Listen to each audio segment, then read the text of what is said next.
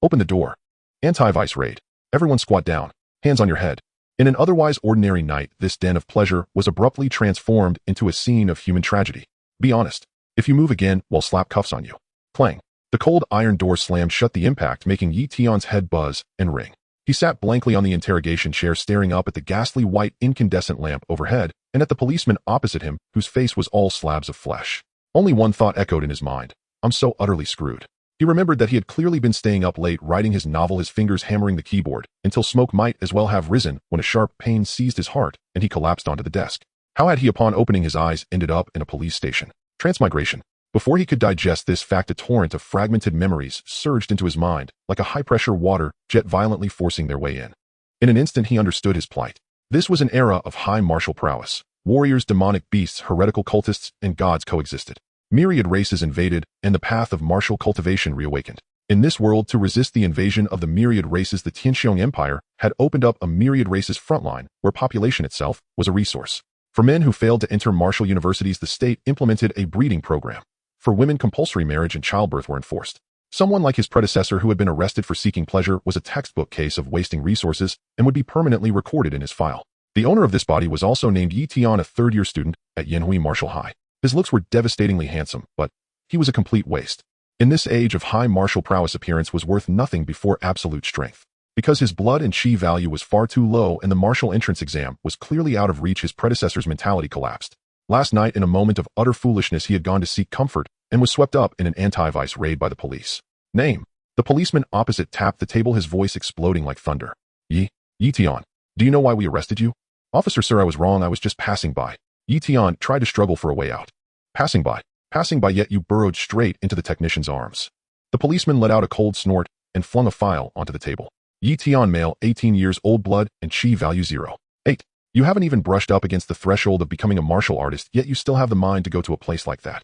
Yi Tian's face flushed red. A blood and chi value of 0.8 was indeed a joke in this high school where martial artists were the norm.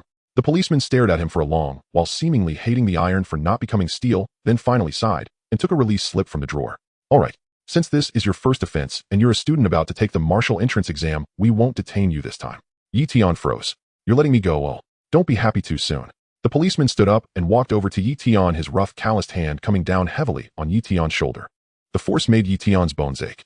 The policeman leaned close to his ear and, in a tone only the two of them could hear, said earnestly, Kid, don't go picking wildflowers outside. Be practical. Go to Huanxi Honyuan and find yourself an honest woman. Yi Tian was dumbfounded as he was shoved out of the police station's front door.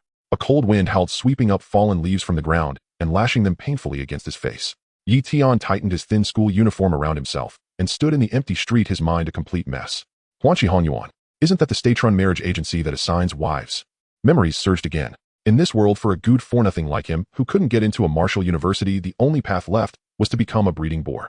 The state would assign him a wife, provide housing and a job, but the price was that he had to father 5 children within 8 years. It sounded decent on the surface. The problem was that all the outstanding marriageable women had long since been reserved by high-blood Danqi, gifted warriors. What was left for a waste like Yi Tian? A 45-year-old woman on her 9th marriage with 3 children in tow. What was that? Some kind of 8-divorce aristocratic clan. A 57-year-old, so-called, chaste old virgin. What was that supposed to be? Should he admire her thrift because she bathed only once every 8 days, or covet her subsistence allowance? There was even a 28-year-old martial socialite who owed tens of millions, whose marriage condition was that the husband had to repay 4/5 of her debt. Don't make brother Yi laugh. Robbing a bank would earn money slower than marrying her. It was precisely because the original owner couldn't stomach these crooked melons and cracked dates that he lost his mind and went to a foot spa for thrills, ultimately courting his own death. Damn it. Yi Tian felt a bitter taste rise in his throat. This beginning was nothing short of hell mode. If he didn't go to Huanxi Hongyuan, he would be sent to the front line as cannon fodder or to the mining zones to shovel demonic beast dung, a near certain death. If he did go to Huanxi Hongyuan, he would have to face a group of women older than his own mother, a fate worse than death. Just then a cold mechanical voice exploded in his mind. Ding. Soul fusion of host detected complete. The strongest kept man system is now binding. Beginner's gift pack issued. God tier looks activated. Blood and chi surge card X1. Current mission within 24 hours successfully match with a wife at Huanxi Honyuan. Reward 1 marrow washing pill. Yi Tian was stunned. A system. A kept man system. Damn, a system. As a transmigrator, Yi Tian took exactly 0.00001 seconds to accept the system's existence. It would have been strange not to have a system. His home planet would never treat its wandering children poorly. By reflex, he reached up to touch his own face. His fingertips met skin as smooth and delicate as jade. Though the original owner was a waste, this face truly could move heaven and earth and make ghosts weep. System, are you serious? Yi Tian asked inwardly. You want me to go on blind dates with middle-aged aunties? Host, please note this system exists to let you eat the softest rice, endure the harshest beat. No, enjoy the greatest blessings. As long as you can satisfy your wife, you can obtain unlimited rewards. The more wives, the more benefits. Yi Tian's mouth twitched. What kind of bizarre system was this? Wasn't this a bootlicker system? With more wives and more benefits, was he supposed to evolve from a simp into a battle wolf? But he had no choice. If he failed to complete the matching mission, then under the Wartime Population Act, once he graduated and failed to enter a martial university, he would be directly dispatched to the front lines as cannon fodder. Fine. So I have to live off women. Then I will. Yi Tian clenched his teeth, a sharp glint flashing in his eyes. He pulled out his phone and with trembling fingers tapped open a red-colored app called Free Marriage. The screen lit up. A bold, enlarged slogan appeared before his eyes: free marriage and childbirth. The state will help raise your children. Marry early, escape poverty early. Yi Tian swallowed hard and clicked to enter. The interface was extremely simple, showing a recommended list right away. But when he saw the contents of the list, the corners of his mouth began to twitch uncontrollably. His vision was filled with middle-aged women over 40. Zhang Shui, 41, divorced with 1 child, owes 150 credit points. Tags: 7 Utofton beauty, back in the day, thrifty and good at managing a household. Requirements: the man must have strong endurance, a good temper, and share in repaying the debt after marriage. You've got to be kidding me. Yi Tian couldn't help complaining. Is this supposed to be a 7 out of 10 at a full score of 100? Owing 15000 and still called thrifty. He slid his finger down. Wang Fong, 45, widowed with 2 sons and 1 daughter. Tag: strong and sturdy, quick and efficient at work. Requirements: the man must marry into her family, change his surname, take the children's surname, and obey her in money matters, in person and in all affairs. Is she looking for a husband or a slave? The more Yi Tian read, the more despair he felt. This wasn't choosing a wife, it was choosing which king of hell to serve. Just as he was about to close his phone and consider whether he should simply head to the front line and gamble with his life, a gray avatar at the very bottom of the list suddenly flickered. The avatar had no photo, only a default question mark from the system. Mushi, 20 years old. Requirements: none. Note: this candidate's identity is not disclosed to the public. Yi Tian's heart skipped a beat. 20 years old. In this list filled with 40-plus aunties, there was actually a 20-year-old. Yi Tian took a deep breath and slammed his finger onto the match button. Match successful. Congratulations, host. You have triggered a hidden achievement: a toad wishing to eat swan meat. Yi Tian stared at the phone screen, utterly disheveled in the wind. A toad dreaming of eating swan meat. Yi Tian stared at the system notification on his phone screen, the corner of his mouth twitching. Is that really how you talk about your own host? He cursed inwardly. The system ignored him. Yi Tian glanced again at the successfully matched interface on his phone. Mushi, 20 years old and no requirements. The avatar was still that gray question mark, no photo, no information at all. But he had already been successfully matched. Which meant this woman called Mu, she had chosen him out of tens of thousands of useless losers. System, if I'm supposed to be a simp, aren't you a simp, system? Yi Tian asked tentatively.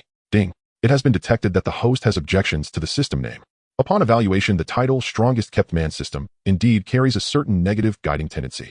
System is initiating renaming. Renaming successful. Current system, name many children, much fortune system. New core rules: more partners, more offspring, more benefits. The host may obtain cultivation feedback from partners and offspring. The more offspring, the higher the feedback ratio. No upper limit. The novice gift pack will not be withdrawn. The blood energy surge card remains usable. Yi Tian was stunned for 2 seconds. Then he broke into a grin. Damn, this is awesome. Now this was what he called a good system. What was with that previous kept man system? Sending him to flatter middle-aged women. Turning him into a groveling simp. This many children, much fortune system was different. He only needed to have children to become stronger. The stronger his wife's cultivation, the more feedback he received. The more children he had, the higher the feedback. Wasn't this the standard setup of a stallion novel? This was the life he wanted. That stupid simp system from just now could go to hell. System, I want this one. Yi Tian's eyes lit up. It is recommended that the host wait until returning home before using the blood energy surge card from the novice gift pack. After use, the body will experience temporary discomfort, and absorption is most effective in a quiet environment. It is also recommended that the host go on blind dates after raising his blood energy value. The probability of successful matching will increase dramatically. Yi Tian was puzzled. Why did the same system have such a different attitude before and after? Just now it had been urging him to get a wife within 24 hours, and now it wanted him to go home and raise his strength first. This system has completed a renaming at the underlying code level. Its core logic has been adjusted from being a kept man to pursuing many children and much fortune. Under the new logic, the stronger the host himself is, the easier it is to attract high-quality partners. High-quality partners mean higher cultivation feedback. Therefore, the system advises the host to first enhance his own strength before seeking marriage. Yi Tian understood. That previous kept man system wanted him to flatter, to kneel, to be a disposable tool. This many children, much fortune system wanted him to become strong first, then match with stronger wives, have children, and snowball his power. That was the proper path. He raised his hand and hailed a taxi. To the third ring of Star City. 20 minutes later, the taxi stopped beneath an old residential building. Yi Tian paid the fare, then looked up at the 6-story building. The paint on the walls was peeling, the stairwell lights flickered, and the air was thick with the smell of cooking oil. This was the original body's home. The old neighborhood in the third ring of Star City, where the Yi family had lived for more than 10 years. The Yi family had 8 members. Father Yi Tsong, mother Mu Chuanxue, 3 older brothers, 1 older sister, 1 younger brother, including Yi Tian, that made exactly 8. In this era of high martial arts, the state encouraged childbirth, but families like the Yi clan with 8 children were still rare. Yi Tian climbed to the 4th floor and pulled out his key to open the door. The light in the living room was still on. A middle-aged man sat on the sofa, back straight as a rod, hands resting on his knees like a statue. Yi Tsong, the original body's father. A former border soldier, now retired, currently working as a low-level clerk at the neighborhood office. His entire being radiated the aura of someone who had been to war. "Fifth, why are you coming back so late?" Yi Tsong's voice was not loud, but it was heavy like a stone pressing down. Yi Tian braced himself as he changed shoes. "I was cultivating at school. It got a bit late." "Humph." Yi Tsong snorted coldly. "With your nearless place results, you still talk about cultivating. You'd be better off finding a woman to marry as soon as possible." Clearly he already knew Yi Tian's ranking in this mock exam. Third from last. Just as Yi Tian was at a loss for how to respond, the bedroom door opened. A middle-aged woman walked out. Mu Chuanxue, Yi Tian's mother. She wore an apron, flour still on her hands, clearly having been kneading dough just now. Mu Chuanxue patted the flour from her hands and walked over, looking Yi Tian up and down. "Your father is right. With your grades, getting into a martial university is impossible. Listen to him. Find a woman and get married. Only then will the state assign you a job." Yi Tian opened his mouth, wanting to say something, but Mu Chuanxue had already Look at your eldest brother. He also couldn't get into a martial university back then. Now he found a wife through joyous red match. The state gave him a house and arranged a job. Isn't he living quite comfortably? Your second brother as well. Your third brother. Although divorced, at least he has 2 kids, and the state's subsidies are enough. Your 4th sister needs no mention, as she married a high-level martial artist and now lives in a villa. Even your younger brother matched successfully last month. Though his partner is 10 years older, she only has 1 child. Just saying, it gives us face. The more Mu Chuanxue spoke, the more animated she became. Finally, she lowered her voice and leaned toward Yi Tian. "Right, my friend Aunt Li, your Granny Li, has had another idea lately. She wants to find a young man. She's willing to offer 300,000 credit points." Yi Tian was speechless. 300,000. In his past life, with such terms, he would have fought tooth and nail for it. But now, he had transmigrated into this high martial world where the mighty power of the cosmos returned to the body, and he possessed the many children, much fortune system already matched with a mysterious 20-year-old woman. And they wanted him to be the husband of a woman old enough to be his grandmother. "Dream on. Dad, Mom." Yi Tian straightened his back, his tone serious. "I still want to fight for it a bit longer. Miracles happen every year in the martial examinations. Why can't it be me? You." Yi Tsong shot to his feet, his face flushing red. "You unfilial child. We're doing this for your own good. With Granny Li's conditions, there are countless people outside who'd kill for the chance. And you dare be picky." Yi Tian drew in a deep breath. He knew his parents meant well. In this world, those who failed to enter a martial university were trash, either sent to the front lines as cannon fodder, dispatched to mining zones to shovel exotic beast droppings, or forced to marry and have children and scrape by on state subsidies. And those 300,000 credits in a world where ordinary people earned 3,000 a month on average truly were a fortune. But he was a transmigrator. He had a system. He refused to merely scrape by. "Dad, that Granny Li you mentioned." Yi Tian paused, his tone turning. "Isn't she the first marriage partner of my eldest brother? The one who later married third brother, then divorced, Granny Li?" Yi Tsong's expression froze. Mu Chuanxue's mouth twitched. Silence lingered in the living room for 3 seconds. "That was your eldest brother's lack of fortune." Yi Tsong's voice dropped, tinged with guilt. "Your third brother also lacked fortune," Mu Chuanxue added. "So now it's my turn." Yi Tian smiled. "My eldest brother's ex-wife, my third brother's ex-wife, a woman old enough to be my grandmother. And you want me to marry her? She's good-hearted, that Granny Li." Yi Tsong snapped in embarrassment and anger. 300,000. Do you know how much of our debt that could pay off? Besides, Mu Chuanxue picked up the thread, though Granny Li is a bit older, she takes good care of herself. When I saw her last time, her skin was still so fair. And she's a martial artist. Do you even understand what that means?" Yi Tian watched his parents echo each other, a swirl of emotions in his heart. He knew that in the original body's memories, this home had always been like this. With 6 children and limited resources, they had no choice but to push each one out in turn. Eldest brother married Granny Li and got 200,000, clearing the family's debts.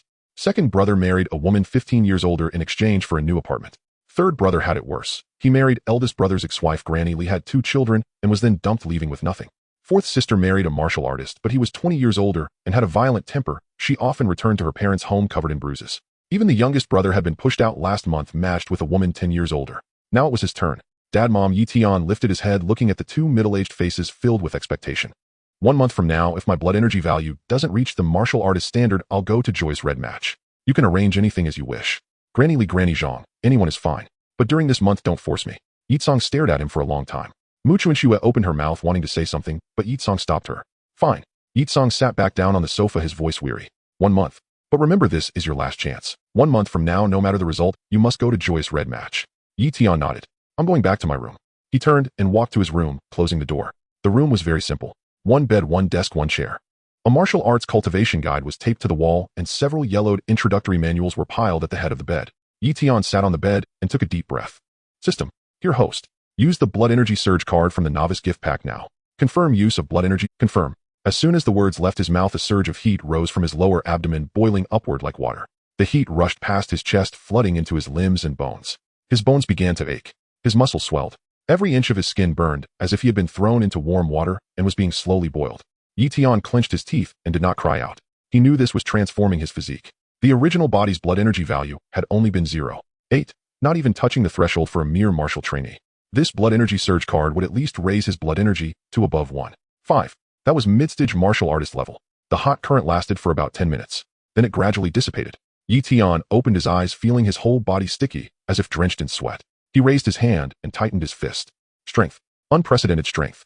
System, what is my blood energy value now? Detecting. Current. Host. Blood energy value 1.7. Realm. First stage martial artist. Yi Tian's smile widened. The rise in blood energy was even more domineering than he had imagined. In the original body's memories, most students at Yin Hui Martial High were around 1 or 1.2. A blood energy of 1.7 was enough to place him within the top 100 of his grade. Awesome. He slammed a fist into the bed and the bed frame creaked loudly. Just then his phone vibrated. Yi Tian picked it up and glanced at it. It was a push notification from the Joyous Red Match app. You have a new message. He tapped it open. Sender Mushi. The avatar was still that gray question mark. There was only one line.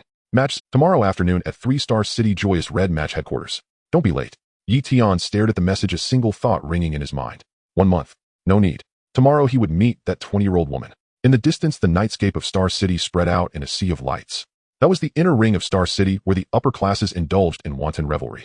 Among them were martial powerhouses and high-ranking imperial officials. This world was the very one he had once imagined while writing novels in his previous life. Now he stood within it. 3 months from now, the martial examinations. The next day at 2:40 in the afternoon, Yi Tian stood at the entrance of the Huanyiahongwen headquarters, looking up at the glass curtain wall building and taking a deep breath. The Huanyiahongwen headquarters in Xingqing is 27 stories high, entirely clad in glass, gleaming like a massive crystal under the sunlight. At the entrance stand 2 stone lions, and between them hangs a golden couplet: marry early, escape poverty early, and have children early. You are happy, I am happy, everyone is happy. The horizontal inscription reads: the state helps you raise children. Yi Tian twitched his lips and stepped inside. The lobby is spacious, with a decor style that lies between a marriage registration office and a bank counter. Rows of stainless steel seats are filled with people waiting for their numbers to be called. All of them are men ranging in age from 18 to 48, their expressions varying from numbness to despair. Yi Tian found a corner to sit down and glanced at the time on his phone. It was 2:43. He was 17 minutes early. The timing is very delicate, arriving early but not too early. There is enough time to prepare, and if he meets the other party and finds it unsuitable, there's still a chance to back out.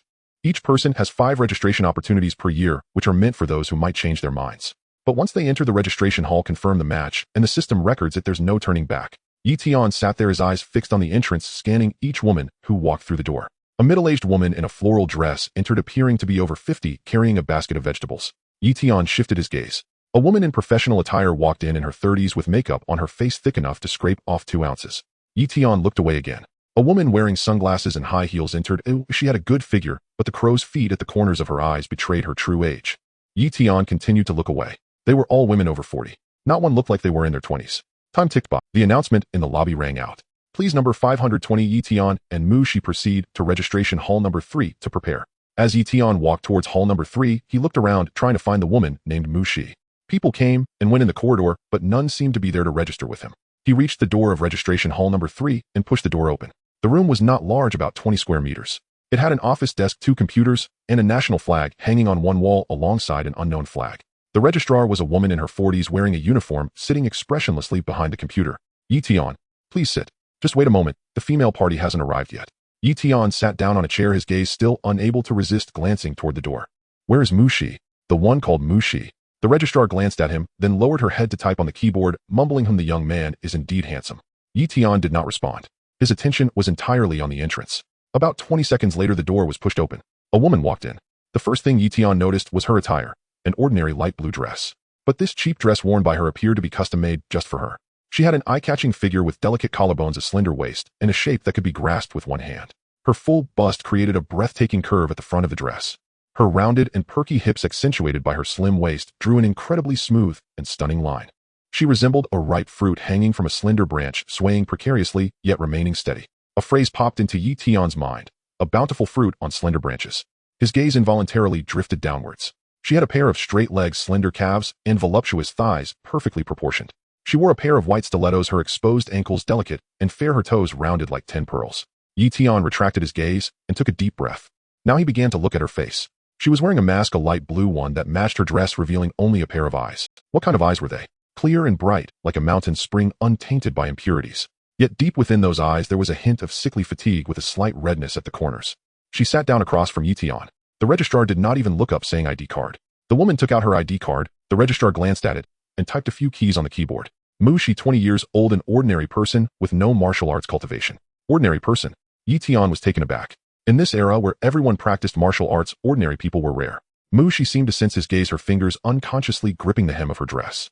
The atmosphere in the room became somewhat delicate. The registrar finished typing, looked up at the two, and said, "Are you both here?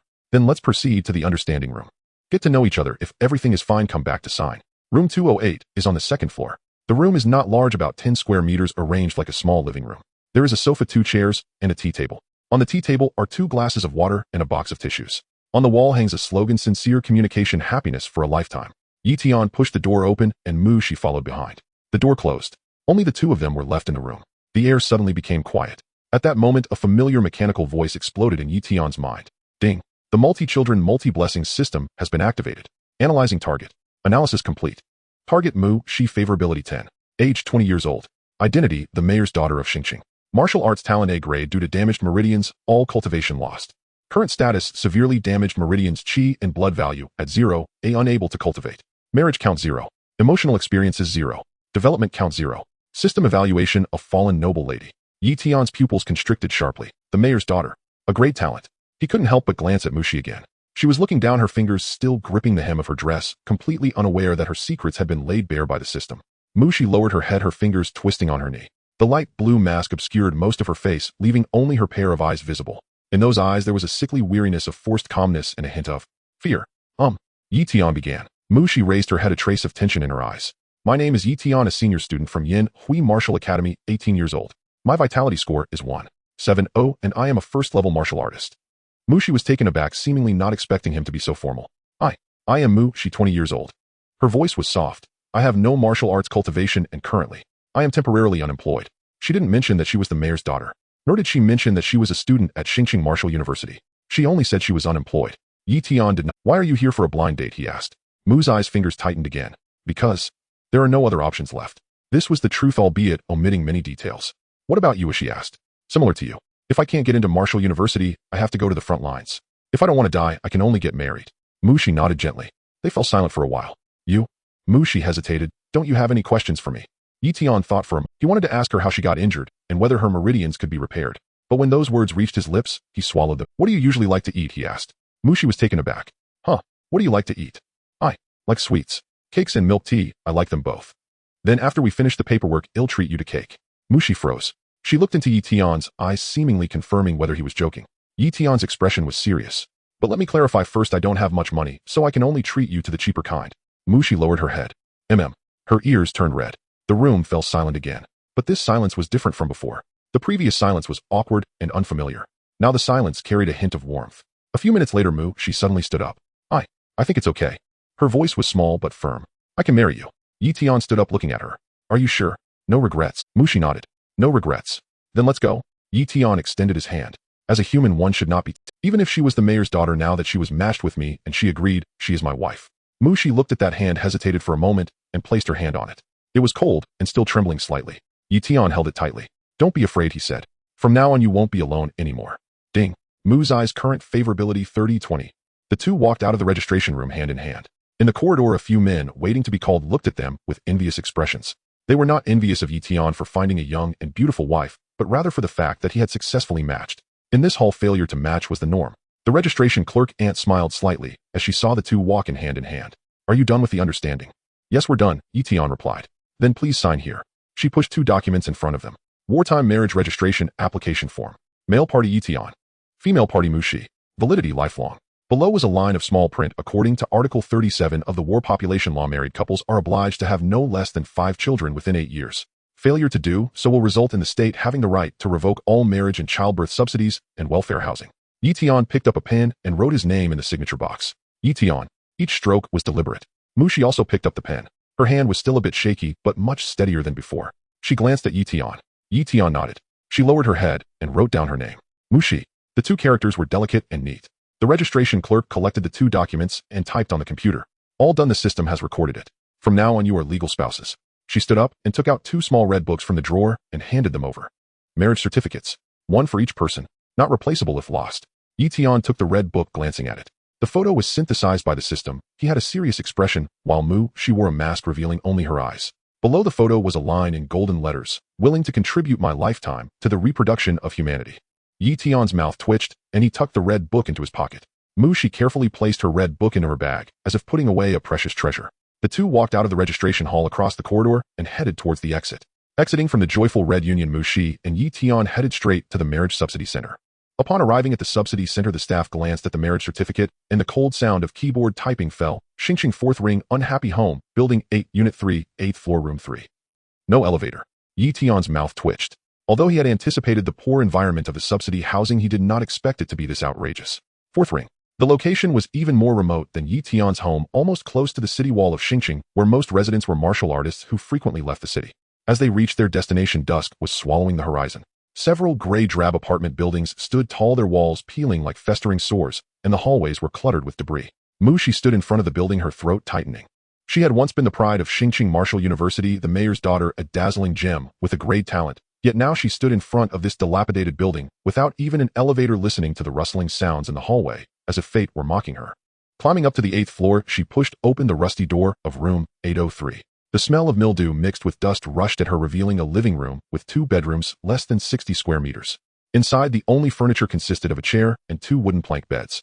She stood frozen at the door, staring at the wooden beds, her breath catching. At that moment, Yi Tian's phone vibrated. Monthly post-marriage subsidy has been credited 2,500. Remaining balance 8,650 credit points. The numbers felt like a cold mockery, as if they were delivering another blow to this small home. Yi Tian sensed Mu's eyes discomfort and devised a plan. Yi Tian tucked his phone into his pocket. Wife, you sit here for a bit, it'll go buy furniture. Wife. Things were progressing so quickly. Mu's eyes, fair cheeks instantly turned crimson. Husband. He'll obediently wait for you at home. Her voice was as soft as falling snow. Yi Tian left the room, and she left alone, sank onto the sofa, her thoughts swirling. The excruciating pain of broken meridians, the hopeless diagnosis from the hospital, the resolute gaze of her father, giving up on her, Zhao Tian's predatory gaze, countless tries at cultivation ending in despair. After endless futile struggles, ultimately, it was that boy in the joyful red union who reached out to her. He didn't mind that I was just an ordinary person. She smiled bitterly, her eyes glistening with tears. Forget it, the glory of the past was just a 20-year dream. From now on, I am just Yi Tian's wife.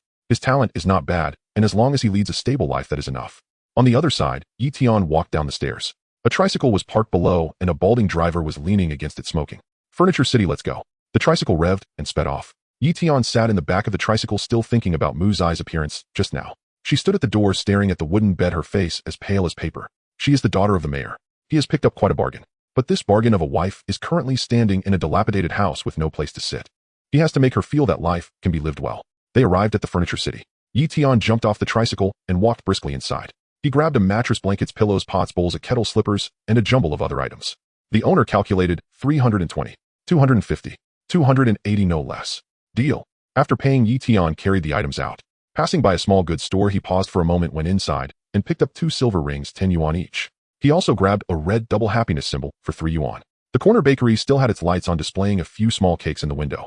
Yi Tian recalled that today she mentioned she loved eating cake, so he casually bought a strawberry-flavored small cake. The tricycle headed back, the night wind rushing in. Yi Tian slipped the rings onto his fingers, turning them around. They were a bit loose. That would have to do. He placed the cake on his lap, worried it might get jostled, and held it with one hand. After climbing to the 8th floor, he pushed open the door. She was sitting on the sofa, raising her hand to wipe her tears. Her movements were quick, but Yi Tian saw her. He pretended not to notice and set down his things. He carried the mattress into the bedroom, tossed the blankets onto the bed, and shoved the pots and bowls into the kitchen. He placed the rings on the coffee table and set the cake beside her. Then he pulled out the red double happiness symbol from his pocket and slapped it against the wall. It was crooked. Wife. She looked up, her eyes still a bit red. Here, these are our wedding rings, and hey, raise the small cake you love to eat. Mushi lowered her gaze to the 2 silver rings and the small strawberry cake on the coffee table. Her lips moved, but no. Yi Tian squatted down, looking her in the eye. Even though I am poor now, I Yi Tian swear that I will ensure you live a good life. The voice was not loud, but it was steady. Mu's eyes tears fell again.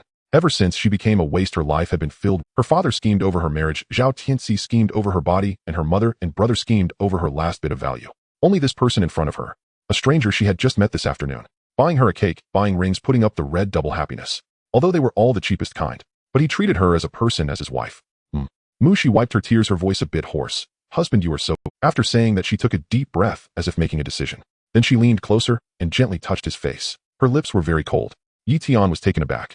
Mushi had already pulled back, her ears flushed red, her head lowered, not daring to look at him. Yi Tian touched the place that had been kissed, remaining silent. He stood up and straightened the crooked red double happiness symbol. The night deepened, and the two squeezed onto the bed, separated by a fist's distance. The wind outside howled, and Mushi suddenly spoke. Husband, don't you ask me why I married you. Yi Tian's gaze was deep. You will naturally speak when you want to. Mushi dug her fingers into the bed sheet, her voice hoarse, as she confessed. I was once a student at Xingqing Martial University. After falling into obsession, my meridians were completely severed. My father wanted me to marry a beast, a lecher. I. She smiled bitterly as tears fell. Husband, do you think him ridiculous? Yi Tian's voice was as heavy as stone. That is called pitiful. But that is the past. From now on, you are my wife. After saying that, he placed his hand gently on Mu's head, as if comforting a wounded little beast. The feelings between the two instantly warmed up. Can you hug me for a moment? Yi Tian said nothing. He extended his arm and pulled her close. Mu's face pressed against his chest, and she could hear his heartbeat. Thump, thump, thump. Very steady. She also reached out and wrapped her arms around his waist. The two embraced tightly with no distance between them. The wind outside continued to blow, and the dogs in the hallway stopped barking. After a long while, Mu's hands began to become restless. Her fingers traced across Yi Tian's chest, as if drawing something. Husband, Mu, she called softly. Today is our first day. The task. Her voice grew smaller. 5 and 8 years. Yi Tian looked down at her. What do you mean? Mushi did not answer. She bit her lip, then reached out, grabbing the corner of his clothes. She lifted it up. Yi Tian was taken aback. Hasn't this big gray wolf made a move yet? And this little white rabbit is already impatient. In the next second, Mu, she was already leaning in.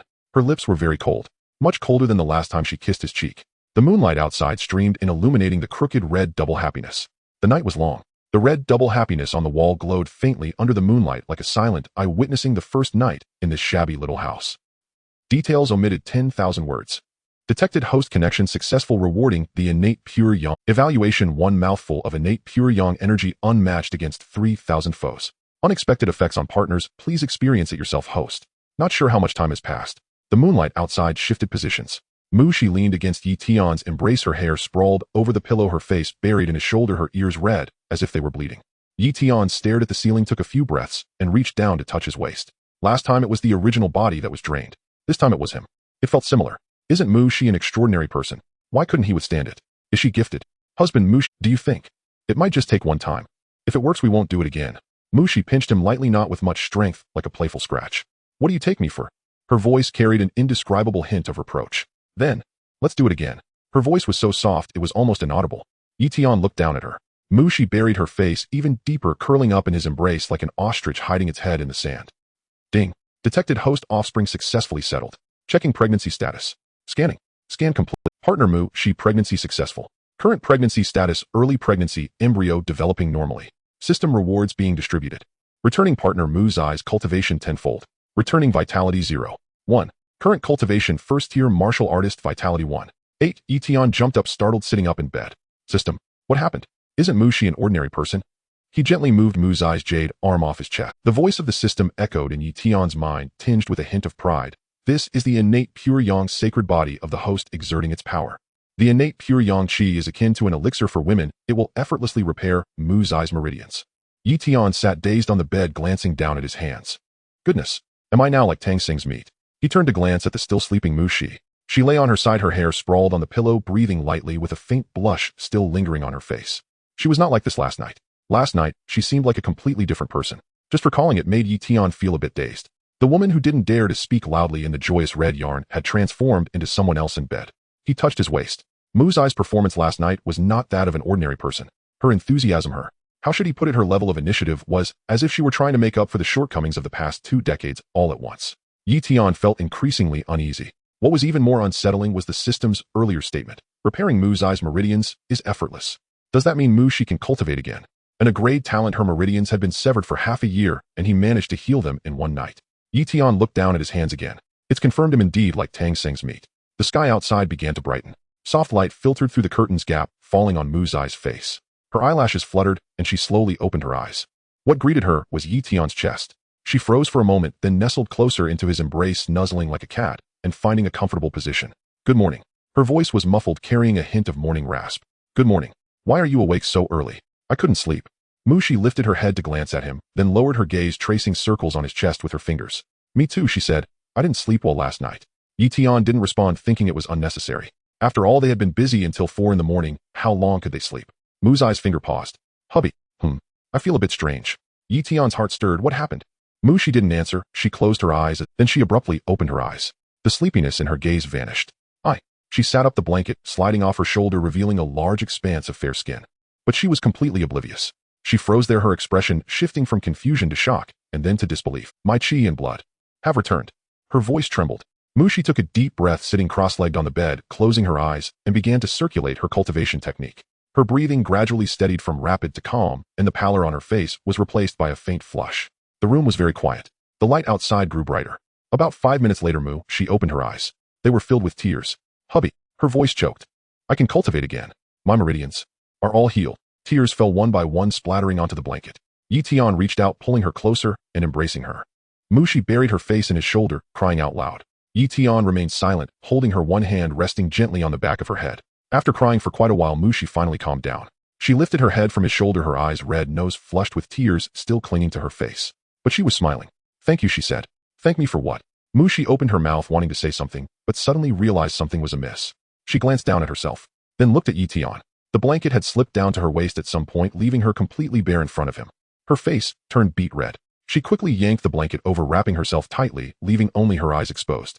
You? Don't look. Yi Tian's lips twitched. Who was it that just sat up? Who was it that revealed a glimpse of spring while circulating the technique? And now she's shy. You weren't like this last night, he said. Mu Zai's eyes widened, her ears turning as red as if they were on fire. Last night. Last night was last night. She wrapped herself tighter, curling up in the blanket like a snail retreating into its shell. But just 3 seconds later, she poked her head out from the blanket again. Hubby. Do you know what happened? She looked into Yi Tian's eyes, her gaze filled with anticipation, curiosity, and a hint of indescribable shyness. My meridians. It's been half a year, and the doctor said there was no hope. After being with you last night, everything is better. Is it because you have something? She couldn't finish her sentence. Yi Tian pondered for a moment. He couldn't disclose anything about the system. He certainly couldn't explain the innate pure yang sacred body. It might be my unique physique. Yi Tian chuckled. Mushi stared at him for 2 seconds. Unique physique? What kind of physique? If I told you, you wouldn't understand. Mushi didn't ask further, but her gaze towards him changed. It became even more fervent. Hubby, she called out again. You just said. You have a unique physique. Then, can we? Her voice grew softer, so soft that the last few words were barely audible. But Yi Tian understood. Before he could respond, she had already emerged from the blanket. This time she was not shy. Her beautiful eyes sparkled as she looked at Yi Tian, her gaze as resolute as a general heading into battle. 8 years and 5 we must contribute to the nation. She leaned and offering a fragrant kiss, her lips warm as jade. The sunlight streamed in from outside, illuminating the crooked red double happiness. A new day had just begun. Details omitted. It was unclear how long had passed. Mushi leaned against Yi Tian's chest, her hair a tangled mess, a satisfied blush on her face. She closed her eyes, the corners of her mouth slightly upturned. Hubby, I think I can test again today. Test what? To see if I'm pregnant. Mushi opened her eyes, turning to look at him, her expression resolute. One time might not be enough. The more times we try, Yi Tian fell silent for a moment. He really wanted to say, wife, actually we hit the mark last night. Those few times just now were merely a visit from the father to check on the child. Yi Tian opened his mouth, but when he met Mu Zai's serious, yet sparkling eyes filled with expectation, he ultimately swallowed his words. As a proud man, how could he be at a disadvantage in front of his wife? Yi Tian rolled out of bed, stretched his waist, and with a hint of mischievous provocation in his gaze, issued an invitation to continue the battle to the person on the bed. Mushi let out a satisfied HM and nestled back into his warm embrace. A glimmer of cold light arrived first, followed by a rush like a dragon diving into the sea, until the old wooden bed creaked under the unbearable weight. Just a second before it looked like it would collapse, the two finally. Mushi got off the bed first, bending down to pick up the clothes scattered on the floor and putting them on. Yi Tian leaned against the headboard, his gaze fixed on her. She moved quickly, but the blush creeping from her ears to her neck was like smudged rouge refusing to fade. After getting dressed, she turned to head towards the bathroom. Yi Tian followed her off the bed. What are you doing? She asked, turning back and glaring at him warily. Taking a shower. I'll go first. Together. Mu's eyes widened in shock, resembling a puffed-up little rabbit. No way. Yi Tian said nothing and walked straight towards her. You. Get out. She pushed him with her hands, but the force was no more than a tickle and couldn't budge him at all. Frustrated, she used both hands, her cheeks flushed like a ripe peach. No peeking. Yi Tian looked at her pouting expression, and one thought occupied his mind. This was not shyness. It was clearly an invitation to mischief. Where did that clingy energy from the bed go? Now she was acting all modest. He didn't waste words with her, simply bent down, securely wrapped his arm around her slender waist, and with a slight exertion lifted her effortlessly. She felt very light, like a feather. Oh! She screamed, instinctively tightening her grip around his neck, her fingers turning slightly white. In Yi Tian's undeniable hold, she was carried straight into the bathroom. Don't use this position. I'm not a child anymore. Humph. Put me down. No. Please. Husband. I don't want to go to the bathroom. Her voice grew quieter, almost a whisper against his ear. The bathroom door was closed, and soon the sound of rushing water, mixed with intermittent playful protests and pleas, became completely drowned out by the sound of water. After a long while, the bathroom door finally opened again.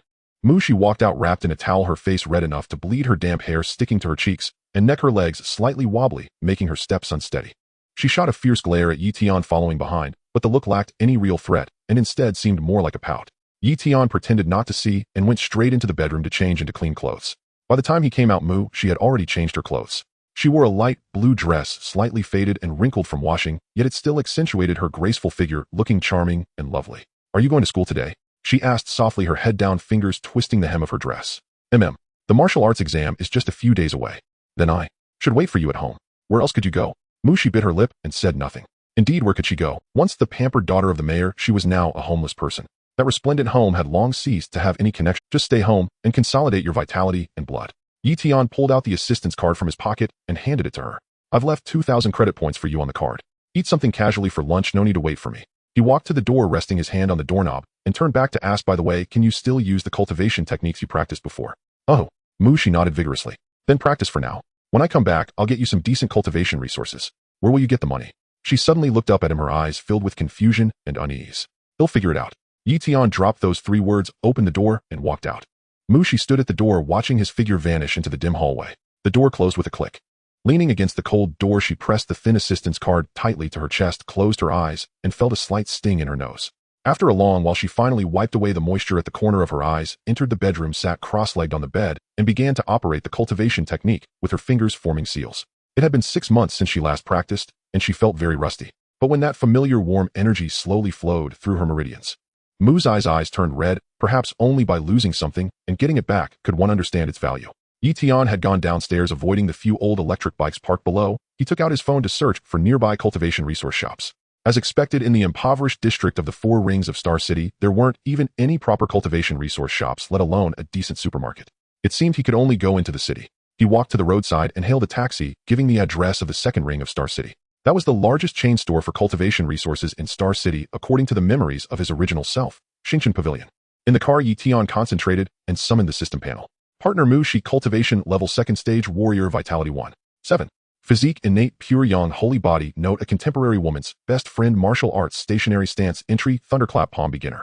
The originally empty panel had suddenly become substantial after marrying Mu Shi. Besides those 2 pitifully basic, Yi Tian initially planned to marry a wife and live a stable year, then participate in the adult martial arts exam after the child was born. But now things were different. Mu's talent remained, as long as there were enough resources, her cultivation would progress at an astonishing rate, and he could gain tenfold returns from her. While others struggled for a year, he only needed his wife to cultivate for a day. How could this be stable? He would soar directly, jumping to the skies. Now all his focus shifted to one thing: throwing resources and money to elevate Mu's cultivation. Normal training surely couldn't keep up with the pace of the martial arts exam, so it had to rely on resources. Yi Tian glanced at his bank card balance, 6,800 credit points. This amount was only enough to buy a few bottles of the lowest grade vitality nutrient solution. Just as he was silently calculating, a pleasant system notification suddenly rang in his mind. Ding. Detected. Partner Mu Shi is cultivating the Dragon Tiger stance, currently has broken through to minor achievement. Ding. Host gains tenfold return. Dragon Tiger stance automatically rises to major achievement. Ding. Mu's vitality value 0.05. Host gains tenfold return. Vitality value 0.05. Current cultivation level 2nd stage, warrior, vitality value 2. 3. Yi Tian was instantly overjoyed. His wife was truly a blessing sent to him by the heavens. Just one day after their wedding, he had directly soared from a 1st stage warrior to a 2nd stage warrior and even gained a major achievement level stance skill for free. It should be noted that in this world, martial arts skills are divided into 4 major levels: heaven, earth, mysterious, and yellow, each of which is further subdivided into 5 realms: beginner, entry, minor achievement, major achievement, and perfection. He had barely managed to reach entry after 3 years of studying the stationary stance at school. Yet ordinary people might not even grasp minor achievement level of the Dragon Tiger stance without 3 to 5 years of hard work. But he was different. While his wife had reached minor achievement, he had directly attained major achievement. This was simply Sir, we have arrived at Erhuan Xingqianggu. The taxi driver's voice pulled Yi Tian out of the system interface. He stepped out and glanced up at the nine-story building before him. The interior was decorated with antique charm, glass display, cases showcased samples of cultivation materials, each tagged with outrageously high prices. Any single item could equal an ordinary person's month or even months of savings. Xingqianggu, the largest chain of cultivation supply stores in Xingqiang. Yi Tian pushed the door open, and barely over the threshold, he collided with a presence that made his scalp prickle. Fang Yuzhen, a classmate from Yanhui Wu Gao 3rd year. She easily weighed over 200 Jin, her face as broad as a basin, and when she walked the floor, seemed to tremble. Her family ran a building materials business and had some money. Her mother was a 4th-rank martial artist who strode through the school like she owned it. Literally. Most dangerous of all, this woman had been pursuing the original occupant of Yi Tian's body relentlessly. Not a secret crush, but brazen, unapologetic stalking, blocking classroom doors with love letters, seizing seats in the dining hall, announcing to anyone who would listen, "Yi Tian is my husband." The original occupant had been driven to nightmares for half a month. Yi Tian finally understood why the original wanted to leave for a different life. With a watchful Li Nai at home and Fang Yuzhen pursuing him at school, anyone would snap. Yi Tian. Fang Yuzhen's eyes lit up like twin searchlights trained on him. She wore a pink dress stretched taut, resembling a sausage on the verge of bursting. 2 hangers-on flanked her like bodyguards. "What are you doing here? Did you come because you knew I would be at Xingqianggu today?" She rushed forward in 3 bounding steps, the floor, indeed, trembling. Her pudgy hand shot out and groped Yi Tian. Yi Tian sidestepped the salacious hand. "Fatso, what are you groping for?" The hall fell silent. Fang Yuzhen's smile froze as if someone had hit pause. "What did you say?" Her voice trembled not with hurt, but with fury. "Ay, you called me fat." She roared, her face flushing a deep reddish purple and her eyes bulging like copper bells. Genetics had doomed her. Neither diet nor cultivation could slim her down. Her greatest humiliation was being called fat, and Yi Tian had done it openly in front of everyone, calling her fatso. "He'll kill you." She forgot Xingqianggu's rule against fighting, stomped her foot, and launched herself at Yi Tian like a lightning danced between her hands. Benlei Fist. As a 1st-rank martial artist paired with Benlei Fist, she was indeed formidable among her peers. But she had met Yi Tian, a 2nd-rank martial artist with Kiblood 2, 3 in mastery of Longhu Zhuang. Yi Tian raised a hand, splayed his fingers, and caught Fang Yuzhen's charging fist. It was like gripping a flapping chicken. Her fist was trapped in his palm, unable to move. The lightning flickered between his fingers and then died away. "Let go of me." Fang Yuzhen struggled, and her other hand swung. Yi Tian grew impatient. He closed and twisted his fingers, executing a joint lock, wrenching her arm behind her back. "AAA, it hurts." She screamed like a butchered pig, tears and snot spraying. The 2 hangers-on exchanged a look, bared their teeth, and rushed forward to help. Yi Tian didn't glance at them. With a flick of his other hand, he applied a large joint lock and pinned both their wrists down. With 2 thuds, they knelt on the floor. The other customers in the hall were dumbstruck. A schoolboy in uniform had subdued 3 people in seconds. One of them even a 1st-rank martial artist. What on earth? Isn't this Yanhui Wu Gao known for having many useless students this year? "You. Let us go." One hangerin cried out in a whiny voice. "Do you know who her mother is?" "A 4th-rank martial artist." "You're dead." Yi Tian ignored them. Pressing Fang Yuzhen like a prisoner, he pushed her toward the Xingqianggu front desk. The receptionist paled and took 2. "Do you sell pork here?" Yi Tian asked. The receptionist stammered, "What? Pork?" Yi Tian tapped Fang Yuzhen's head. "Freshly caught, brand new." A few customers couldn't suppress a snort of laughter. Fang Yuzhen trembled with rage, but could not move under his hold, and she bit back curses. "Yi Tian, you wait. Tell your mother to come too," Yi Tian said without turning. 2/10 price won't wait past today. Fang Yuzhen stamped her foot so hard the floor shuddered and fled. The receptionist trembled as she said, "Sir, Xingqianggu only deals in cultivation goods, not human trafficking. That's illegal, forbidden by national law. Can you handle disputes here?" Yi Tian pressed, not yielding an inch.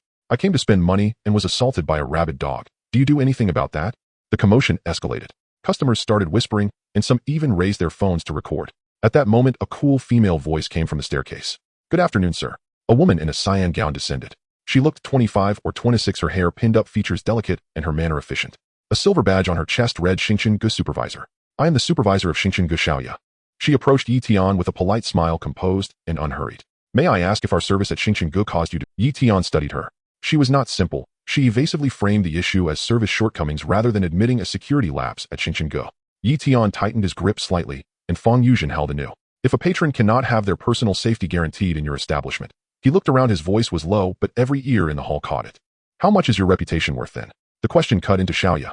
Xingqing Gu had stood in Xingqing for years on the creed of quality assurance safety guaranteed. If this were broadcast online, the blow to Xingqing Guest's reputation would be catastrophic.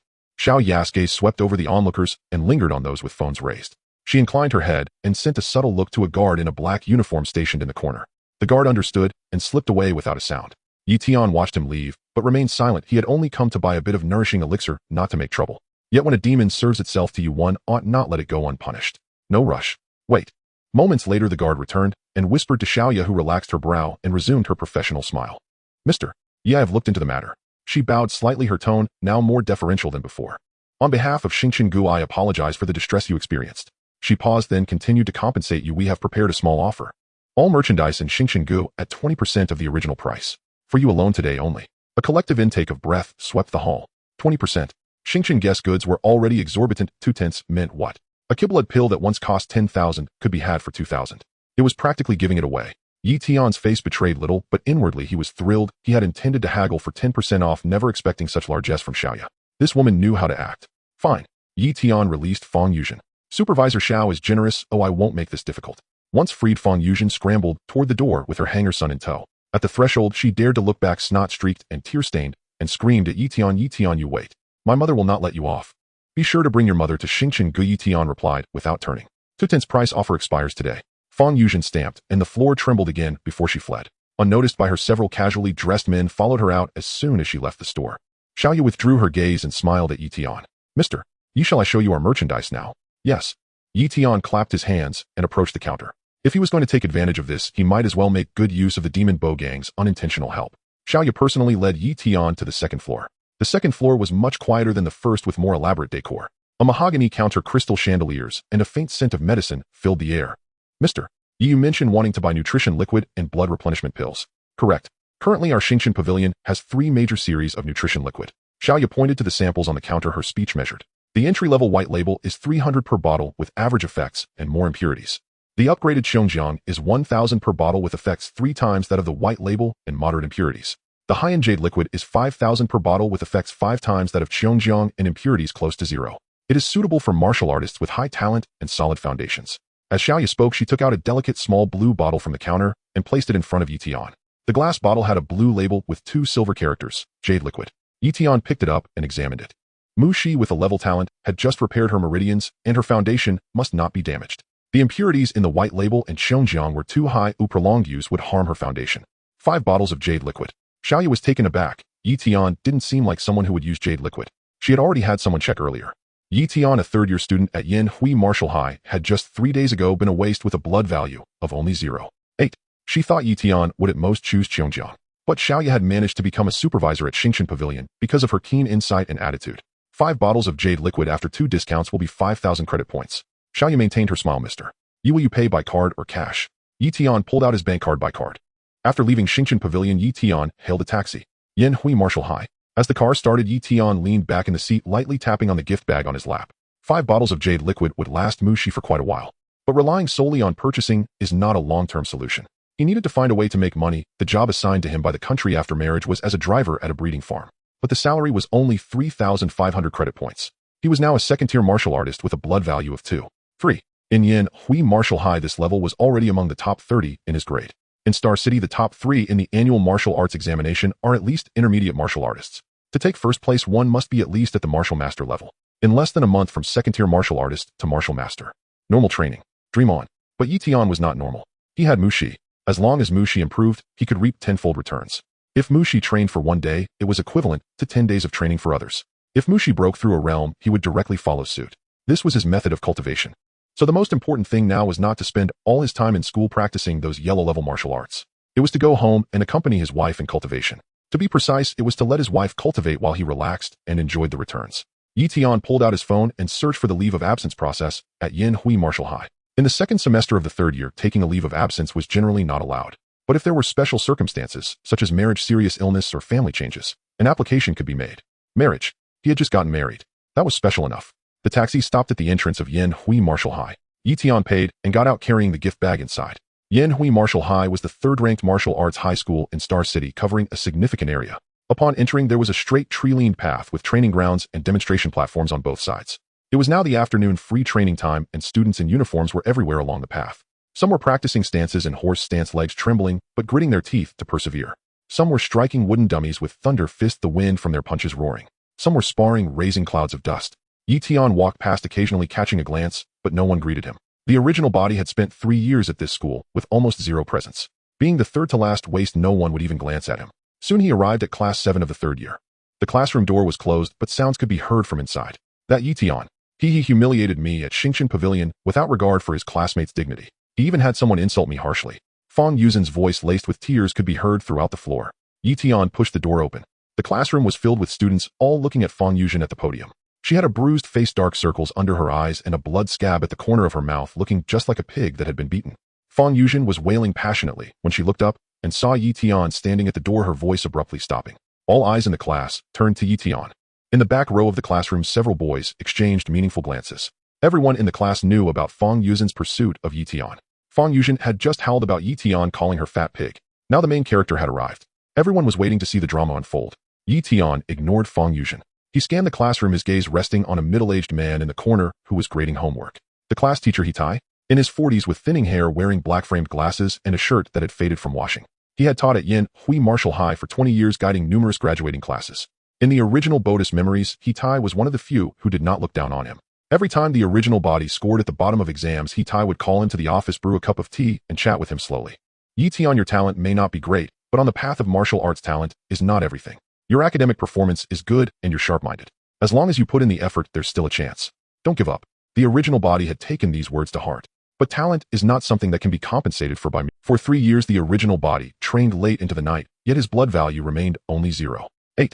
It wasn't a lack of effort, he simply lacked the fate. Until Yi Tian crossed over. Teacher Yi Tian walked up to Hitai, slightly bowing his head. Hitai raised his head, adjusted his glasses, and looked Yi Tian up and down. This child was different from 3 days ago. Specifically, he couldn't pinpoint what was different, but it was indeed different.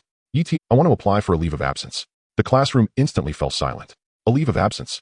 In the 2nd semester of the 3rd year, with less than 3 months before the martial arts examination, taking a leave of absence now. Fang Yuzhen also forgot to wail, staring wide-eyed at Yi Tian. Hitai frowned and stood up. Let's talk in the office. The two of them walked out of the classroom, one after the other. The moment the door closed, the classroom erupted. Damn, Yi Tian wants to take a leave of absence. Is he crazy? No, wait, did you notice the blind spot? Yi Tian was able to subdue Fang Yuzhen. This statement caused a moment of silence in the classroom. Right. Although Fang Yuzhen looked like an old so, she was indeed a first-tier martial artist. Yi Tian had just been at the bottom 3 in the assessment a few days ago, a waste with a blood value of 0.8 who was not even a martial artist. How could he subdue Fang Yuzhen? Did he take drugs? Someone whispered. Drugs. No matter how powerful a blood replenishment pill is, it can't boost from 0.8 to above first-tier martial artist in just 3 days. So how did he do it? No one could answer. In the office, Hitai brewed 2 cups of tea, handing one to Yi Tian and keeping one for himself. The two sat facing each other. Yi Tian, are you really going to take a leave of absence? Hitai's tone was calm and unhurried, as if he were chatting with an old friend. Teacher, I don't know what has happened to you in the past 2 days, but your ability to defeat Fang Yuzhen indicates your strength has. With your current strength, getting into a martial arts university is completely achievable. Why do you want to take a leave of absence? Yi Tian lifted the teacup and took a sip. The tea was bitter. Teacher, I've already gotten married. Hitai paused for a moment. Married? Yeah. I received the certificate yesterday at Huanqi Yuan. Hitai fell silent. He put down his teacup, took off his glasses, and wiped the lenses. Then he put them back on, looking at Yi Tian. How old is your partner? 20. Hitai's expression subtly changed. 20 years old, just 2 years older than Yi Tian, not too old. But in this world's marriage market, a 20-year-old unmarried woman actively seeking to marry an 18-year-old martial high student. Either her conditions were too poor and no one wanted her, or Yi Tian's looks were just too striking. Is it because of marriage that you want to take a leave of absence? Exactly. Yi Tian set down his teacup. Now that I'm married, I need to support my family. I can't spend all day in school like before. I need to work, make money, and consider my family. But I won't give up on the martial art. I will participate in this year's martial arts examination and get into a martial arts university. Please help me with the leave of absence. Hitai looked at him for a long time. This child was really different from 3 days ago. 3 days ago, Yi Tian's eyes were dull like a lamp about to go out. Now Yi Tian's eyes were bright like a fire just lit. I'm glad you understand. Hitai no longer persuaded him. He picked up the leave of absence application form on the table and signed it. You can take a leave of absence, but there's one condition. Please, teacher. Before the martial arts examination, return to school at least once a week so I can see your progress. All right. Hitai pushed the application form over. Yi Tian picked up the pen and signed his name on it. Hitai took the application form back and glanced at it again. Yi Tian. Yeah. What's your current cultivation level? Yi Tian thought for a moment and decided to tell the truth. Second-tier martial artist. Hitai's pupils slightly contracted. 3 days ago, a blood value of 0.8. 3 days later, a second-tier martial artist. What kind of cultivation speed is this? Did you really latch onto a rich partner? He opened his mouth wanting to ask something, but the words caught in his throat. Everyone has their own secrets. If Yi-Tian doesn't say, he shouldn't ask. All right. Yi-Tai put the application form into the drawer. I'll help you with the leave of absence procedures. You can focus on preparing for the martial arts examination. Thank you, teacher. Yi-Tian stood up and bowed slightly to Yi-Tai. Unhappy community. Mushi went downstairs carrying a basket of vegetables. She had rushed yesterday and only bought toiletries, so she had to go buy groceries for meals. There was a small open-air vegetable market downstairs with a few elderly men and women selling vegetables. The variety was limited, but the prices were cheap. Mushi picked some greens, a few tomatoes, and a box of eggs, spending less than 20 yuan. On her way back, she calculated her expenses. Yi-Tian had left her 2,000 yuan in her account. She spent 18 today, leaving her with 1,982. If she saved a bit, it would last her for a while. As she reached downstairs, she saw a blond man squatting by the flower bed smoking. Wang Tong. He lived on the first floor of this building, unit 104. 3 years ago, he failed to get into the martial arts university and found a wife at Huanqi Hongyuan. The government allocated this apartment. They got married, had 2 kids, and just muddled through life. Wang Tang's morning routine was being scolded by his wife. Did you sleep until noon again? Where's the money? Marrying you is the worst luck I've ever had. This morning was no exception. Wang Tong was annoyed by the scolding, stepped outside with a cigarette, and boredly watched the comings and goings in the community. Then he saw Mushi. Wang Tong nearly dropped his cigarette. The woman was wearing an old light blue dress, her hair casually tied in a ponytail, and her face was bare. Carrying a basket of vegetables, she was walking toward the hallway. With a slender waist, a fair neck, and a black ponytail that profile, delicate features with a cool aura. Wang Tong swallowed. When did such a woman move into this building? He had lived here for 3 years, and all he had seen were odd-looking old men and women or middle-aged women like his wife. When did a fairy like her arrive? Mushi reached the entrance of the hallway, just about to go upstairs. Beautiful lady. Wang Tong stood up, extinguished his cigarette, put on a smile, and followed her. Which floor do you live on? Let me help you carry that. Mushi glanced at him. A blond man in his early 20s, dressed in flashy casual wear with a sticky gaze that made one uncomfortable. No need.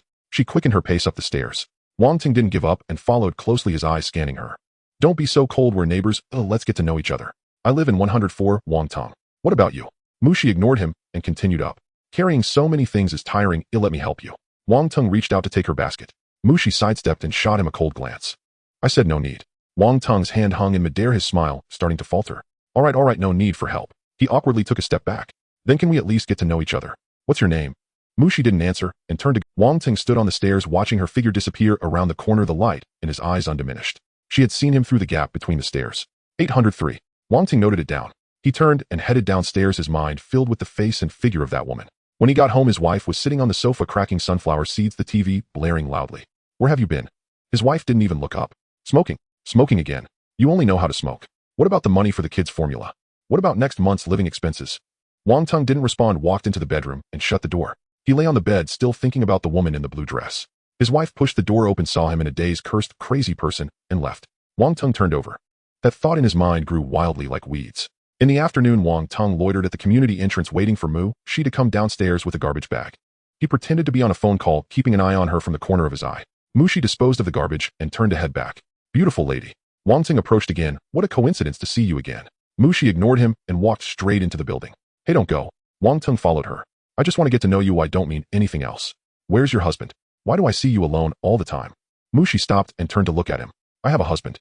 Please don't follow me anymore. So what if you have a husband? I'm not trying to do anything. I just want to make a friend. Not needed. She turned and went upstairs. This time Wang Tong didn't follow. He stood at the hallway entrance watching her figure, the smile on his face slowly fading. She has a husband. So what? He has a wife too. Wang Tong spat on the ground and turned to leave. But he didn't go. He found a spot downstairs to squat and waited until dark. He saw a young man in a school uniform walk into the hallway carrying a gift bag. Is that her husband? A student? Wang Tong chuckled. A student marrying before the martial arts exam. What capability could he possibly have? He probably isn't even a martial artist. He was just as useless 3 years ago. Though Wang Tong was useless, he was now a martial artist with a chi blood of 1. Dealing with a useless student would be a piece of cake. Can you withstand the skills I've honed over 3 years in hardship struggling to survive? Wang Tong stood up, brushed off the dust from his pants, and walked into the hallway. He walked to the 8th floor. Standing in front of unit 803, he took a deep breath. He raised his hand. Bang, bang, bang. Open the door. There was no response from inside. I know you're in there. Open the door or I have something to say to you. Still no response. Wang Tong was getting impatient. Don't act ungrateful. I've been in this area for so many years and no one dares to disrespect me like this. Suddenly, Wang Tong was taken aback. Yi-Tian stood at the door like a Shura. Over 6 feet tall, broad shoulders and narrow waist, very handsome, but his face was filled with killing intent. But Wang Tong wasn't afraid. Just a student. Are you her husband? Wang Ting looked him up and down, his tone filled with disdain. What do you want? I have my eyes on your wife. Wang Ting chewed on a toothpick, grinning. If you're sensible, let her go. Yi Tian looked at him without speaking. So what do you think? Wang Ting reached out to pat his shoulder. I'll fuck your mom. A low roar filled with fury erupted, bringing with it a killing intent. Yi Tian raised his hand and seized Wang Ting's wrist. Before Wang Ting could react, a tremendous force came from his wrist, as if it were clamped in a vice. Oh! He screamed, being dragged into the room by Yi Tian and thrown to the ground. The door slammed shut with a loud bang. Wang Ting lay on the ground, his wrist hurting as if it would break. He looked up and saw Yi Tian standing in front of him, looking. That pair of eyes held only a calm indifference, as if looking at garbage. You. Yi Tian ignored him and turned to Mu Shi, saying, Wife, you go inside first so you don't dirty your eyes. Mu Shi obediently listened. Yi Tian was standing up for her, and her heart felt sweet as if she had eaten honey. She walked into the bedroom, pressing her head against the door to listen to the commotion. In the living room, Yi Tian looked down at Wang Ting with a gaze as cold as that of a corpse. This script doesn't add up. Isn't he just a student? A useless person who got married before the martial arts exam. What abilities could he possibly have? I'm a first-tier warrior with a vitality of 1. How did he get dragged in through the door like a chick being picked up? Wang Ting gritted his teeth. No, he couldn't back down. He felt his vitality surging, bracing his hands against the ground, preparing to rise and fight back. Then he saw the sole of Yi Tian's shoe. A size 40 foot came down directly on his face. Oh! Wang Ting's scream was heart-wrenching, echoing throughout the entire building. His head was pressed against the cold tiles, his nose nearly broken, tears and snot streaming out. You motherfucker. He wanted to curse, but with his mouth pressed down by the shoe, he could only emit a muffled sound. Yi Tian's foot remained unmoving. The Grand Master-level Dragon Tiger stance circulated, pressing down from his feet like a mountain, crushing Wang Ting's head. Wang Ting felt as if his skull was about to crack. Grandson. Yi Tian looked down at him, his voice low. Dare to spy on my wife. His tone was icy, filled with menace, and he exerted a slight pressure with his foot. Wang Ting let out another scream akin to a dying pig. How about I send your wife to someone else for a bit of fun? Want to see what that— Wang Ting trembled in pain, but he took in those words. His wife. That woman in her 40s, on her 3rd marriage, with a waist thicker than a barrel. Whoever wants her can have her. Bro, let me off this time. Wang Ting's voice came from beneath the shoe, tinged with a sob. I was wrong. I truly was wrong. I want Dare again. If it weren't for the country's regulations against divorce, I would have— Yi Tian was taken aback for a moment. Well, this Wang Ting is quite the character. He can actually speak such words. Bro, can we settle this now? Wang Ting desperately squeezed out a sentence from beneath the shoe. I'll give my wife to you. Really? Just take her away, I won't ask for a penny. Yi Tian's lips twitched. Behind the bedroom door, Mu Shi pressed her ear against the door panel, and upon hearing this couldn't help but roll her eyes. Is this person insane? At this point, are you joking? Your wife, boy. Yi Tian looked down at Wang Ting. Upon hearing this, Wang Ting thought Yi Tian was relenting and quickly said, Then you just name a condition, anything. Yi Tian said nothing. He lifted his foot, and Wang Ting thought he was going to let him go, quickly trying to rise. Then Yi Tian stepped down on his right wrist. Crack. The sound of bones breaking was as crisp as snapping a chopstick. Oh! Wang Ting's scream echoed throughout the building, shrill enough to make one's scalp tingle. His right wrist bent at an impossible angle, his fingers twitched a few times, and then went limp. You. Wang Ting was drenched in cold sweat from the pain, unable to finish his sentence. Yi Tian lifted his foot again, stepping on his left calf. Crack. Another sound. Wang Ting's scream changed pitch from ah to out, like a wild dog run over by a car. He curled up on the ground with his right wrist and left calf broken, his entire body like a puddle of mud, unable to move. Breaking one hand and one leg is your punishment, consider it a warning.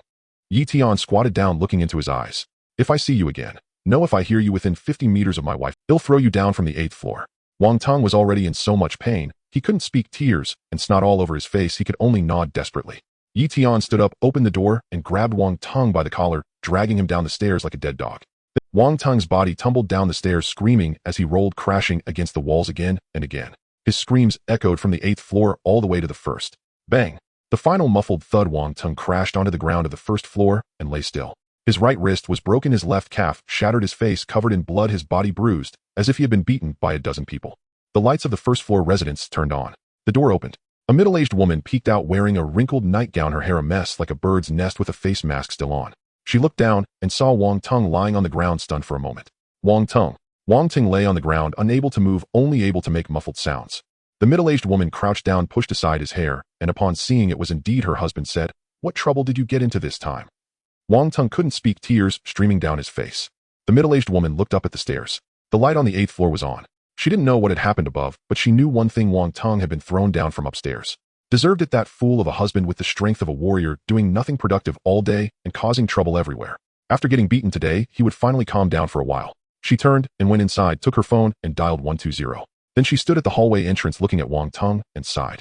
Marrying you was truly a stroke of bad luck. Upstairs in 803. Yi Tian closed the door, walked into the kitchen, and washed his hands. Then he came out, picked up the gift bag on the coffee table, and placed the jade liquid on the table. Mushi walked out of the bedroom, her eyes slightly red, but not crying. Is he dead?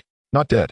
Yi Tian replied without looking back, just crippled one hand and one leg. He will behave himself in the future. Mushi bit her lip, remaining silent. Have you eaten yet? Yi Tian asked. Not yet. He'll go cook. Yi Tian walked into the kitchen and tied on an apron. The vegetables Mushi bought were still on the counter, greens, tomatoes, and eggs. He washed and cut the vegetables, moving much faster than the young lady Mushi. Mushi leaned against the kitchen door, watching his back. Hubby, moi, weren't you afraid of killing him just now? If he dies, then he dies. As a warrior, he forcibly intruded into a private residence. It wouldn't be excessive if I killed him. Mushi was momentarily taken aback. People like that are a waste of food, even when alive. Yi Tian cracked the eggs into a bowl and scrambled them with chopsticks. The oil in the pan heated up, and Yi Tian poured in the eggs, the sound of sizzling instantly filling the air with aroma. Mushi sniffed. So fragrant. Yi Tian flipped the eggs a couple of times. Is your husband's cooking not good? Mushi couldn't help but smile. Downstairs, the ambulance arrived. Several paramedics lifted Wang Tong onto a stretcher and took him away. His wife followed the ambulance, sitting beside him while scrolling through her phone, not glancing at him once. The onlookers in the community gradually dispersed. Someone looked up at the 8th floor and muttered, "Who did this?" No one answered. The lights went out one by one. The unhappy garden returned to silence. In the kitchen, the range hood hummed. Yi Tian finished frying the eggs, stir-fried the greens, and cooked a pot of seaweed and egg drop soup. The two of them sat at the coffee table with their meals, one bowl of rice each, 2 dishes, and a soup. The lonely moon hung high in the sky. After dinner, the two of them sat on the sofa, neither in a hurry to get up. Mushi leaned against Yi Tian's shoulder, her hair brushing against his chin, tickling him. The kitchen faucet had not been turned off, tightly dripping steadily, like a metronome, marking the rhythm of this quiet night. I'll go wash the dishes. Mushi spoke first. She stood up, tied on a floral apron, and walked into the kitchen. The faucet was turned on, and the sound of rushing water filled the air. She bent down, washing the dishes one by one. Her movements were much more skilled than yesterday, but still slow. Yi Tian leaned back on the sofa, tilting his head to watch her silhouette. The light cascaded from above, illuminating her form. As Mushi lowered her head to wash the dishes, a strand of hair slipped from her ear, falling beside her cheek. Fine beads of sweat formed on her forehead, slowly sliding down her cheek, tracing a path along her fair neck. Seeing this enticing scene, Yi Tian stood up and walked over. Mushi heard footsteps but didn't turn around. I'll be done soon. Yi Tian remained silent. He moved behind her, reaching out to wrap his arms around her waist, his large hands wandering over her body. Mu's body stiffened for a moment. Don't mess around, I'm washing the dishes. She gently nudged him with her elbow but couldn't push him away. Yi Tian didn't let go, resting his chin on her shoulder, his nose brushing against the loose strands of hair behind her ear. The scent of laundry detergent mixed with her faint fragrance was delightful. Hubby. Mu's voice softened, carrying a hint of helplessness and playful reproach. You go out first, I'll finish washing and then talk. Yi Tian's hand began to wander, moving half an inch up from her waist. Mu's face flushed as she swatted his hand away. Don't cause trouble. I'm not causing trouble.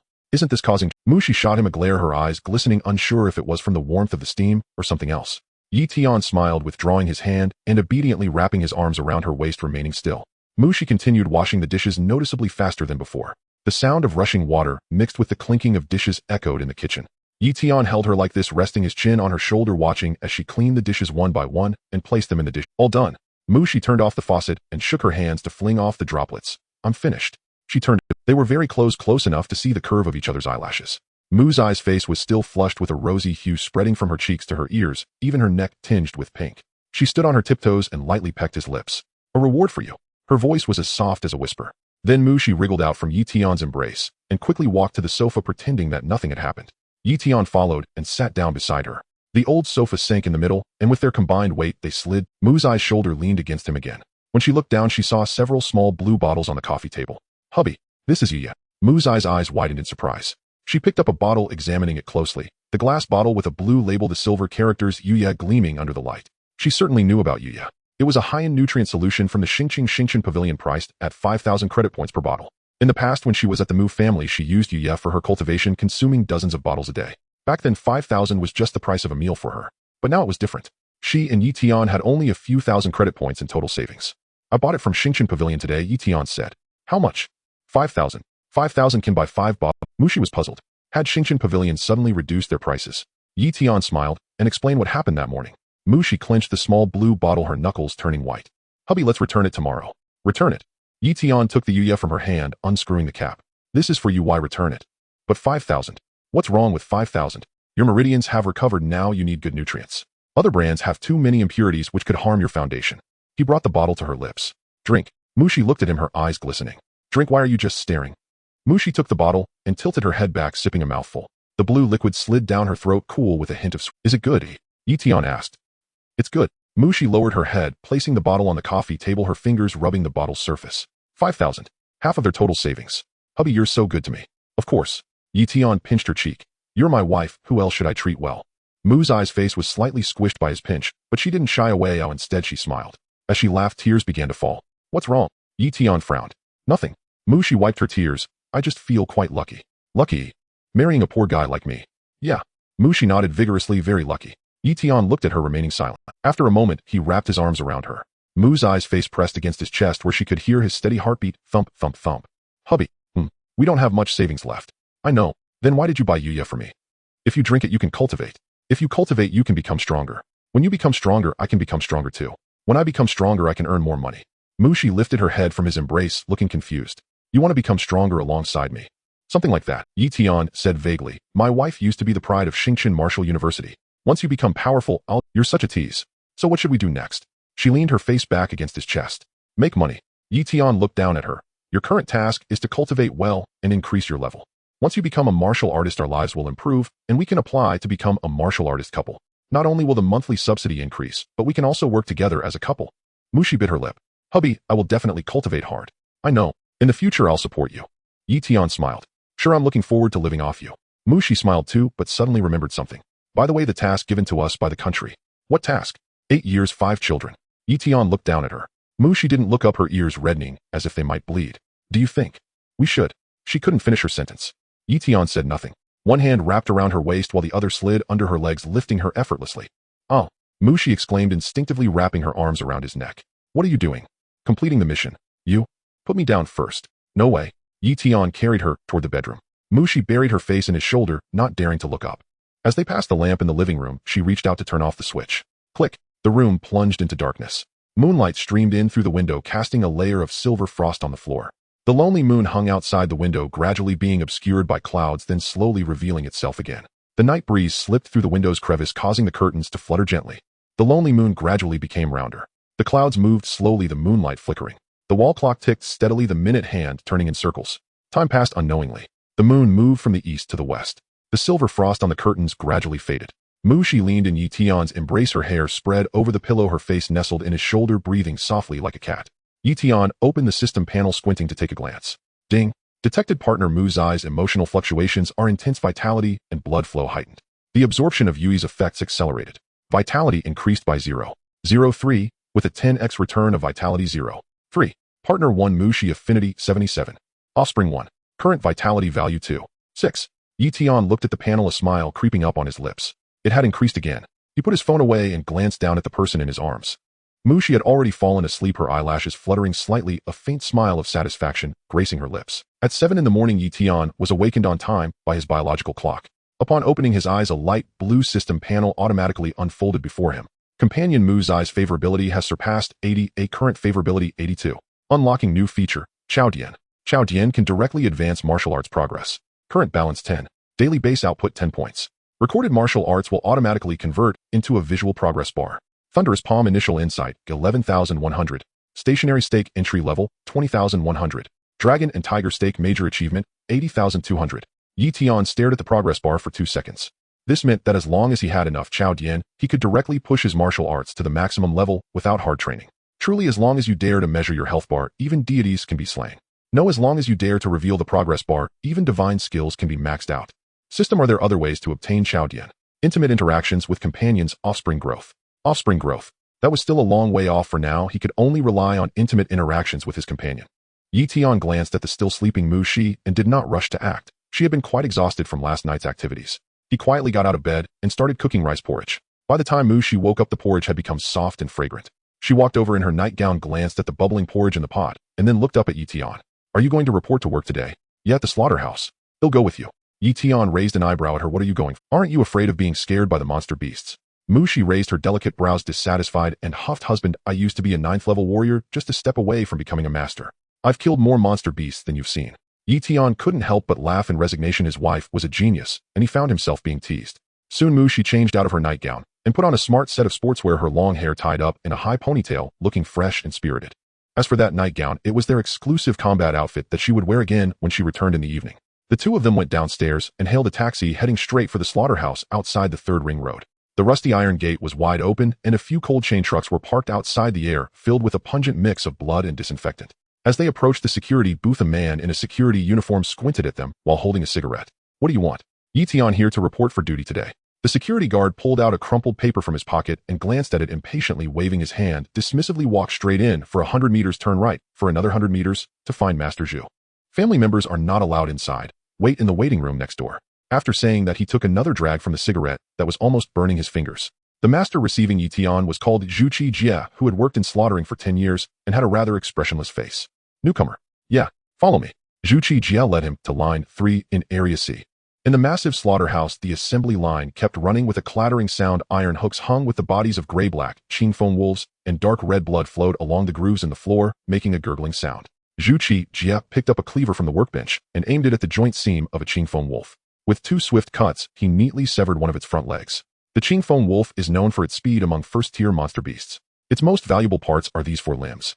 You must cut along the joint seams. If you hit the bone, the knife will be ruined. He threw the knife to Yition. Yition caught it and brought it down in one stroke. As a second-tier warrior, his strength made it easy for him to split the hardest leg bone. Zhu Jie paused in surprise, flicking the ash off his cigarette. "Have you done this before?" "No, just pure strength." Zhu Jie did not press further, just coldly explained various precautions beside him. On the other side, she was arranged to wait in the reception room. She sat on an old chair with peeling paint, a magazine spread across her knees, but she couldn't focus on a single word. The window faced the factory direction, and she occasionally looked up, seeing nothing, only hearing the intermittent chopping sounds. During the lunch break, Yition washed his hands and came out to find her. They enjoyed a hearty employee meal together. To be honest, while the work at the slaughterhouse was exhausting, the food was truly excellent. No wonder many of the older workers had been there for decades and wouldn't quit even if you beat them to death. The main dish was first-tier monster beast warty pig meat stewed with potatoes, and the soup was a delicious monster beast blood soup. This meal would cost at least 100 outside, but at the slaughterhouse, employees and their families could eat for free. Yition leaned closer to Muzai's ear and whispered, "No wonder there's not a peep outside. If it weren't for this work allocation, I wouldn't have known the food here was this good. If it were me, I wouldn't say a word. These oldemers are really good at keeping secrets." She couldn't help but cover her mouth. After the meal, Yition continued to return to the workshop to dissect the monster beasts, while Shi waited for him, as usual, in the reception room. Upon returning to his station, Zhu Jie was already waiting with a cigarette. He had specifically gone to check Yition's profile. An 18-year-old graduate from a martial arts high school who gave up taking the martial arts examination to get married and was assigned to the slaughterhouse. Zhu Jie was filled with doubts. Wasn't this just a pure waste? Those who hurried to get married before the martial arts examination were usually those who couldn't get into martial arts university and sought a backup plan early. How could they possibly cleave the leg bones of a Qingfeng wolf? Suppressing his thoughts, Zhu Jie said to Yition, "The slaughterhouse operates from 8 in the morning to 6 in the evening. Pay is settled daily, with a base salary of 150 and an additional 100 for each monster beast dissected." Yition's eyes lit up upon hearing this. This was simply a conscientious company. With a swift movement, he brought the knife down, and the leg bones separated with a crack. Yition was like a precise slaughtering machine, expressionless as he carved up one Qingfeng wolf after another. As the saying goes, practice makes perfect. By the 4th dissection, Yition suddenly felt a kind of enlightenment. It turned out that dissection itself is also a form of knife skill. At that moment, the system prompt sounded in his mind. Ding. Basic knife skill recorded: butchers, 3 cuts. To advance to perfection, only 5 points of Chao Dian are needed.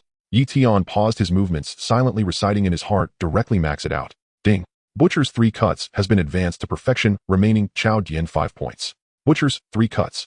First cut, peeling. Second cut, cutting meat. Third cut, chopping bone.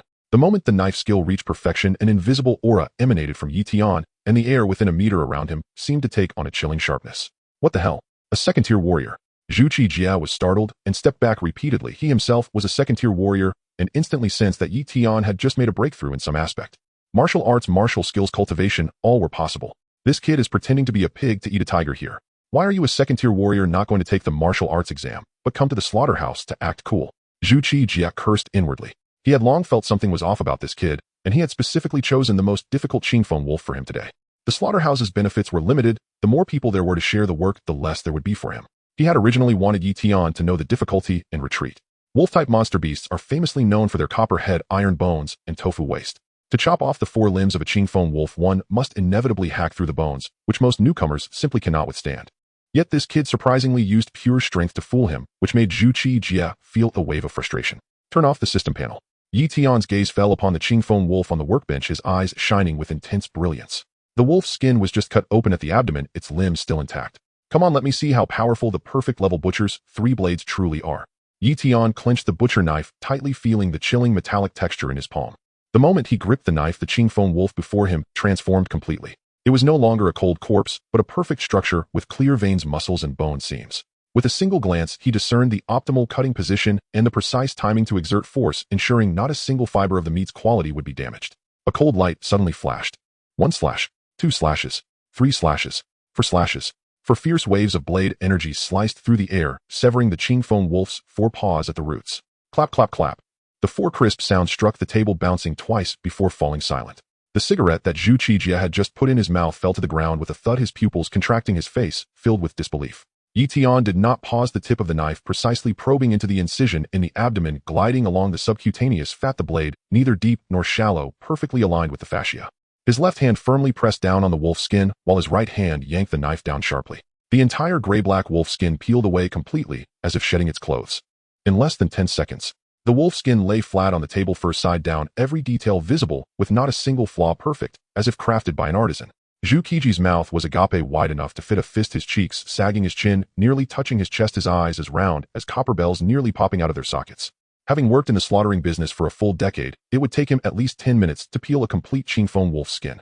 Did this kid gain enlightenment from butchering wolves? Yi Tian paid no attention to his shock, the knife's tip piercing between the ribs and the flesh, seams his wrist, turning lightly, the blade gliding along the surface of the bones, raising the rib meat in whole chunks. With a casual tug, 2 crisp sounds rang out, 2 slabs of prime meat stacked neatly on the tray. Hind leg meat, front leg meat, tenderloin, belly. Each piece cut perfectly square, as if cast from a mold, without a single error. From the moment he started cutting to putting the knife away, it took less than half a minute. A lively Qingfeng wolf was swiftly dismantled into 4 sharp claws, a complete wolf skin, neatly categorized prime meat, and a set of stark white bones, all done with astonishing precision. Sheathing the knife in one fluid motion, Yi Tian let out a long breath. Employing the butcher's 3 blades required the mobilization of his entire qi and blood. That half-minute dissection had already consumed 70% of his energy, leaving his dantian slightly empty. Brother Yi, you've kept a low profile. Zhu Qijie hurriedly approached, alternately feeling the wolf's skin and poking at the wolf's claws, his eyes filled with fervor and awe. It was just luck. Yi Tian nodded lightly, his tone modest. After a brief moment of rest, his qi and blood replenished, he picked up the knife to start working again. Zhu Qijie, initially shocked, gradually became numb, leaving only an expression of fascination as he fixated on every move. Yi Tian made afraid of missing a single detail. As the sun set low, its afterglow painted the sky red. Yi Tian glanced at the time. It was exactly 6 o'clock, time to get off work. He walked towards Zhu Qijie. Master Zhu, about my wages today. Oh. Zhu Qijie, still immersed in the shock of the knife techniques, suddenly snapped back to reality upon hearing this, hastily pulled out his phone, fingers flying over the screen, transferring 1350 credit points to Yi Tian's account. Base salary 150. You dissected 12 Qingfeng wolves today, totaling 1350. Please verify. Yi Tian glanced at the account balance, confirming the numbers were correct, and turned to head towards the bathroom to wash off the blood. In the waiting room, he found Mu Shi, and the two walked home side by side. Just as they stepped out of the factory gate, Zhu Qijie rushed out, panting, carrying a heavy bag of monster meat, his face adorned with a flattering smile, his tone full of apology. Brother Yi, today, I owe you one, misjudging your character. This 2 pounds of blazing feather chicken meat you must accept. Yi Tian raised an eyebrow, full of confusion. When did you offend me? Didn't you take good care of me today, explaining the dissection? But one does not strike a smiling face. Yi Tian accepted the bag of meat. We're all colleagues, no need to be polite. I'll take this meat. Zhu Qijie, seeing him accept it, instantly felt relieved, his face breaking into a beaming smile. Today, watching Yi Tian dissect that set of knife techniques was simply extraordinary. If he could learn even a fraction of it, he would surely dominate the slaughterhouse. You see, in this place, wages are entirely performance-based. The faster and more one dissects, the more one earns. He was worried that Yi Tian wouldn't let him observe, which was why he hurriedly sought to make amends. Watching Yi Tian and his wife walk away, Zhu Qijie immediately turned back to the slaughterhouse, grabbing the butcher's knife to practice, fiercely eager to integrate what he had seen today. This guy is an absolute workaholic. The afterglow of the setting sun bathed the two in warmth. Mu Shi linked her arm with Yi Tian's, curiously asking, why did Master Zhu apologize to you when he was fine? Yi Tian was equally perplexed. He genuinely didn't feel that Zhu Qijie had offended him. In fact, the other party had been quite warm today. Maybe he was so taken by how handsome your husband is that he wants to introduce his sister to me. Yi Tian raised an eyebrow, shamelessly narcissistic. You better keep an eye on me, don't let anyone kidnap me. Shameless. Mu Shi playfully pinched his waist, the force so light it felt like a tickle. But as she gazed at Yi Tian's profile, she became slightly entranced. He was already handsome, and with the system enhancing his godly looks now as a martial artist, he exuded a masculine and fierce aura, truly dazzling to the point that one couldn't look away. While they were chatting, Yi Tian's phone suddenly rang. On the screen, the words "Dad" jumped out. Yi Tian frowned slightly. Receiving a call at this hour likely meant trouble. Pressing the answer button, Yi Tsong's furious voice came through the phone. Fifth, didn't you say you would work for a month? Why did the school teacher say you dropped out? Yi Tian slapped his forehead, cursing internally. Ever since marrying Mu, he hadn't returned home or mentioned the marriage to his parents. Now he was in trouble. Taking a deep breath, he slowly spoke into the phone. Dad, Mom, I got married. After hanging up the phone, Yi Tian stood still. Mu instinctively tightened her grip on his arm, sensing the sudden drop in his aura, her voice soft. What's wrong? My dad wants me to go home. Yi Tian rubbed his forehead, his fingertips showing signs of fatigue. Mu's eyes fingers tightened abruptly, her nails nearly digging into his flesh. Do your parents know about me? She bit her lip, a hint of barely noticeable panic flickering in her eyes. Yi Tian noticed, reaching out to wrap his arm around her shoulder, his grip steady and reassuring. What are you afraid of? My parents are not tigers that eat people. At most, my mom will cry a bit and my dad will scold a few times, then it will be over. You really take this lightly. Mu, she chided him, though her tone still carried anxiety. What else can I do? I can't hide you for a lifetime. The two of them hailed a taxi, announcing Yi Tian's home address. The car passed through the gradually brightening neon lights of Star City, finally stopping in front of an old residential building outside the third ring road. The night enveloped them like a curtain. Let's go. The key turned in the lock with a soft click. As the door opened, a rich aroma of food rushed out. The living room was packed. Upon hearing the door open, dozens of eyes shot towards the entrance.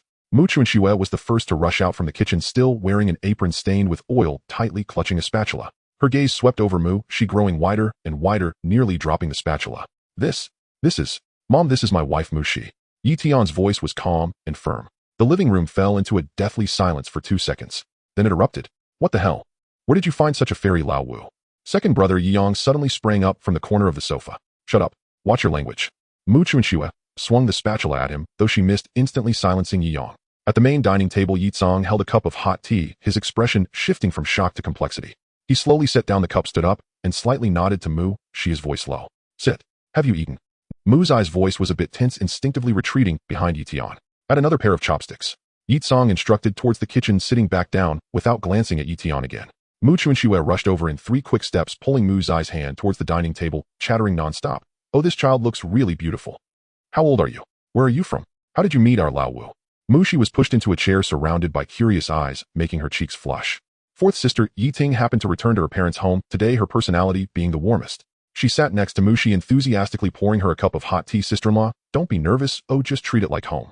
Mu Chuanxue handed the spatula to Yi Ting, sitting closely next to Mu, she holding her hand tightly, her face serious, as she asked, Dear girl, tell Annie the truth, did our Lao Wu force you? If you have any difficulties, just tell me, Annie will take care of him. Mom. Yi Tian helplessly frowned. Shut up. Mu Chuanxue didn't turn her head, still staring at Mu Shi. Mu Shi quickly shook her head, her face turning red. No, auntie, he treats me really well. Still calling me Annie? Yi Ting teased with a smile. Mu's face turned even redder. She looked up at Yi Tian, seeing him nod gently, and finally gathered the courage to say softly, Mom, since you've gotten married, just live well. Did you divide the house? We did in Buxinfang. Yi Tsong's brow slightly furrowed, saying nothing more.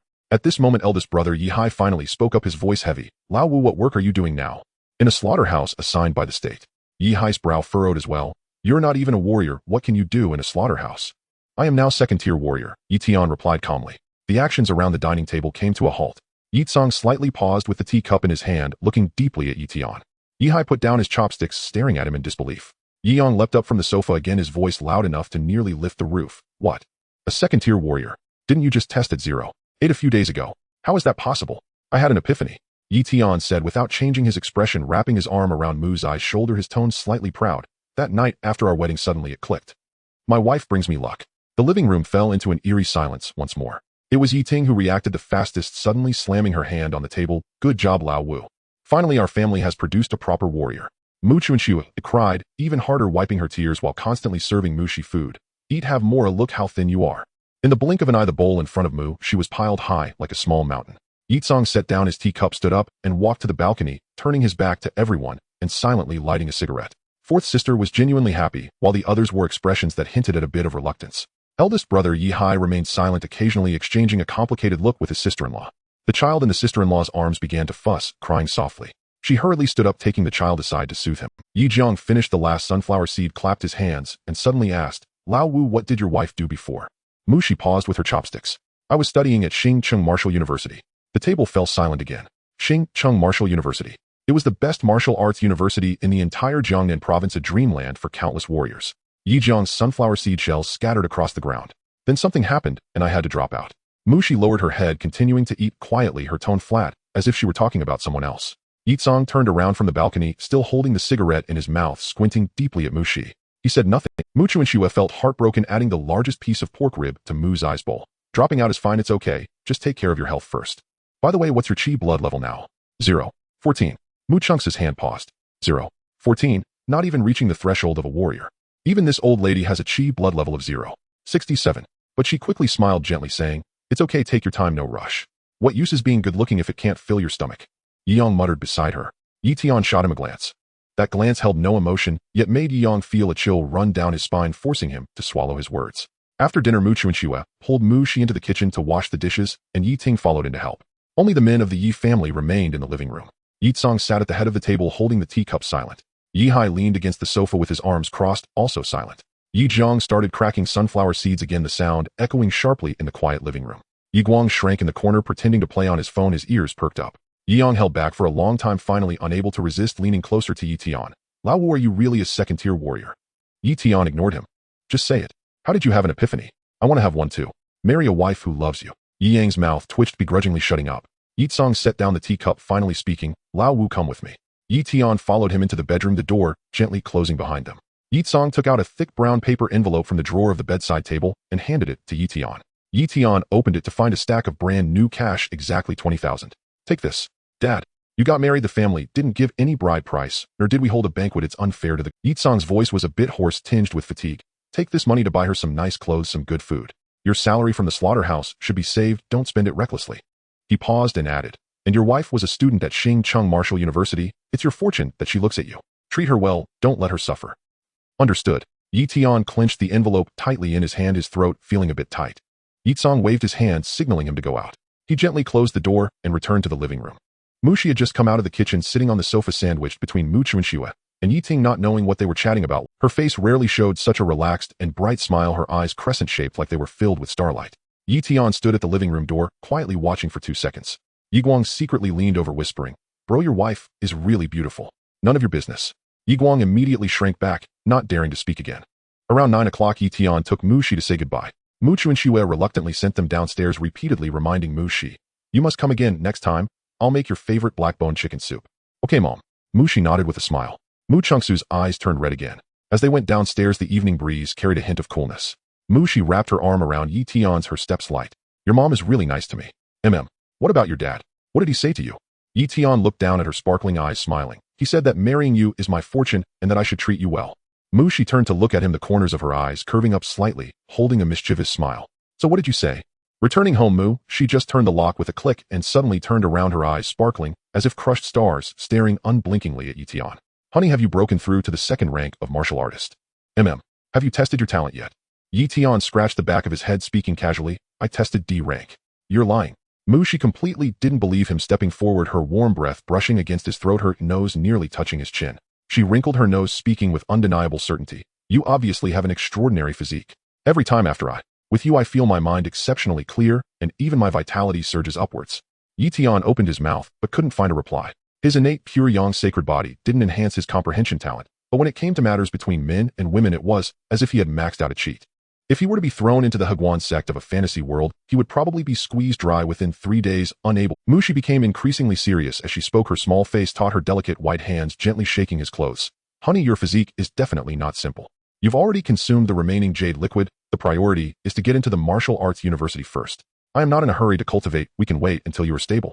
Working at the slaughterhouse is wasting your talent, you can go there anytime. Yi Tian looked at her, feeling as though his heart was soaked in warm water, soft and mushy. This silly girl, her vitality was only 0. 14. She hadn't even touched the threshold of a martial artist, yet her heart and eyes were solely focused on making him stronger. The Mu family treated her as a bargaining chip for marriage, as she risked her life to escape that gilded cage, marrying him who had nothing without a single complaint, and now she was still planning everything for him. He reached out, pulling her tightly into his embrace, resting his chin on her soft hair, his voice low and gentle. Wife, let me share something with you. Mushi immediately looked up, her chin resting against his chest, her grape-like black eyes sparkling brightly as she gazed at him. My physique is actually a dual cultivation physique. The stronger you are, the faster my cultivation will improve. Mushi blinked, her long eyelashes brushing against his chin, carrying a hint of ticklishness. Is that true? Don't believe it. Let me show you right now. Yi Tian casually picked up the jade liquid from the table, opened the cap, and took a large gulp, holding it in his mouth without swallowing. Before Mushi could react, the back of her head was gently pressed by a warm hand. The cool, sweet liquid flowed over their touching lips, mixed with his unique scent, instantly engulfing all her senses. Mushi let out a few soft sounds, lightly punching his chest with her fists, soft as cotton, without any strength. She wanted to escape, but Yi Tian pressed her back head with one hand and held her waist tightly with the other, enveloping her completely in his embrace, leaving no room for struggle. After a long while, he finally released her. Mushi gasped for air, her face as red as a ripe cherry with a trace of light blue jade liquid at the corner of her mouth. She hurriedly wiped it with the back of her hand, glaring at him with her round eyes, pouting. You are being a rogue.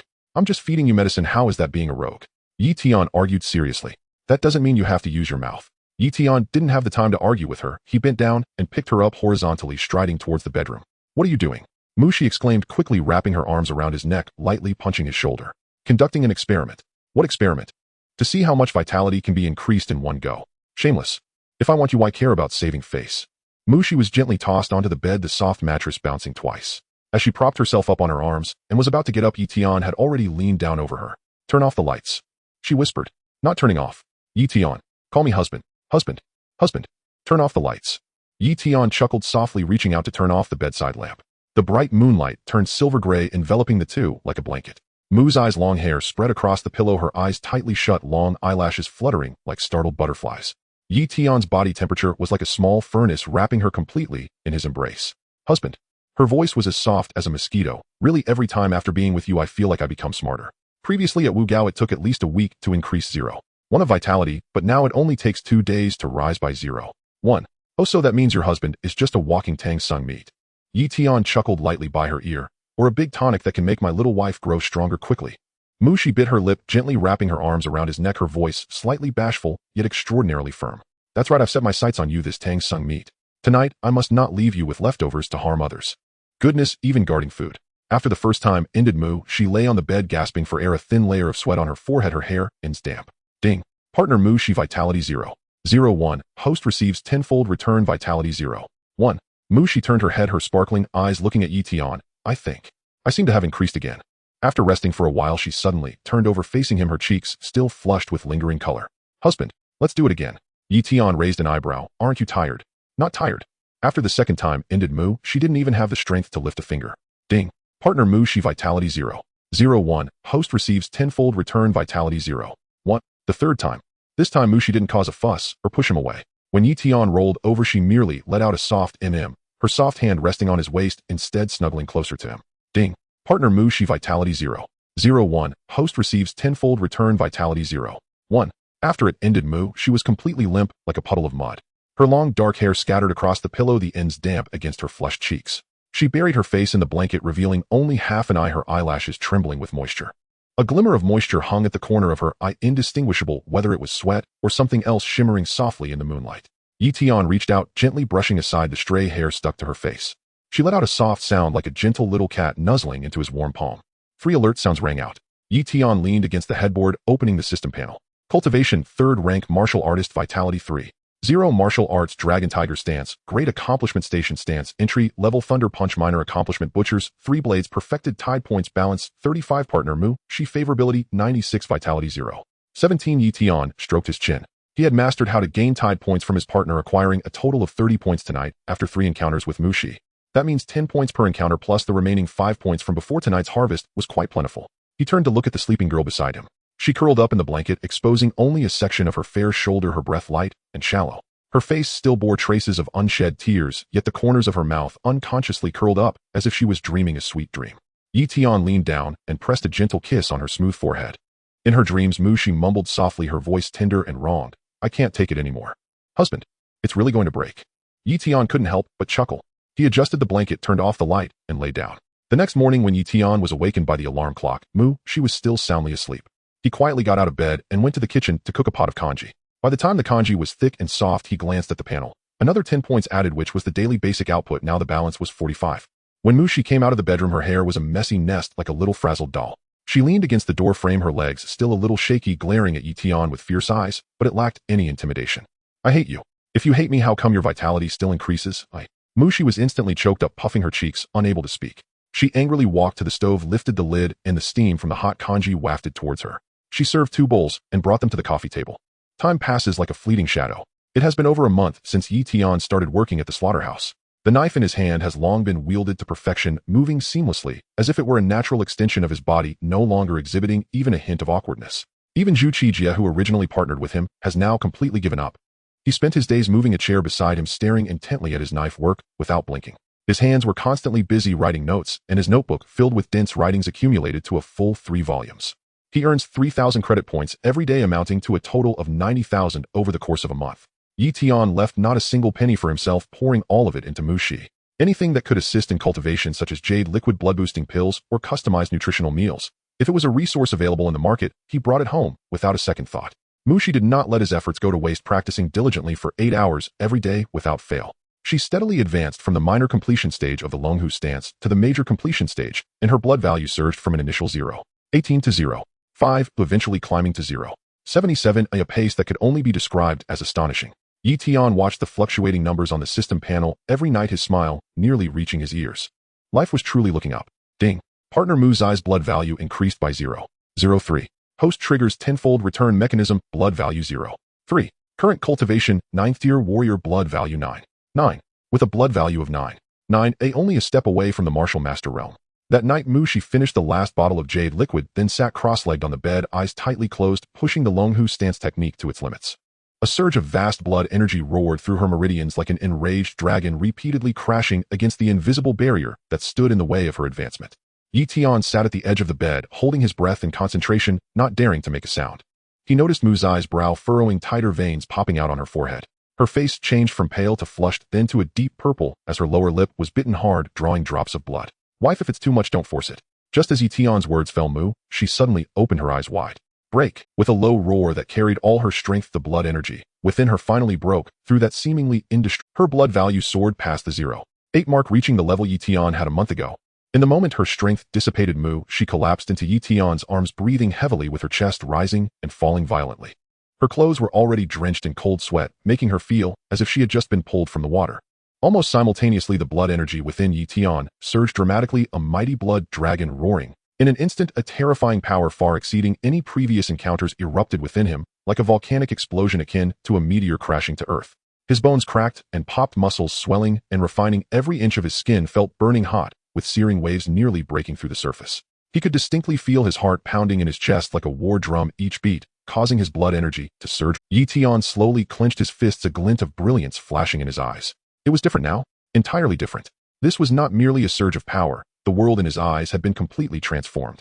He could sharply catch the faint currents of air flowing around him, sense the chilly breeze sneaking in through the window 10 meters away, and even discern the subtle vibrations of the television from the neighbors below. This was a fundamental leap in the essence of life. The gap between a warrior and a martial master had never been just a matter of blood values, but an insurmountable chasm. To cross that threshold was to undergo a complete metamorphosis, becoming an entirely different person. Yet Mu Shi in his arms remained oblivious to all of this. She leaned against Yi Tian, taking a long while to catch her breath, completely unaware that the man she was nestled against had just accomplished a shocking transformation from a 9th-tier warrior to a martial master. She felt that he was incredibly hot. After days of intense training and the recent extreme breakthrough, she had exhausted all her strength and soon fell into a deep sleep. Her breaths were light and shallow, her long eyelashes fluttering gently from time to time, and a faint smile of contentment lingered at the corners of her lips. Yi Tian looked down at her peaceful sleeping face, carefully pulling up the blanket to cover her exposed shoulder. The next morning, the two were sitting at the tea table having breakfast when Mu Shi just lifted her bowl of porridge to take a sip before suddenly frowning tightly, putting down the bowl to cover her mouth and dry heaving. What's wrong? Yi Tian immediately put down his chopsticks, rushing over with a worried expression. I don't know. Maybe I caught a chill last night. Mu Shi waved her hand, took a moment to steady herself, and picked up the bowl again. But after just one sip, she started dry heaving even more violently, bending over and bringing tears to her eyes. Yi Tian quickly got up to support her, gently rubbing her back, feeling heartbroken. After a while, Mu Shi suddenly stiffened. She abruptly raised her head, her round, apricot eyes widening, and her pupils burst with disbelief. Husband? What's wrong? Are we having a baby? Yi Tian's hand, holding the porridge bowl, froze in midair. Having a baby? He instinctively looked down at Mu Zai's abdomen, his mind going blank. Over the past month, he had been so focused on accompanying his wife in cultivation and striving for breakthroughs in his blood value that he had completely forgotten about this little one. Let's go. Yi Tian immediately stood up, grabbing Mu Zai's hand. Where to? To the fertility center. The Star City Fertility Center is located in the core area of the Second Ring Road, a solemn gray-white building. At the entrance stood a statue carved from white jade depicting a mother holding a baby with a golden inscription at the base reading, "For the Empire's reproduction, for the continuation of humanity." The hall was bustling with people, mostly couples who had come together. The air was filled with a faint scent of disinfectant, mingling the smells of daily life and a sense of mission. She tightly gripped Yi Tian's hand, her palms sweaty, her body slightly trembling. Are you nervous? A little. Yi Tian held her hand firmly, asking softly. What's there to be nervous about? It's not like you're going to the arena to compete. What if it's not? She bit her lip, her voice filled with anxiety. If not, we'll just keep trying and work. Yi Tian raised an eyebrow, a hint of teasing in his tone. She shot him a glare. Was that appropriate to say in public? They waited in the waiting area for a full half hour. Finally, a nurse leaned out from the window of the nurse's station and called out, it's your turn, come in. Yi Tian immediately helped Shi up and followed her into the examination room. The doctor on duty was a woman in her 50s wearing gold-rimmed glasses, her expression consistently serious. She glanced at the test results, then looked up at Shi, her tense face instantly softening into a warm smile. Congratulations to both of you. The test results confirm you are pregnant. You are about to welcome a new life into your family and the empire. Shi froze, standing there in shock. Currently 6 weeks pregnant, all indicators for the fetus are developing normally. The doctor continued. After you return, be sure to take good care of the pregnancy, avoid vigorous exercise, and do not touch cold or stimulating foods. Remember to come back next month to establish a medical record. As soon as the doctor finished speaking, Mu's eyes, tears burst forth, flowing uncontrollably. She suddenly turned around, hugging Yi Tian's arm, tightly burying her face deep into his shoulder, her voice a mix of crying and laughter, thick with emotion. Husband, we're having a baby. We're really having a baby. Yi Tian gently patted her back, feeling both amused and embarrassed. In truth, he had known about this for a while. The system had given a hint earlier. However, he had been so focused on cultivation and earning money recently that he completely forgot about this child. Once Mu's eyes' emotions calmed down a bit, Yi Tian looked down at her and smiled, saying, Wife, besides the baby, I have another big surprise for you. Shi raised her head, her tearful apricot eyes gazing at him with confusion. What surprise? The baby is already the greatest surprise from heaven for us. Yi Tian smiled mysteriously, taking her hand without further ado and heading straight out of the examination room. Hey, where are we going? Shi was led along, looking bewildered. To the Warrior Certification Center. Yi Tian spoke each word with an uncontainable excitement in his tone. Shi froze at once, quickly grabbing his hand, her voice filled with urgency. Husband, are you getting certified as a warrior? You're still a student at the Martial High. The Tianqiong Empire clearly states that students at Martial High are strictly prohibited from certifying as warriors. You students are the future wealth of the empire. You can't be easily lost. Once you certify as a warrior, you'll have to be ready to leave the city at any time to assist the city defense army in eliminating beasts. You're only. She abruptly stopped mid-sentence. In her mind, Yi Tian was still at the level of a second-tier warrior. Yi Tian looked at her anxious expression, filled with tenderness, a mysterious smile curling his lips. I'm not going to get certified as a warrior. The Warrior Certification Center, constructed entirely from dark iron infused with the bones of demonic beasts. The walls are adorned with deep relief sculptures depicting warriors battling these beasts, the metallic sheen exuding a chilling aura under the sunlight. This place is entirely different from the bustling atmosphere of the reproductive center, filled with voices and the smell of smoke. The entire building is eerily quiet, with an atmosphere of solemnity and coldness unique to warriors. In an era where demonic beasts lurk and humanity huddles in base cities to survive, becoming a warrior signifies crossing the chasm between ordinary people and elites, marking one as an extraordinary individual among thousands. One card of vitality is the formidable barrier that stands before ordinary people.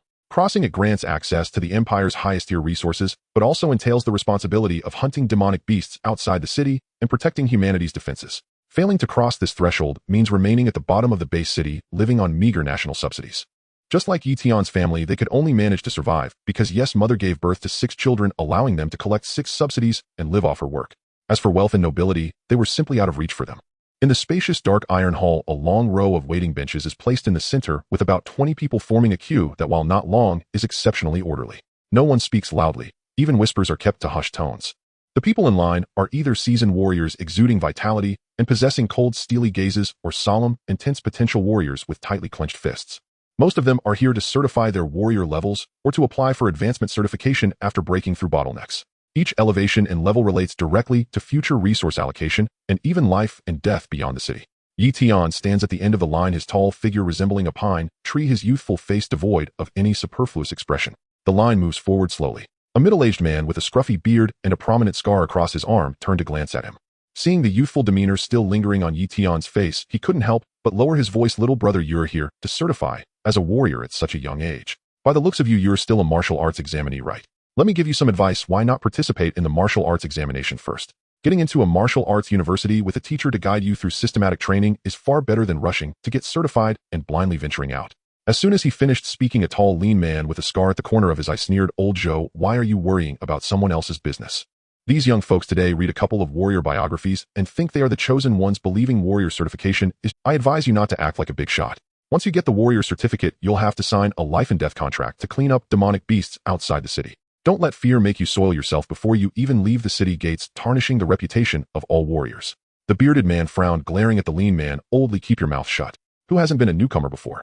The lean man merely curled his lip in disdain and said nothing more. His gaze towards Yi rife with contempt, and the surrounding warriors glanced over, each with different expressions directed at Yi.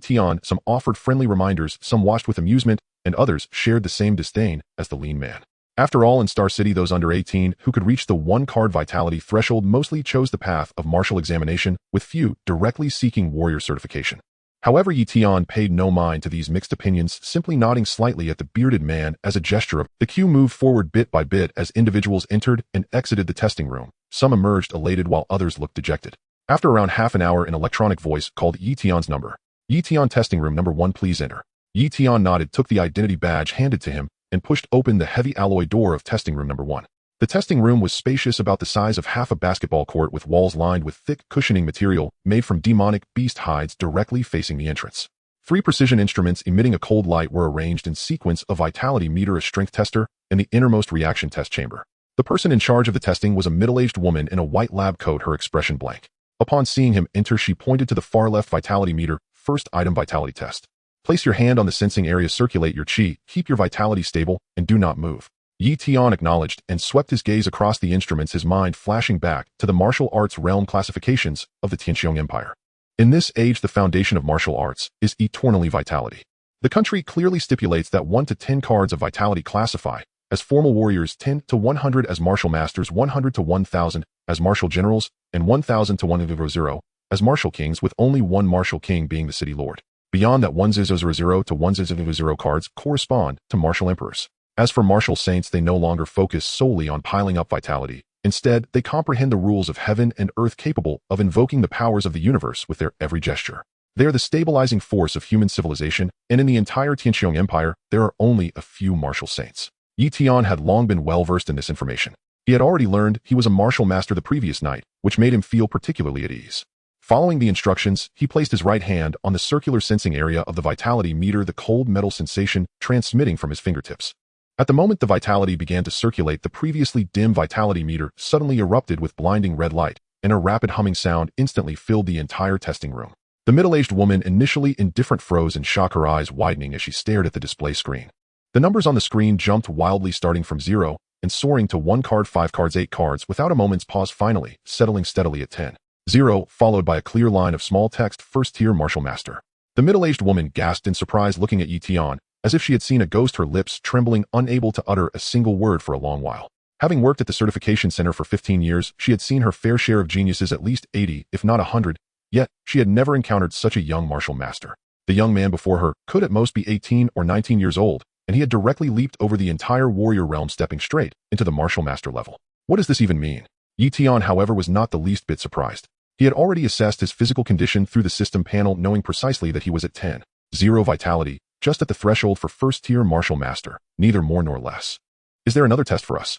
The middle-aged woman finally snapped back to reality, hurriedly picking up the pen from the ground, flustered as she recorded data on the form, her voice trembling uncontrollably. Next is the strength test.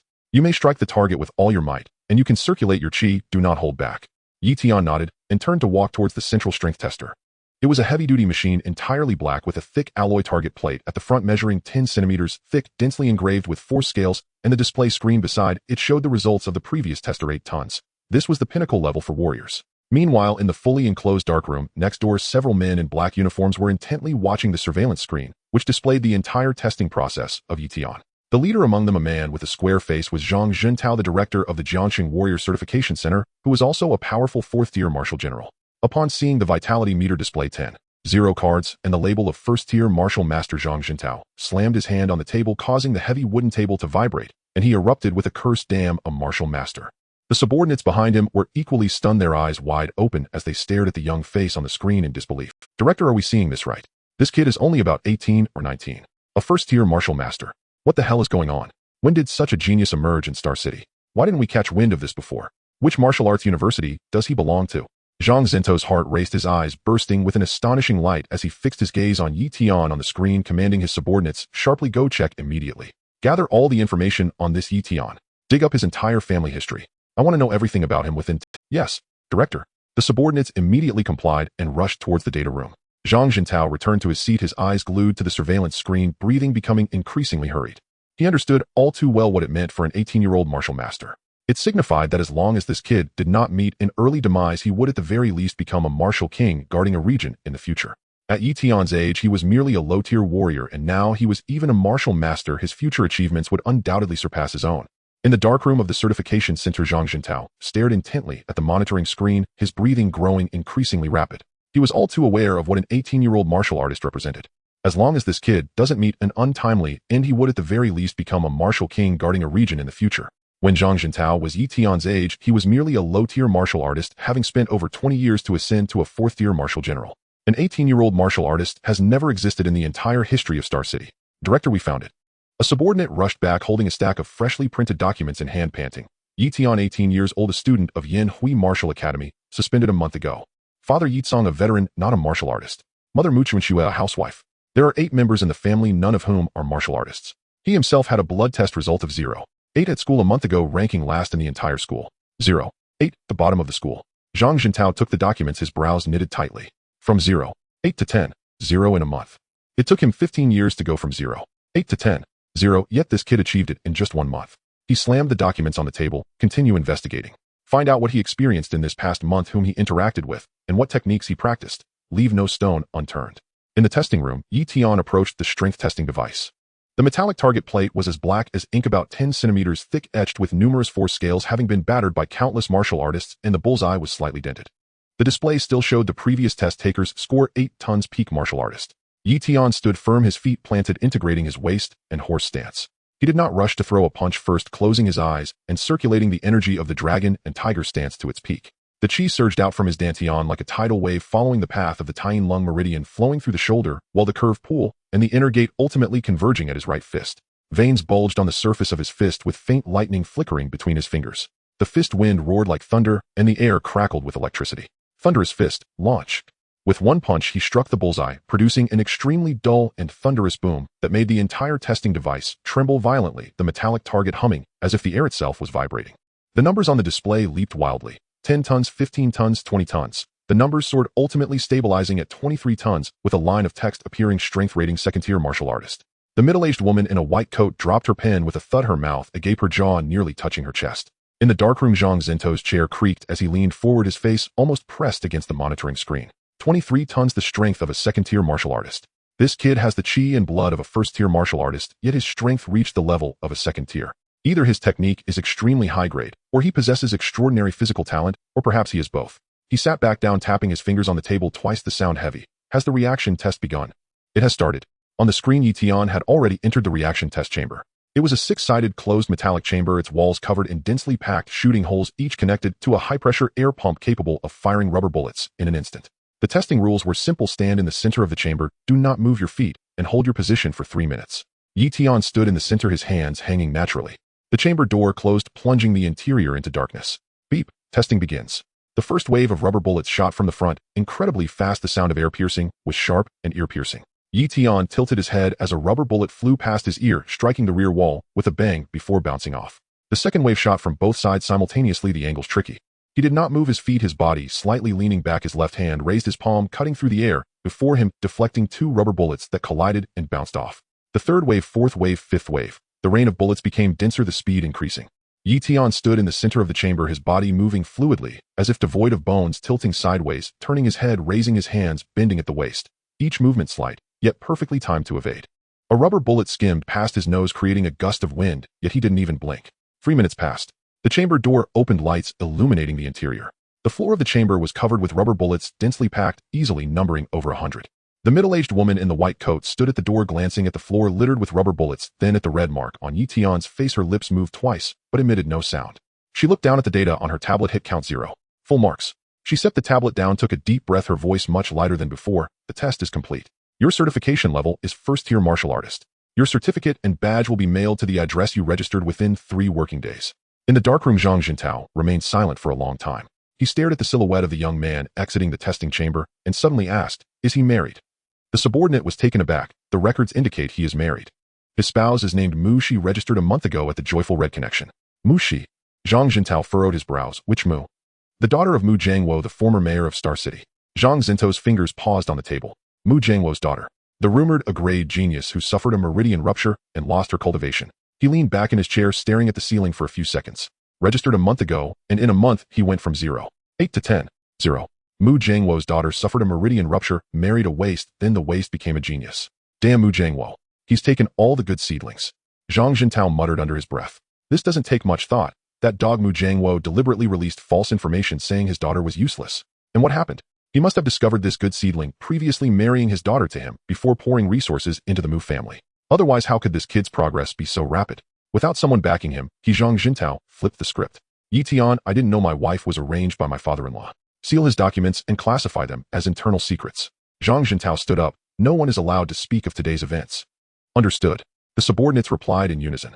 Zhang Jintao walked to the window, watching the young man exit the certification center. The sunlight shone on him, the woman beside him linking her arm with his as they walked away together. Hello, Mr. Yi. You have passed the warrior assessment, and the state will allocate you a new residence. Your address is in the Xingyue community, and your information has been recorded. You can move in at any time. You will also receive 30000 credit points each month. However, there will be monthly tasks to clean up demon beasts outside the city. Please be prepared. Amidst the astonished gazes of the crowd, Yi Tian proudly left the warrior certification center. Wife, look at this. Yi Tian found Mu Shi, who was waiting for him outside. Mu Shi looked at the test report. She recognized every word on it, but she couldn't make sense of them when put together. Blood Chi value 10. 0, rated as a first-tier warrior. She read it aloud softly, as if afraid of startling something. She read it again, but it remained unchanged. She looked up at Yi Tian, her eyes shifting from confusion to shock and from shock to a vague, indescribable emotion. A warrior. Her voice squeezed out from her throat, carrying a hint of hoarseness she herself hadn't noticed. You are Yi Tian nodded. Do you know what being a warrior means? She stared into his eyes, her eyes reddening. I started cultivating at 6, broke through as a warrior at 16, and became a 4th-tier warrior at 18. I have various resources. Her voice trembled as she spoke, not out of jealousy or resentment, but a complex emotion she couldn't quite articulate. It felt as if someone had brutally kicked at the foundation of her unwavering beliefs, shattering the cognitive system she had built over the years. Let me take a moment. Mu Shi flipped the test report back and forth several times, as if searching for signs of forgery, printing errors, or any word that could prove this wasn't real. I worked hard for a month thinking I could finally help you. Mu Shi lowered her head, her voice muffled, but you secretly became a warrior, and I was the last to know. Yi Tian looked at her, remaining silent. He knew that anything he said now would be futile. She wasn't angry, but aggrieved. Not aggrieved that he hadn't told her, but aggrieved that her cultivation speed was too slow. I didn't mean to hide it from you. Yi Tian finally spoke up. I just broke through yesterday. Mu Shi looked up, her eyes red like a rat. Then why didn't you tell me yesterday? You had just broken through and were exhausted. You fell asleep immediately. If I told you that you were a warrior, would you have heard me? Mu Shi opened her mouth to retort, but realized she had no grounds. After she broke through yesterday, she had passed out completely. To tell her that a warrior had appeared would have been as if telling her the sky was falling. But now you've told me. Mu Shi stared at him for several seconds before lightly punching his chest. She wrapped her arm around his again, resting her face on his shoulder, remaining silent for a long time. Husband. You said your dual cultivation constitution. The stronger the partner, the faster your cultivation. Right. Now that we have a baby, what about you? Who said having a baby means we can't continue? Are you crazy? Mu Shi pinched his waist, her face turning from the nape of his neck to her ears, even her forehead tinted with a layer of pink. She lowered her head, not daring to look at the passers-by, burying her face in his shoulder and mumbling, we can't talk about this outside. Yi Tian laughed, wrapping his arm around her shoulder as they walked towards the roadside.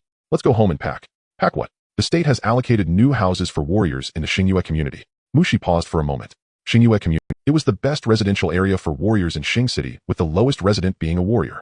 It had independent courtyards, training rooms, and dedicated property security, with access requiring a card. Are you serious? I just received the news, but it's already recorded in the system, and you can move in at any time. There's also a subsidy of 300 credit points each month. 300,000. She asked. 300,000. Then I can drink 3 bottles of jade liquid every day? You can drink 5 bottles. Mu Shi laughed, tightening her grip around his arm. The two of them hailed a taxi at the roadside, heading towards the Sunshine Garden. In the car, Mu Shi leaned on his shoulder, her fingers drawing circles in his palm. Suddenly she stopped. Husband. You said the state is giving you a house and a subsidy. Does that mean you will have to go outside the city to deal with demon beasts? There are monthly tasks. Mu Shi tightened her grip on his fingers. What are you afraid of? Yi Tian said your husband is now a warrior. Dealing with a few demon beasts is a piece of cake. Mu Shi didn't respond, burying her face in his shoulder. The car stopped at the entrance of the Sunshine Garden, and the two of them went. In fact, there wasn't much to pack: a few pieces of clothing, a few unfinished bottles of jade liquid, a marriage certificate, and a red double happiness symbol. She carefully took down the crooked red double happiness from the wall, rolled it up gently, and stuffed it into her bag. Do we need to take this too? Yi Tian asked. Of course. This is our first double happiness symbol. Yi Tian didn't say anything more, picking up the suitcase and taking one last look at the shabby room they had lived in for less than 2 months. The wall plaster was still peeling, the faucet was still dripping, and the sofa was still sagging. But he surprisingly felt a bit reluctant. This was his first home after crossing over the place where Shi first called him husband and where their child was conceived. Let's go. Go. The door closed. Meanwhile, in the dark room of the Warrior Certification Center, Zhang Jintao sat in a chair, his fingers tapping rhythmically on the table. He was contemplating one thing: whether to report this matter upwards, how much to report, and to whom. An 18-year-old warrior was quite rare throughout the Tianqiang Empire. Having one emerge from a second-tier city like Xing City was both his accomplishment and his responsibility. The accomplishment was his discovery. The responsibility was to ensure this seedling did not perish. After thinking for a while, he picked up the secure phone on the table and dialed a number. The phone rang 3 times before being answered. Who is this? The voice was deep, carrying a calmness from being in a high position for a long time and a hint of impatience at being disturbed. Mayor Mu, this is Zhang Jintao from the Warrior Certification Center. The other end fell silent for a moment. Mu Jiangwo, the mayor of Xing City, a peak marshal general, had been operating in Xing City for over 20 years with a deep foundation. Zhang Jintao hesitated for a moment while making the call. Yi Tian's wife was Mu Jiangwo's daughter, and this matter couldn't, but he thought again. Mu Jiangwo must know that his daughter was married, and this matter would eventually come to light. It was better for him to be the one to convey this personal favor. Director Zhang, what's the matter? Mu Jiangwo's voice was flat, revealing no emotion. Mayor Mu, I called you today to inform. Who? Yi Tian.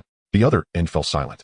Zhang Jintao thought Mu Jiangwo was processing this information, and after waiting a few seconds was about to continue when Mu Jiangwo's voice came through, laced with confusion.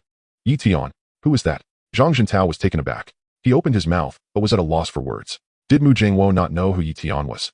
Did he not know that his daughter married someone named Yi Tian? Instinctively, he glanced at the information in his hand. Spouse Mu Shi, registration date, Huanxi Hongyuan, all the information clear. But Mu Jiangwo didn't know. Mayor Mu, your daughter Mu Shi registered her marriage with Huanxi Hongyuan a month ago. The spouse's name is Yi Tian. The other end fell completely silent.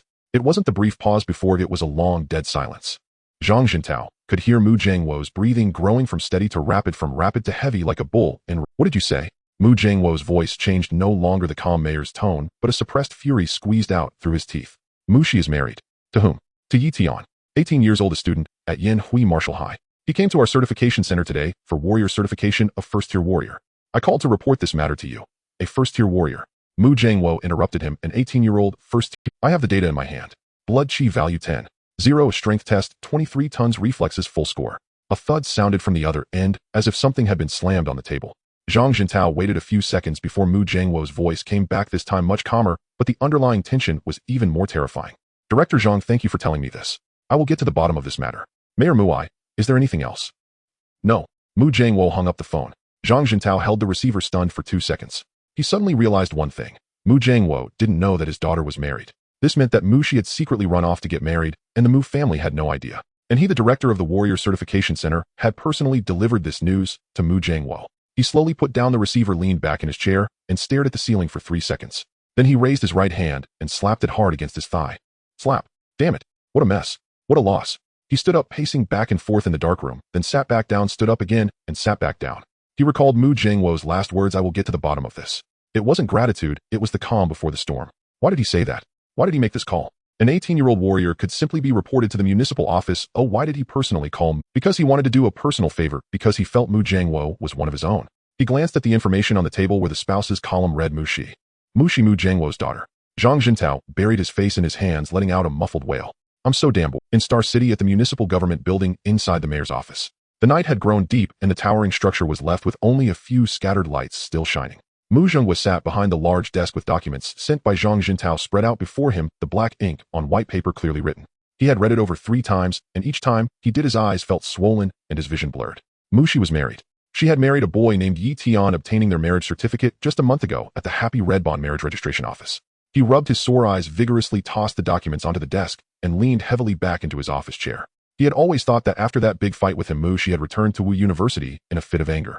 He still remembered that day when Mu Shi stood in the middle of the living room, her eyes swollen like walnuts, her voice trembling out of tune as she shouted at him, "Aren't you just trying to sell me to the Zhao family?" After shouting this, she slammed the door and ran away, never to return home. At that time in his eyes, his daughter with her meridians severed had become a bird with broken wings never to soar again. He had not paid much attention to her actions since then. It was not that he didn't care, but he was truly overwhelmed. The city's defense against the beast tied the supply of provisions for the city defense army and the financial budget for the next quarter all weighed heavily on his desk, nearly suffocating him. At home, he had a pair of young children, both of whom had awakened their class talents, their potential no less than that of the peak period of Mushi. He poured all his remaining energy into these two children, believing that She would eventually come to her senses, return to Wu University, and pick up her life again. But he never expected that she would not return to Wu University. Instead, she went to get married to an unknown student from Wugao. Mu Zhenghua picked up the documents and patiently flipped through them again. Yi Tian, 18 years old, a student at Yanhui Wugao. A month ago, his blood energy level was barely 0. 8 cards, ranking 3rd from the bottom in the entire grade. Seeing this line, Mu Zhenghuo's mouth twitched. He couldn't tell whether to scoff or to curse. Flipping the page, he found the freshly issued warrior certification report. Blood energy level 10. 0 cards, precisely reaching the threshold of a first-tier martial artist. Strength test, 23 tons, already comparable to the level of a second-tier martial artist. Even the reaction test scored full marks. An 18-year-old first-tier martial artist. In his lifetime, Mu Zhenghua had seen prodigies who achieved enlightenment overnight and martial arts geniuses who thrived against all odds, but he had never seen nor heard of anyone who could rise from a blood energy level of 0. 8, ranking at the bottom of their class, to a first-tier martial artist in just 1 month. Even with cheat codes, it couldn't be this outrageous. The path of cultivation required resources to pile up talent to rely on and master guidance. Any missing element would make progress impossible. Could this kid's cultivation have soared like a rocket? He took off his glasses, pinched the swollen bridge of his nose with his fingers, paused for a long while, then put his glasses back on and reached for the secure hotline phone on his desk. Shall he find out about a person for me? Yi Tian, dig up every detail about him, his family history, and every experience from childhood to now. I need to know everything. The report must be on my desk by tomorrow morning. On the other end of the line, Shaoli responded quickly. Mu Zhenghua hung up the phone, carefully closed the documents, and locked them in the deepest drawer of his desk. He stood up and walked to the floor-to-ceiling window. Outside was the dazzling night view of Star City with countless lights resembling a starry river that spilled down to earth. He suddenly remembered Mu Shi as a child with 2 playful pigtails running after him with her short legs, calling out in a sweet voice, "Daddy, hold me." At 6 years old, she awakened her class talent, causing a sensation throughout the city. At 16, she smoothly broke through to become a martial artist, the brightest young genius in all of Star City. Back then, he would boast to anyone saying that his daughter Mu Shi was born for the martial arts and would surely reach the pinnacle of martial kings, bringing glory to their family. But fate did not follow wishes, as she unexpectedly severed her meridians and the path of martial arts was completely cut off. He watched helplessly as that spirited daughter fell from the clouds into the mire, transforming from a celebrated genius into a lamented failure. He began to frantically immerse himself in work, shifting all his attention to his other 2 children. Mu Zhenghua stood by the window, gazing at the full bright moon on the horizon, lost in silence for a long time. Suddenly, he felt a pang of bitterness. Her biological father was probably the last person in the world to learn of this matter. That night the moon was bright, and the night wind was cool. A matte black hovercar, without any license plate, silently appeared at the entrance of Xingyue Community. The car bore no unnecessary markings, and its nearly twice the width of a regular civilian model exuded an intimidating aura that kept strangers at bay. This was a specially supplied vehicle for the municipal hall, with only 3 in total throughout Star City. The driver lowered the window and handed over a document with a black cover. The security guard at the gate took a glance and instantly trembled, hurriedly returning the document with both hands almost rolling as he pressed the lift barrier. The hovercar's engine made no sound as it glided like a shadow into the community, coming to a steady stop at the foot of the building. The engine shut off, and Mu Zhenghua bent down to exit the vehicle. He wore a dark gray casual jacket without a formal suit or tie, looking like an ordinary father visiting his daughter late at night. Yet he still stood tall and straight like a pine tree, his demeanor radiating the calm and authority that came from holding a high. Mu Zhenghua arrived at the door of room 2303, stopped, raised his hand, and knocked 3 times, neither too light nor too heavy. The door opened. Mu Shi stood behind it, dressed in a loose cream-colored loungewear, her long hair casually tied up in a bun, and natural face, without any makeup.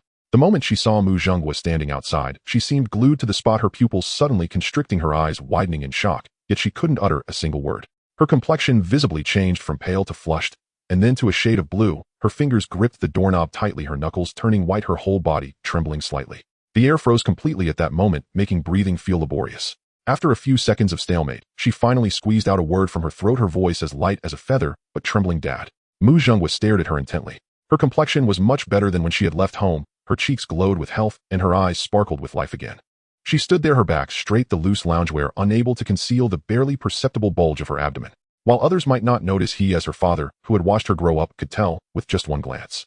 He swallowed hard, his voice carrying a hint of an unrecognized heaviness. Is there something? His mind was left with only one thought. His carefully nurtured daughter of over 20 years had been taken away by some young punk.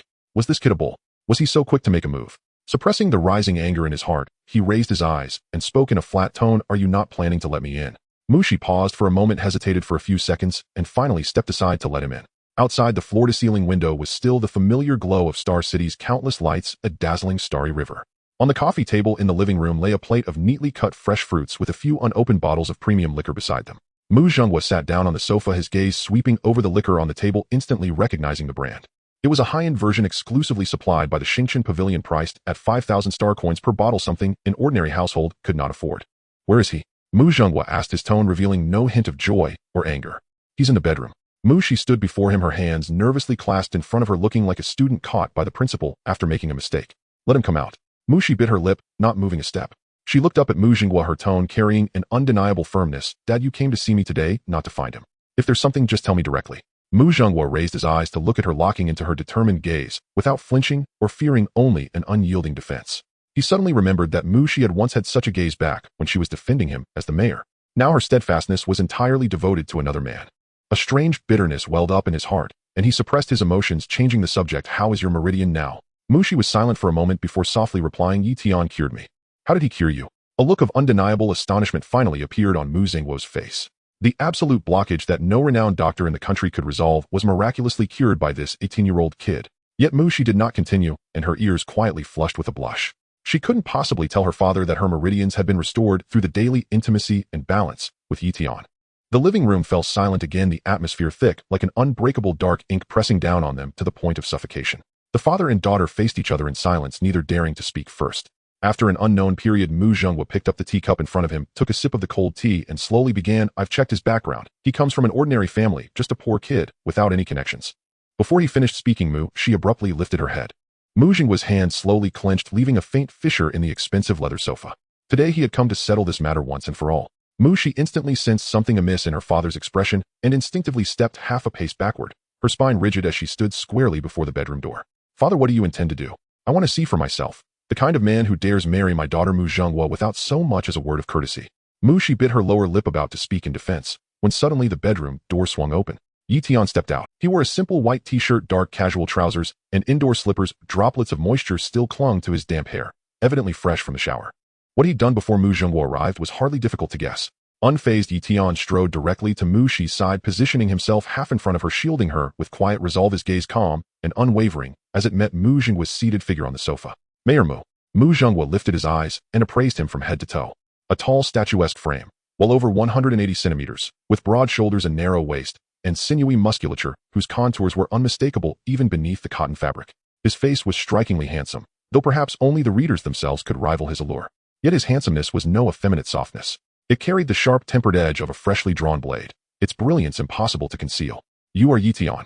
Mu Zhenghua spoke, his voice heavy with the innate authority of one long accustomed to command. "Yes, and you know who I am.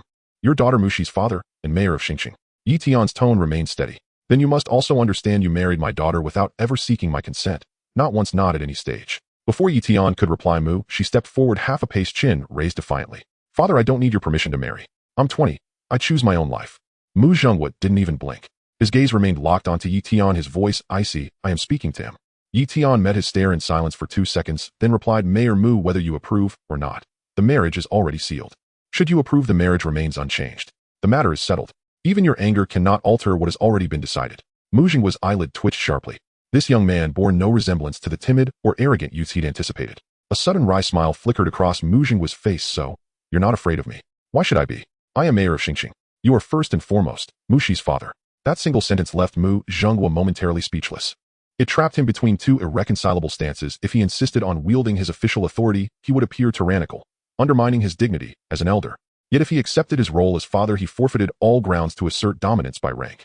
This youth, seemingly so young, had placed him squarely upon the crucible of principle. "Father, please sit down."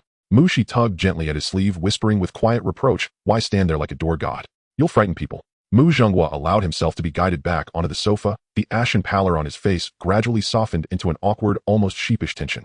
His sidelong glance swept over Yi Tian, then lingered on Mushi's subtly rounded abdomen. He drew several deep, deliberate breaths, suppressing the surge of fury rising in his throat, before asking hoarsely, "How many months?" Mushi's cheeks flushed crimson as she murmured, 6 weeks. Mu Zhenghua nodded silent. 6 weeks. So the moment the marriage certificate was issued, he'd already turned raw rice into cooked grain, swift indeed. He turned his gaze fully toward Yi Tian, his tone shifting abruptly. Sharp, incisive, probing. I've reviewed your records. 1 month ago, your Kiblet index stood at merely 0.8, far below even the threshold for a probationary martial artist. Now you're a first-rank martial artist. Tell me, how did you achieve this? Good fortune, Yi Tian replied, calm and detached. Mu Jingwa's lips twitched violently. Good fortune. It had taken him 4 full years to push his Kiblet index from 0.8 to the breakthrough threshold of 10.0. This youth had traversed in 30 days the path that had consumed his own youth, then dismissed it as mere luck. Mu Jingwa's brow arched slightly, and he asked no further. In the next instant, an invisible, terrifying pressure erupted from him, sudden, overwhelming, absolute. It was not killing intent, but the sovereign suppression of a peak-level martial general, his Kiblet radiating outward. With over 900 units of Kiblet foundation unleashed, the very air in the living room thickened like wet cement, breathing became a laborious weight, and framed paintings on the walls trembled faintly. Yi Tian's pupils contracted sharply. In that moment, the middle-aged man in the charcoal-gray jacket seated calmly on the sofa ceased to exist, replaced instead by a slumbering primordial beast now wide awake. His eyes held no rage, no scrutiny, only a cold, detached indifference, as though gazing upon insignificant insects from an unassailable height. Yi Tian felt an invisible mountain crash down upon him. His shoulders were pinned by colossal unseen hands, his knees trembled uncontrollably, and his bones groaned under unbearable strain. Father, what are you doing? Mu Shi's face drained of color. She screamed and lunged forward, only to be thrown back half a step by the lingering shockwave of his aura. Mu Jingwa didn't glance at her. His gaze remained fixed on Yi Tian, voice iron hard. I'm testing whether the man my daughter chose can truly bear responsibility. Yi Tian inhaled deeply, halting his retreat mid-step. He could not yield. Behind him stood Mu Shi and their unborn child.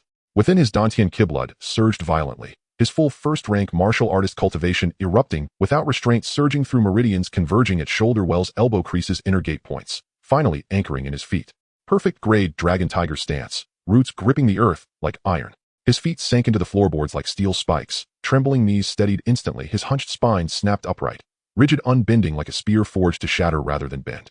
A flicker of genuine surprise crossed Mu Jingwa's eyes, and his pressure intensified. Yet another tear. Veins bulged along Yi Tian's forehead, his temples throbbed violently, beads of cold sweat broke across his skin, soaking his white t-shirt until it clung tightly to his back. Yet he retreated not a single step. Jaw clenched, Yi Tian slowly raised his right hand. Yi Tian, don't move. Mu Shi's eyes brimmed with tears. She knew her father's strength all too well. Any action from Yi Tian now would be suicide. But Yi Tian heard nothing. A deafening roar filled his ears, the thunderous rush of his own Kiblet, while Mu Shi's voice faded as though muffled behind thick wool. His fingers closed into a fist, knuckles cracking audibly, tendons knotting like coiled serpents, faint azure lightning crackling between his knuckles, humming with electric intensity. Perfect grade thunder rush fist, unleashed at full power. Without hesitation, Yi Tian drove his fist straight into that towering invisible mountain. The razor-sharp wind of his strike tore through the oppressive aura like a blade parting silk, producing a piercing, shrieking cleave. Lightning flared violently around his fist, carving a jagged rift directly through the suffocating pressure. Mu Jingwa's eyebrows finally jerked upward, and the all-encompassing aura receded, instantly vanishing like retreating. Yi Tian felt the crushing weight lift, momentum carrying him half a step forward before he regained perfect balance. His fist hovered midair, the last embers of azure lightning fading slowly between his fingers. Mu Jingwa studied him. Then a slow, genuine smile curved his lips. Perfect grade dragon tiger stance. Did Mu Shi teach you that?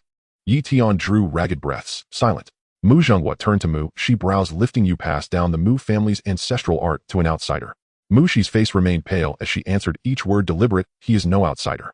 He is my husband, and the father of my child. Mu Jingwa held her gaze for 2 long seconds, then offered no rebuttal, turning back to Yi Tian. His eyes traveled slowly, from Yi Tian's face down to his feet planted immovably in the floor, then to his still trembling fist, and finally, to his unyielding upright shoulders. Mu Jingwa observed him carefully, like an expert appraising a rare porcelain vase, searching meticulously for the faint. What is that fist technique called? He asked. Thunder rush fist. Thunder rush fist. Mu Jingwa frowned, genuinely surprised. That commentier low-grade yellow-rank martial art. How could you generate such power? Before Yi Tian could answer, Mu Jingwa barked aloud, his admiration blazing. Unguarded, fine young man. It was the purest acknowledgement one martial artist could grant another. Talented, unbroken, resolute. He rose from the sofa, approached Yi Tian, and struck his shoulder firmly with an open palm. The blow appeared light, but Yi Tian felt searing agony lance through his scapula, as though the bone might splinter. That old fox did that on purpose, he thought bitterly. A first-rank martial artist who withstands 30% of my aura and counters it heathen. Impressive. I am sad. Mu Jingwa withdrew his hand. All coldness had vanished from his voice, though ranked first rank, your physical power rivals that of a second-rank practitioner.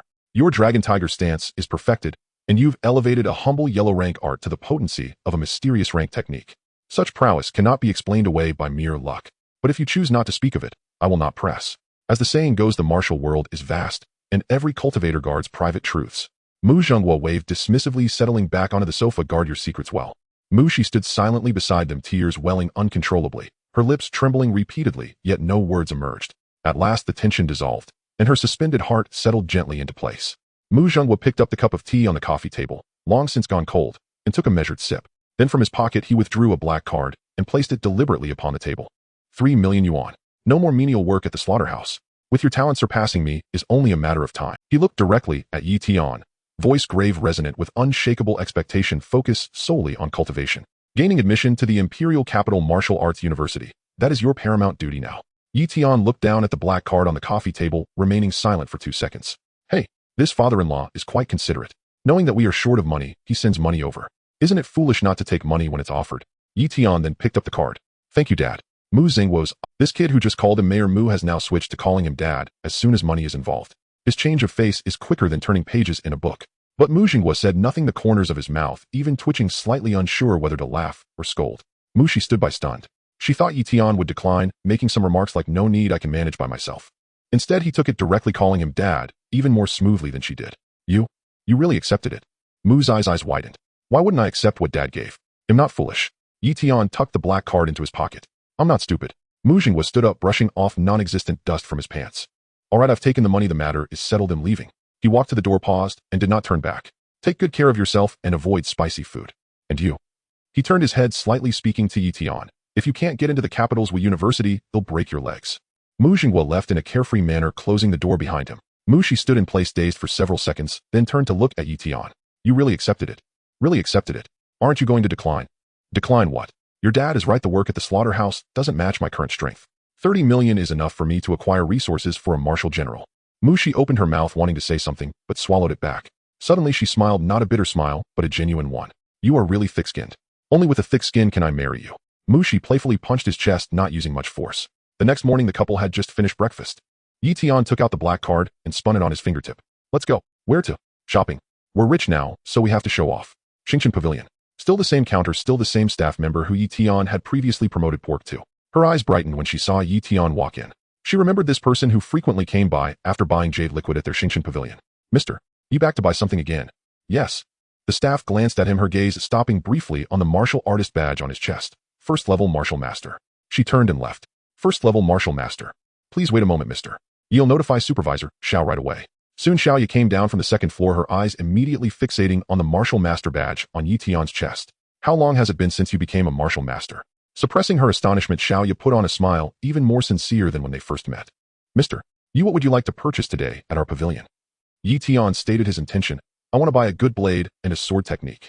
Xiaoya's expression brightened. This was a big sale. She led the way, her demeanor graceful, inadvertently revealing a hint of shocking whiteness. This moment caught Mu's eyes attention, and she wrapped her arm around Yi Tian's, displaying her claim. Soon they arrived at the 4th floor of Xingshan Pavilion. This was the floor where they sold weapons. Please come this way, mister. Yi. Xiaoya brought them to a transparent counter. The counter was made of transparent water mirror. Inside lay 2 blades. One of the blades was entirely black, its edge adorned with a dense pattern of blue lines resembling an electric net spread across its surface. The handle was black, wrapped in non-slip hemp rope, and embedded with a light blue gem at the grip. This blade is called Thunderstrike, forged from meteorite iron and the bones of thunder beasts. The lightning patterns on the blade have undergone special treatment, certified as an Xian level weapon by the Empire's Forging Association, priced at 680,000. Yi Tian picked up the blade and gave it a grip. It felt slightly heavier than Thunderstrike, but the curve of the handle fit perfectly in his palm. He activated his chi and blood, and lightning surged from his fist, causing the blue patterns on the blade to instantly illuminate, enveloping the entire blade in blue electric light, emitting a crackling sound. Wrap it up. Inside lay another purple blade, thinner in body, the patterns on the edge silver-white, resembling light. This one is called Purple Lightning, forged from Thunderstrike wood and the spine bones of thunder beasts. The silver-white patterns on the edge are naturally formed, capable of automatically absorbing lightning attribute energy from the air, sustaining the blade's temperature during battle. Priced at 920,000. Yi Tian picked up Purple Lightning and activated his chi and blood. The blade automatically emanated a layer of purple halo, as if it were alive. He'll take both. Xiaoya's hand paused. Sir, both?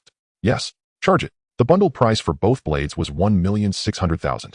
Sir, we will arrange for special personnel to deliver your items to your home. No need, I'll take them myself. Afterwards, the group also bought a 7-star sword technique on the 8th floor of Xingshan Pavilion. The sword struck like light, as if it were a star. The earth-level sword technique's price was double that of the two blades combined. Yi Tian inserted both blades at his waist, one on the left and one on the right, and turned to walk out. Mu Shi followed behind, watching him walk with two blades at his waist, a confident aura about him, unable to hold back her laughter. What do you look like? What do I look like?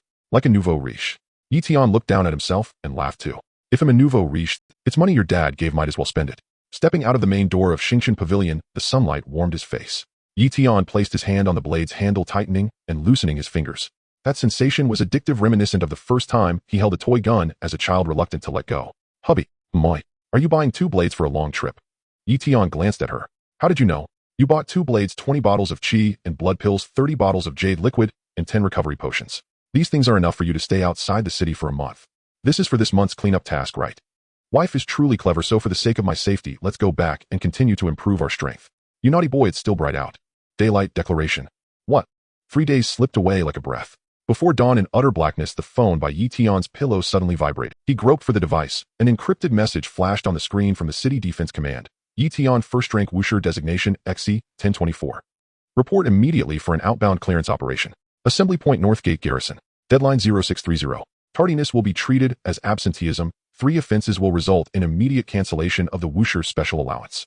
Yi Tian glanced at the time, 0540. He slid quietly from the bed, careful not to disturb Mu Shi, who curled beneath the covers, a pale shoulder, exposed, sleeping soundly. Clearly some unscrupulous, he had given her quite a night. Yi Tian bent over and pressed a gentle kiss to her smooth brow, then turned to the bathroom to wash. He donned the deep gray combat uniform issued by the city defense, his posture erect as a pine. At his left hip hung the Jinglei Dao, at his right the Zidian Dao. Even sheathed, the blades exuded a bone-chilling gleam. He straightened his appearance in the mirror. His handsome features paired with a warrior's sharp aura made him all the more striking. Yi Tian wasted no more time and stepped out. When he reached the Northgate Garrison, it was exactly 0620. On the empty parade ground, 5 figures already stood, 4 men and 1 woman, each clad in combat gear. Yi Tian's gaze swept the martial badges on their chests and cooled. Each was a mere martialist, not one had understand that Wusher were scarce strategic assets. In all of Xingqiang, fewer than 30 were registered with the city defense, scattered among its battalions. In today's ad hoc squad, he was the only Wusher besides the leader. Assemble. A cold, piercing female voice rang from the high platform, shredding the morning stillness. On the steps stood a figure in black, close-fitting combat attire, a woman in her early 30s with tidy short hair, striking cold features, lips pressed thin, and eyes sharp as blades. Her scrutiny carried unquestionable authority. The Wusher insignia on her chest gleamed with 3 stars. She was a third-rank Wusher. This was the deputy captain of the city defense's 3rd Battalion Hanbing. A true third-rank Wusher powerhouse, she served as the squad's permanent leading Wusher and to countless soldiers in the city defense and icy goddess. Yi Tian was merely a temporary addition. Report the roll. 1, 2, 3, 4, 5, 6. With the 6 assembled, Han Bing nodded briefly, her gaze landing squarely on Yi Tian as she appraised him without expression. New recruit. Yes. Name. Yi Tian. Cultivation. First rank Wusher. At those words, the parade ground fell utterly silent. The other 4 men and the lone woman turned as one, all eyes on Yi Tian. Astonishment, bewilderment, and a hint of envy flashed across their faces, yet Han Bing's presence quelled any murmur. In Xingqiang, martialists were common, but Wusher were 1 in 10,000. Han Bing glanced down, swiped her tablet to confirm the intel, then issued orders in a cold voice. Today's objective: clear a monster den 15 kilometers beyond the North Gate. Intel confirmed at least 21st rank Lifone wolves occupy the nest, and there is likely a 2nd rank Lifone wolf king. Mission requirement: annihilate them, no survivors. She closed the tablet and quickly divided the team. Zhao Gang and Lu Yong will flank from the east, Wang Lei and Sun Mei will block the west. Yi Tian breached the nest, hidden with me. She paused and looked to the remaining man. Li Hao, cover the perimeter and be ready to support at a moment's notice. Li Hao was roughly 27 or 28, a 9th rank martialist. His face was relatively handsome, but his eyes betrayed a pampered arrogance, and when he looked at Han Bing, his admiration was plain. Hearing the assignments, he turned to Yi Tian with a curl of scorn and resentment in his mouth. How could a newcomer be worthy to stand beside Captain Han? Yi Tian ignored him, smirking inwardly. Was this man blind? Could he not see the Wusher badge on his chest? He felt no patience for such a brazen fool who picked quarrels without regard for the moment. Li Hao, incensed by Yi Tian's disdainful look, was about to erupt, but a teammate grabbed him and hissed, "Are you in? He's a Wusher. So what? Newcomers follow newcomer rules." Li Hao retorted stubbornly, and then a sudden bone-deep chill washed over his neck. He stiffened and looked down to find the Zidian Dao pressed at his throat. Violet arcs danced along the blade, sizzling as the current stung his skin and made his scalp prickle. Only then did Li Hao snap awake to the yawning gulf between martialists and Wusher. His face drained of color and his voice shook. "Brother, let's talk this out. Can we settle it?" "What are you doing?" Han Bing strode over after learning the cause. She glared at Li Hao and snapped, "Cause any more trouble and you're off this mission." Her tone toward Yi Tian softened. Yi Tian join me. Together we'll cut down the second-rank Wolf King. Yi Tian nodded, sheathed the Zidian Dao, and his sharpness eased. The armored convoy thundered out and arrived 15 kilometers beyond the north gate. The vehicle doors slammed open and a thick rank stench of beasts washed over them, acrid and nauseating. Beneath their boots the ground was gray-black rubble, where nothing grew, a scene of desolation. In the distance a half-collapsed heap of stone marked an abandoned mine tunnel that the wolf pack had claimed as its lair. The cave's dark mouth gaped like a beast's maw, radiating savage menace. Han Bing was the first to leap down, drawing her blade as she lowered her voice to order, execute the east and west flanks as planned. Advance on the front with me. No shouting. No solo actions. Yi Tian followed closely behind Han Bing, slipping toward the stone stronghold's front. Li Hao trailed at Yi Tian's heels, his heavy steps crunching the rubble in an obvious attempt to make noise. Han Bing glanced back, her look frosty. Li Hao's heart tightened, and he immediately hushed his steps. Yi Tian snorted inwardly. Outside the city such fools were childishly immature. A thread of killing intent spread through him. The closer they drew to the cave mouth, the more the stench intensified, like rotting meat in fermentation, making one want to retch. In the darkness, pairs of eerie green wolf eyes slowly lit up like ghost fires, and a low feral howl rolled out from within the cave. In the next instant 7 or 8 gray-black Lifone wolves burst forth arrow-fast. Their claws raked the ground, throwing up sparks as they lunged at the team. Engaged. Han Bing barked, surging forward in a flash. Her blade moved like lightning and cleaved the lead wolf in 2, crimson blood spraying the earth. On the east, Zhao Gang and Lu Yong sprang out back-to-back, each strike merciless as they cut down the attacking wolves. To the west, Wang Lei and Sun Mei closed in, blades flashing as they grappled with the Lifone wolves. Yi Tian slowly drew the Jinglei Dao, blue veins flared along the blade as savage lightning crawled its length, the crackling current hissing and pressure radiating outward. He did not recklessly charge. Instead, he held position to Han Bing's rear flank, staunchly guarding her blind side steady. As he rushed to deliver the finishing blow, a howling wind wolf stealthily pounced from the side with blinding speed. Li Hao had just felled the wild wolf in front of him and had no time to turn and evade. He was mere moments away from being shredded by the wolf's claws. At that moment, Yi Tian moved. He did not employ the perfected 7-star blade technique, but instead opted for the simplest method, the butcher's 3 cuts. In Yi Tian's eyes, the leaping howling wind wolf was riddled with flaws. It seemed not like a fierce beast, but rather like a carcass waiting to be slaughtered. With a single step, he moved like lightning, the thunder blade enveloped in dazzling lightning, cleaving horizontally. The blade instantaneously sliced through the wolf's throat, and scalding wolf blood gushed forth warm and reeking. The howling wind wolf let out no cry, its limbs twitched a few times before it died on the spot. Li Hao turned around, looking at the wolf's corpse on the ground, then at the still wet blood on Yi Tian's face. Instead of expressing gratitude, his expression darkened, and he scolded harshly, "Who told you to meddle? I could have dodged on my own." Yi Tian glanced at him, dismissively, too lazy to argue. Ahead, Han Bing did not turn back, her voice as cold as ice. "Li Hao, shut up. If you disrupt the formation again, military law will be enforced." Li Hao was so furious that his lips trembled, yet he couldn't utter a single word. He wanted to argue, but Han Bing's military order had already been issued. If he dared to say another word, he wouldn't have to show up for the city defense army tomorrow. Yi Tian glanced at him, his tone very indifferent. "Remember what you said, and next time just die." Li Hao's face turned from ashen to a deep shade of purple, his hand gripping the knife, tightly, veins bulging, his knuckles cracking. He wanted to charge forward, but was pulled back by Zhao Gang. "Are you crazy?" Zhao Gang lowered his voice, his eyes looking at him as if he were an idiot. "He is a martial master. Are you really going to fight him? Next time I won't hold you back." Li Hao gritted his teeth, his chest rising and falling violently, finally squeezing out a few words through clenched teeth.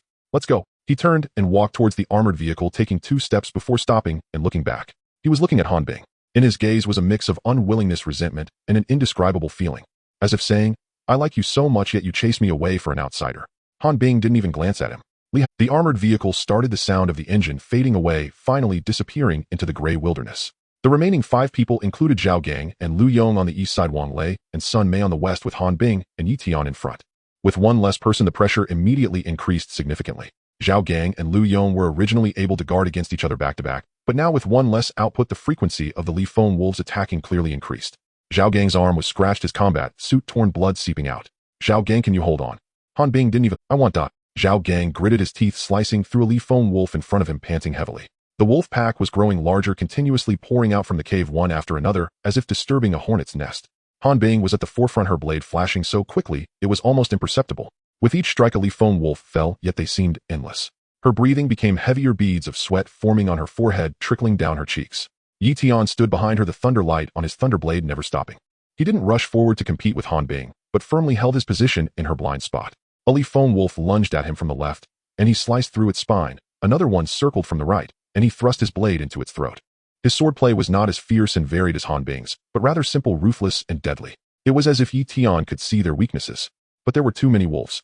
The defense line on Zhao Gang and Lu Yong's side began to waver. Sun Mei received another scratch on her arm. Wang Lei's blade became dull, and when he switched to a spare one, his movement slowed by a beat, allowing a Li Feng wolf to take advantage and bite his calf. "Ah!"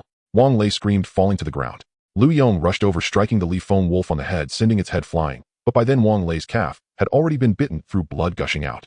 "Everyone retreat." Han Bing's voice exploded in everyone's ears like thunder. Zhao Gang dragged Wang Lei back, Lu Yong protected Sun Mei, and the five of them formed a circle back-to-back, shielding the injured in the middle. The Li Feng wolves surrounded them in a semicircle, their green eyes fixed on them, low growls rumbling from their throats, their front paws scratching the ground, ready to pounce at any moment. "Capture the leader first. Team Han, we will go in to kill the Wolf King. You three guard the cave entrance, don't let a single one escape." Yi Tian gritted his teeth, knowing he could ensure his own safety, but these warriors might suffer heavy losses. The first mission cannot end so miserably. Han Bing was somewhat surprised. As the team leader, she was actually being ordered. But thinking it over, indeed, capturing the leader first was the way. Killing the Wolf King would make clearing the wolf pack much easier. Zhao Gang followed the plan. "I will go with Yi Tian to kill the Wolf King." Zhao Gang nodded, handing Wang Lei over to Sun Mei and positioning himself at the forefront. Lu Yong stood beside him. The two exchanged glances, both seeing the same resolve in each other's eyes to hold the line. Han Bing turned and dashed toward the cave entrance, moving at incredible speed, with Yi Tian following closely behind. The darkness inside the cave engulfed the two of them like a mouth. Drops of water hung from the stone walls above, dripping down and making soft plopping sounds on the ground. The stench in the air grew stronger, mixed with an indescribable rotting sweetness, as if something had died a long time ago and had yet to decay. The thunder light on Yi Tian's thunderblade flickered slightly, illuminating a small area ahead. Suddenly Han Bing halted. She raised her hand, signaling Yi Tian to stop. Three pairs of eyes appeared ahead. One pair was blood red, fierce and brutal. Another pair was dark red, cold and cunning, and the last pair was murky and grayish-white, like they were covered in mist. Three Wolf Kings. Han Bing's pupils suddenly constricted. The intel was wrong. Her voice was lowered so low that only Yi Tian could hear. The foremost Wolf King was the largest, its fur a deep gray with a ring of black mane around its neck resembling a lion. Its eyes were blood red, fixated on Han Bing, its front paws digging deep grooves into the ground. A second-tier Wolf King twice the size of the one described in the intel. Next to it was a smaller one, its fur a brownish-gray, dark red eyes with sticky saliva dripping from its mouth. It was also a second-tier Wolf King, slightly weaker than the first, but its gaze was even more sinister, as if ready to launch a surprise attack at any moment. The one at the back was ancient beyond belief. Its fur was grayish-white, almost completely gone, exposing loose skin and ribs beneath. Its eyes were murky, veiled by a layer of white mist, as if blind. But the aura emanating from it was stronger than the combined presence of the first two. Han Bing tightened her grip on the blade's handle. She took a deep breath and turned to Yi Tian, saying, "I will hold off the old one, you deal with the other two. Hold for 3 minutes, Zhao Gang, and the others can't guard the cave entrance for too long." "All right." Yi Tian didn't hesitate, offering only a single word. Han Bing moved like a black lightning bolt, her blade slicing through the darkness straight for the old Wolf King's throat. The old Wolf King did not evade, nor did it move, only raising a front paw as if swatting a fly. Clang! The blade struck its paw, producing a sharp metallic clang, sparks flying. Han Bing was knocked back 3 steps, her palm tingling, nearly losing her grip on the blade. The old Wolf King howled in pain, retracting its paw, its body instantly tensing up. Third tier. Han Bing gritted her teeth, red dripping her blade. This old beast is third tier. The deep gray Wolf King seized the opportunity, lunging at Han Bing from the side. Its speed was astonishing, its claws cutting through the darkness, creating a piercing wind. Han Bing didn't have time to turn around. Yi Tian stepped forward, the thunder light on his thunderblade surging, striking the Wolf King's claw. Butcher's 3 cuts, bone chopping. Clang, a woo. Accompanied by the resonant sound of metal striking metal, a piercing wolf howl echoed. The left front paw of the deep gray Wolf King split open from the middle, nearly severing it in two. At that moment, it was retreating, gasping for breath. Yi Tian furrowed his brows. He had thought that this strike would cut through the Wolf King's paw like slicing through cucumbers, but it merely left a gash. Indeed, the physical difference between a second-tier and a first-tier beast was like heaven and earth. This strike would have cleaved a first-tier Li Feng wolf in two. As expected, the basic sword technique's power had its limits. It could only be effective against martial artists. At that moment, another gray-brown Wolf King circled around from the other side, attempting to launch a surprise attack from behind. Yi Tian didn't even turn his head, drawing out the Zidian blade from his waist, and with a reverse stroke, he slashed outward. The silver-white patterns on the Zidian blade illuminated, sending forth a purple arc that struck the Wolf King's nose. The Wolf King let out a pained cry, jumping back 2 steps, a patch of fur stripped from its nose, revealing the pink flesh. Taking advantage of the moment, Han Bing rushed toward the old Wolf King. This time she changed her approach, no longer meeting it head-on, but circling around, each strike aimed at its eyes and throat. The old Wolf King moved sluggishly, turning slowly, but each strike carried immense strength, its claws carving deep grooves into the cave walls, sending shards of rock flying. Yi Tian faced 2 second-tier Wolf Kings alone, the pressure weighing down on him like carrying a mountain. With the Zidian in his left hand and the Thunderblade in his right, He activated both blades simultaneously, the lightning and purple light intertwining in the darkness, forming a net that blocked wave after wave of attacks from the two wolf kings. The two wolf kings stared intensely at Yi Tian, their previously fierce eyes now devoid of malice, replaced by a madness that seemed to risk everything. It knew better than anyone that it was no match for the human before it. Yet it felt no fear. Behind it lay its clan, its brothers, and its old father. There was no option to flee, only a fight to the death. On Han Bing's side, the battle had already begun to change quietly. The ferocity of this old wolf king far exceeded expectations. The physical strength of the beast far surpassed that of human warriors of the same rank. Han Bing, a dignified third-tier martial artist, struck with all her might, but could only break its fur without inflicting real harm. Han Bing was greatly alarmed. This old wolf's true realm is definitely far beyond this. But it was too old.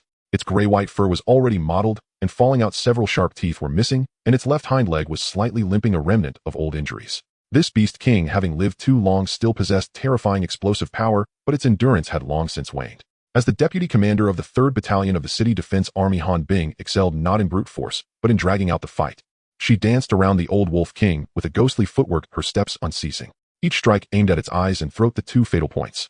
With each turn, the old wolf king was slower than the last. Each slash of its claws came with a heavier breath than before. Its breathing grew increasingly labored, wheezing like a broken bellows, foam beginning to spill from the corners of its mouth. This was a sign of depleted vitality and exhaustion. Almost there. Han Bing gritted her silver teeth and thrust her blade straight at the old wolf king's eye.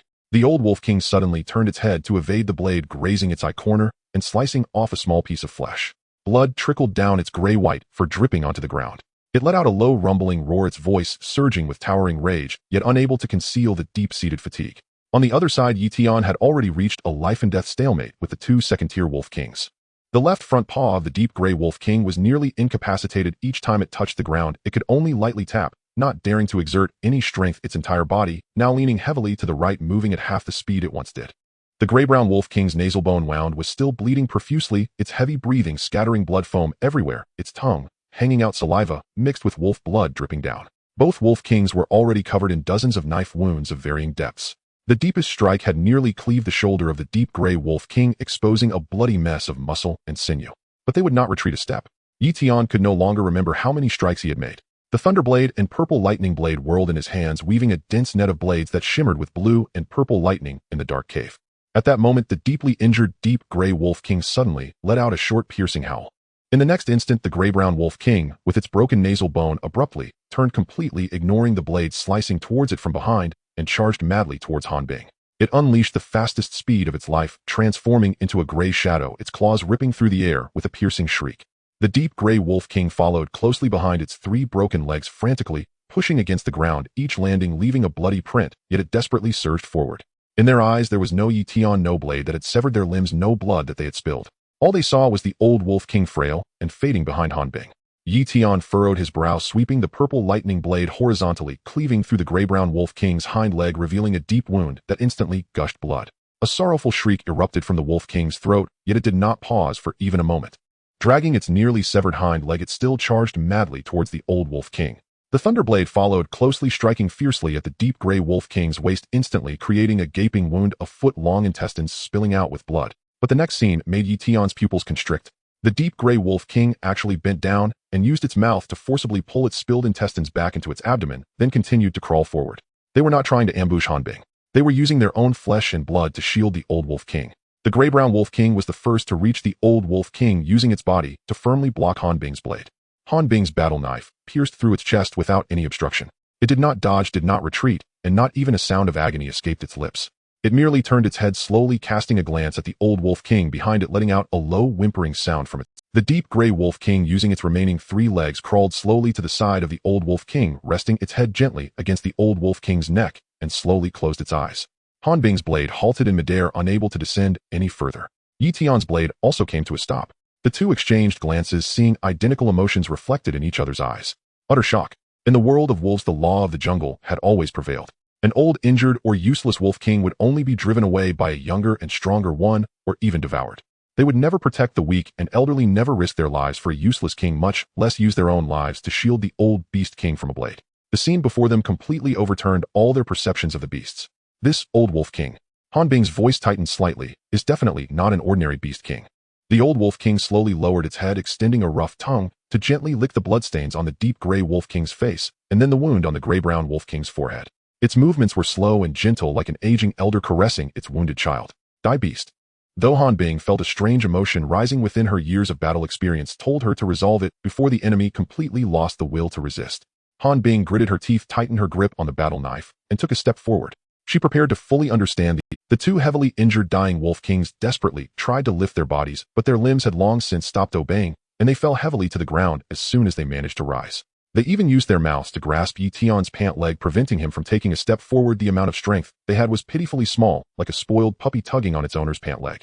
Yi Tian looked down at them, his grip on the hilt of his blade tightening and loosening repeatedly. Han Bing had already rushed to the old wolf king's front, raising her battle knife high. The old wolf king did not evade. It lay there motionless like a weathered statue from 1,000 years ago, awaiting the— Han Bing's knife fell halfway, then abruptly halted. It was as if she saw her own future. No, will you kill or not? Behind her, Yi Tian watched Han Bing's stunned expression with some helplessness. Sister, we are on a mission. If you can't do it, let— Han Bing fell silent for 2 seconds, slowly sheathed her knife, and took a step back. Yi Tian walked forward, standing before the old wolf king. The old wolf king raised its head, its murky blind eyes facing him. Yi Tian took a deep breath, gripping the hilt of the purple lightning blade with his right hand and pressing down on the back of the blade with his left. 7-star blade technique, Kaiyang. This was the martial art he had purchased for 3 million credits at the Starry Pavilion, and in recent days, thanks to the system's point deductions, he had already mastered it to perfection. As the saying goes, the Southern Dipper brings life, while the Northern Dipper brings death. The 7-star blade technique corresponds to the 7 stars of the Northern Dipper in the sky. He had never revealed it before, and no one knew how terrifying this one strike truly was. Suddenly, silver-white patterns on the blade of the purple lightning blade glowed bright. No longer the faint electric light of before, it shone blindingly like the dazzling, searing light of thunder from the 9th heaven. The entire battle knife was completely enveloped in white light, trembling slightly, emitting a buzzing sound that shook. The overwhelming energy surged like a volcanic eruption, sweeping through his body, causing his muscles and bones to resonate and his skin to quiver. Yi Tian slowly raised the purple lightning blade. The white light on the blade converged into a beam, shooting straight up to the cave's ceiling, illuminating the entire dark cavern. 7-star blade technique, Kaiyang. Kaiyang corresponds to the martial star dominating slaughter. This strike is the most powerful of the 7-star blade technique. The white light cleaved down from the old wolf king's head, instantly penetrating its entire body. Its head lowered even further, its limbs gradually bending, kneeling down towards the ground. The two heavily injured wolf kings, witnessing the old wolf king's collapsing figure, let out low, mournful howls. That was a heart-wrenching sorrow. Dragging their broken bodies, they crawled slowly to the old wolf king's side, resting their heads against its already cold body, and slowly closed their eyes.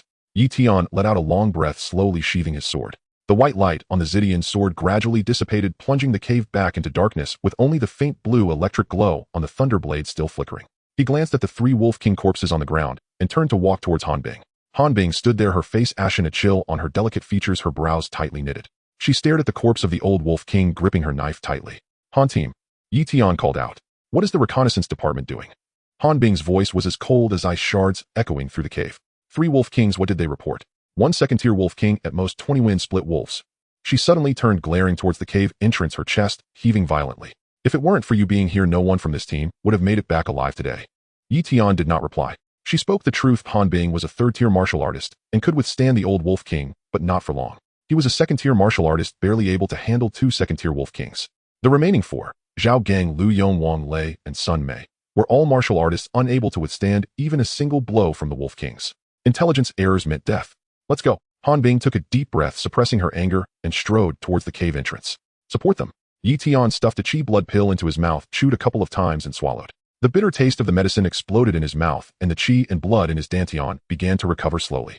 He followed Han Bing out of the cave. The battle situation at the entrance was more dire than he had imagined. Dozens of wind-split wolves lay dead on the ground, their blood staining the rubble black. Zhao Gang was covered in blood, his combat suit torn to shreds on his left arm, revealing 3 deep claw marks that exposed bone, blood dripping down from his elbow. In his right hand, he gripped his knife, which was covered in chips. The blade struck the wind-split wolf, not cutting, but bludgeoning, the sound of bones cracking dull and painful to hear. Liu Yong lay beside him, a wind-split wolf, biting his calf, shaking its head to tear at him. Liu Yong had long lost grip of his knife and could only use his fists to smash the wolf's head. Hold the line. Han team and Yi Tian have already slain the wolf king. Zhao Gang shouted hoarsely, his voice rough, like sandpaper grinding against stone.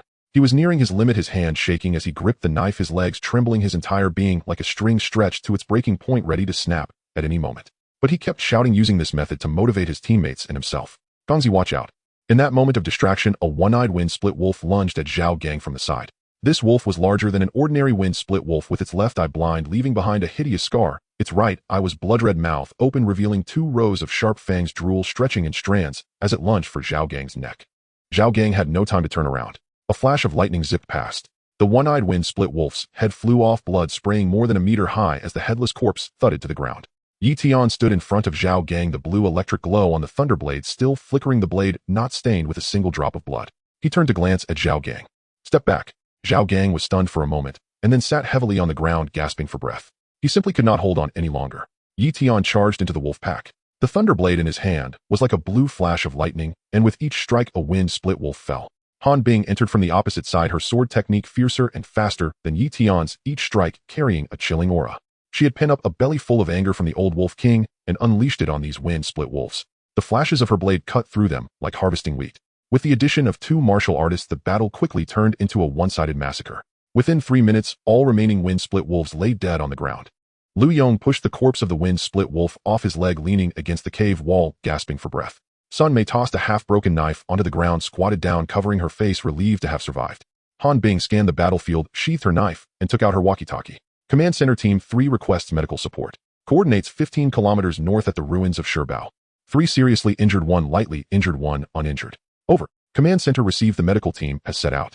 Over. Can we hold on until the medical team arrives? Zhao Gang asked while lying on the ground. Yes. Han Bing stood up. You want die? An armored vehicle approached from a distance, stopping in front of the cave entrance. The door opened, and Li Hao jumped out, standing in front of the vehicle without approaching. He looked at the ground littered with wind-split wolf corpses, at Zhao Gang, Lu Yong, and Sun Mei, who were all covered in blood, at Han Bing squatting beside Wang Lei, and at Yi Tian, who was wiping his blade. His expression was neutral, but his eyes were complex.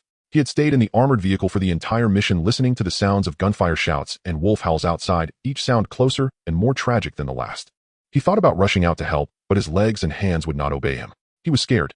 Now that the battle was over, he stepped. As Zhao Gang was lifted onto a stretcher, he passed by Li Hao, glancing at him without speaking.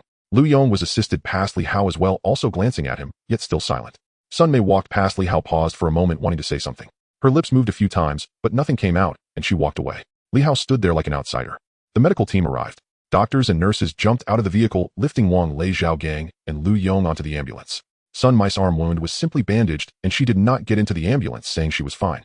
Han Bing walked over and patted her shoulder. Go back and rest while you don't need to come tomorrow. Han Team, I'm fine. Sun Mei fell silent and nodded. The armored vehicle drove back. Inside were only Han Bing, Yi Tian, Sun Mei. No one spoke.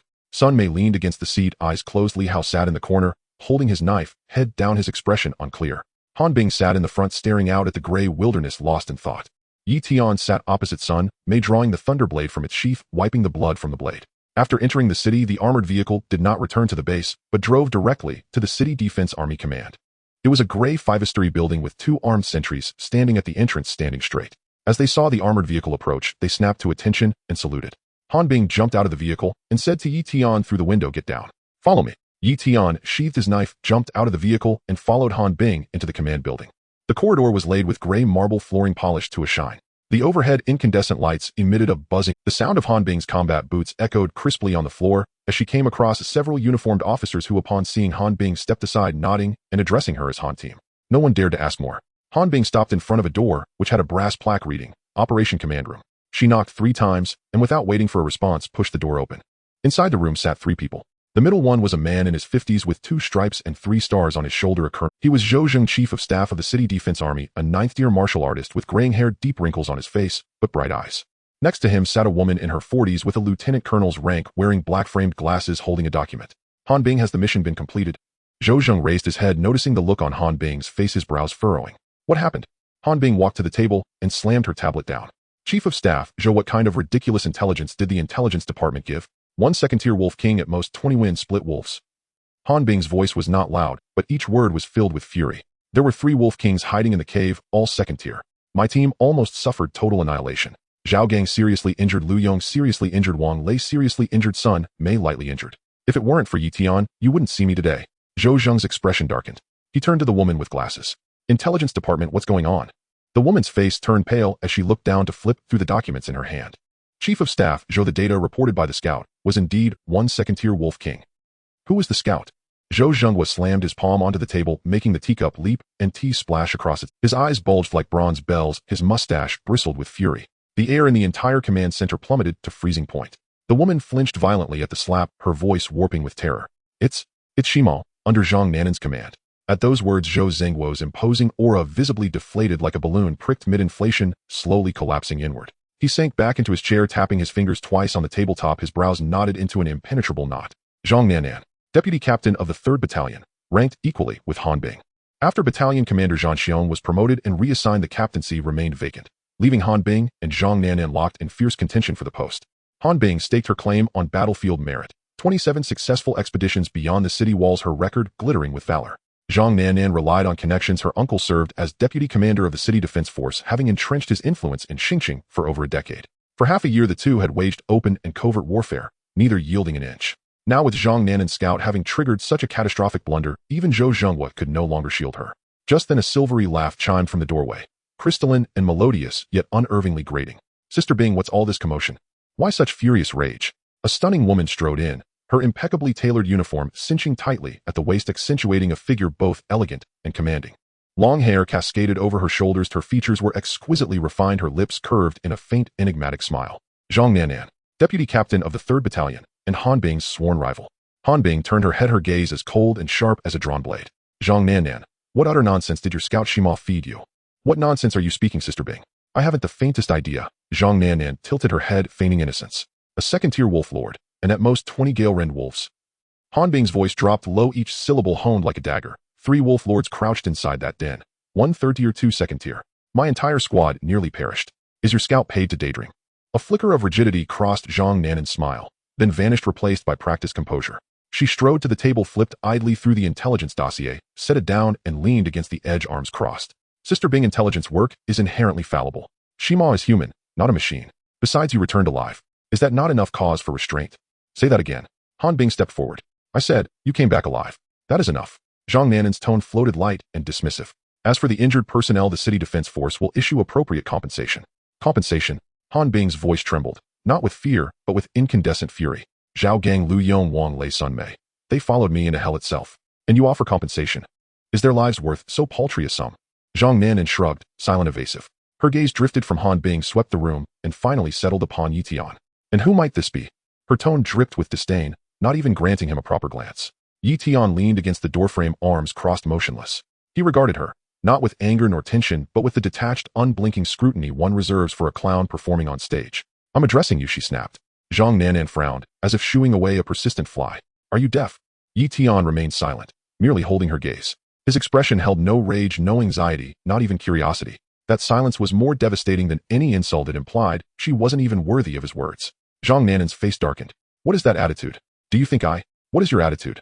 Yi Tian spoke at last, softly, yet every word cut with crystalline clarity. Zhang Nanan blinked, stunned. "You ask me what my attitude is." Yi Tian pushed off the doorframe and advanced 2 measured steps, stopping directly before her. He towered over her by a full head, looking down with serene, unyielding calm. "My attitude is this: your subordinate nearly got me killed. If you fail to deliver an explanation today, this matter ends nowhere." Zhang Nanan's complexion shifted, from pallor to crimson, then to livid green. In all her years within the city defense force, no one had ever dared speak to her thus. Her uncle was deputy commander. Everyone treated her with deference. This young man was unfamiliar, clearly new, yet he dared interrogate her with such audacity. "Who do you think you are?" Her voice rose shrill and cutting. "A temporary hire, daring to run amok in my command." "Temporary hire." Yi Tian smiled, a slow, unsettling curve that sent chills down spines. "I am a first-rank martial artist. Fewer than 30 such registered martial artists serve in the entire city defense force. I am one of them." "What cultivation rank does your scout Shima hold?" "A first-rank martial practitioner. Sitting in his office sipping tea while feeding false intelligence, sending martial artists out to die beyond the city walls." Yi Tian paused. "Who gave you the audacity?" Zhang Nanan's face flushed deep purple. You. Her finger trembled, jabbing toward him. "Lower your hand." Yi Tian's voice remained quiet, but carried absolute, unassailable authority. "Raise it again, and I'll break it for you." Infuriating. Her arm froze midair, neither able to advance nor retreat. "Do you have any idea who I am?" "My father is deputy commander of the city defense force. Cross me, and I'll ensure you're erased from this force, permanently." Her beautiful face twisted into something grotesque, her voice raw with venomous threat. She had just struck solid iron. A month ago, Yi Tian might have hesitated, but now, his future father-in-law had all but endorsed him. Was she truly challenging him on lineage? Did she know who held the title of Xingqing's dual crimson rods? "Your father is deputy commander. Mine is Mu Zheng. Your father is the deputy commander, and my father-in-law is Mu Zhenghua."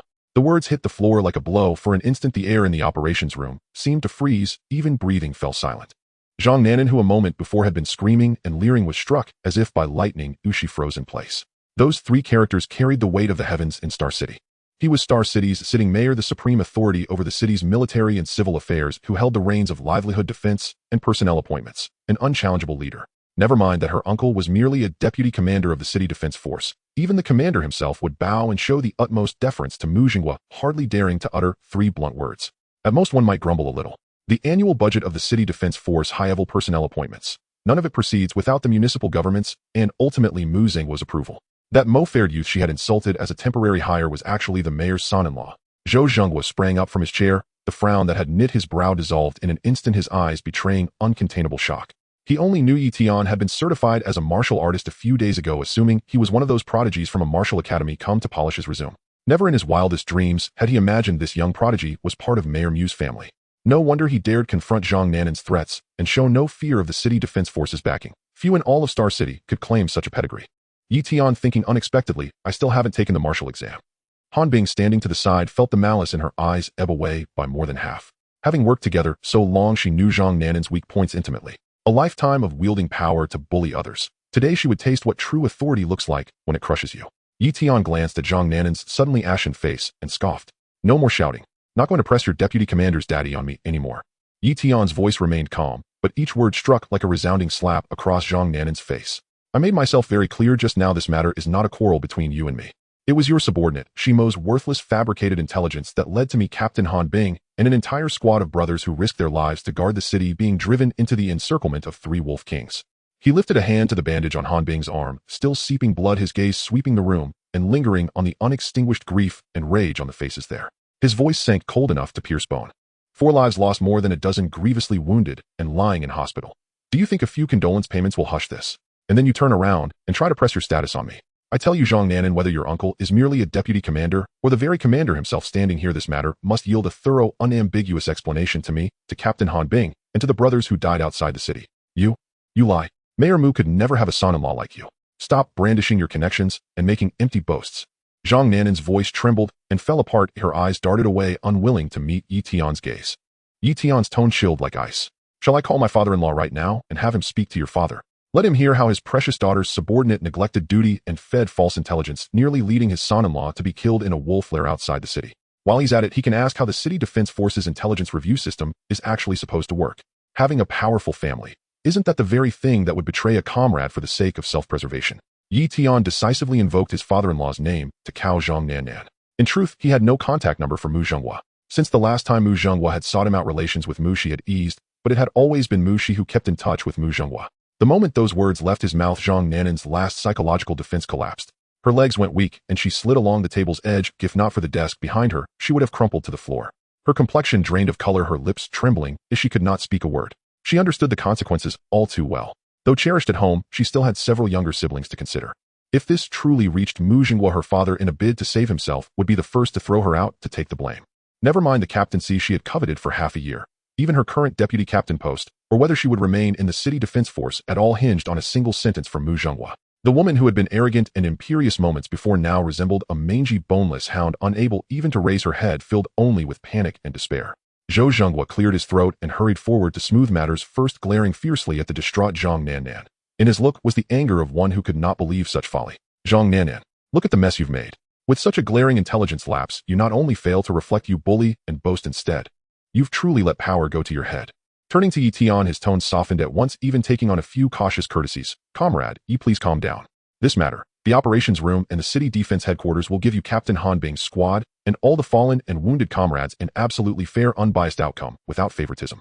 He made the decision on the spot, his voice heavy and unmistakable. I now order the immediate suspension of all Shimo's duties and his transfer to military law for a comprehensive investigation. An intelligence failure that led to severe operational casualties will be judged according to military law, no lenient. Zhou Zingguo's gaze then fell upon Zhang Nanan's ashen face, his tone hard as iron. Zhang Nanan, as Shimo's direct superior, you bear inescapable responsibility for management and leadership. Effective immediately, you are suspended from all duties as deputy captain of the 3rd Battalion and must fully cooperate with the military law investigation. Withdraw from the competition for 3rd Battalion captain at once. You are no longer eligible to participate. At those words, Zhang Nanan saw black before her eyes and nearly fainted. Damn it. My future. My bid for battalion command. She had endured so long and schemed for half a year, even wagering her brother's lives for that captain's post. Now not only had she failed to secure it, she might not even keep her deputy captain rank. She wanted to retort to scream, but faced with Yi Tian's cold stare, Zhou Zhengguo's uncompromising expression, and the looming presence of Mu Zhenghua, a titan she had no right to meet alone. Every word was stuck in her throat, not a syllable could be forced out. Only then did Han Bing step forward, slowly looking at the hollow-eyed Zhang Nanan. Her tone was even, but every word cut. Zhang Nanan, I've told you before, a position in the city defense force is won with life, not by connections.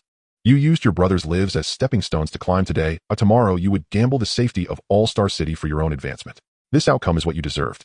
No one noticed that with her head bowed, Zhang Nanan's hand at her side had clenched into a fist, so tight her nails bit into her palm and drew blood. Her eyes churned with near-mad venom and hatred. Yi Tian Han Bing. She would remember this score. After leaving the city defense headquarters, Han Bing looked at Yi Tian with gratitude. Yi Tian, thank you for today. Her voice carried a shyness she had not herself noticed. Yi Tian waved a hand. As he stepped out of the city defense force headquarters, the sun hung low in the western sky. Han Bing followed behind, Yi Tian, her footsteps markedly lighter than before, and the cold, fierce aura that had surrounded her for years had dissipated significantly. Yi Tian was contemplating how to catch a ride home from the intersection outside the fifth ring, when Han Bing suddenly quickened her pace to walk beside him, her cool voice breaking the silence. Where do you live? They'll give you a ride. Yi Tian paused for a moment. It was indeed a bit awkward to not have a car. He always felt he would eventually leave Xingqing and never thought about buying one. He glanced at Han Bing with a hint of embarrassment and stated his address, Xingyue Community. Han Bing turned to him, raising an eyebrow slightly. What a coincidence, I live there too. Yi Tian was taken aback for a second, then chuckled. He had forgotten that Xingyue Community was a welfare housing provided by the city to registered martial artists. It was entirely normal for Han Bing, a third-level martial artist, to live there. He had always thought that someone like Han Bing, who seemed to be a workaholic entrenched in the city defense force, should be living in the military dormitory, forgetting that she was also an ordinary person with a life to return to. I really thought you lived in the military dormitory. Yi Tian scratched his head, feeling a bit awkward. Who says a soldier can't have their own place in the city? Han Bing pressed her thin lips together, a faint smile curving at the corners of her mouth, surprisingly cheerful for the usual Ice Queen. It was indeed dazzling. Yi Tian discreetly averted his gaze, not daring to look any longer.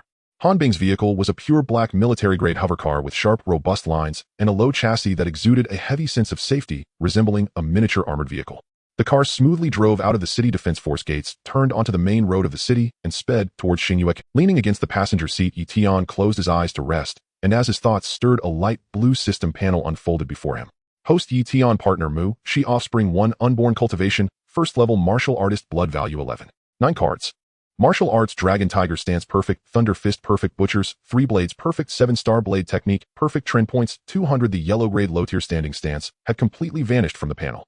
He had long cleared it from his martial arts section, with the perfect level dragon tiger stance being such a top tier skill. Who would still practice that unworthy technique? He completely forgot about the past as soon as he acquired something good. His blood value had now reached the threshold of 12 cards. Meanwhile, even while pregnant Mu, she had never slackened her training. She practiced for a solid 8 hours every day, not only bringing the dragon tiger stance to the threshold of perfection, but also increasing her blood value from an initial 0. 8 cards to 0. 99 cards, just a mere 0. 1 cards away from re-entering the martial artist realm. Despite this, the urgency in Yi Tian's heart had not diminished in the slightest. Xingqing may seem sizable, but in Jiangnan province, it was merely a second-tier city, unable to even squeeze into the first tier. What level of martial arts genius resided in the provincial capital Jiangxing? Not to mention the 3 core cities of the Tianqiong Empire, Emperor's capital Demon City and Phoenix City, where true geniuses congregated and prodigies emerged. Although he could be considered a prominent figure in Xingqing, once he arrived at those places he would likely just be an ordinary person. Furthermore, there was the front line of the 10,000 races, the largest battlefield that sent shivers down the spine of the entire world, where countless martial artists and beings from other races fell every day, and it was a place he would eventually have to step foot into. All the talents, damn. What the hell are you worrying about when you're so lucky? Yi Tian, we're here. Han Bing's cool voice from beside him instantly interrupted his thoughts. Yi Tian opened his eyes. The car had already come to a steady stop in Xingyue Community. Han Bing pressed the brake, holding the car steady while the hover engine remained running. We're here. Thank you, Team Han. Yi Tian regained his senses and smiled to express his gratitude. As he pushed open the door, a rich aroma of food greeted him. Wife, I'm back. Yi Tian changed his shoes and walked into the living room, but he did not see Mu's eyes figure. The kitchen lights were on, the range hood was humming, the pot lid was gently bouncing from the steam and bubbling sounds.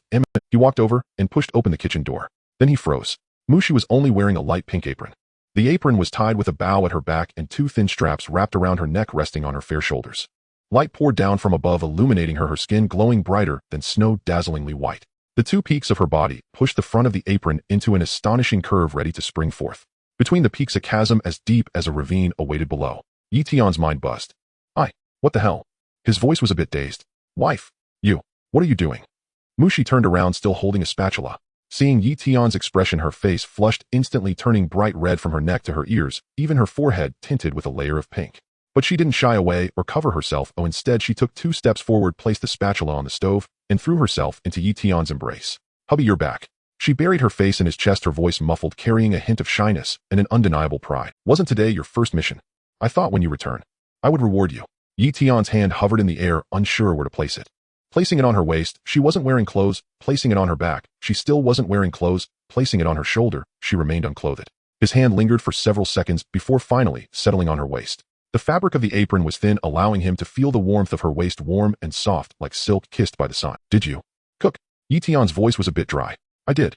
Mushi lifted her head from his chest, her eyes sparkling, her eyelashes fluttering. Pork rib soup, braised fish, and your favorite scrambled eggs. Should we eat first? Or should we start with me? After saying this, Muzai's face turned completely red, even her neck blushing a deep shade. She buried her face back into his chest, not daring to look at him, her fingers gently tracing circles on his back. Yi Tian looked down at her. The light pink apron gleamed softly under the light, accentuating her skin, even whiter, as pure as the finest. The 2 peaks pressed against his chest, soft and warm, her heartbeat transmitted through the thin apron, thumping rapidly. Let's start with you, he said. Mushi softly replied with a small sound barely audible, like a mosquito's buzz. Yi Tian bent down, one arm wrapping around her waist while the other slipped through the bend of her legs, lifting her horizontally. The hem of the apron slid up with the movement, revealing her fair thighs. Yi Tian glanced, then averted his gaze before stealing another look. Don't look. Mushi buried her face in his shoulder, her voice muffled. If you don't want me to look, why are you dressed like this? Say. I wore an apron. Does an apron count as clothing? How can it not count? Yi Tian carried her out of the kitchen, through the living room, and towards the bedroom. Passing by the dining table, he took a glance. Pork rib soup, braised fish, scrambled eggs, and a bowl of rice. The soup was still steaming, the fish was intact, and the eggs were golden yellow, looking quite appetizing. Muzai's culinary skills had improved remarkably. Will the soup get cold? Yi Tian asked. It won't if you hurry. Yi Tian smiled and kicked open the bedroom door. Ding. Partner Muzai's affection 1, current affection 97. Trend points 10. A week passed in the blink of an eye. Night fell dark as ink. In the Xingyue community this week, Yi Tian and Mu Shi etched the weariness and joy deep into their bones. To break through the bottleneck that had long plagued Mushi, the 2 of them nearly lived in the community's specialized gravity. At every point of stagnation in Muzai's blood circulation, Yi Tian stood close by using his perfected skill of controlling qi to help her smooth out her recently repaired meridians, stabilizing the qi that was on the verge of going berserk. The aching softness of their bodies touching and the sweetness of breaking through together, the tacit understanding and tenderness hidden in their sweat, were not for outsiders to know. Inside the gravity training room, the heavy soundproof alloy door was tightly shut, isolating all external sounds. Mushi, like a vine that had lost its support, collapsed limply into Yi Tian's embrace, her entire body feeling as if all strength had been drained away. 3 hours of double gravity limit training had nearly exhausted the last trace of qi in her dantian. Her light blue training uniform was completely soaked in sweat. The cold fabric clung tightly to her body, outlining the curves of her still finely shaped figure in the early stages of pregnancy. With her rapid breathing, the slightly bulging arc of her waist and abdomen became particularly eye-catching. Warm breaths brushed against Yi Tian's neck, carrying her unique, faint scent of milk mixed with the damp heat of sweat, making one's heart tremble. Husband, I'm so hungry.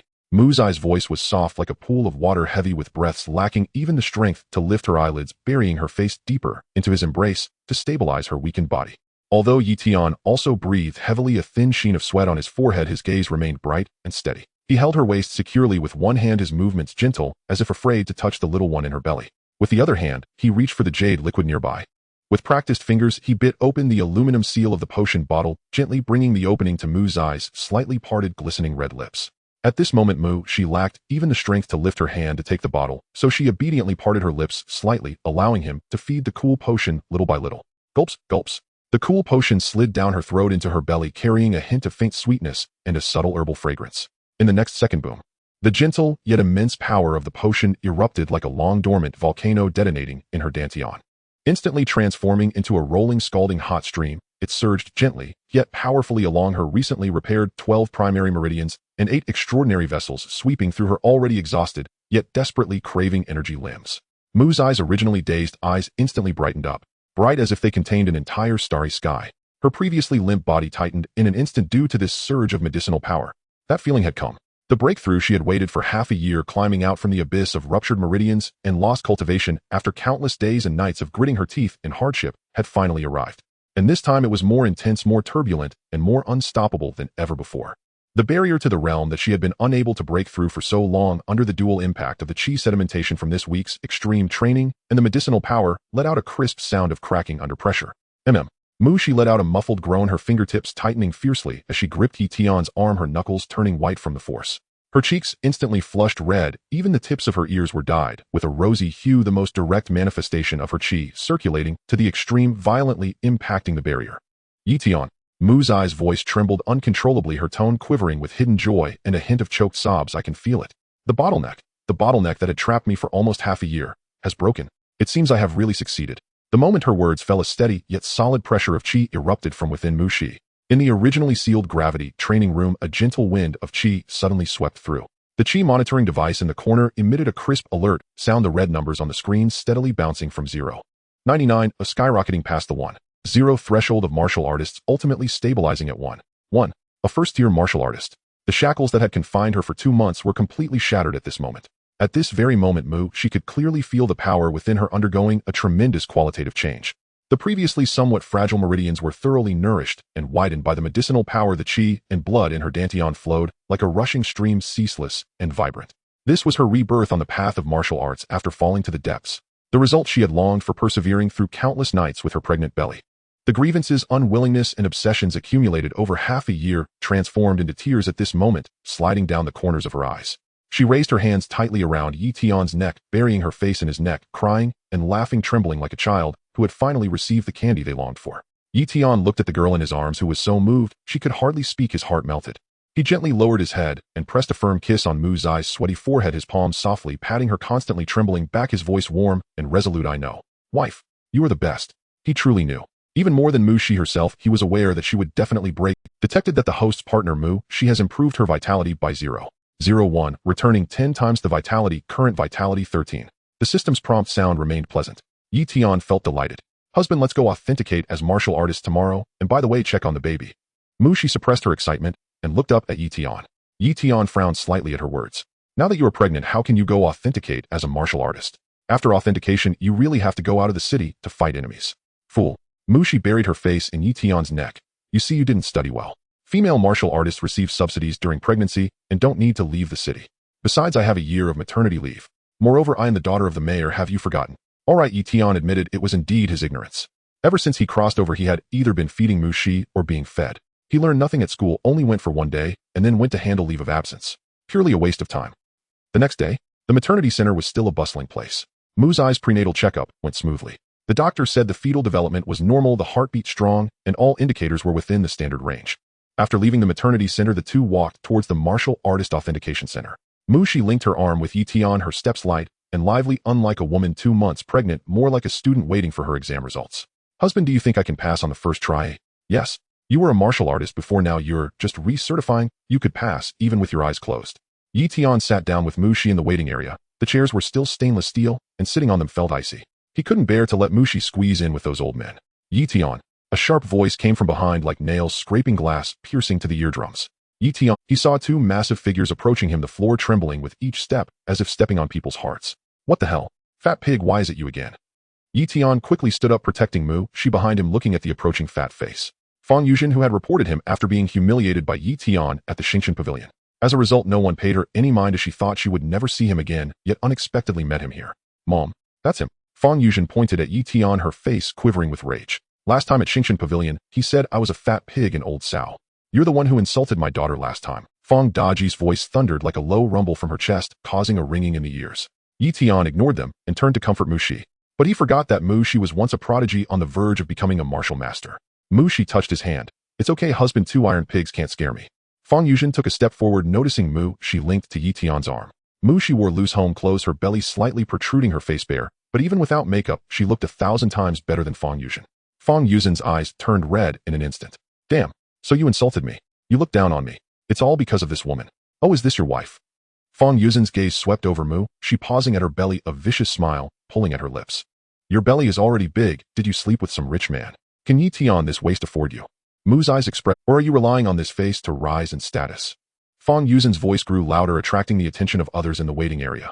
Yi-Tian, this waist was at the bottom of the school just a month ago. What did you feed him? Or do you have someone else on the side borrowing seeds? Slap. Mu Shi slapped Fang Yuzhen across the face. Fang Yuzhen's face twisted to the side, her fat, shaking 3 times, stunned for 2 seconds, then let out a pig-like wail. She hit me. How dare she hit me? Fang Daji's face changed instantly. She stepped forward, blocking Fang Yuzhen, her eyes glaring at Mu Shi like an enraged wild boar. You little wench dare to hit my daughter. Mu Shi stood upright. Her mouth was foul, she deserved it. Fang Daji's fist tightened, veins bulging, her fat trembling. She was a 4th-year martial artist, a notable figure in the martial artist circle of Xing City. No one had ever dared to hit her daughter in front of her. Now, as she broke through to 5th-year martial artist for authentication, she was brimming with confidence. How could someone dare to strike her daughter? You motherf. Daji's palm. Fang Daji's palm, enveloped in foul wind, swung towards Mu Shi. A full-force strike from a 5th-year martial artist. The wind arrived before the palm, blowing Mu's eyes loose strands of hair. Yi Tian stepped forward, blocking Mu Shi.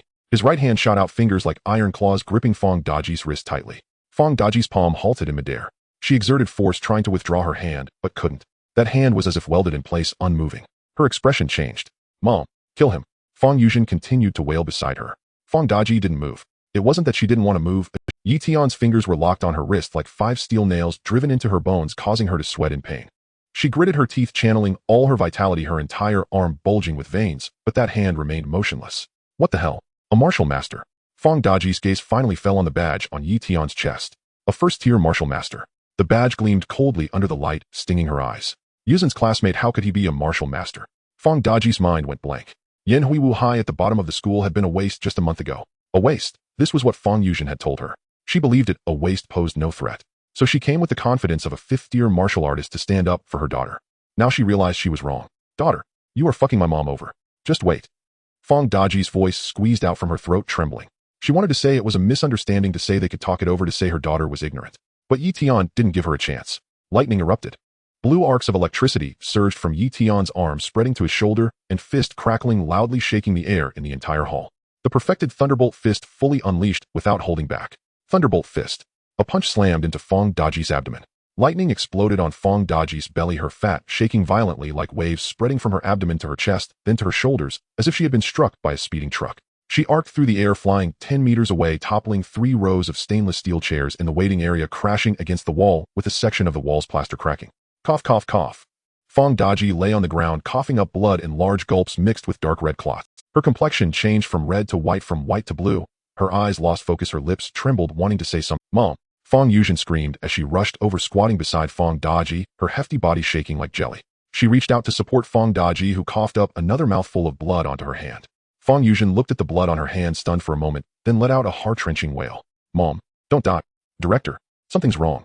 A staff member burst into the small office, sweat streaming down his temples. They're fighting. Who? Zhang Jintao had just taken a sip of aged tea from his cup. Upon hearing the news, he spat it all out, drenching the stack of documents on his desk in a dark spreading stain. He didn't even wipe his mouth. Springing upright, his chair shot backward and slammed against the wall with a dull thud. What a... His eyes bulged like bronze bells. Who dares such insolence? To cause trouble at the Xingqing Martial Artists Certification Center. Who gave him the courage? Liang Jingru. After years of service here, he had never once witnessed physical violence within these hallowed halls. Where was this? A national certification authority, its entrance crowned by the national emblem, its offices occupied by martial generals. To provoke chaos here. To court death? Let's go, see for ourselves. Zhang Jintao snatched up the walkie-talkie from his desk, summoned his deputy, and strode out with purposeful strides. The aura of a martial general radiated from him, weighing down the corridor's air. Staff members flattened themselves against the walls, breath held tight. The main hall was already packed, tight as a drum. Everyone in the waiting area had risen to their feet. Some stood on tiptoe, straining for a view. Others filmed discreetly on their phones. Still more whispered urgently among themselves. Fang Daji lay sprawled on the floor, blood still trickling from the corner of her mouth. Her mother Fang Yuzhen knelt beside her, sobbing uncontrollably, tears and snot streaking her face. Step aside. Zhang Jintao's voice cut cold and sharp. The overwhelming presence of a martial general surging outward like a tide. The crowd scattered, instantly parting as if parted by an invisible blade. Several phone wielders jerked in alarm, nearly dropping their devices. They hastily shoved them into pockets, feigning innocence. Zhang Jintao strode into the center and immediately spotted Yi Tian and his wife. Extraordinary talent. My extraordinary talent. He recognized Yi Tian instantly. Since their last meeting, he'd long sought an opportunity to cultivate this young man. A first-rank martial artist at just 18, unmatched across all Xingqing. Yet Yi Tian served under Mayor Mu Zhenghua, making an unsolicited visit inappropriate for a mere certification center director. Now, however, fate had delivered him right onto Zhang Jintao's own turf, trouble included. Zhang Jintao's mind whirred with quiet calculation. And you are? Yi Tian regarded the middle-aged man before him with guarded wariness. Hold on, don't look at me like that. I'm married, I'm straight. Zhang Jintao caught himself, cleared his throat with a sharp cough, smoothed away his eager expression, and adopted a tone of official neutrality. What occurred here? His voice was low, but laced with the unmistakable weight of a martial general. Instantly, the entire hall fell silent. In truth, he already knew the broad outline. On one side stood Yi Tian and his wife, calm, unruffled, not a single fold of their clothing disturbed. On the other lay two figures, one bleeding heavily, the other weeping helplessly, wretched beyond words. A quarrel had erupted, then escalated into violence. Yet neither party was one he dared offend. One was the mayor's daughter, the other a unseen-a-century prodigy. Even a dog would know whom to choose. Zhang Jintao knelt beside Fong Daji and examined her closely. Her face was deathly pale, blackish red blood stained her lips. A charred fist-shaped burn marred her abdomen, the fabric seared through by lightning revealing purple-black skin beneath. Her breathing rasped like a broken bellows, each inhale flecked with crimson foam. A fifth-rank martial artist. Zhang Jintao frowned, rose, and turned to Yi Tian. Was it you who struck her? She struck first. Yi Tian's voice was quiet, but steady. Why did you strike back? He glanced briefly at Fong Yuzhen, shuddered violently, burying her face into Fong Daji's shoulder, refusing to lift her head. Yi Tian withdrew his gaze and spoke clearly, each word precise and unflinching. Her daughter insulted my wife first, called the child in her womb a bastard, accused her of sleeping with other men, branded me a worthless failure incapable of supporting her, and labeled her a shameless woman who rose only by virtue of her looks. My wife slapped her. Then her mother lunged forward to strike a pregnant woman. A fifth-rank martial artist attacking an expectant mother. I intervened and returned one blow. Zhang Jintao's expression darkened further. He turned slowly toward Fong Yuzhen. Did you utter those words, eh? Her lips trembled, but no sound emerged. The venomous curses she'd hurled echoed now inside her skull, like a mocking refrain. Bastard. Whore. Surrogate mother. No one knows whose seed it is. Every syllable had issued from her own mouth. Denial was impossible. She knew full well the hall's surveillance system recorded both image and audio. She collapsed onto the floor, a shapeless heap as if every bone had been stripped from her body. Zhang Jintao drew a slow, deep breath and asked no more. Instead, he turned to the onlookers. Who heard this? Step forward and speak. Silence hung heavy for several seconds, until a young man raised his hand. A martial artist, barely 20, newly certified as first rank, his chest adorned with the freshly issued badge. I heard it, he said. The heavier woman began the insults, while degrading things. She called the lady a whore, her unborn child a bastard, and her husband a worthless failure who couldn't provide for her. Anything else? Also, that he rose from last place to first-rank martial artist in just 2 months by clinging to a woman's skirts, that she climbed the ranks solely on her beauty, seducing men left and right. The hall fell silent again. Staff members bent over papers pretending to organize files, yet every ear with other martial artists averted their gazes, refusing to meet Fong Yuzhen's eyes. To curse a pregnant woman so cruelly, and then dare to weep when struck. Zhang Jintao nodded once, then turned back to Fong Yuzhen. Do you have anything else to say? Her lips quivered, but remained. She glanced at Fong Daji lying motionless on the floor, then at Yi Tian, before shrinking inward like a rat with its tail crushed, crouched on the ground, too terrified even to sob aloud. She hadn't imagined that Yi Tian, who 2 months earlier had ranked dead last at school, could now send her own mother flying with a single punch. Zhang Jintao turned to his deputy. Call an ambulance. Take the injured to the hospital. Medical expenses are her responsibility. The deputy nodded and dialed immediately. Zhang Jintao then fixed Fong Yuzhen with a final unyielding stare. From today onward, you and your daughter are banned from the Xingqing Martial Artist Certification Center. Apply for certification elsewhere.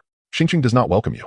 Fong Yuzhen's face paled, then blanched gray. She opened her mouth, but met Zhang Jintao's gaze, and swallowed whatever protest she'd meant to utter. He dismissed her entirely, turning instead toward Yi Tian, his stern mask softening into a warm, approachable smile. Mr. Yi, were you injured? No. Good. Rest assured, the center has full surveillance.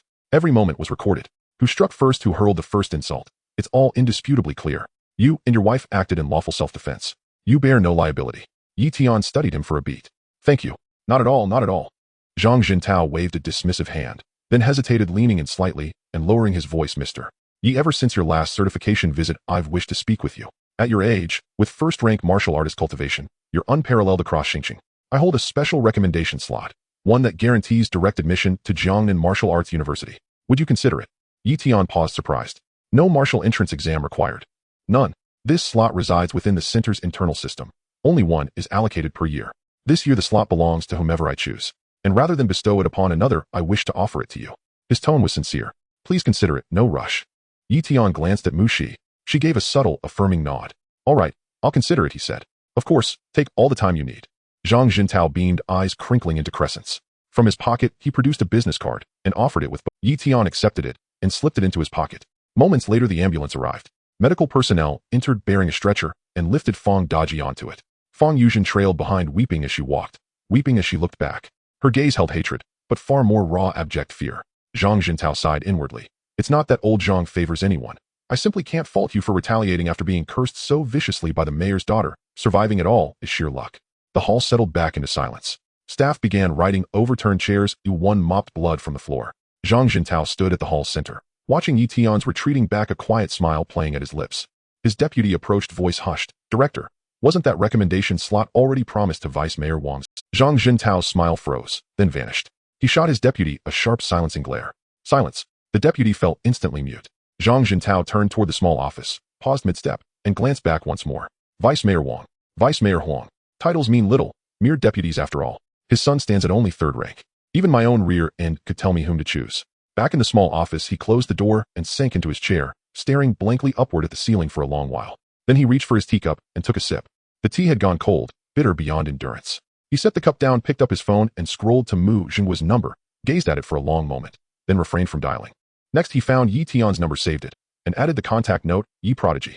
After some consideration, he pulled out a secret number. This number had been saved for many years, and he had never dialed it before.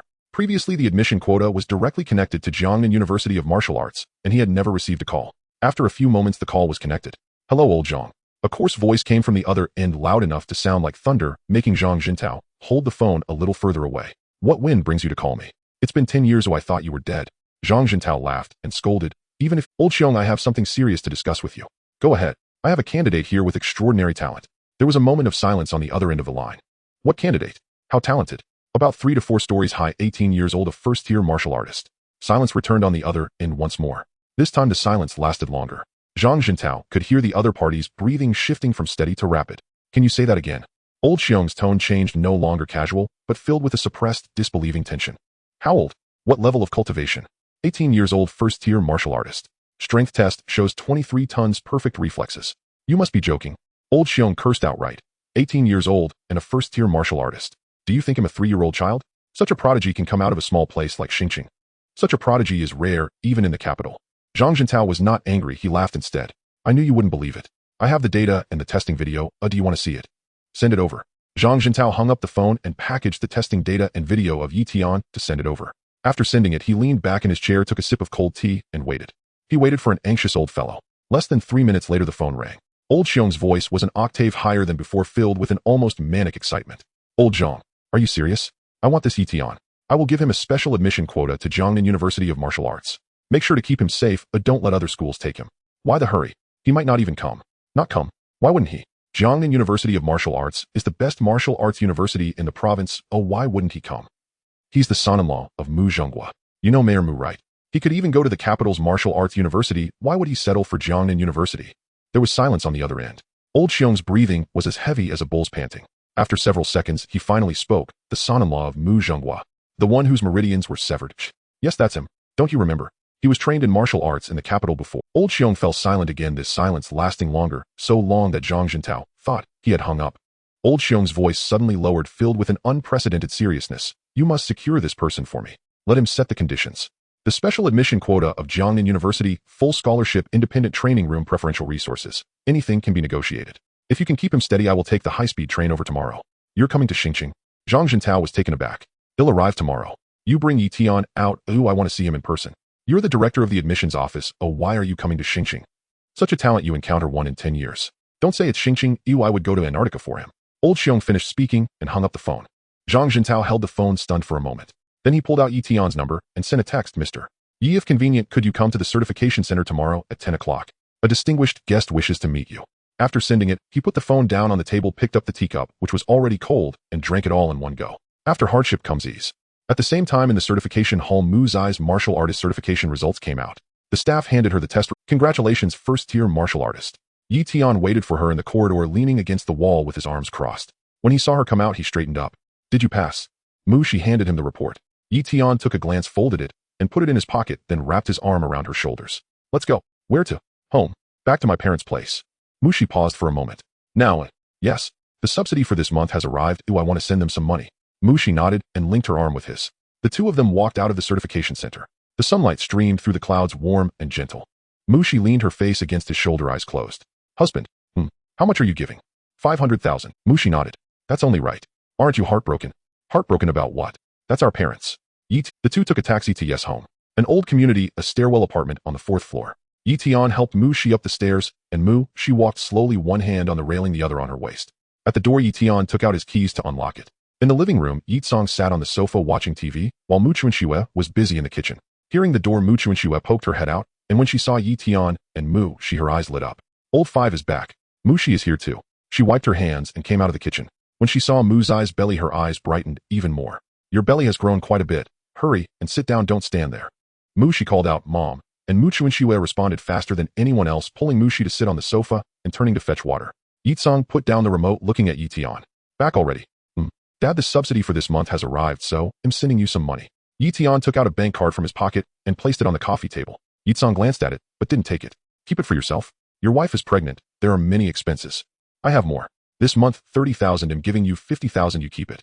Yi Tsong's hand paused. He looked at the card, then at Yi Tian. His lips moved, but he couldn't utter a word. Mu Chuanxue came over with a cup of water, and upon hearing this, her eyes turned red. I certified as a martial artist. I receive a subsidy every month. Just accept this money. My son has become successful, Mu Chuanxue said. Her eyes reddened. She thought of many things: the hardship of supporting several children through school, the sorrow of having children without talent, and the sadness of sending several children to be someone else's husband. Fortunately, her old Five carved out a path for himself. Yi Tian said nothing and gently patted her shoulder. In the evening, Mu Chuanxue prepared a table full of dishes. Come on, Dad, I toast to you. Yi Tsong raised his glass, his hand slightly trembling. Dad, I toast to you. The two clinked glass. After 3 rounds of drinks, Yi Tsong, with a flushed face, said loudly, Mu Shi, the child in your belly is definitely going to be a genius. Mu Shi smiled.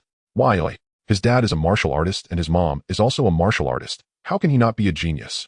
Mu's face turned red and she lowered her head to eat. Yi Tian laughed. After dinner, Yi Tian helped Mu Chuanxue clean the dishes. Mu Chuanxue pushed him aside, saying, You're a big man, don't go in the kitchen. But Yi Tian ignored her and stood by the sink washing dishes. Mu Chuanxue stood by watching him, suddenly saying, Old Five, you've grown up. I've always been grown up. You're just being. Mu Chuanxue lightly tapped his head from behind, not using much force. Around 9 o'clock in the evening, Yi Tian took Mu Shi to say goodbye. Mu Chuanxue accompanied them to the door, holding Mu's hand, reluctant to let go. Come back often, I'll make soup for you. Okay, Mom. The two went downstairs, and the moonlight spilled into the courtyard of the community, stretching their shadows long. Mu Shi linked her arm with Yi Tian's, her steps light. Your mom really cares about you. That's now, you don't know, before I met you, they almost dragged me to marry the old lady. The moonlight grew denser. The two who returned to Xingyue community ignited like kindling meeting a roaring fire. However, as Mu's belly grew larger, the beautiful moments between Yi Tian and her became fewer. Every time it was Yi Tian who hadn't had enough, while she could no longer endure it. Mu Shi looked at Yi Tian with a pained expression, her eyes reddening as her fingers traced circles on his chest. Husband, I'm sorry. What foolishness are you saying? Yi Tian gently patted her head. But you. It's not like I have only that one need. Yi Tian turned over, lying flat as he stared at the ceiling. Suddenly, with a flushed face, Mu Shi knelt on his chest, presenting her pure white back to him. Wife, what are you doing? Yi Tian gulped as he gazed at the sight before him. It was far too tempting. Mu Shi, you are. Wait. Wife, you. In short. Some. Quarrels. Time flew by, and there was still half a month until the martial arts exam. Morning. The gentle morning light fell, casting a tranquil ambience. Pop. Yi Tian quietly got up and separated from Mu Shi. Last night had been too intense, and Mu Shi was so exhausted that she fell asleep on him without time to pull out. In an instant, Yi Tian completed his washing and dressing. Clad in black combat attire, 2 battle blades hung at his waist. He took the elevator straight down. In the garage, Han Bing leaned against her floating vehicle, smiling as she looked at Yi Tian, saying, You're 5 minutes late, Yi Zi. Being immersed in a gentle environment is not what we martial artists should be doing. Facing the teasing, Yi Tian helplessly replied, Sister Bing, please don't joke with me. This isn't being immersed in a gentle environment. It's called being family-oriented. All right, let's go. After several missions, Yi Tian and Han Bing's relationship had grown closer. The vehicle started. The atmosphere in the car was quiet. After much contemplation, Yi Tian slowly spoke. Sister Bing, this will be my last mission. Han Bing, who was driving, froze momentarily. Have you made up your mind? Yes. I will focus on preparing for the martial arts exam. Han Bing didn't ask further and continued to drive. Okay. Don't fool around on today's mission. Finish the job and wrap it up. Soon the vehicle arrived at the City Defense Army. Passing through the gate, 2 teams were already waiting, and the two got out of the car. Captain Han. Yi Shun. We're over here. Zhao Gang called out to them. Aside from Yi Tian's squad, there was also Zhang Nanan's squad. Through her father's connections, she successfully returned to duty and had not been causing trouble these days. The armored vehicle started and drove out of the north gate. Inside the vehicle were Zhao Gang, Lu Yong's son Mei, and Li Hao. Li Hao sat in the corner hugging his knife, keeping his head down and not looking at anyone. Ever since he was kicked out of a mission by Han Bing last time, he had become much more compliant. He spoke less, and his temper had calmed down. Zhang Nanan sat in another armored vehicle. Today's mission is to go to the wasteland and eliminate the red python snakes. Han Bing's voice was not loud, but every word was clear. Intelligence indicates that the number of red python snakes in the wasteland has increased, affecting the safety of the surrounding patrol routes.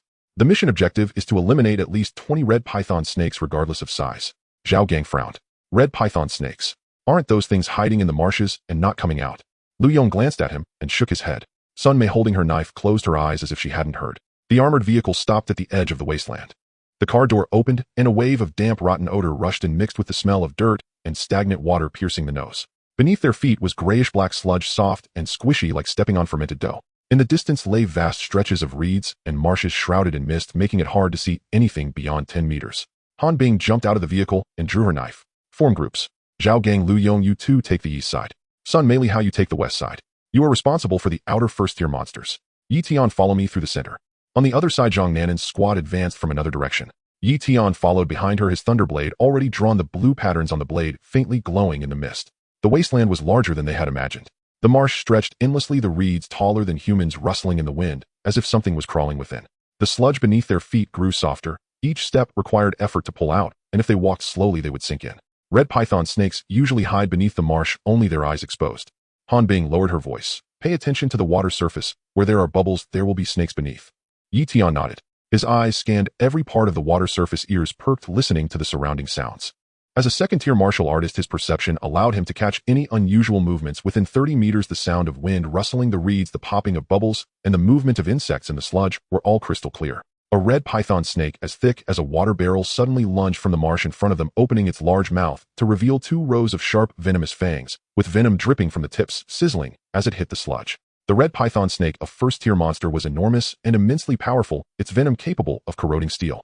However, its weaknesses were also apparent. It was slow to move, and a reverse scale, located 7 inches from its head, piercing it would result in instant death. Yi Tian struck down with his blade at the red python snake's 7 inches, splitting its body in 2. The two continued deeper into the marsh. The mist thickened visibility, dropping below 10 meters. Han Bing's brow furrowed tighter, her hand never leaving the hilt of her knife. Something's not right, she said. What's wrong? It's too quiet. In the territory of the red python snake, a mother snake will exist. Yi Tian sensed it too. This marsh was too silent. There were no birds chirping, no insects buzzing, and even the sound of wind rustling the reeds had weakened, as if something nearby was absorbing all the sounds. Retreat. The two turned and walked back. After taking fewer than 10 steps, the marsh in front suddenly erupted, and 2 red python snakes lunged from the mud, 1 male and 1 female, each twice the size of the previous one. Their eyes were blood-red, fixed on Yi Tian and Han Bing, hissing sounds escaping their mouths as venom dripped from their fangs, sizzling as it hit the sludge. Split up. Han Bing shouted, charging at the left female snake, while Yi Tian swung his blade at the right male snake. The battle erupted in an instant. Han Bing's knife technique was fierce, each strike aimed at the mother snake's vital points. Although the mother snake was enormous, its slow movements forced it to retreat continually. Yi Tian's thunderblade flickered with lightning, each strike landing on the male snake, scorching its scales black with sizzling sounds. Just as the two were about to slay the 2 red python snakes, both snakes opened their mouths, simultaneously releasing a thick cloud of pink poisonous mist. The poisonous mist spread rapidly, instantly enveloping a 10-meter radius. Hold your breath. Han Bing shouted. Yi Tian immediately held his breath, circulating his qi and blood to isolate the poisonous mist outside his body. But the mist was too dense, seeping through his skin into his body. He felt a wave of heat streaming and coursing through his blood like a fire igniting within. The Long Hu stance operated fully, refining the poisonous mist. Truly, it was a perfected celestial-level stance. In an instant, the invading poisonous mist was completely resolved. He glanced at Han Bing. Her face was also flushed from the nape of her neck to the tips of her ears. Her breathing quickened and her hand gripping the knife trembled. It's love poison. These are 2 mutated types. Han Bing gritted her teeth, her voice trembling. Yi Tian's heart. Love poison can cause a person's qi and blood to go out of control, igniting a desire within. If not detoxified in time, it could lead to meridian damage or even death by explosion. Retreat. Yi Tian unsheathed his dual blades to fend off the 2 snakes, turning with Han Bing to run towards the edge of the marsh. By the time they reached the marsh's edge, Han Bing could no longer hold on. Her legs weakened, she knelt in the sludge, gasping heavily. Her pupils were dilated, her lips cracked, and her nails dug into her palms, blood trickling down between her fingers. Yi Tian. Han Bing's voice was weak, almost fading away. Her usually sharp, icy eyes had lost their luster, and her eyelids were too heavy to lift. You go. Don't mind me. Shut up. Yi Tian furrowed his brows and quickly crouched down, his rough fingertips gently touching her forehead. As soon as he touched her, he immediately withdrew his hand. Her temperature was abnormally high, far exceeding the normal range for a martial artist, well above 50 degrees, scalding to the touch. Martial artists typically have a slightly higher body temperature, but once it crosses a critical threshold, it signals a violent surge of blood and a reversal of qi, heralding death. If she were to delay any longer, the meridians she had painstakingly cultivated would be completely burnt through by the raging blood, and her internal organs would follow suit, leading to her immediate demise in this desolate place. Han Bing's consciousness was already hazy. Yi Tian's outline flickered in and out of focus, sometimes clear, sometimes distorted by the heat waves. She clung to the last shred of clarity, uncontrollably recalling the moment she first met him. Her lips trembled as she struggled to speak again. Yi Tian. I'm here. Yi Tian grasped her icy wrist, probing the chaotic blood within her, his tone steady. Your wife is pregnant. His fingers suddenly paused, a flicker of emotion flashing in his eyes. You can't. Sorry for her. Han Bing's voice was intermittent, barely a whisper.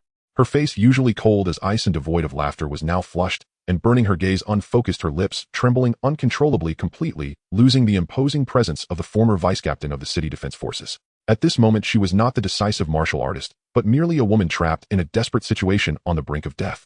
Damn it, what a joke. Yi Tian roared, inwardly fury and determination surging within him. He was never one to abandon his comrades, let alone Han Bing, who fought side by side with him. You cannot die. His words were firm and resolute. What? Han Bing blinked slowly, her breath growing ever. Because you owe me a favor. Yi Tian spoke solemnly, his fingers gripping her shoulder, tightly stabilizing her swaying body. Have you forgotten who helped you back in the City Defense Forces? You can't die here until you repay that favor. Han Bing's muddled consciousness was momentarily stirred, her unfocused gaze sharpening slightly. Looking at the determined youth before her, a faint, difficult smile tugged at the corners of her mouth. It was the appearance of ice melting her usually frozen brows, curving upward, revealing a softness and warmth she had never shown before. You are such a person. Before she could finish, her body suddenly stiffened, her chi and blood completely spiraling out of control. A wave of sickly sweetness surged to her throat, and bright red blood slowly spilled from the corner of her mouth, dripping down her chin. The emotional toxin erupted completely. Yi Tian's mind raced as he summoned all his focus to deduce a solution. He knew full well that this emotional toxin derived from a demon beast was incurable and extremely potent. The only way to counteract it was to harmonize yin and yang, stabilizing her chaotic meridians with his own chi and blood to guide out the poison. Taking a deep breath, Yi Tian felt no hesitation in his gaze as he made his decision. He firmly supported Han Bing's shoulders, allowing her frail body to lean against him, his tone serious and deep. Sister Bing, listen to me. I will save you, but this matter must remain between us. Heaven knows, earth knows, you know, and I know. Once we leave this desolate place, everything that happened will be erased, as if it never occurred. Han Bing's already unfocused pupils suddenly widened in shock. She wanted to shake her head in refusal, but her neck no longer obeyed her whole body weak and powerless. She attempted to open her mouth to protest, but her lips moved soundlessly. She could only watch as Yi Tian took off his coat and carefully laid it on a slightly cleaner patch of mud. Gently laying her down, he reached to untie the tight collar of her combat suit, his movements deliberate and respectful, devoid of any trace of lewdness. Despair, shame, panic, helplessness. She wanted to push him away with all her might, but her limbs felt as heavy as lead, utterly devoid of strength. In the end, she could only tightly shut her eyes and let the boundless mist completely engulf them. The following text is omitted. The wind blew across the desolate marsh, and all around was dead silence, with only the faint sound of their breaths echoing in the still swamp. Ding. Host's blood connection detected successfully. Ding. Partner Han Bing's affection 5510. Wow, can't write this part. Ding. Offspring successfully entered the package. Current offspring count 2. Ding. System returns multiplier 10, current return multiplier 20. It was unclear how much time had passed, but the thick fog shrouding the swamp gradually dispersed. Han Bing lay quietly on Yi Tian's coat, her eyes wide open, staring at the gray sky above. Her cheeks were still flushed, but it was no longer the sickly heat from before. Instead, it was a rosy hue mixed with intense shame and complex emotions after her chi had stabilized. The chaotic chi within her had calmed down, the ravaging emotional toxin fully resolved, her body temperature returned to normal, her breathing became steady and long, and the feeling of weakness had largely faded. She slowly turned her head to look at Yi Tian beside her. He was leaning against a gnarled old tree, the thunder blade slanted into the ground in his hand. The blue lightning on the blade had receded, and his whole being no longer exuded the previous aura of sharpness. His clothes were stained with swamp mud, and speckles of blood sweat clung to his cheeks, and he wore a tired expression, holding a cigarette in one hand, gazing into the distance with a complex look. What is this, a lucky mistake? Yi Tian rubbed his forehead, a look of helplessness on his face. The last city task had unexpectedly led to such a turn of events, which truly caught him off guard. Yi Tian. Han Bing spoke, her voice carrying a hint of the hoarseness she had just recovered, breaking the silence. Yi Tian came to his senses, turning to look at her with calm eyes, as if everything that had just transpired had never happened. Thank you. Yi Tian gave her a brief glance, his tone casual. No need to thank me. Actually, I owe you an apology.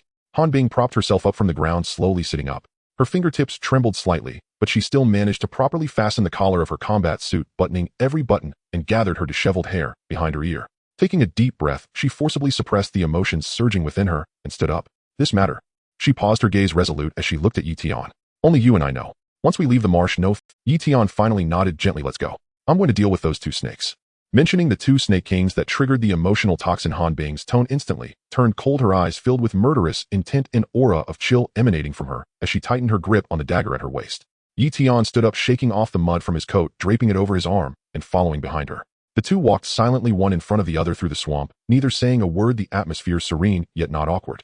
Before long they arrived at a puddle where they found the two entwined Snake Kings, their stout bodies coiled tightly, completely relaxed, and unaware of the impending danger, as if celebrating having forced them into a corner. It was the perfect moment for a sneak attack. The two exchanged glances, needing no words, instantly understanding each other. Hiss hiss hiss. The two Snake Kings did not have time to react, never expecting that the two humans who had almost been consumed by the toxic mist would return to launch a surprise attack. Yi Tian's eyes sharpened, his chi and blood surging explosively as he unleashed the complete 7-star blade technique. Kaiyong, Tianxian, Tianquan, Yuheng, Yaoguang, Tianji, Tianshu. The 7 techniques were executed in a seamless flow without reservation. Blue lightning surged along the blade's 7 fierce blade lights, sliced through the air, their power overwhelming, striking down at the two Snake Kings. In an instant, the two second-tier Snake Kings were sliced into several segments beneath the extreme blade light, their blood staining the puddle, leaving no trace of life. Beside her, Han Bing stared in shock, her eyes wide as she turned to Yi Tian, who was still catching his breath and slightly panting, soulfully asking, Yi Tian, have you been deliberately hiding your strength in the team all along? Cough, cough, cough. Yi Tian was just calming his turbulent chi and blood when this question caught him off guard, and he coughed continuously, momentarily at a loss for words. All right, I won't tease you anymore. Han Bing observed his flustered expression, and a rare faint smile appeared on her lips, the coldness in her eyes dissipating slightly. Once they were ready, the two turned to walk towards the edge of the swamp. Upon reaching the edge of the swamp, Zhang Nan was leaning against the armored vehicle, unscrewing a bottle of water and drinking it. Seeing the two approach, her gaze swept over their somewhat disheveled, muddy clothes, and a cryptic smile spread across her lips. Team leader Han, are you all right? Han Bing's eyes instantly turned cold. She shot an indifferent glance at her, her tone devoid of any emotion. I'm fine. That's good. Zhang Nan shrugged, saying no more, but the smile in her eyes lingered. Han Bing couldn't be bothered to respond and directly opened the car door, sitting inside.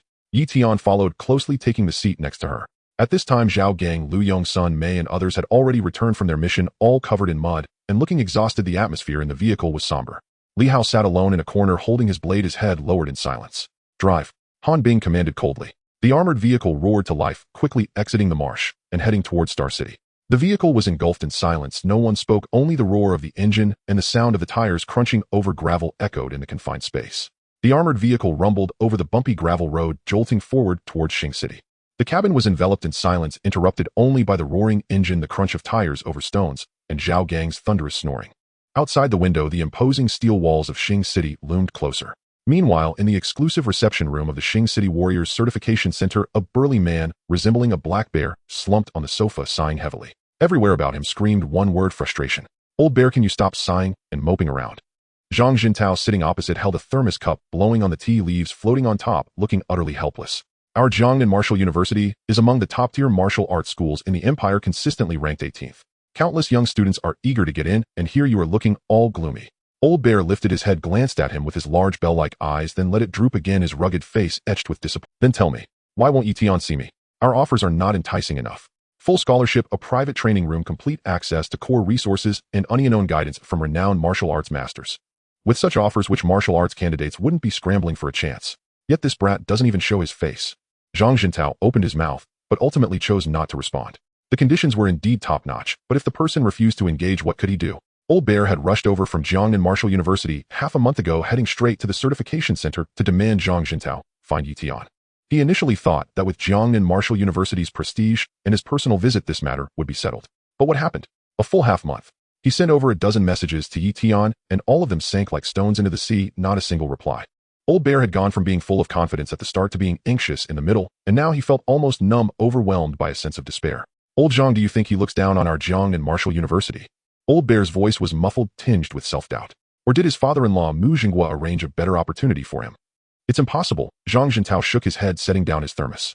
Though Mu Jinghua is the mayor of Xing City and has some influence, the special recruitment quotas for top-tier martial arts universities like the Imperial University and the Demon University can't simply be filled by his say-so. Besides, with Yi Tian's talent, being an 18-year-old second-tier martial artist with perfected martial arts skills, if he chose to take the exam for the Imperial University, he would surely succeed. Then why isn't he replying? Old bear's eyes widened like bells, his voice rising several octaves. Maybe he just hasn't checked his phone. Zhang Jintao chuckled, awkwardly searching for the most reasonable explanation. Hasn't checked his phone. Old bear nearly jumped off the sofa. 3 days and a half without checking his phone. Is he living in a primitive tribe? He exclaimed, I need to check out novels every day to unwind. See, you're getting anxious again. Zhang Jintao waved his hand. This kid is young, his wife is pregnant, and he spends all day taking care of her. How could he have time to keep an eye on his phone? Old Bear fell silent. He stood up, pacing anxiously around the room, then thudded back down onto the sofa. At that moment, his phone in his pocket vibrated. The screen lit up. Old Bear glanced at it, then in his anger slammed the phone onto the sofa, covering his face with his hands, letting out a muffled groan of frustration. The school is urging me again. I sent Yi Tian's information back to the school, and once the school leaders reviewed it, they immediately decided that I must secure him at all costs. Make any offer, provide any resources, choose any mentor, even if he wants access to the school's core secret realm, we can give him a green light. Zhang Zhento's eyes suddenly lit up. Then why are you worried? With these conditions, how could we fail to secure a mere rookie? I'm worried he won't show up. Old Bear slapped his thigh. If he won't even meet me, what use are the conditions I offer? Should I tell him over the phone? That would make us seem insincere. Zhang Jintao considered this and realized it made sense. It wasn't that Yi Tian was playing hard to get, it was simply that he hadn't checked his phone. During these days, he had either been out of the city on a mission or at home with his wife, or checking on their child. When would he have time to check his phone? Old Bear, how about? You wait a bit longer. Zhang Jintao suggested tentatively. I can't wait any longer. Old Bear suddenly stood up from the sofa, his robust figure moving to the window, looking out at the gray sky, his tone filled with determination. The school is pressing me as if it's a life or death matter. I can't drag this out indefinitely in Xing City. Today I must meet this kid. He abruptly turned around, fixing his gaze on Zhang Jintao, his eyes bloodshot, like a bear ready to pounce. Old Zhang, let's go straight to his place. Zhang Jintao was taken aback. Go straight to his house? Yes, to his home. Old Bear grabbed the coat from the sofa and threw it on, moving with swift efficiency. Didn't you say he lives in Xingyue community? You must have the address. Let's just go there. I refuse to believe that I, a living person, can block his door and he won't open up to see me. Zhang Jintao opened his mouth. He initially wanted to advise against such a rash decision, as confronting someone at home was too abrupt, but looking into Old Bear's determined eyes, the words got stuck in his throat. He knew Old Bear too well. Once he set his mind on something, not even 9 oxen could pull him back. All right, Zhang Jintao sighed, picking up the car keys from the table and standing up. I'll take you there. But let me make it clear beforehand, once we arrive at his door, you need to be polite. Don't come in flaunting your position as the head of the admissions office or a 4th-tier marshal general right away. This kid responds better to a soft approach than a hard one. If you act too proud, he might just slam the door in your face. I understand. Old Bear took a deep breath, patting his chest. I'm going to ask him nicely today not to recruit him. I'll definitely keep my attitude in check, don't worry. The two exited the reception room, crossed the lobby of the certification center, and headed straight for the parking lot. Zhang Jintao drove his black hover car, while Old Bear sat in the passenger seat, arms crossed over his chest, his eyes fixed intently ahead. The armored vehicle jolted onward along the rough road. Yi Tian leaned back in his seat, eyes closed, as if napping, yet inwardly navigating his system interface. Host companion no. 2 Han Bing. Infused with innate pure yang sacred body, cultivation aptitude 1, vital chi 0. 2. Return multiplier 20, vital chi 4. A warm current surged from his dantian, surging through meridians to flood limbs and extremities. Yi Tian could not suppress it. He snapped his eyes open. A fierce razor-edged aura erupted from him, like a stone cast into still water, sending ripples of pressure radiating outward in all directions. The air inside the carriage instantly thickened, heavy and suffocating. Zhao Gang, seated nearest, felt it first. He jolted awake, hand flying to his sword hilt, face paling. What's happening? Lu Yong tightened his grip on his blade. The scabbard groaned under his knuckles. Sun Mei's expression shifted. She sensed an overwhelming, crushing pressure emanating from Yi Tian, pressing down upon her chest, until breath itself became agony. Li Hao shrank into the corner, face ashen, lips trembling, as though fate itself had seized his throat. Yi Tian. Han Bing, seated beside, Yi Tian reacted first. Without hesitation, she ignited her vital chi, erecting a shimmering chi barrier that intercepted Yi Tian's oppressive aura, shielding both herself and her teammates. Her face flushed crimson, veins bulged across her forehead as she clenched her teeth in silence. Zhao Gang felt the weight lift and gasped for air. He glanced at Han Bing, then at Yi Tian, his eyes wide with disbelief. Yi Tian closed his eyes, drew a deep breath, and reigned in the wild aura he had unleashed. Han Bing dissolved her chi barrier and turned her gaze toward him. You broke through. Yi Tian nodded. Today in the marshlands, I encountered 2 second-rank serpent kings, immensely powerful. In that life-or-death clash, I grasped something profound. Within mortal peril lies both supreme terror and supreme opportunity. I sensed a sliver of truth, and by sheer fortune ascended. Yi Tian offered the explanation casually, fabricated on the spot. Silence fell over the carriage, for a heartbeat. Damn it, are you joking? We've fought tooth and nail, transformed nearly into beasts, and still haven't gleaned a single insight from the brink of death.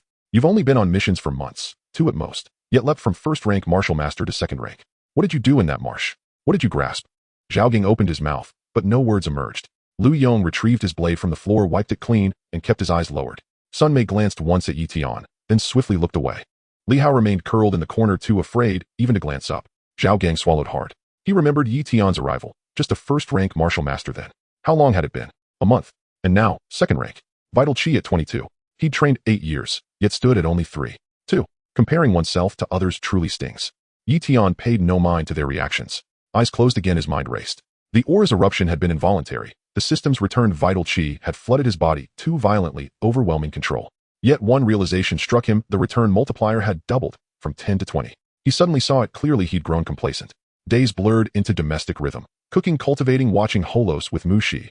Life drifting like a retired elder statesman. He believed Mu Shi alone would carry him effortlessly to martial general, then martial king. Believing hearthwife and child were life's ultimate summit. But Han Bing's presence had shattered that illusion. 20 was not merely double 10, it was a quantum leap in cultivation velocity. As his progeny multiplied, so too would the return multiplier, and his strength would ascend without limit. That was the true path.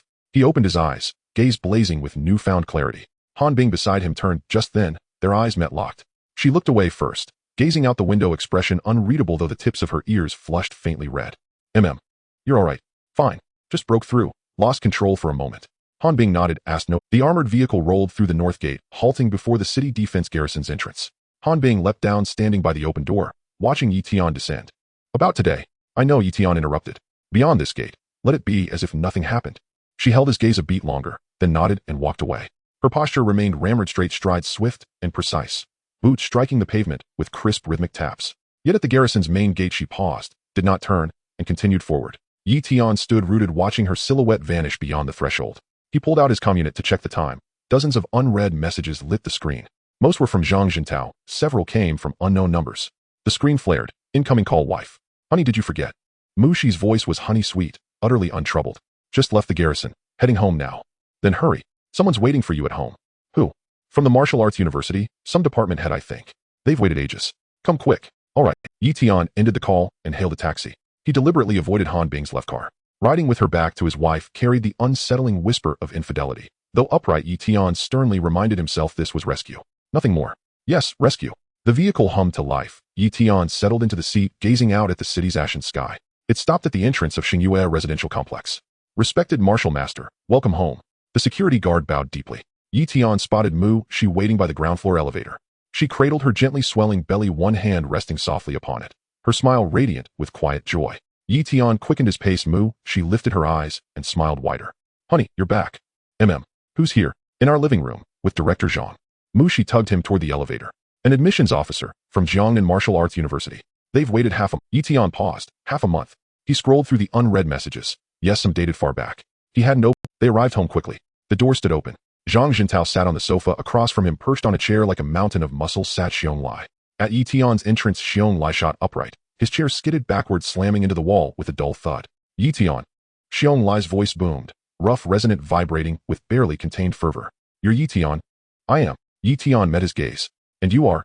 Xiong Lai, Director of Admissions, Jiangnan Martial Arts University. He strode forward, hand outstretched, then hesitated, wiped his palm on his tunic, and extended it again. Pleasure, long admired your name. Yi Tian shook his hand. Xiong Lai's grip was immense, crushing bone deep. Director Xiong, what brings you?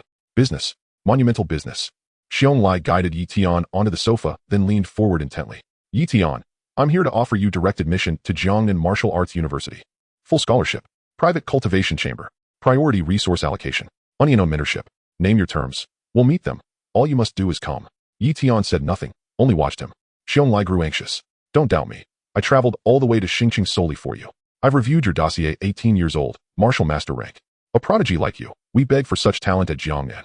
Yi Tian remained silent, recalling his future father-in-law Mu Jinghua urging him to apply to the imperial capital Martial University. Had the old man suffered bullying there, and now sought vengeance through his son-in-law? Seeing Yi Tian's silence, Xiong Lai, he rushed to add, if terms dissatisfy you, we can renegotiate. The university has authorized full flexibility. Anything, if only you accept. Director Xiong. Yes. Xiong Lai snapped upright. No trace of a martial general's composure remaining. I'll consider it. Xiong Lai blinked, stunned. Consider? For how long? After the martial examinations. His face fell. After the exams. That's another fortnight. Xiong Lai's mindset had truly collapsed. For a full half-month, he had barely seen Yi Tian's face. After finally encountering the main character today, he poured out his heart, almost revealing all of Jiangnan Martial University's secrets, only to be met with Yi Tian's indifferent response of considering it after the martial arts examination. Xiong was so anxious he could hardly sit still, his sturdy body leaning forward eagerly. The martial arts examination is still 2 whole weeks away. The path of martial arts waits for no one, and good schools wait for no one either. Our sincerity at Jiangnan Martial University is truly at its peak, offered at the highest level. Beside him, Zhang Jintao couldn't help but chime in, seeing Xiong anxious demeanor. Yi Tian, Director Xiong's words are truly sincere. Jiangnan Martial University is indeed one of the top martial arts universities in the country, firmly standing in the first tier of the empire. Looking across the nation, there are only a few that can surpass it. But little did they know Yi Tian was also filled with helplessness at this moment. Ever since traversing to this high martial world, he had directly taken a leave of absence, dedicating himself to the awakening system, slaying monsters to earn resources, and cultivating while protecting Muxi. Regarding the classification of martial arts universities in the Tianqiong Empire, he was completely in the dark. The only one he knew well was the universally recognized top university, the Capital Martial University. His ultimate goal from the start had only been the Capital University. After all, when it comes to top-tier martial arts heritage, monopolistic cultivation resources, and elite teaching staff, at the pinnacle, no matter how strong Jiangnan Martial University was, it couldn't compare to the Capital Martial University. With the system supporting him, his cultivation speed was extraordinary, walking the path of supreme martial arts. If he were to go, he would naturally aim for the top platform in the entire empire, standing on the highest stage. Director Xiong. Yi Tian looked up at him, his tone firm. I've received your sincerity, but I truly have my own plans and considerations. After the martial arts examination, I will definitely give you a response. Xiong looked at Yi Tian, who was unyielding and indifferent, anxious enough to scratch his ears and cheeks. His large eyes widened in frustration, yet he didn't dare to lose his temper. What a joke. This is an 18-year-old second-tier martial artist, not some watered-down talent built up with heavenly materials and earthly treasures. As long as he could recruit this divine being into Jiangnan Martial University within 3 years, he would absolutely dominate the National Martial Arts League, overwhelming all the talented peers. By then, as the director of admissions, he would surely be credited with a major achievement, the merit book filled to the brim, and the school could ride this momentum to reclaim its place in the C9 League. Forget about waiting half a month. Even if it meant squatting in Star City for another month, he would do it willingly. All right. Xiong clenched his teeth, his large palm slapping his thigh with a resounding thud. I can wait. It's just half a month. I can wait. During this time, I will settle down in Star City. Whenever you come to your senses, just give me a call, and I will be there. As soon as he finished speaking, he hurriedly pulled out a pitch-black supreme black card with a metallic sheen, along with a specially made storage bag etched with martial arts patterns glowing faintly with spiritual light, pushing them both towards Yi Tian. This is a small token from Jiangnan Martial University, 5 million in martial arts startup funds, and 10 bottles of second-tier superior chi blood pills. Take them and use them. Even if you really decide not to come to Jiangnan Martial University in the end, this gift is not in vain. You consider it my personal intention, wanting to be friends with you. Yi Tian merely glanced at the items on the table, raised his hand, and pushed them back unchanged, not even touching the black card or storage bag, his tone still calm and unruffled. Director Xiong, I appreciate your sentiment, but I absolutely cannot accept this gift. I will discuss other matters once I have made my final decision. He understood very clearly in his heart that this gift, while appearing substantial, was actually quite troublesome. Once accepted, if he ended up not going to Jiangnan Martial University, it would give grounds for accusations of breaking his word, leaving him vulnerable. Xiong wanted to persuade him further, but facing Yi Tian's resolute gaze, the words he intended to say were stuck in his throat. In the end, he could only awkwardly take back the items and leave with a frustrated expression. Before leaving, he clung tightly to Zhang Zhento's arm, reiterating many times at the elevator entrance, urging him to say a few good words for Yi Tian. Just as the group left and the door clicked shut, the spacious living room instantly fell silent. Muxi, with a slightly rounded belly, supported her waist and took small steps to Yi Tian's side, her soft little hand linking with his arm, her head gently resting on his shoulder. She gently rubbed her belly against his arm and sweetly asked, Husband, don't you want to go to Jiangnan Martial University? I want go no matter what is said, I want go. Yi Tian smiled as he turned, wrapping his arms around her waist carefully, gently, helping her back onto the sofa, his warm palm lightly resting on her rounded belly. As soon as his fingers touched, he could clearly feel the faint yet extraordinarily pure surge of pure yang qi and blood within it belonged to their child, who was steadily growing. He lowered his head and nuzzled Muxi's hair. But speaking of which, your husband is truly a clueless fool in these matters. I haven't remembered a word about the complexities and rankings of these martial arts universities. Good wife, please explain to me how the various martial arts universities in the Tianqiong Empire are ranked. Muxi chuckled at this, extending her delicate finger to gently poke his forehead, her eyes full of laughter. How can you not know this?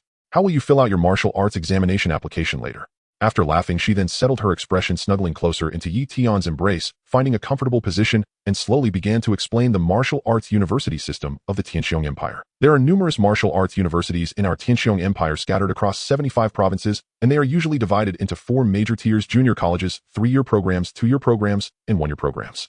Among them, junior college martial universities are the lowest tier. To put it bluntly, they are just scams.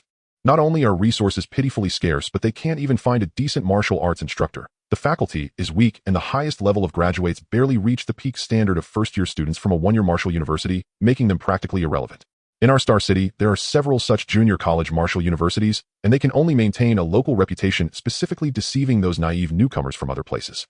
As for the second-tier and third-tier Marshall Universities, their strength and resources are significantly more robust than those of vocational Marshall Universities. Although these institutions cannot compare to the top-tier ones, they excel in specialization, and most of their graduates have become the backbone of the empire's martial arts system. Many martial arts experts who emerged from second- and third-year universities can be found in the City Defense Army, various martial arts companies, and local combat divisions. At the pinnacle of the martial arts university hierarchy stands the first-tier Martial Universities. Here lies the true cradle of power. Speaking of this, Mu's eyes tone grew more solemn. 80% of the empire's martial arts experts have emerged from first-tier Martial Universities. In the entire Tianqiong Empire, there are only 99 first-tier Martial Universities, and all those named directly after their provinces are first-tier. The remaining more than 10 are located in first-tier cities known for their martial arts prosperity, such as the imperial capital Magic City and Peng City, each possessing unique strengths. However, even among first-tier Martial Universities there exists a vast disparity in strength. It would not be an exaggeration to say that the difference is as great as heaven and earth. These 99 first-tier Martial Universities are further categorized into 4 levels by industry consensus. The lowest tier comprises the provincial institutions from remote provinces like Songqing and Huangjiang, totaling 20. Despite bearing the title of first tier, their geographical limitations result in a significant gap in heritage and resources compared to top-tier institutions. The next tier includes strong local schools situated in cities where martial arts thrive, such as Haitian Martial University in the imperial capital and Mingyuan Martial University in Peng City. These schools support each other as brother institutions and possess decent heritage, consistently achieving good rankings in national competitions, totaling 15. Above that are the top-tier martial universities among the first tier, where the provincial martial universities from major martial provinces are mostly found. Some unique institutions that stand out in specific martial arts fields are also included, such as the Xingqian Martial University, I previously attended, renowned for its inheritance of stellar martial arts, and the Wuxing Martial University, which specializes in the 5 elements techniques, both being among the best that supply a significant number of experts to the empire each year. At the very top of these 99 first-tier martial universities, the absolute hegemon of the empire's martial arts community is the C9 Alliance, led by the imperial capital Martial University. Mushi glanced at Yi Tian, speaking each word clearly. The imperial capital Martial University, Xianyuan Martial University, Magic City Martial University, Henan Martial University, Xinghou Martial University, Peng City Martial University, the empire's first military school Donghua Martial University, and Xinchuan Martial University. These 9 institutions represent the finest martial arts resources, the most profound heritage, and the strongest faculty in the entire Tianqiong Empire. Among these 9, the imperial capital Martial University stands head and shoulders above the rest, occupying the top position in the national rankings for decades without being shaken, while the rankings of the other 8 institutions fluctuate constantly, with no one submitting to another. Today, our Jiangnan Martial University used to be quite glorious. It was once a member of the C9 Alliance, consistently ranking within the top 10 nationally, but unfortunately, after a series of top talents graduated, its performance in national competitions declined, leading other institutions to surpass it and forcing it out of the C9 sequence. Even so, it still firmly holds a spot among the top-tier first-tier martial universities, and its strength and heritage remain formidable. Otherwise, Xiong would not be so eager to recruit you. They desperately need a talent like you to help them return to the C9. Upon hearing this, Yi Tian's eyes instantly lit up with a spark of brilliance, and his goal grew clearer in his heart. C9 Alliance, Imperial Capital Martial University. Indeed, it was exactly as he had envisioned. This is the true pinnacle of the martial arts world in the Tianqiong Empire.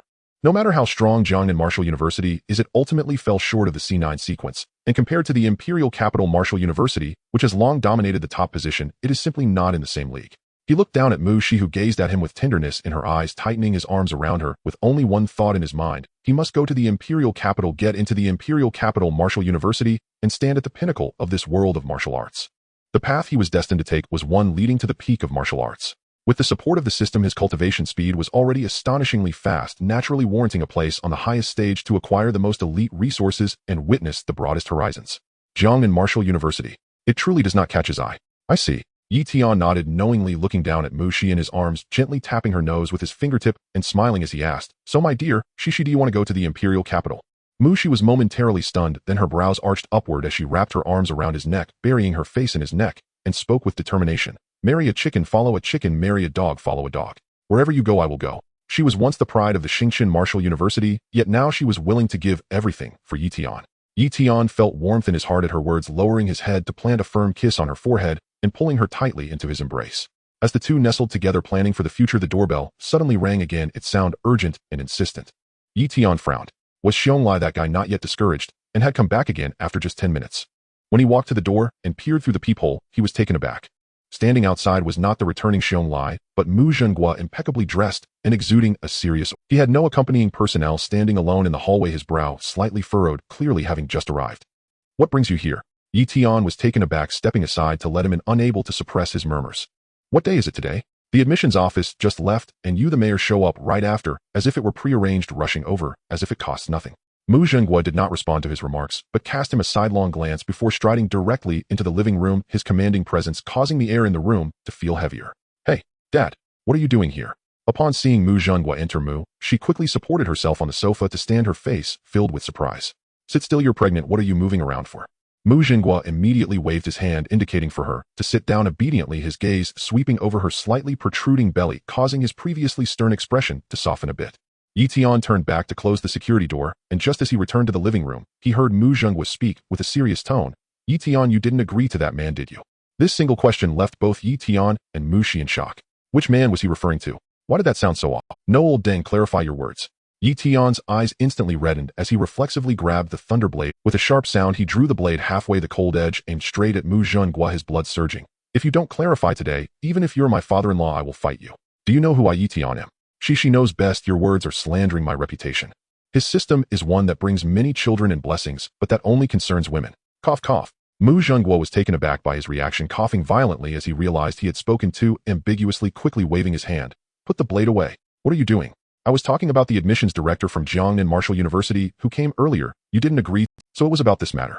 Yi Tian sighed in relief, reluctantly putting the thunder blade back into its sheath, scratching his head, and spoke with more seriousness. "I did not agree. The platform of Jiangnan Martial University is still too low for me to consider." Upon hearing this, Mu Zhenghua nodded in satisfaction, a look of approval appearing on his face, then his gaze hardened as he said each word clearly. "Yi Tian, remember your goal is only the Imperial Capital Martial University."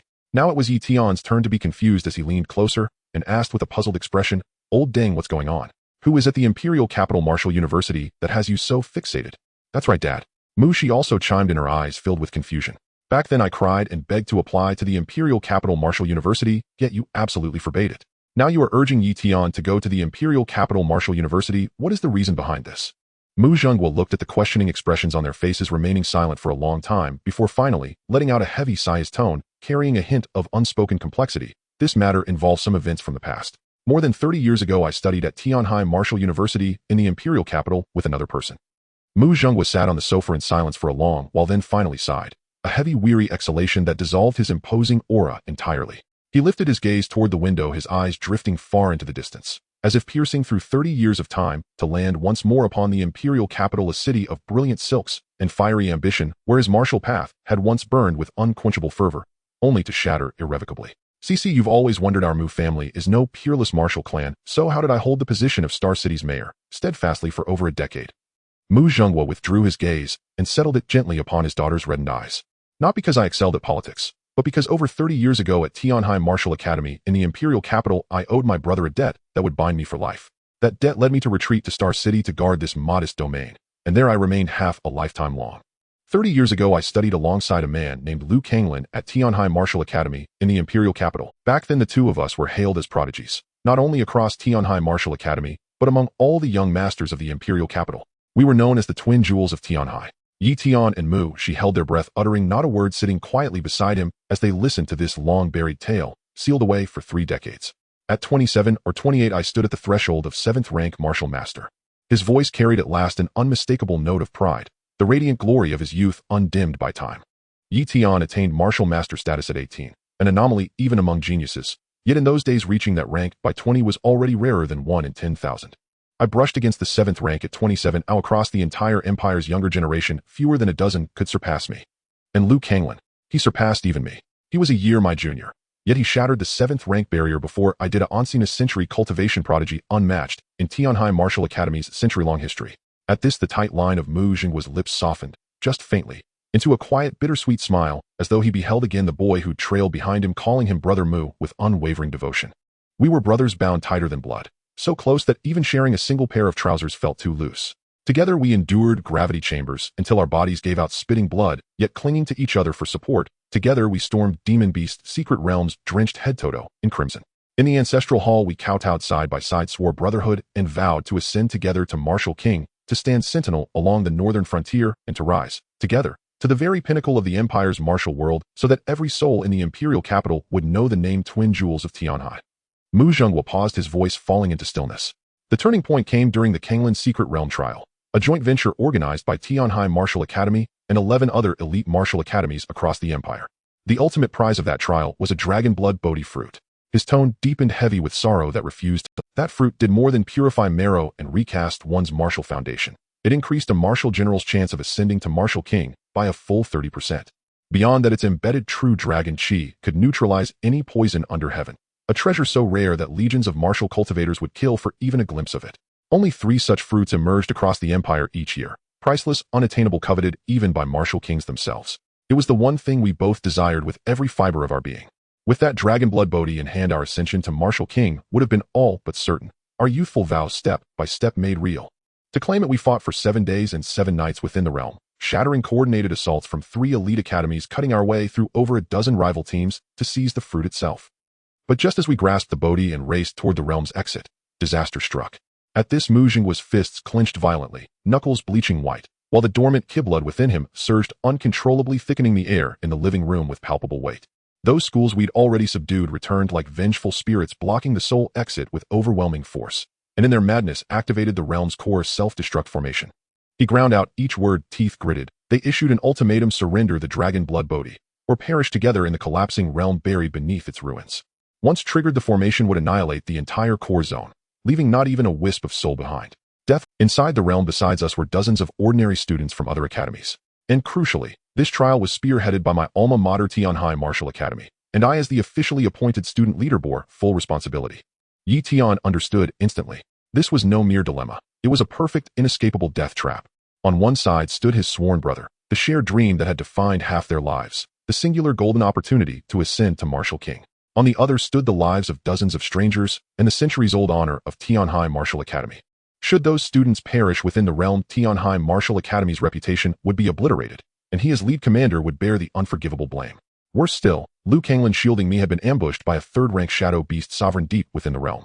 Its venomous claw struck directly at his dantian, gravely damaging his martial foundation and infecting him with the beast's innate, heart-eroding venom. Mu Zhonghua's voice dropped to a raw, broken whisper, thick with remorse. That venom corroded a cultivator's dantian and meridians. Left unchecked, it would rot them away thread by thread, dooming him forever to martial impotence, let alone ascension to martial king.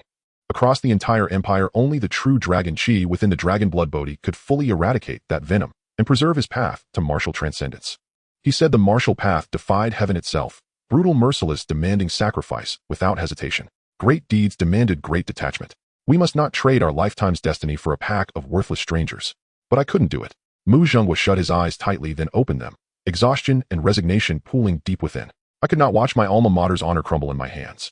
In the end, before all witnesses, I surrendered the dragon blood Bodhi, the fruit we'd bled for, to those who besieged us, purchasing the opening of the realm's exit and granting every soul within a path to survival. That day, the bond between Liu Kanglan and me shattered, irreparably, utterly. When we emerged, he awoke in his hospital bed, learned what I had done, and overturned the entire bed in fury. 4 tubes tore from his arms as he glared at me with bloodshot, alien eyes, as if staring at a stranger. He called me weak-willed, accused me of sacrificing our shared destiny for faceless nobodies, and declared coldly that we were never cut from the same cloth, that our Tao paths diverged, and thus we could never walk them together. Later, those same besiegers deliberately poisoned his ear, telling him I'd traded the Bodhi for favor, currying favor with Tianhai Martial Academy, securing my political future by stepping over his life. Already wounded by doubt, he believed every word, severing our bond completely, cutting me off as if I'd never existed. After that, I never saw him again. What happened after? Mushi whispered softly. Afterward, I was credited with saving dozens of students and preserving Tianhai Martial Academy's honor. The Academy awarded me top-tier merit recognition and generous cultivation resources. Yet none of it compared to a single dragon blood Bodhi, nor could it ever fill the hollow chasm that now gaped inside. From that day forward, I cultivated a heart demon. Every time I entered meditation, Liu Kanglan's disappointed, furious gaze would rise before me. My ki-blood would surge wildly, and my progress slowed day by day until it nearly ceased. By graduation, I had barely broken through to the martial general realm, while Liu Kanglan, once my equal, had soared immeasurably beyond me. Thanks to that top-tier merit, the Academy recommended me for civil service in Star City.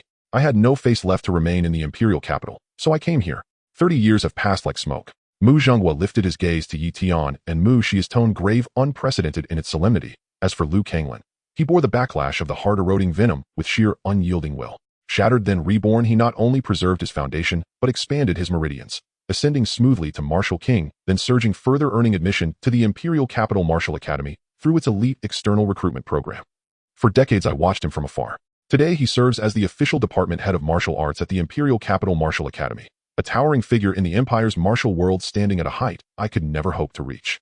Because of that incident, I have not set foot in the Imperial Capital for 30 years, and in my political career, I have never harbored ambition to climb higher. I have simply guarded this modest star city, living quietly steadily for half a lifetime.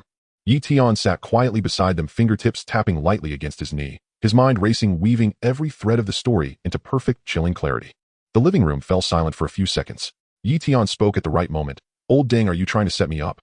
Mu Zhenghua opened his eyes and looked at him.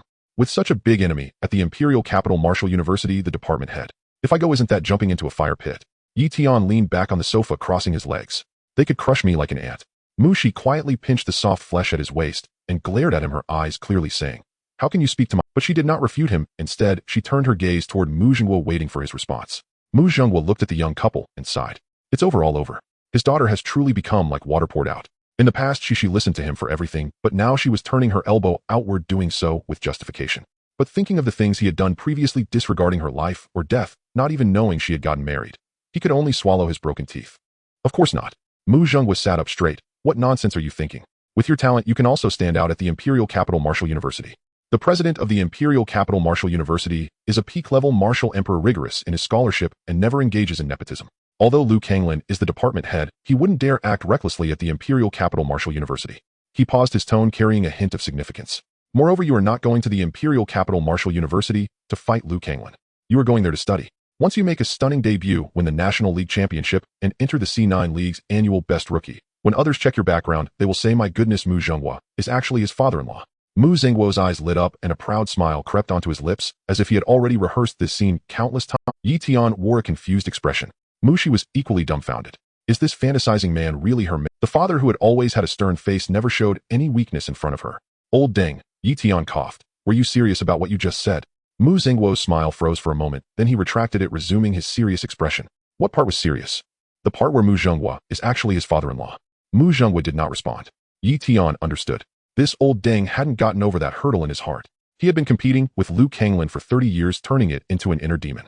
He couldn't make it, so he placed his hopes on his son-in-law. But Yi Tian did not expose it. Old Deng gave 30 million, and he still needed to give him some face. Old Deng, you see him going to the Imperial Capital Martial University to find you some face, but then, I'm a bit tight on funds. Yi Tian said with a sheepish grin, rubbing his fingers together, smiling like a fox. A fool does not take advantage of a bargain, especially when he is going to stand up for old Deng. Mu Zhenghua looked at him, the corner of his mouth twitching. Don't shake the green lotus. He pulled out his phone from his pocket and operated it in front of Yi Tian. Yi Tian's phone vibrated, and when he took it out, he saw 100 million had been deposited. This is what I've saved over the years. Mu Zhenghua tucked his phone back into his pocket. Originally, it was for Shizai's dowry. Now I've given it to you, so use it. Don't spend it recklessly. Oh, buy resources, buy pills, buy weapons, spend it wisely. Yi Tian swallowed hard. 100 million. With the previous 30 million, he now had a small target in hand. And also, Mu Zhenghua pulled out 2 booklets from his space ring and placed them on the table. Deadly Slash and Dragon Tiger Leap. Mu Zhenghua's tone was very flat, as if he were talking about something very ordinary. These are 2 foundational martial arts. Deadly Slash is a sword technique and Dragon Tiger Leap is a movement technique. Yi Tian picked up the Deadly Slash booklet and opened the first page. It depicted a person wielding a sword with simple lines, yet each stroke exuded sharpness. He flipped open Dragon Tiger Leap. The first page showed a person leaping into the air, stepping on cloud patterns with the words dragon, soaring tiger, leaping written beside it. Yi Tian looked up at Mu Zhenghua. Old Deng, is this an investment? I suppose so. Mu Zhenghua stood up, brushed off the dust from his pants. If you get into the Imperial Capital Martial University, win the national championship, and enter C9's annual Best Rookie, that will be the best reward for me. He walked to the door, opened it, and paused. Yi Tian. Don't let me down. The door closed. The footsteps grew fainter, the elevator doors opened and closed. The living room fell silent again. Mu Shi leaned on Yi Tian's shoulder and whispered, is my dad crazy? No. He just held it in for too long. Did you just call him old Deng? He wasn't angry. He called me kid, and I wasn't. Mu Shi pinched him at the waist. Shameless. After sending Mu Zhenghua off, Yi Tian entered the training room. The training room was not large, about 40 square meters, with soundproofing materials on the walls and a softwood floor. In the corner stood a human-shaped target. He spread out Deadly Slash and Dragon Tiger Leap on the floor, sitting cross-legged, flipping through them page by page. Mu Shi went to the kitchen to prepare meals. The pork rib soup was simmering, the rice was cooking, she began washing and cutting vegetables. In the training room, Yi-Tian closed the book and stood up. He first mentally reviewed the movement technique of Dragon Tiger Leap. The core of this movement technique is the circulation of qi and blood, infusing qi and blood into both legs, creating a thrust under the feet, increasing speed with each step. He took a deep breath, circulated his qi and blood, and infused it into his legs, following the path described in the book. His feet struck the floor with a dull thud, propelling him 2 meters forward, almost crashing into the wall. With a thought, he opened the system panel. New martial arts detected: Dragon Tiger Leap, Earth rank low tier, deadly, / Earth rank medium tier, current progress, Dragon Tiger Leap, not initiated. Deadly / not initiated. Point balance 260. Points can be consumed to advance martial arts progress. Yi-Tian smiled slightly. It was time for the familiar power-up segment. System advanced Dragon Tiger Leap. Consume 50 points advancing. Dragon Tiger Leap, not initiated, minor achievement. A warm flow surged from his dantian, coursing through his meridians towards his legs. Yi-Tian could feel the speed of qi and blood flowing in his legs had increased. The acupoints under his feet seemed to be opened by something, and with each step he took, he could feel the ground's feedback. He opened his eyes and took a step forward. Yi-Tian took a step forward. His foot struck the ground, and he launched himself across the training room, sliding from one end to the other. He glanced down at the distance beneath him, a smile curling at the corners of his mouth. This set of footwork suited him even better than he had imagined. It was a martial arts foot technique designed to complement the dragon and tiger stance. The essence of the Dragon and Tiger Leap lies in explosive power, maximizing speed in the shortest time possible, suitable for close combat, as well as maintaining distance. He turned and took another step forward. Each step was farther and faster than the last. The training room was filled with the sound of his footfalls, echoing as the air was torn apart around him. Each step created a gust of wind, rustling the edges of his clothing. This was merely the initial stage of the Dragon and Tiger Leap, one of the higher stages of complete mastery. System evolved the Dragon and Tiger Leap to the advanced stage. Consuming 100 tide points, evolving. Dragon and Tiger Leap, initial stage, advanced stage. In an instant his leg muscles swelled, veins bulging, and then relaxing as the acupoints in his feet felt as if they had been opened, allowing the influx of vital energy to double in speed. Yi-Tian could feel the flow of vital energy in his legs, no longer a slow trickle, but a rushing river with each heartbeat, infusing him with new strength. He opened his eyes. His center of gravity sank, knees slightly bent, and his feet grasped the ground. Bang! In what felt like an instant, Yi-Tian appeared 10 meters away. Good! Yi-Tian cheered inwardly. He stopped, looking down at his legs. His pant legs were stretched tight, the outline of his muscles clearly visible. Clenching his fists, one thought filled his mind: incredible. He glanced at his tide points, still at 100. It was far from enough to evolve a top-tier martial art, so he shifted his gaze toward the absolute strike. Closing his eyes, he drew vital energy from his dantian, flowing it along the Tian lung meridian to his arms, passing through the shoulder, while the crooked pool and the inner gate finally gathering in the palm. He grasped the hilt of the thunder blade, a chill emanating from the handle into his palm, creating a cycle. The blue patterns on the blade illuminated lightning coursing along its length, crackling with energy. System evolved the absolute strike. Consuming 100 tide points, evolving. Absolute strike, novice, initial stage. A wave of coolness surged into his right arm. The energy flowed down from his shoulder through his elbow and wrist, finally converging in his palm. He felt the hilt of the thunder blade, the icy sensation, creating a continuous loop. He could sense that the vital energy on the blade was no longer scattered, but had coalesced into a sharp line, formidable and unyielding. He opened his eyes. Slash. He brought down the blade. The edge sliced through the air, producing a piercing sound like fabric being torn. A visible blue blade of energy flew from the edge, striking the human-shaped target. The target split in half, the upper section flying away, crashing against the wall, bouncing once before falling to the ground. Yi-Tian paused momentarily. He had only used 30% of his strength for that strike. He intended merely to test it, not expecting to cleave the target in two. The absolute strike had no additional features, it was simply sharp. Wherever the blade energy passed, even metal and stone would break. Yi-Tian picked up a cup of water to drink, just as a notification sounded in his mind. Partner Han Bing's vital energy 0. 2. Received 20 times, return vital energy 4. A surge of immense power erupted from his dantian, flooding his limbs like a burst dam. Bones cracking, muscles swelling and contracting, a fine sheen of sweat formed on his skin. Current vital energy 22-26. Cultivation level 2nd stage warrior. Yi-Tian pouted. Han Bing's return was on a different level from Mu Shi. It seemed he must give Mu Shi some special training. Yi-Tian pushed open the door to the training room and walked into the kitchen where she was still cooking. Bad boy.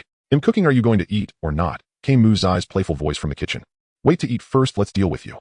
Under the light, their battlefield shifted from the kitchen to the sofa, the bedroom, the bathroom, and finally, before a massive floor-to-ceiling window.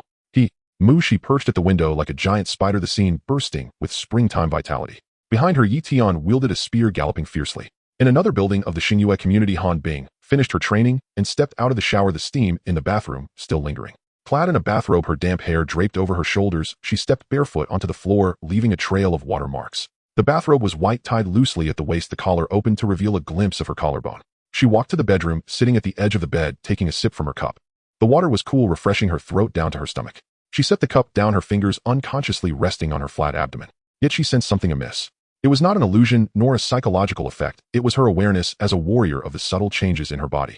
A warrior's vital energy is more vigorous than that of ordinary people, and any abnormality within can be sensed. Now deep within her abdomen, there was a faint sign of nascent life. It was a fluctuation of vital energy. It was not her own, but an independent source of vital energy that was dividing and growing. Her hands began to tremble. Uncontrollably, images of the swamp flashed through her mind. Pink, poisonous mist spewed from the mouth of the crimson python, enveloping a 10-meter radius. She held her breath, but the toxic mist seeped through her skin into her body. Her body began to heat up, her consciousness growing hazy. Yi Tian supported her, laying her down on the ground, covered with his coat. His hands were steady as he slowly unfastened the collar of her combat suit, as if defusing a bomb. And then there were those words. Sister Bing, listen to me. I will save you. This matter, heaven knows, earth knows, you know, and I know. Closing her eyes, she tried to shake those images away. But they wouldn't leave. They replayed in her mind like an insistent echo. Opening her eyes, she looked down at her flat abdomen. It was still flat, nothing visible. Yet she knew something was there. A tiny dividing cluster of cells was settling within her body. That was the child of her and Yi Tian. Taking a deep breath, she picked up her phone and scrolled to Yi Tian's number. She stared at the screen for several seconds. Her finger hovered above the dial button, hesitating to press it. She pondered how to begin. Should she say, I'm pregnant? Should she say, you're going to be a dad? Should she say, that time in the swamp? None of it felt right. She pressed the dial button. The phone rang 3 times before connecting. Sister Bing. Yi Tian's voice was slightly breathless, as if he had been exercising. Yi Tian. Han Bing spoke, her voice steadier than she had imagined. Are you free right now? I'm free, what's up? Silence fell for 2 seconds. She was organizing her thoughts, realizing that no matter how she structured them, it felt wrong. I have something to tell you. Go ahead. I can't make it clear over the phone. Han Bing stood up, walking to the window, gazing at the gray sky outside. The evening in Star City was tinged with a dark red sunset, like unhealed blood stains. Will you come to the City Defense Army to give your final mission report tomorrow? Then see you tomorrow. Hanging up the phone, Yi Tian casually tossed his mobile phone onto the sofa. She turned her head and softly asked. It was Team Leader Han from the City Defense Army, probably inquiring about today's mission.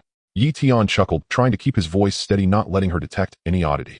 She said oh, and did not ask further, starting to move on her own. All right, let's finish early today, so that we don't keep them late at night. She was so exhausted that she didn't want to move a single finger. Softly lying on the bed, her damp long hair spread across the pillow, her eyes closed, long eyelashes fluttering gently with each breath. Yi Tian tucked her blanket in carefully and quietly turned off the bedside lamp. Hubby. In the darkness, she suddenly turned over and called him softly. I'm here. You need to go to the City Defense Army tomorrow, or remember to come back early. Okay, I will definitely come back early to keep you satisfied. She nestled closer to him, curling up with her back to him, her breathing gradually becoming light and even falling into a deep sleep. The next day, just as dawn was breaking, while she was still in a peaceful sleep, Yi Tian had already gotten up quietly. In the community, the morning light was soft. The osmanthus flowers by the roadside were in full bloom, the sweet scent mingled with the cool morning breeze, refreshing and invigorating. Yi Tian went downstairs and walked straight to the building where Han Bing lived. The two families were only separated by 2 buildings, and it would take less than 5 minutes to walk there. Han Bing was already waiting downstairs. She wore a pure black sports jacket, the zipper pulled up to her chin, her sleek long hair tied in a low ponytail, and her face was bare. Without any makeup, lacking the sharpness of her usual combat outfit, she appeared somewhat inexplicably flustered. Seeing Yi Tian approaching, her eyes flickered quickly as if she wanted to say something, but in the end she swallowed it back, merely pressing her lips together. Yi Tian. She spoke, her voice a bit tense, completely lacking the decisiveness she usually had while issuing commands in the City Defense Army. Sister Bing. Yi Tian arrived in front of her and casually asked, have you had breakfast? Let's talk upstairs. Han Bing glanced at him quickly and immediately turned to walk into the hallway. The elevator numbers jumped to the 13th floor, dinging as it stopped. Han Bing opened the door, turned back to close the security door, and walked straight to sit on the sofa. Yi Tian sat down on the single sofa opposite her, not rushing to speak, quietly waiting for her to say something. The living room fell into a dead silence. Han Bing's gaze was fixed on the glass cup on the coffee table, staring for several seconds, her fingertips unconsciously curling up. Sister Bing, what is it? Yi Tian spoke first, unable to suppress his own doubts. Could it be that yesterday's incident in the wasteland was leaked by someone? No, the scene was cleaned up thoroughly at the time. Besides the 2 of them, no one else knew. Even those 2 big snakes were killed by him. Han Bing took a deep breath, suddenly raising her head to look directly at him. The corners of her eyes were red, but she held back her tears. I am pregnant. Her voice was low, even a bit hoarse, but every word struck clearly in the quiet living room. Yi Tian remained silent. He already knew about this yesterday. Han Bing lowered her head, her fingers clutching the fabric of her sweatpants tightly, her voice trembling. What do you think? Yi Tian didn't answer her question, but leaned forward slightly and asked seriously, Sister Bing, do you want this child? His words directly shattered Han Bing's fragile defenses. I don't know. Her voice completely trembled, carrying a sense of grievance and panic that she didn't even realize. I thought about it all night last night, even considering using my chi and blood to directly eliminate it. That's the most common method for us martial artists, harmless to the body, a clean break. But it's my child. After saying this, she could no longer hold back, her shoulders trembling slightly. He certainly knew about this method. Martial artists forcibly extract the embryo's vitality using their own chi and blood, cutting off its nourishment. The embryo would naturally dissipate, causing almost no harm to the mother, yet it was undeniably a life. Many female martial artists who do not want to be tied down by children would choose this method. When he saw the system prompt about Han Bing's abnormal rise in chi and blood yesterday, his heart sank, but he never expected that she had even considered getting rid of the child. She nearly wiped out this child with her own hands. Sister Bing. Yi Tian stood up, walked in front of her, slowly squatted down, looking up at her reddened eyes, his tone unprecedentedly resolute. If you want him, then give birth to him. I will take care of him. Han Bing suddenly raised her head, looking at him with teary eyes. You have a wife. I know. Your wife Mu, she is also pregnant with your child. I know. Then how will you take care of him? Her voice suddenly rose, carrying a hint of hysterical questioning, but quickly softened at the moment it came out, leaving only helplessness. Yi Tian stared into her eyes, speaking every word clearly. I can take care of it. Whether it's you and the child, or she and the child, I can take care of both and protect them. Han Bing just stared at him, unblinking for a good 10 seconds. In those eyes that always carried a coldness and sharpness, there was no trace of the hesitation, guilt, or insincerity she had anticipated, only a certainty she had never seen on any man's face. It was as if when he said, I will take care of it, he would truly bear all responsibilities, and he meant what he said. She took a deep breath, raised her hand to wipe away her tears, and forcibly steadied her emotions. Yi Tian. I want to get rid of this child. Han Bing's voice regained its steadiness, though still tinged with the hoarseness of having cried, but don't think that because of this child it will affect your relationship with Mushi. You should take the martial arts entrance exam, and if you're going to the imperial capital, then go to the imperial capital. I can take care of the child myself, and I won't trouble you or cling to you. Sister Bing. Let me finish. Han Bing interrupted him directly, her tone resolute and unyielding. The incident in the wasteland was an accident. This child is an unexpected surprise. But I, Han Bing, never regret my decisions. I want this child, and I can raise in the future. If you become successful, just remember that there is such a child. That's enough. If you forget, it doesn't matter. After saying this, she abruptly stood up, quickly walked to the balcony, standing with her back to him, refusing to say another word. Yi Tian also stood up, watching her back. He walked over and stood next to Han Bing. Directly opposite the balcony was the building where he lived on the 23rd floor. The window of the master bedroom was open, the beige curtains gently billowing in the wind. Sister Bing. She did not turn back, only responding in a muffled tone. I will be there when the child is born. Han Bing remained silent. I will be there when the child is a month old. She still said nothing, only her hand resting on the railing slightly loosened. I will be there for every important milestone in the child's life, from school to adulthood to martial arts training. Finally, Han Bing abruptly turned her head, looking directly at him. Her eyes were still red, but there was no longer the evasion or panic from before, only a swirling emotion. Why are you so annoying? She bit her lip and cursed softly, but there was no strength behind it. If I'm annoying, then let it be. Yi Tian put his hands in his pockets, gazing at the morning light filtering through the clouds in the distance, his tone calm, yet incredibly firm. I always mean what I say. The two of them stood on the balcony, neither speaking further. The warm morning sun slowly emerged from behind the clouds, not glaring, but warmly showering upon them, as if celebrating that this new life had not perished. Han Bing sniffed and turned back to the living room first. I need to change and head to the team.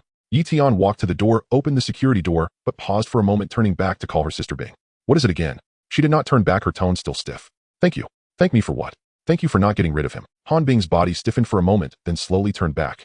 She looked at Yi Tian at the door, the corners of her mouth curling up, her eyes turning crescent-shaped like a snow mountain that had been frozen for years, finally cracking open, revealing the gentle spring light hidden inside.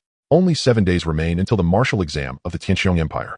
The streets and alleys of Xingqing are already adorned with red banners proclaiming 10 years of honing a sword. Today, we test its sharpness.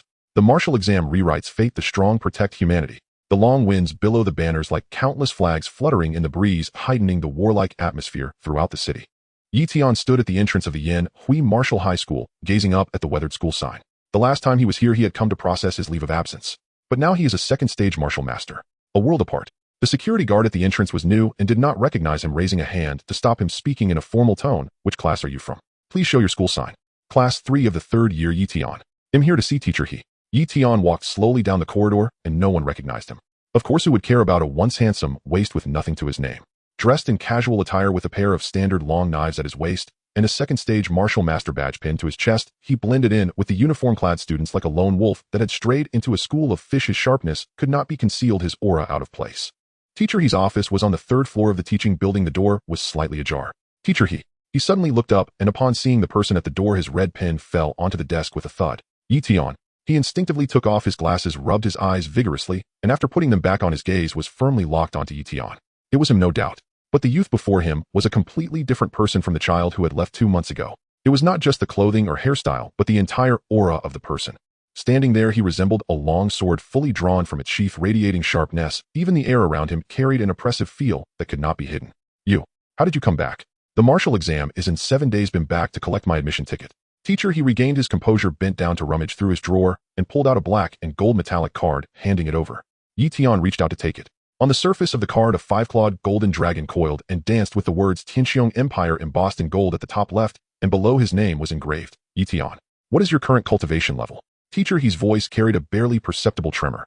Yition carefully tucked the admission ticket into his inner pocket, his tone calm, 2nd stage martial master. Teacher, his outstretched hand froze midair. He opened his mouth, but his throat felt blocked, unable to utter a single word. After 2 seconds of pause, he opened his mouth again, but still couldn't speak. In the next moment, he abruptly took off his glasses, repeatedly wiping the lenses with his clothing, his hands trembling. After putting his glasses back on, he stood up and walked in front of Yition, scrutinizing him for more than 10 seconds. 2nd stage martial master. His voice was airy, as if he were dreaming. Yes. Teacher, he stared at the martial master badge on his chest, looking again. Then teacher, he took a deep breath and exhaled heavily, as if trying to expel all the shock from his chest. He turned and walked to the window, pushing it open, letting the morning chill rush and causing his clothing to flutter. When he turned back, he looked at Yition, and the corners of his mouth twitched uncontrollably. Yition, are you human? Yition was taken aback for a moment, then burst into laughter. I should be. At least from body to soul, I haven't been possessed by the myriad races. I am a true human. The extraterrestrial demons are also humans. In his past life, Yition was a genuine earthling. Yition's expression was a complex mix of shock, relief, disbelief, and a hint of self-mockery for being surpassed by a student he had taught for so many years, all amalgamated into a calm statement of acceptance. Your cultivation has already far surpassed mine. Yition did not respond or boast. For this teacher who had not completely given up on him in his lowest moments, he was always willing to maintain a certain humility. The martial exam, are you confident? Yes. First in Xingqing. First in Xingqing. First in the provincial city. First in the provincial city.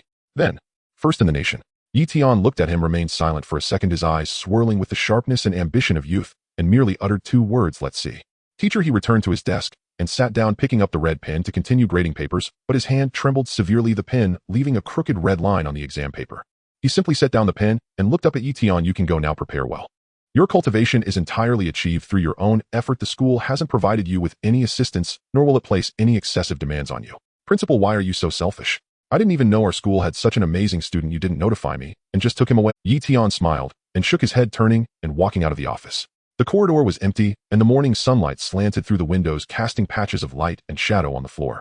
As he descended the stairs, he almost collided with a schoolgirl in uniform who was hurrying along with her homework in hand. She looked up in a panic to apologize, but when she recognized Yition's face, she froze in place. Her gaze fell to the dual blades at his waist, and then to the glaring 2nd stage martial master badge, her mouth forming an O shape in shock. Yition. Yition glanced at her, but had no recollection.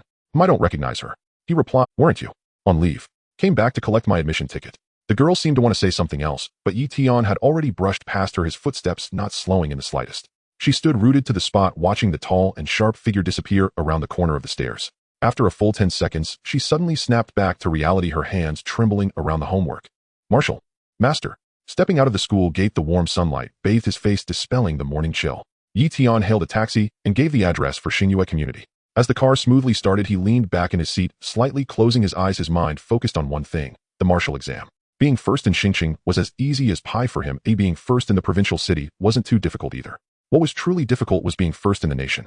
The top martial arts academies of the C9 Alliance, such as the Imperial Capital Martial University, Xianyuan Martial University, and Modu Martial University, concealed too many prodigies selected from all across the nation.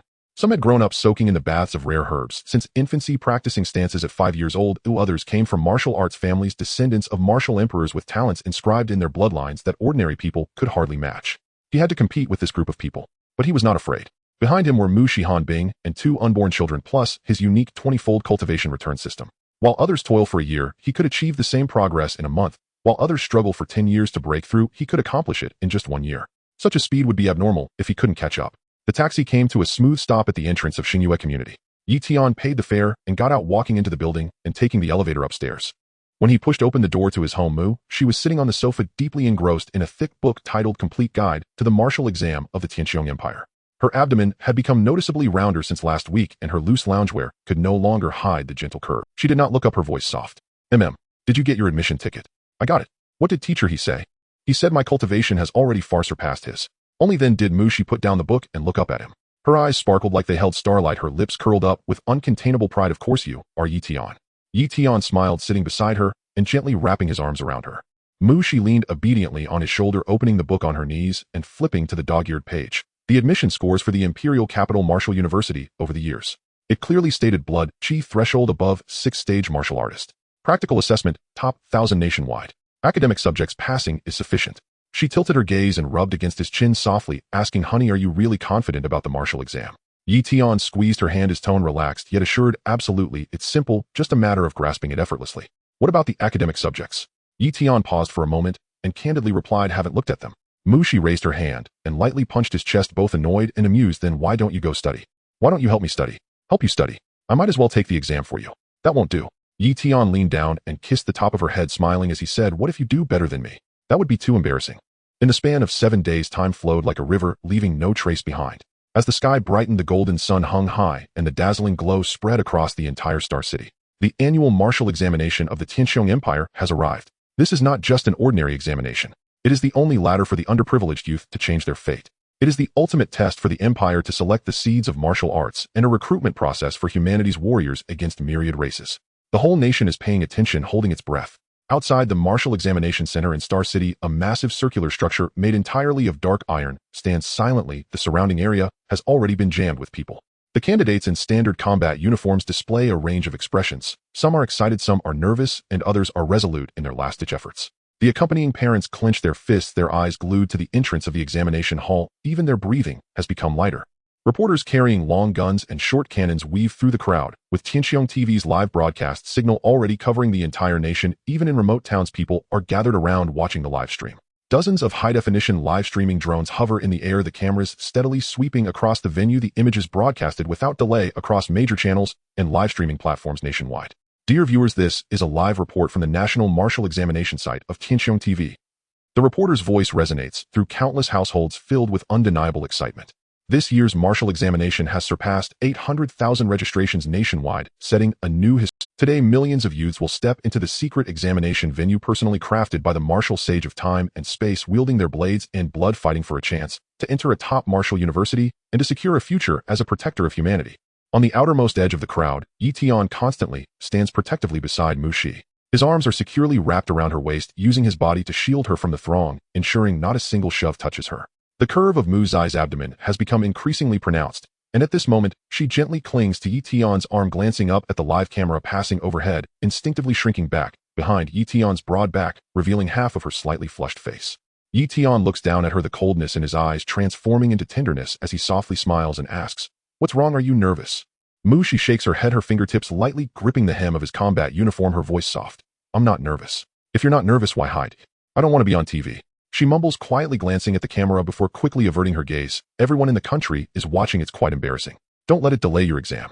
Yi Tian chuckles, raising his hand to ruffle her hair. Just then, the heavy alloy gates of the examination center slowly open inward, and a cold, solemn broadcast voice suddenly fills the venue. All candidates, please enter in an orderly fashion with your examination permits. Repeat, all candidates, please enter in an orderly fashion with your examination permits. The martial examination secret realm will officially open in 10 minutes. The crowd surges forward in an instant. Mushi releases her grip, stepping back 2 paces to stand outside the safety line, her eyes unwaveringly fixed on Yi Tian. There are no excessive admonitions, only complete trust and concern. Yi Tian halts his steps, turning back to gaze deeply at her. Their eyes meet, 1,000 words condensed into a reassuring glance. Mushi bends her brows into a smile, waving at him silently, while mouthing the words, "I'll wait for you to return." Yi Tian nods, resolutely turning away, his back straight, as a spear stepping into the vast flow of candidates, making his way into the heart of the Martial Examination Center. Inside the venue, it appears even more grand and majestic. At the center lies a bluestone square capable of accommodating tens of thousands of people, its surface engraved with martial arts runes that stabilize energy and blood. Surrounding high walls are densely packed with high-definition cameras for real-time monitoring, while dozens of drones hover overhead, guarding the area. The 3 enormous ultra-high-definition screens at the front of the square are synchronously switching between live feeds from examination sites across the nation, capturing every candidate's entry. At the very front of the square stands a towering door to the secret realm, forged entirely from black gold, its frame intricately inscribed with complex and profound space-time runes. At this moment, it radiates a faint blue light, the space behind the door rippling, as if disturbed water, rendering its interior indistinguishable. A vague wild pressure from another realm slowly seeps out from the door, causing many lower-level candidates to catch their... On the platform beside the secret realm door, the elite figures of Star City have already taken their seats. Core officials of the Star City government, presidents of major martial universities, and powerful figures from the leading financial conglomerates are all present. Anyone noteworthy in the martial world or the political sphere has gathered here today.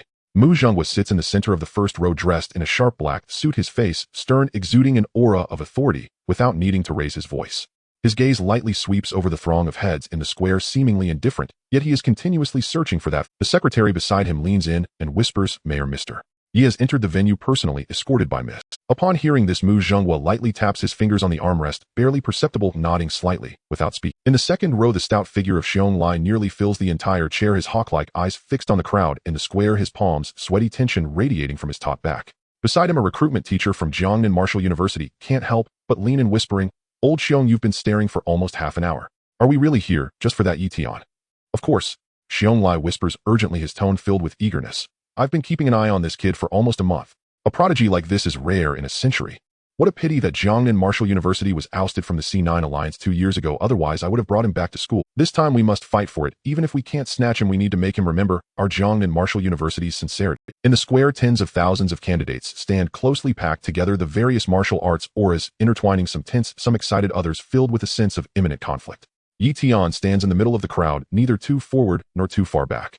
Dressed in a deep gray fitted combat uniform that outlines his smooth and firm muscle lines with 2 standard long blades sheathed at his waist, black combat boots firmly planted on the bluestone ground, he stands tall, exuding a calm aura. The surrounding noise and tension seem to have nothing to do with him, no matter how restless those around him are. He remains A drone flies directly overhead, the camera accurately focused on his face, instantly broadcasting it onto the live screen. We can see that all candidates at the Star City examination site have entered, and all examination sites across the nation are ready. This year's martial examination is bound to be a fierce competition.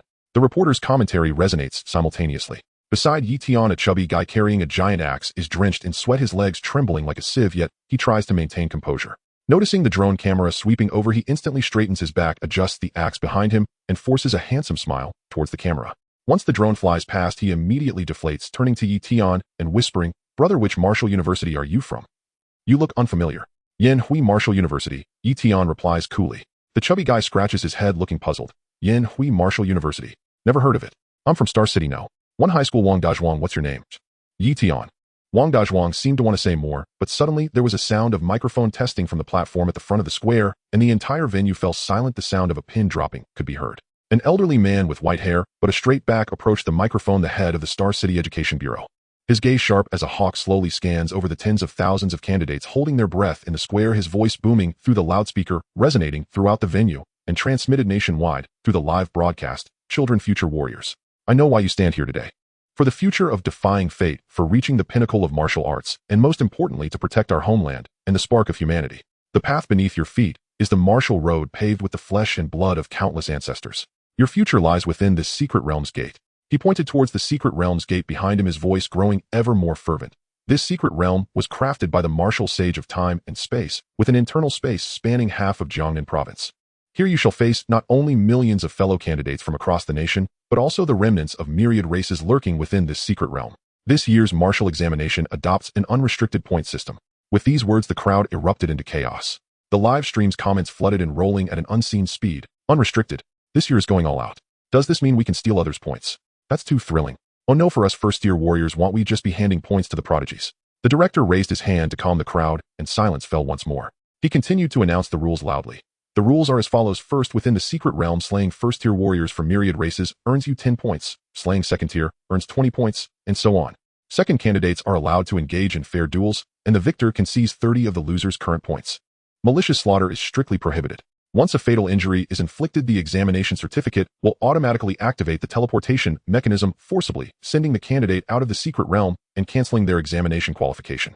Third, the total duration of this martial examination is 7 days. For each full day a candidate survives in the secret realm, they gain an additional 80 points. With this announcement, the candidates in the square instantly became ready, their breathing growing heavy. Opportunities and risks coexist. This is the martial examination. This is the chance to defy fate. The director stepped back, making way. Mu Zhenghua slowly stood up and walked to the microphone. Without a script or preparation, he simply stood there quietly, his gaze sweeping over the young, passionate, and stubborn faces in the square. After a few seconds, his steady and powerful voice resonated through the microphone. Children, the martial path has never. You are the future of the empire, the shield of humanity. Go forth, strive, and battle. Go. In just 3 short sentences, without a single empty word, he ignited the passion of all the candidates in an instant. The live stream's comments exploded. Wow. Mayor Mew's presence is incredible. These 3 sentences are far more inspiring than the previous long-winded speech. This is what a warrior should say. Just do it. At that moment, the runes on the secret realm's gate suddenly began to flicker wildly. The eerie blue light surged, instantly shooting up to the sky, the space within the gate rippling violently, and a tremendous force of time and space swept across the entire area. A deep, heavy prompt echoed from the secret realm's gate, ringing in the ears of every candidate. The secret realm has stabilized. Candidates begin entering. Queue up and enter in order. The crowd surged forward in an instant. One candidate after another stepped into the blue light, their figures being swallowed by the secret realm's gate. On the large screen in the square, the images switched in sync, showing the perspectives of the candidates within the secret realm. Soon it was Yi Tian's turn. He raised his eyes and glanced at the high platform. Mu Zhonghua was sitting there, his gaze firmly fixed on him, subtly nodding with a hint of expectation and approval in his eyes. Yi Tian nodded back, then withdrew his gaze, gripping the hilt of his knife at his waist without a trace of hesitation, stepping into the secret realm's gate. The eerie blue light instantly swallowed him. The dizzying sensation of spinning lasted only a moment. In the next second, Yi Tian felt his feet sink, landing steadily on an open expanse of desolate land. Before his eyes was a dim, oppressive sky, and in the distance the undulating black mountains loomed like slumbering behemoths with lifeless, cracked earth beneath his feet. The examination certificate at his waist began to emit a slight warmth, and a line of light blue text appeared. Candidate Yi Tian, current point 0, total survival time 0 days, 0 hours, 0 minutes. In the next moment, Yi Tian's eyes narrowed, and the divine sense of a second-tier martial master instantly unfolded. He sensed every movement within 100 meters radius. The rolling trajectory of the gravel, the crawling of insects beneath the ground, and the distant sound of flowing water from a dark river, all clearly registered in his perception, each detail vivid. At that moment, a coarse, violent wave of blood and energy was rapidly approaching from the direction of the left mountain wall. The heavy footsteps shook the ground slightly, each step carrying an overwhelming force directly aimed at his position. Yi Tian reacted almost instinctively, his right hand swiftly grasping the hilt of the thunderblade at his waist. With a sharp sound, the gleaming blade was drawn from its sheath, crackling with lightning, instantly breaking the desolate silence of the expanse. He saw a massive creature charging out from beneath the cracked mountain wall on the left. Yi Tian's gaze sharpened. Under the training of Mu Shi in the 7-day devil training, he had acquired extensive knowledge. The creature before him was a Titan stone man. Its entire body was covered in hard, grayish-brown rock armor, with dark red magma patterns crystallizing at the joints, and its dark yellow eyes were filled with ferocity. With each step, the cracked earth was deeply dented, and the ground trembled beneath it. This was a Titan stone man ranked over 6,000 in the myriad races, a collateral descendant of the Titan giants and stone spirit. Though it did not inherit the core talents of its ancestors, its rock armor provided formidable defense, ensuring it was not an opponent to be underestimated. The Titan stone man before him was a peak second-tier creature corresponding to a second-tier human warrior. Its defensive power was such that even a fellow warrior of the same tier would struggle to breach its rock armor. Insignificant human. A blood meal delivered to me. The Titan stone man's dark yellow eyes gleamed with greed upon seeing Yi Tian, its large mouth gaping open to reveal coarse stone teeth, foul saliva dripping onto the ground, instantly corroding small pits that hissed. Is it treating me as food?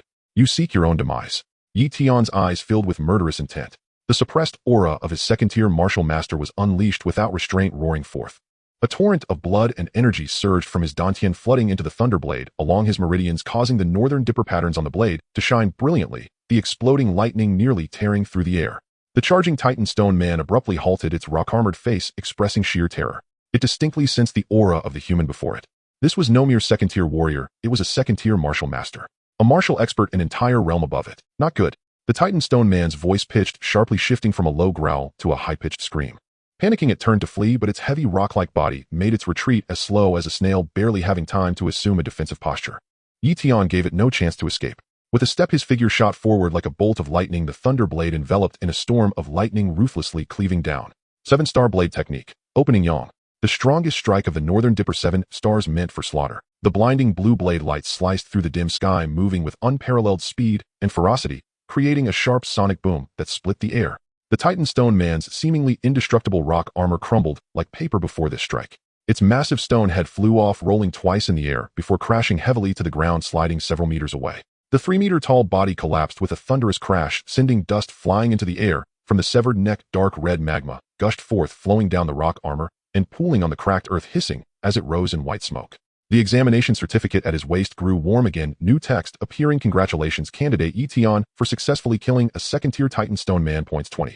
Current total points 20. Current ranking 13,458. Yetion did not even glance at the corpse on the ground. With a flick of his wrist, the thunder blade, still crackling with residual lightning, sheathed itself with a soft click. With so many people watching him, Yetion found it amusing. He had just slain a stone man upon entering the secret realm and was still ranked outside the top 10,000. Sure enough, heroes in this world are as plentiful as fish crossing a river. One cannot underestimate them in the slightest. Yetion raised his eyes to glance at the distant mountains. Their increasingly intense waves of blood and chi surged, mixed with the gasps of human candidates and the furious roars of beasts from various races. However, he paid no mind, continuing his steps straight into the depths of the wilderness. Not far behind a dirt slope, several candidates who had just entered the secret realm huddled together, shivering in fear, witnessing this earth-shattering scene in its entirety. The group was instantly frozen in place, their mouths agape, as if they could fit an egg inside, unable to close them for a. They first fixed their eyes on the three-meter Titan Stone Man corpse on the ground, its head cleaved clean off. This was a second-tier Titan Stone Man. Even if they banded together to attack, exhausting their chi and blood, it would be difficult to take down such a hard nut to crack, armored in rock. Yet in this person's hands, it was actually slain in a single stroke. Looking again at Yetion's calm figure gradually disappearing into the far reaches of the wilderness, the group swallowed hard, their voices trembling. Damn. Who the hell is this monster? He just one-shotted a second-tier stone man upon entering the secret realms. This year's martial examination has a freakish talent, doesn't it? In the outside world, under the jurisdiction of the Tianxiong Empire, there are 75 provinces and 1008 cities. Each region's official live broadcast channel was streaming the performances of local prodigies in the secret realm in real time.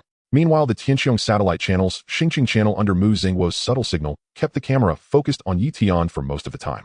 After all, he was his beloved son-in-law. When Mushi participated in the martial examination years ago, he had done this stealthily once. Now, it was merely a familiar routine.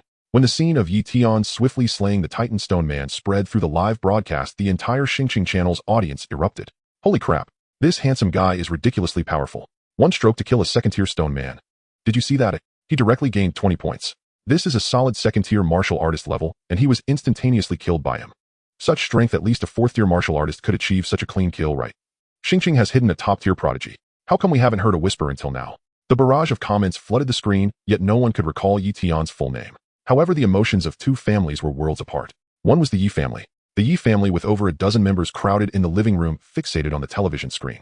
As they saw Yetion effortlessly dispatch the Titan Stone Man, Mu Chunx's tears instantly streamed down her face as she covered her mouth, incessantly murmuring, "That's my fourth child." Beside her, Yizong's eyes were filled with shock. He knew all too well the ferocity of the Titan Stone Man. Years ago, he served as a transport soldier on the front lines and had witnessed a second-tier Titan Stone Man overturn an entire transport squad, exhibiting extreme brutality. Yet such a fierce character could not even withstand a single blow from his own son.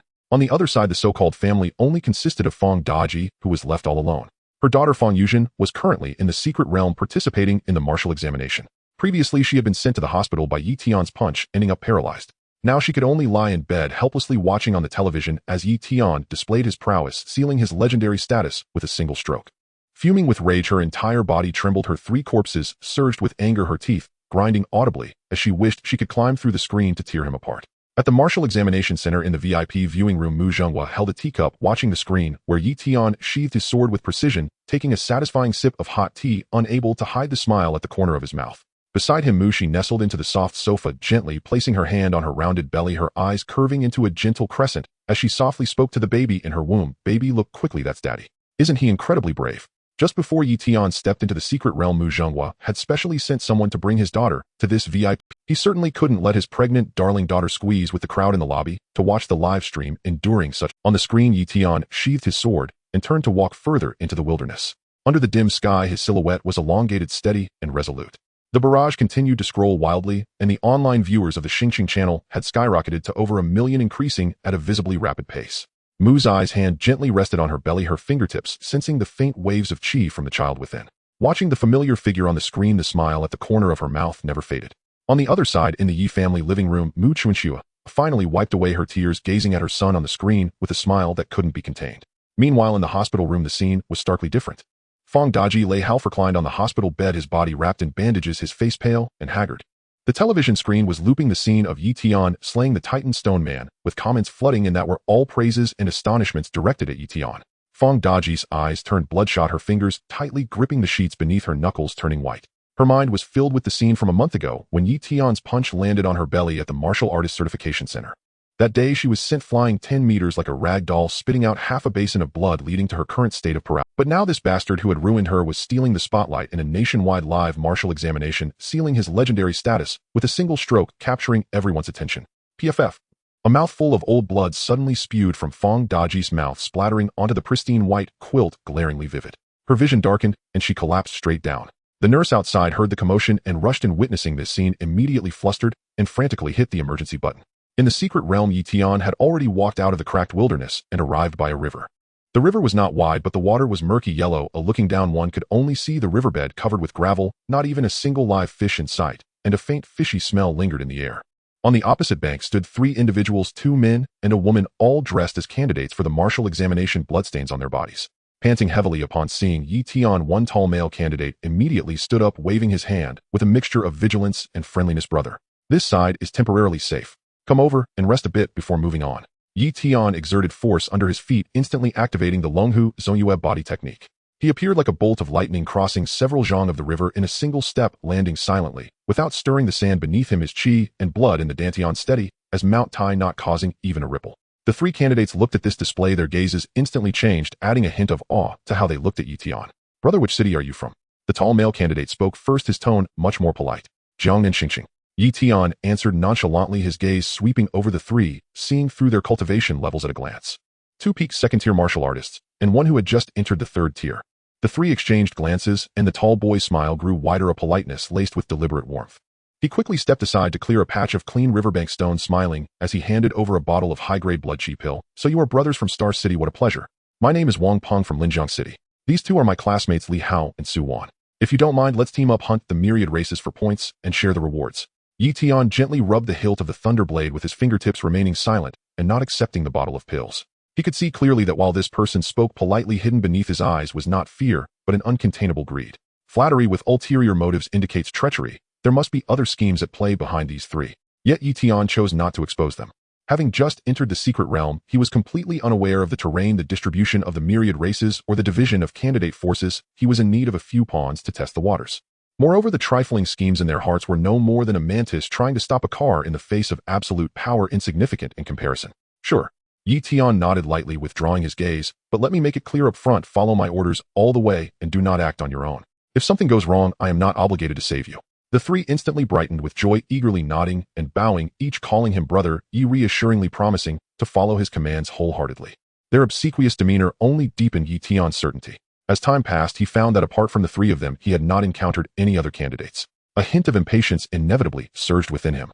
In this martial examination, ranking solely relied on hunting the myriad races for points. The secret realm had only opened for a mere 10 minutes, and his ranking had plummeted from over 10,000 to beyond 40,000. No way. Yi Tian's gaze suddenly sharpened, and his entire body tensed as spiritual energy surged. 2,000 meters away, a massive and chaotic wave of blood chi was rushing toward him. Not just one, but a whole herd of beasts. Yi, brother Yi, what's wrong? Wang Peng's voice trembled slightly, and even his palms had begun to sweat. Heh, such little movements were naturally undetectable to Yi Tian's eyes. He immediately understood everything. No wonder the 3 had bloodstains from demonic beasts on them during their first encounter, and had intentionally guided him in this direction. They must have already run into the herd and intended to use him as bait for disaster, a target for their demise. But Yi Tian still chose not to expose them. Instead, he quietly began circulating his spiritual energy. Someone was kindly helping him find the myriad races to farm points. What a fortunate turn of events. It's nothing, just feeling that the aura here is too heavy and the atmosphere a bit oppressive. Yi Tian spoke in a calm tone, as though he had noticed nothing. Maybe it could be that myriad races are lurking nearby. Wang Peng quickly chimed in, his tone deliberately exuberant, and brother, Ye's hands, these creatures are nothing more than a group of walking points. As they spoke, they had already arrived at the entrance of a dark ravine. Wang Peng suddenly stopped, his expression turning serious as he lowered his voice towards Yi Tian. Brother Yi, ahead is the gathering place of the shadow leopards. We just arrived in the secret realm and ended up right here. Su Wan spoke urgently, deliberately feigning a bit of fear. Yes, brother Yi. We initially wanted to enter the ravine to take a chance, but as soon as we reached the entrance, we were scattered by the shadow leopards, and 2 classmates were eliminated on the spot. And brother Yi, there are at least over 200 shadow leopards in this ravine. If we kill them, all the points will surely increase by several thousand. We could directly push into the top ranks of the province. Yi Tian glanced at the mouth of the ravine. The entrance was narrow enough for only 2 people to pass side by side, dark and filled with a strong smell of blood, the ravine winding downward, a typical gourd-shaped terrain. There was only this one entrance and exit. Once inside, if the shadow leopard sealed the entrance, it would become a deadlock, an insurmountable barrier impossible to escape. He chuckled coldly in his heart, but maintained a calm facade, quietly waiting for the next move from the three. Sure enough, seeing Yi Tian's silent, Wang Peng quickly took a step forward, his face filled with concern. Brother, you don't worry. We three will definitely not hold you back. We will guard the entrance for you. You are the strongest, your movement is swift.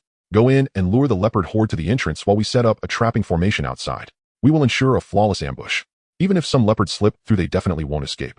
Oh, Yi Tian lifted his eyelids, looking at him with a smile that was not a smile. I go in to lure them. You all guard outside. Wang Peng's heart tightened, thinking Yi Tian had seen through the flaw, and he quickly swore with a thump of his chest, yes, brother Yi. In the whole of Jiangnan province, only you have the strength to come out unscathed from the leopard horde.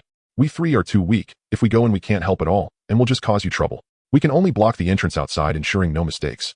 Su Wan also quickly chimed in, her gentle voice filled with concern. Perfectly orchestrated, brother Yi. We know this is too dangerous, but apart from you, no one else can accomplish this task. We ask for nothing more than to follow you and share a bit of the points from the leopards, enough to pass the martial exam.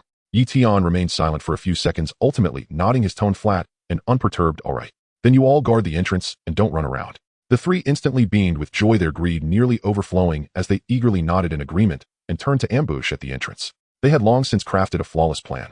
As soon as Yi Tian stepped into the ravine, they would immediately seal it off. At that point, surrounded by over 200 shadow leopards with a horde in front and a dead end behind, even if he were strong, he would eventually be worn down to the point of triggering the forced teleportation of the qualification certificate.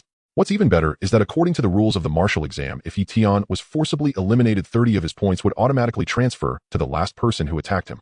Then they only needed to launch a ranged attack into the ravine to snatch all of Yi Tian's points for free, propelling themselves into the top ranks of the province. It was simply a case of taking advantage of another's misfortune, a lucrative business. Yi Tian gripped the thunderblade and stepped toward the mouth of the ravine. With his keen hearing, he could clearly pick up the increasingly frantic breaths of the three behind him, their barely concealed excitement and malicious calculations. Just as he stepped into the ravine's entrance, a thunderous roar erupted. With a deafening crash, the massive rocks on both sides of the mountain wall crumbled, dust billowing instantly, sealing the entrance of the ravine without leaving a single gap. At almost the same moment, the shadow leopards in the ravine were startled by the sounds. They instantly let out a series of roars, and more than 200 shadow leopards with ghostly green eyes surged out of the darkness, charging madly towards Yi Tian, who stood at the edge of the ravine. Wang Peng crouched in front of the stone crevice, watching Yi Tian surrounded by the leopard pack, and finally tore off all pretenses, bursting into a maniacal laugh. Yi Tian, you foolish idiot from Star City. Did you really think we three genuinely wanted to cling to you? You should take a good look in the mirror to see if you deserve it. Li Hao leaned in at the stone crevice, a sinister grin on his face. All previous innocence vanished. Thank you, you fool. You willingly became our bait. When you are left with only a breath after being devoured by the leopards, your points, your weapon, will all belong to us. Just stay inside and die peacefully. Su Wan's previously frail demeanor also vanished without a trace, her gaze turning as venomous as poison. Blame yourself for being too foolish. You believed everything others said. In this secret realm, the most terrifying beings have never been the myriad of beast tribes, but people. If you die, you can only blame your own lack of wit. Outside, the Star City live broadcast room exploded in chaos. The barrage of comments filled the screen, nearly drowning out the visuals. What the hell? These three scoundrels. Pure white-eyed wolves. Yi Shen kindly brought them along, and they actually turned around to betray Yi Shen to his death. In the VIP viewing room, Mu, she instantly clenched her fists, stood up abruptly, her eyes turning red as she fixed her gaze on the screen, showing the ravine sealed by the black stone walls. In the hospital ward, Fang Deji, just revived after being rescued, looked at the scene on TV where Yi Tian was in a desperate situation, suddenly bursting into sharp maniacal laughter, pounding the bed and roaring, "Good. Kill him. Let the leopards tear this bastard apart." Yet surrounded by more than 200 shadow leopards, Yi Tian showed no signs of panic. Instead, a cold smile crept onto his face. He looked up at the three smug and twisted faces peering through the stone wall, his voice low, yet clear as it penetrated the stone, reaching their ears. "You three worthless fools, do you think you can scheme against me?" The moment his words fell, Yi Tian unleashed the aura of a third-tier martial artist, fully activating the 7-star blade technique, and the brilliant blue lightning erupted from the thunder blade, instantly tearing through the darkness. The first few shadow leopards charging forward were instantly decapitated by the blade aura, their headless corpses crashing to the ground, splattering blood throughout the ravine. He had no intention of retreating. Instead, he wielded his blade and charged straight into the densest part of the leopard pack at the bottom of the ravine. With the perfected technique of the dragon and tiger leap propelled to its limits, his figure transformed into afterimages in the darkness. The shadow leopards could not even graze his clothes, and wherever the blade light passed, leopard corpses fell like autumn leaves. There was simply no match. The three outside the stone wall had their wild laughter abruptly freeze. They could hardly believe that Yi Tian, surrounded by more than 200 shadow leopards, and with no escape route, not only remained calm, but became even more ferocious.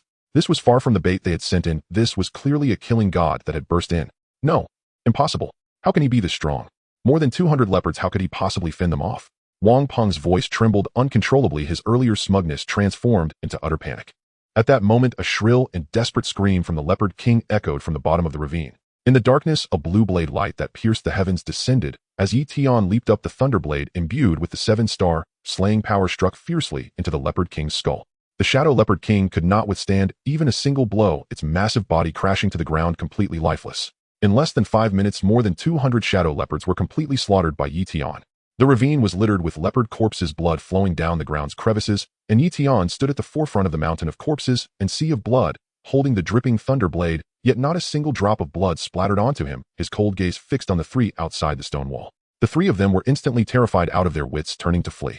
Just as they turned around, a deafening crash echoed. The thunderblade cleaved through the thick black stone sealing the mountain wall, shattering rocks flying everywhere, dust rising to the sky. Yi Tian stepped through the broken stone wall, standing before the three. "Wanna run?"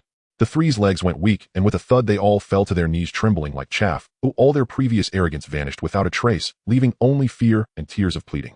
"Yigo, I was wrong. Yigo, I truly was wrong. It was those two who forced me. It was all their ideas."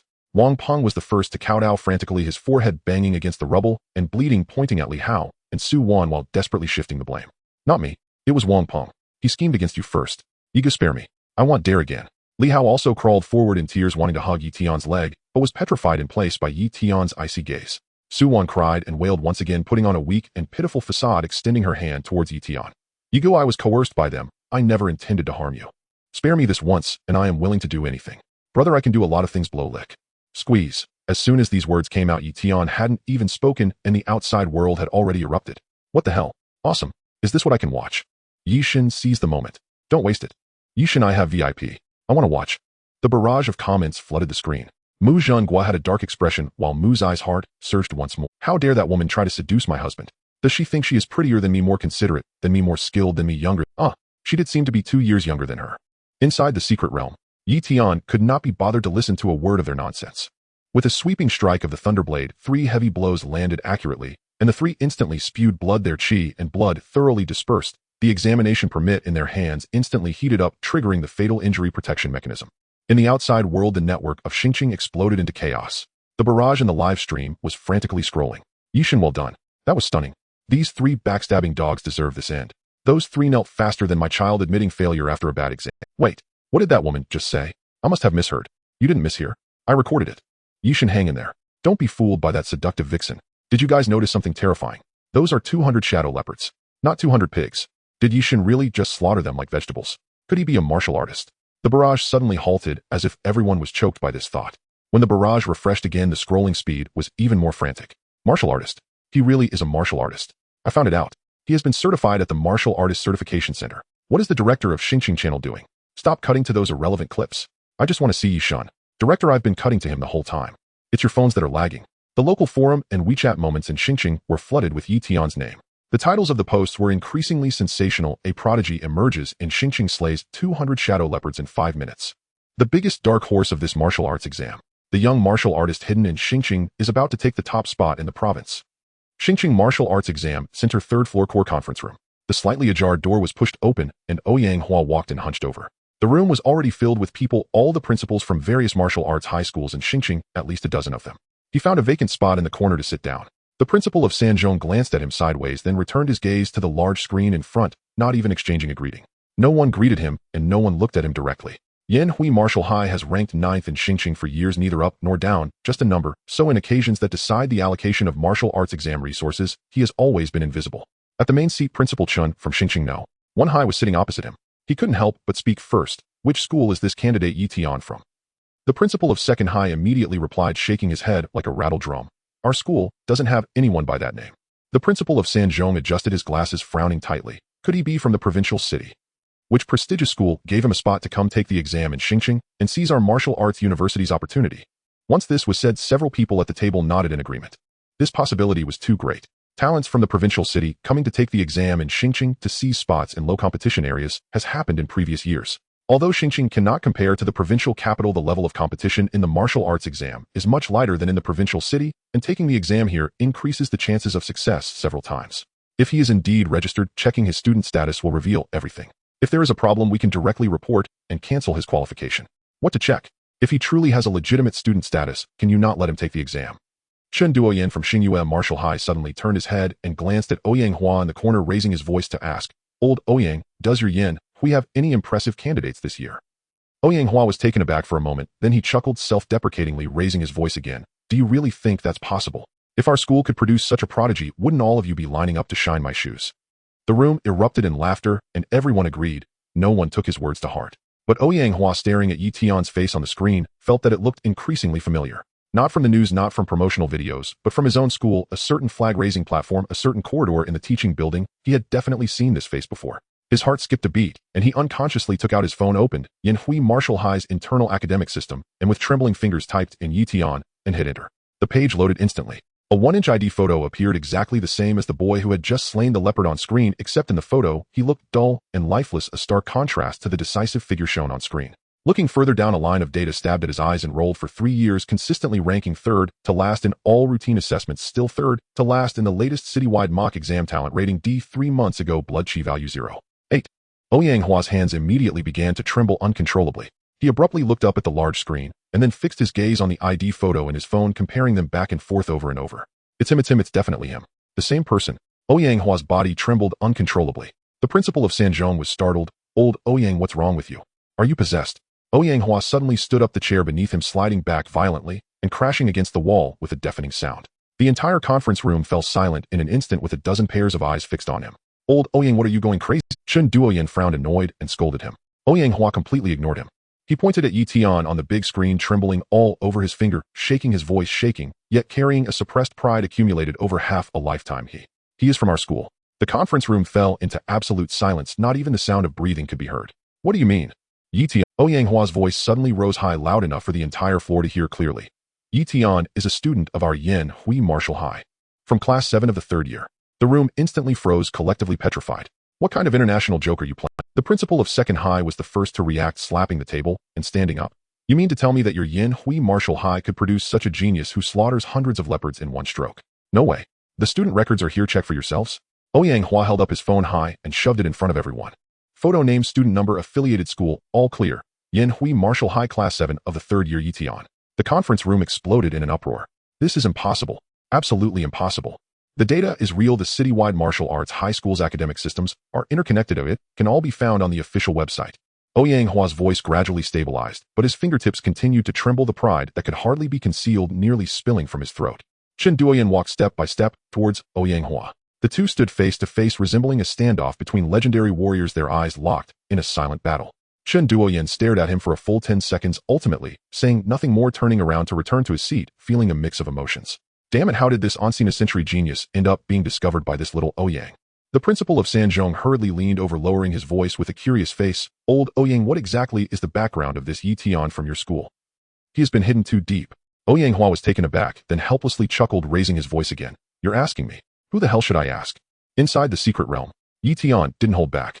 He walked in a straight line, crossing mountains and fording rivers with his senses fully open, perceiving every movement within a 50-meter radius. However, the secret realm was vast, about the size of half of Jiangnan province.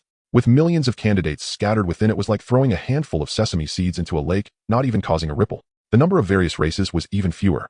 The miscellaneous soldiers captured by the martial saint from the front lines of the myriad races had hardly increased in number after a few years of natural reproduction.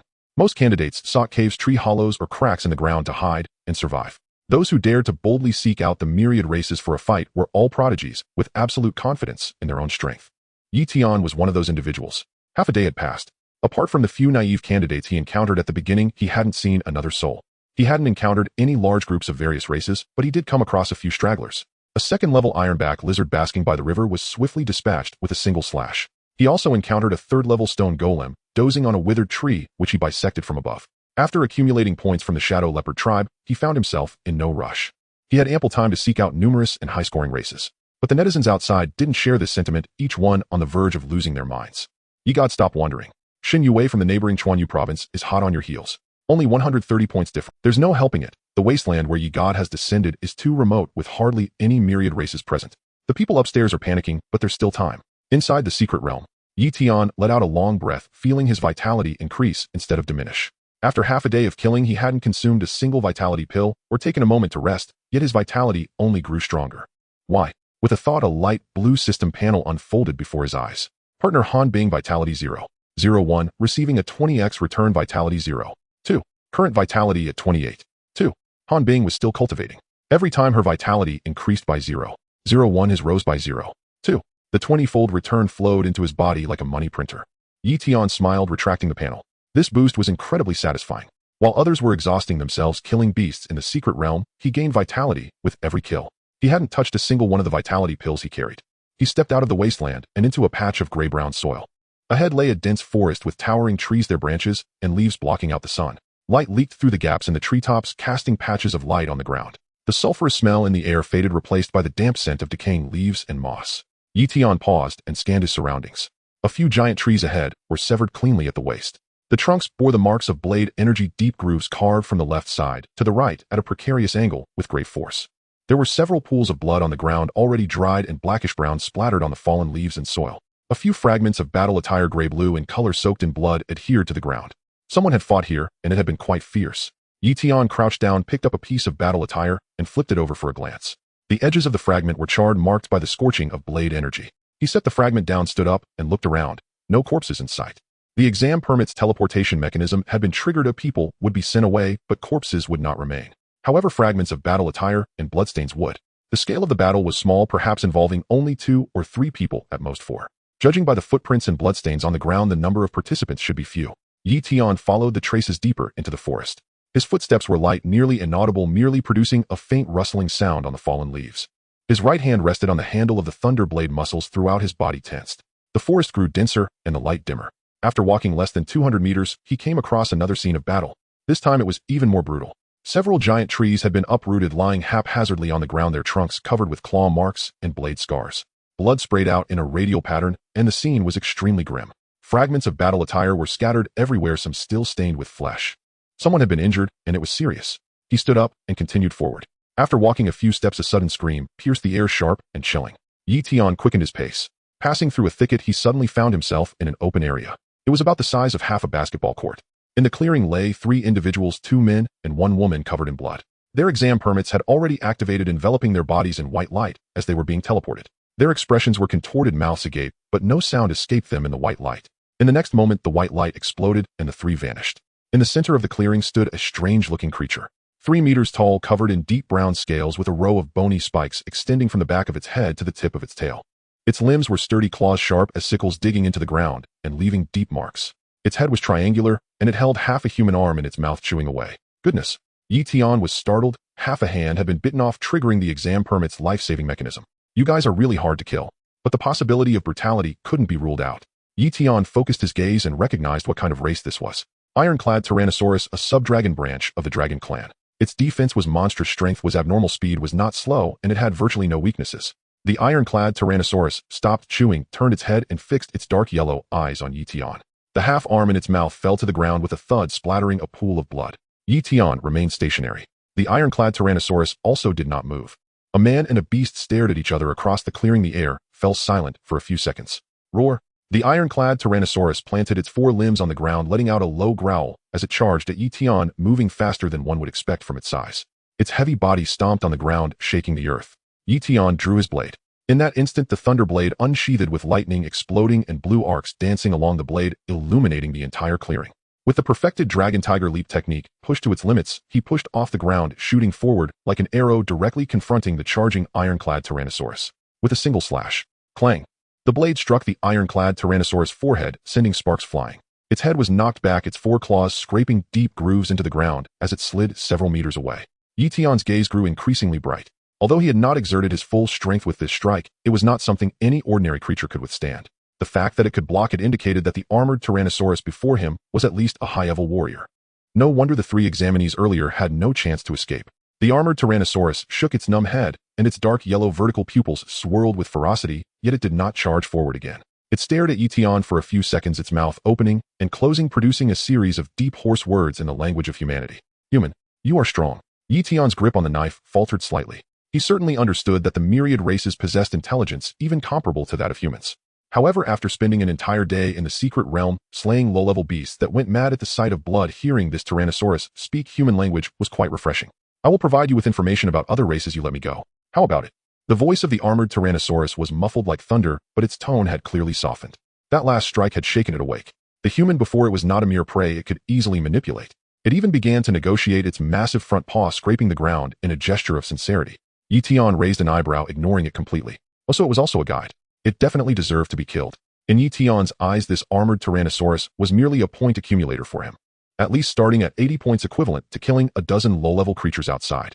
Just a moment ago, this guy had a half-arm of a human in its mouth. Now you realize you need to negotiate. It's too late. You seemed quite happy eating my kin just now. Yi Tian tightened his grip on the hilt, his chi and blood surging within his dantian, executing the dragon tiger stance with full force, every muscle in his body brimming with power. Now you realize you need to negotiate. He spat each word out, his voice not loud, but each syllable pierced into the armored Tyrannosaurus' ears like nails. It's too late. Before his voice faded, he initiated the dragon tiger leap, stepping forward, his figure vanishing in place, appearing just 3 inches away from the armored Tyrannosaurus in the next instant. The thunderblade was drawn in an instant, its lightning radiance exploding forth, illuminating the entire open space, even turning the dark yellow vertical pupils of the armored Tyrannosaurus blue. Deadly slash. With one slash, there were no fancy moves, all the chi and blood coalesced on the blade, forming a single line.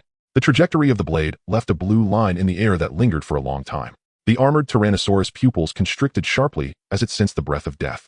Instinctively, it raised its front paw to block above its head, while the other claw struck fiercely at Yi Tian's side, attempting to exchange injury for injury. The blade of the thunderblade sliced into the armored Tyrannosaurus' front paw, its scales tearing like paper, flesh rolling back, and dark red blood gushing forth. The blade did not stop, continuing downward, slicing through bone and joint, splitting the entire front paw in half, leaving only a thin layer of skin connecting it. At the same time, the armored Tyrannosaurus' paw struck Yi Tian's side. Bang! Yi Tian was sent flying, crashing to the ground, and rolling twice, dust swirling around. According to the law of smoke, means no injury. Yi Tian was completely unscathed now. What a joke! If he could be harmed by low-level creatures, he might as well end it all and join the fat cat in the afterlife. The armored Tyrannosaurus lay on the ground, its right front paw crippled, blood flowing down from the severed wound, pooling into a small puddle on the ground. Its breathing grew heavier, wheezing like a broken bellows, the ferocity in its dark yellow eyes completely extinguished, leaving only fear. Human, please. Spare me. Yi Tian shouted fiercely. Shut up. You will always be part of the myriad race. The myriad races deserve to die. Isn't the life of the myriad races worth anything? Tears welled in the armored Tyrannosaurus' eyes as it realized it was doomed today. Yi Tian remained silent, merely advancing, dragging the thunderblade on the ground, the blade tip carving through the soil, leaving a deep groove behind. He walked up to the armored Tyrannosaurus, stopped, and gripped the knife with both hands, raising it above his head. Chi and blood surged from his dantian, flowing down his arms to the blade, and the blue patterns on the thunderblade suddenly brightened, shining even more intensely, dazzlingly so. This blade is for the 3 people from earlier. As the blade fell just before it touched the armored Tyrannosaurus' head, a bright red shadow abruptly pierced in from the side, moving as fast as if it had appeared out of nowhere. Clang!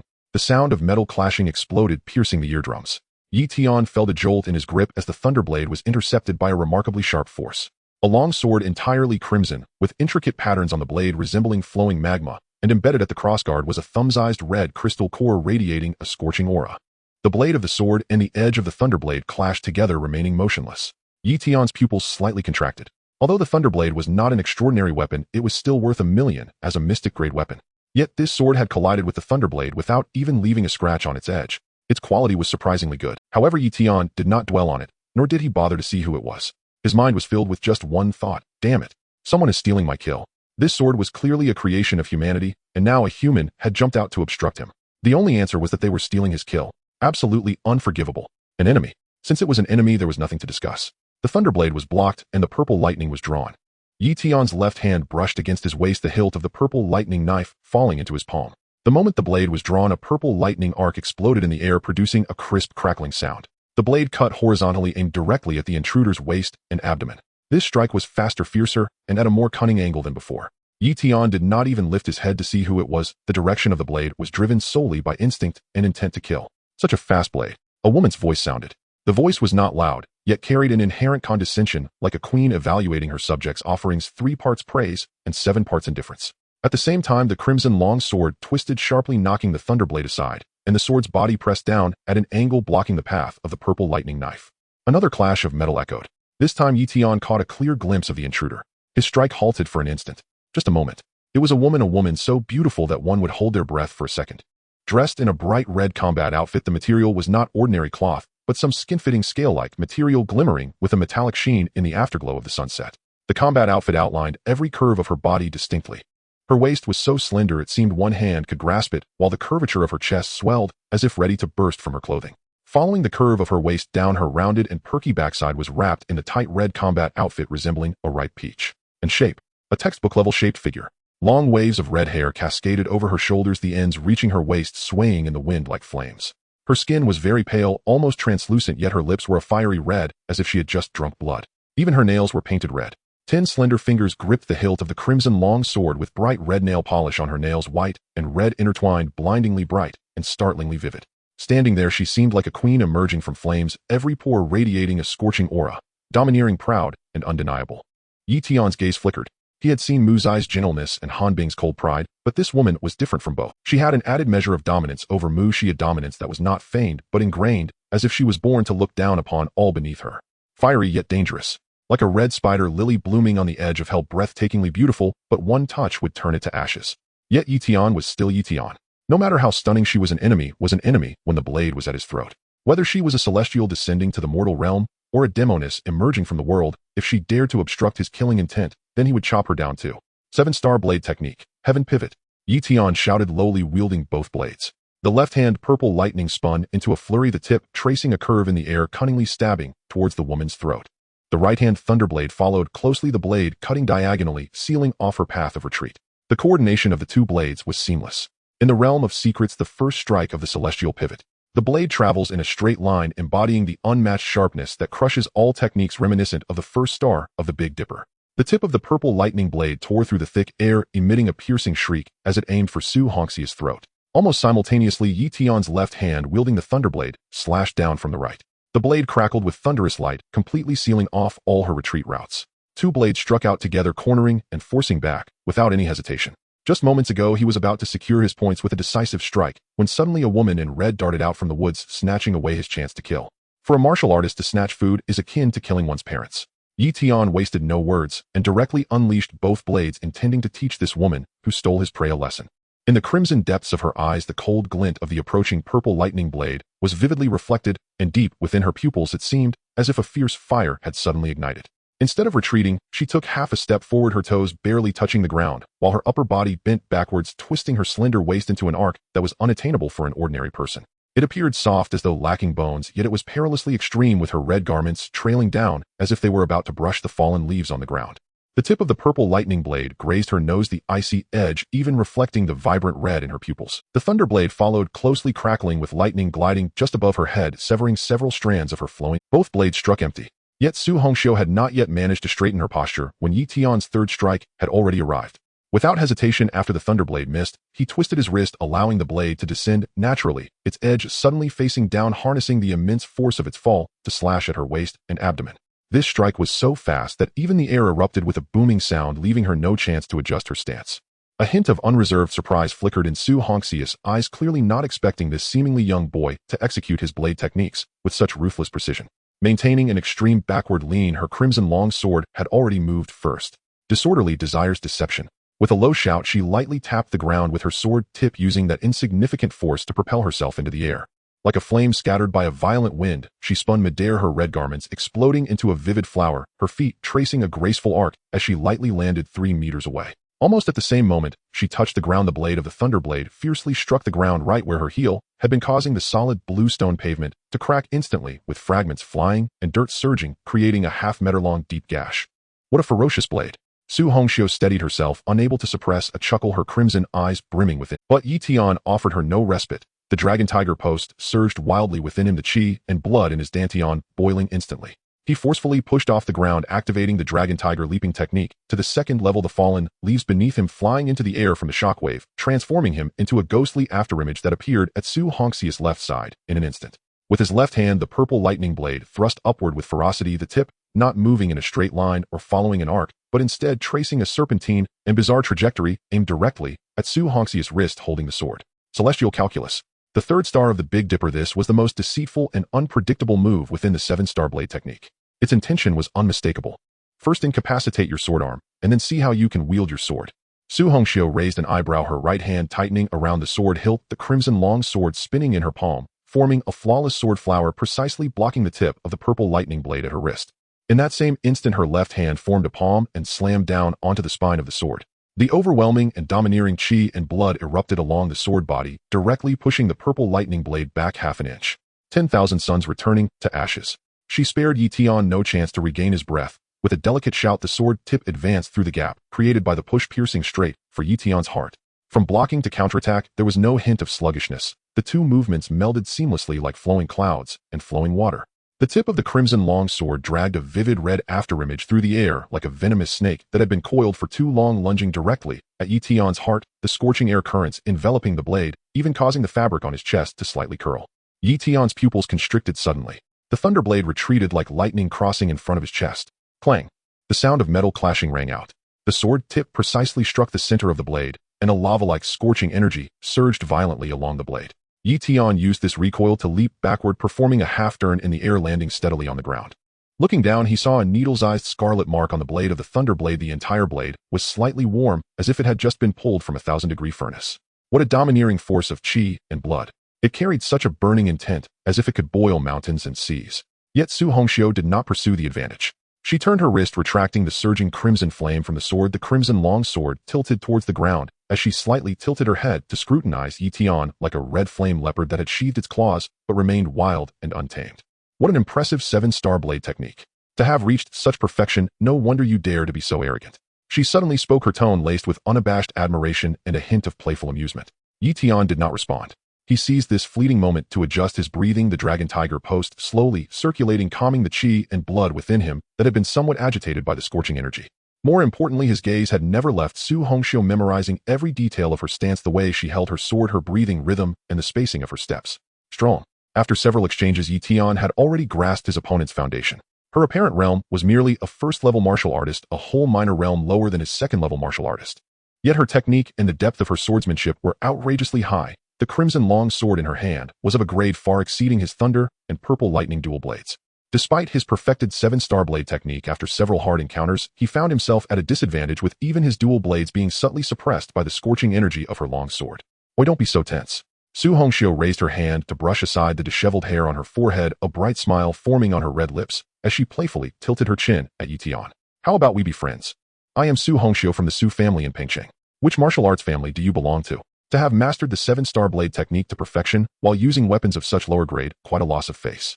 Upon hearing this, Yi Tian felt a wave of frustration wash over him. He sheathed both blades and retorted in annoyance, "I'm just an ordinary high school senior. Yet you right upon meeting jump out to snatch the prey I've been eyeing for half an hour. Is this how you make friends?" This retort left Su Hongxiu momentarily speechless. She recognized that she was in the wrong, a hint of visible embarrassment flashing across her delicate face as she scratched her head, awkwardly chuckling. Hey, in the realm of secrets, martial artists compete, and the capable prevail. This is just common practice in the circle. So as an apology, let me tell you about a large gathering place for various races. There are at least 100 creatures. It should be enough for you to earn a substantial amount of points. How does that sound? Before she could finish her sentence, Yi Tian's eyes instantly lit up. However, he quickly suppressed the excitement in his gaze, maintaining utmost vigilance, replying coolly, "The hearts of men in the realm of secrets are treacherous. Why should I trust you? What if you lead me into a trap? Wouldn't I be falling into my own net?" Su Hongxiu genuinely felt a bit annoyed at this point. She, the esteemed young lady of the Su family in Pengcheng, had always been a well-known figure in the entire South China region. When had she ever taken the initiative to make friends with anyone? Yet this guy was completely unyielding, always on guard against her, equating her with those lowly backstabbers. "Oh dear, you're such a bore." She stomped her foot in frustration, her exquisite cheeks puffing up like a bun, pointing to the iron-armored Tyrannosaurus lying nearby, barely clinging to life. "As a member of the Su family in Pengcheng, how could I possibly deceive you? At worst, you can kill this iron-armored Tyrannosaurus, and all the points will be yours. I promise not to lift a finger." The dying iron-armored Tyrannosaurus lay on the ground, its huge eyes rolling back with a weak whine in its throat. "Iron-armored Tyrannosaurus, am I just a part of your play?" Yi Tian was not polite either, his wrist twisting as the thunderblade was drawn once more. With a flash of cold light, he struck down decisively, ending the life of the iron-armored Tyrannosaurus. Yi Tian raised his eyes to look at Su Hongxiu, who stood beside him holding her sword.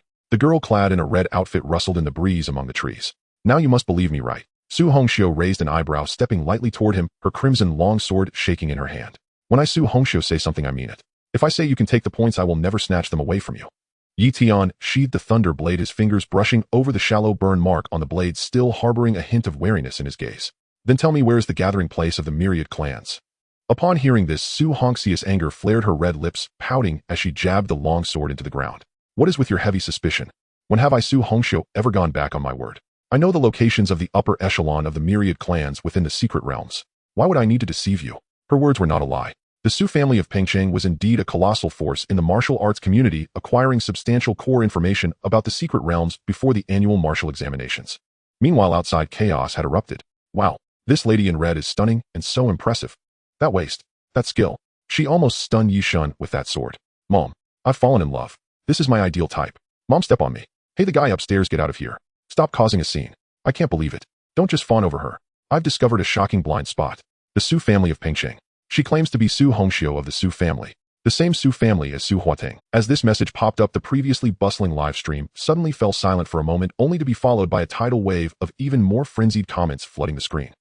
The Su family of Pengcheng, the family that monopolizes 80% of the martial arts copyright. No wonder she can hold her own against Yishan. So she's actually a genuine top-tier family heiress. This is like stumbling into a heavenly family. Stumbling into a heavenly family, I advise you to put down your sand. Here it comes again, here it comes again. What are you doing singing everywhere? Can you stop singing? This is a serious martial examination. The young lady coming to our Xingqing martial examination channel is a pure dimensional strike. I get your point. This is my mom. No one can compete with me. After that moment where the sister dodged the blade, I was ready with my household registration book. Get out of here. She's my wife. The commentator holding the urgently retrieved player information felt his fingers trembling slightly as he confirmed it 3 times, swallowing hard before addressing the camera, his voice tinged with disbelief.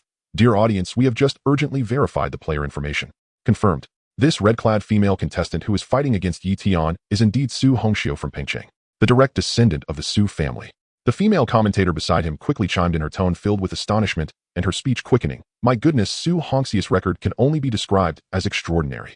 When she entered high school, she was personally recruited by the principal of Pengcheng Martial University.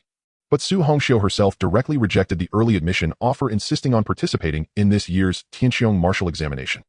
You must know that Pengcheng Martial University ranks among the top 5 martial arts academies in the country, a place where countless talents vie to enter but fail. She outright refused the guaranteed spot offered to her, a confidence that only the heiress of the Su family could possess. The male commentator took a moment to collect himself. Looking at the live footage of Su Hongxiu still facing off against Yi Tian, he added with reverence in his tone, moreover, what many may not know is that the Su family holds an almost monopolistic position in the dissemination of martial arts within Huagua. Over 90% of the foundational martial arts techniques available on the market have their copyrights held by the Su family. Even our local largest martial arts resource platform, Xingqiang Pavilion, is a subsidiary of the Su family's enterprises. As the commentator finished speaking, the number of comments in the live stream doubled. Many who initially thought Su Hongxiu was being unscrupulous in snatching kills now changed their tune upon learning her identity. I said it. How could someone with such skills be an ordinary person? She's actually the Su family's heiress. So what if she snatches kills? If the heiress has her eye on your monster, that is a favor to you. Doghead for safety. Laughing to death, Yishen thought he encountered a random player, but it turns out she is the heiress of a top-tier family with resources at her disposal that he can't even compare to. At this moment, far away in Pengcheng, the commotion was no less than that in Xingqing. Within the private villa of the Su family, sitting in the central position of the sofa was a middle-aged man clad in a black tang suit, his face stern. He was Su Huateng, the current head of the Su family. He watched the scene of his daughter narrowly dodging a blade with a frown, saying, this girl insists on participating in the martial examination and is even snatching kills. What is she doing? An elder sitting beside him with white hair and a deep calm aura was the chief offering of the Su family, and Su Hongxia's swordsmanship master. At this moment he stroked his beard and smiled, his eyes squinting. Head, you know very well how our young lady is. The young masters of the various families in Pengcheng would act like mice seeing a cat when they met her. Who would dare to truly engage her? Just look at those moves she displayed earlier. It's clear she was enjoying herself. Su Huateng sighed, placing down his teacup as his gaze shifted to Yi Tian on the screen, admiration in his eyes. This young man is quite interesting. A martial master's cultivation, complete level 7 star blade technique. Could he be a descendant of some old timer from Xingqiang Martial University? Meanwhile, Pengcheng's martial arts forum had also erupted in chaos. Locals understood the Su family and the weight of the name Su Hongxiu far better than outsiders. The Su family in Pengcheng was a genuine local tyrant, a formidable force in the martial arts community of Huagua, commanding respect from both the righteous and the underworld. At the same time, in the admissions office of Xingqiang Martial University, the scene shifted back to the secret realm. Yi Tian was unaware that the outside world had gone into an uproar over his brief exchanges with Su Hongxiu. All he knew was that the red-clad woman before him had a background that was certainly not simple. He had heard of the Su family of pain. Even the 7-star blade technique he practiced day and night was published by the Su family with authorization from Xingqiang Martial University. No wonder her techniques were so advanced, no wonder her longsword could easily suppress his dual swords. It turned out she was a member of the Su family. Yi Tian sheathed his sword, the blade clashing with the scabbard, producing a crisp ringing sound. He raised his eyes towards Su Hongxiu and said in a deep voice, "Since that's the case, let's go. I'll give you credit for your keen insight." Su Hongxiu snorted proudly, flipping her wrist to rest the crimson long sword. Dressed in red, her clothes fluttered in the forest breeze, her chin slightly raised, exuding the air of a big sister. "Stick with me, and you'll surely feast on meat every meal," racking up points like crazy. The map was densely marked with all the terrains within the secret realm, including river directions, mountain undulations. Several conspicuous red circles stood out, neatly labeled with the type's ranks, and even approximate quantities of the myriad races, precise to the individual number. The nearest red circle to their current location boldly indicated archer elf subspecies of elf, approximately 200 individuals, corresponding to a national ranking range of 3500-3600. Yi Tian's eyes instantly widened in shock, and he cursed inwardly, "Damn it. These ordinary examinees had wandered aimlessly in the wilderness for half a day like headless flies, and even finding a lone creature from the myriad races had blistered their feet. Had those top families Tianlong people already obtained a detailed map of the secret realm in advance?" He opened his mouth to ask where the map came from, but the words got stuck in his throat. Asking would only bring humiliation upon himself. The Su family of Peng City had their hands in everything. What was one secret realm map worth? They might even know the space-time martial saints who created the secret realm. "Oh, life, can you spare me just this once? The gathering place is approximately 100 kilometers from our current location." Su Hongxiu pointed at the red circle with her fingertip and raised her chin at him. "Any lone creatures we encounter along the way will split evenly. One for each." "No snatching." Agreed. The two immediately set off. Yi Tian followed Su Hongxiu, maintaining a safe distance of 3 steps, his right hand resting on the hilt of the thunderblade, fingers curled around the guard, never slackening. In the secret realm, human hearts are treacherous. Even if this woman accompanied him now, he could not let down his guard. Less than 10 minutes later, a lone ironback lizard appeared by the riverside, basking on a sun-heated rock, its gray-brown scaled back glinting with a cold metallic sheen in the sunlight. Su Hongxiu did not pause, her left hand hidden behind her back, signaling to Yi Tian with a gesture of one. Yi Tian understood instantly. The first one was hers. In the next second, the crimson long sword was drawn. As the blade sliced through the air, a blazing red sword light surged forth, precisely cleaving the ironback lizard's back. The ironback lizard let out a piercing wail and fell dead on the spot. Su Hongxiu flipped her wrist, sheathed her sword, and turned back to Yi Tian with a raised eyebrow, her lips curling in a proud grin. "How was that? Impressive, right? So amazing." Yi Tian generously gave a thumbs up, his face sincere. Hey. You're a genius. Can you be a bit more civilized?" Su Hongxiu instantly flared up, glaring at him and scolding. The two wove through the dense forest, and just after climbing over a dirt slope, a sharp shriek suddenly echoed overhead. A fierce wind howled as a grotesque gargoyle swooped down from behind the treetops, its bone-white claws slicing through the air, targeting Su Hongxiu's back. Clang! The purple lightning blade was drawn in an instant. A fatal strike. A torrent of fierce purple sword energy surged through the air, striking the gargoyle's hard stone body, cleaving it into fragments as easily as a hot knife through butter. Stone fragments flew everywhere. The gargoyle was instantly reduced to bits. Yi Tian flipped his wrist, sheathed his sword, and glanced back at Su Hongxiu, not saying a word, just raising an eyebrow, before continuing onward. That look was strikingly similar to the proud expression Su Hongxiu had just shown. The unspoken implication was clear. Su Hongxiu watched his seemingly calm, yet extremely showy back, her lips twitched, unable to hold back a low mutter. "This guy is such a show-off."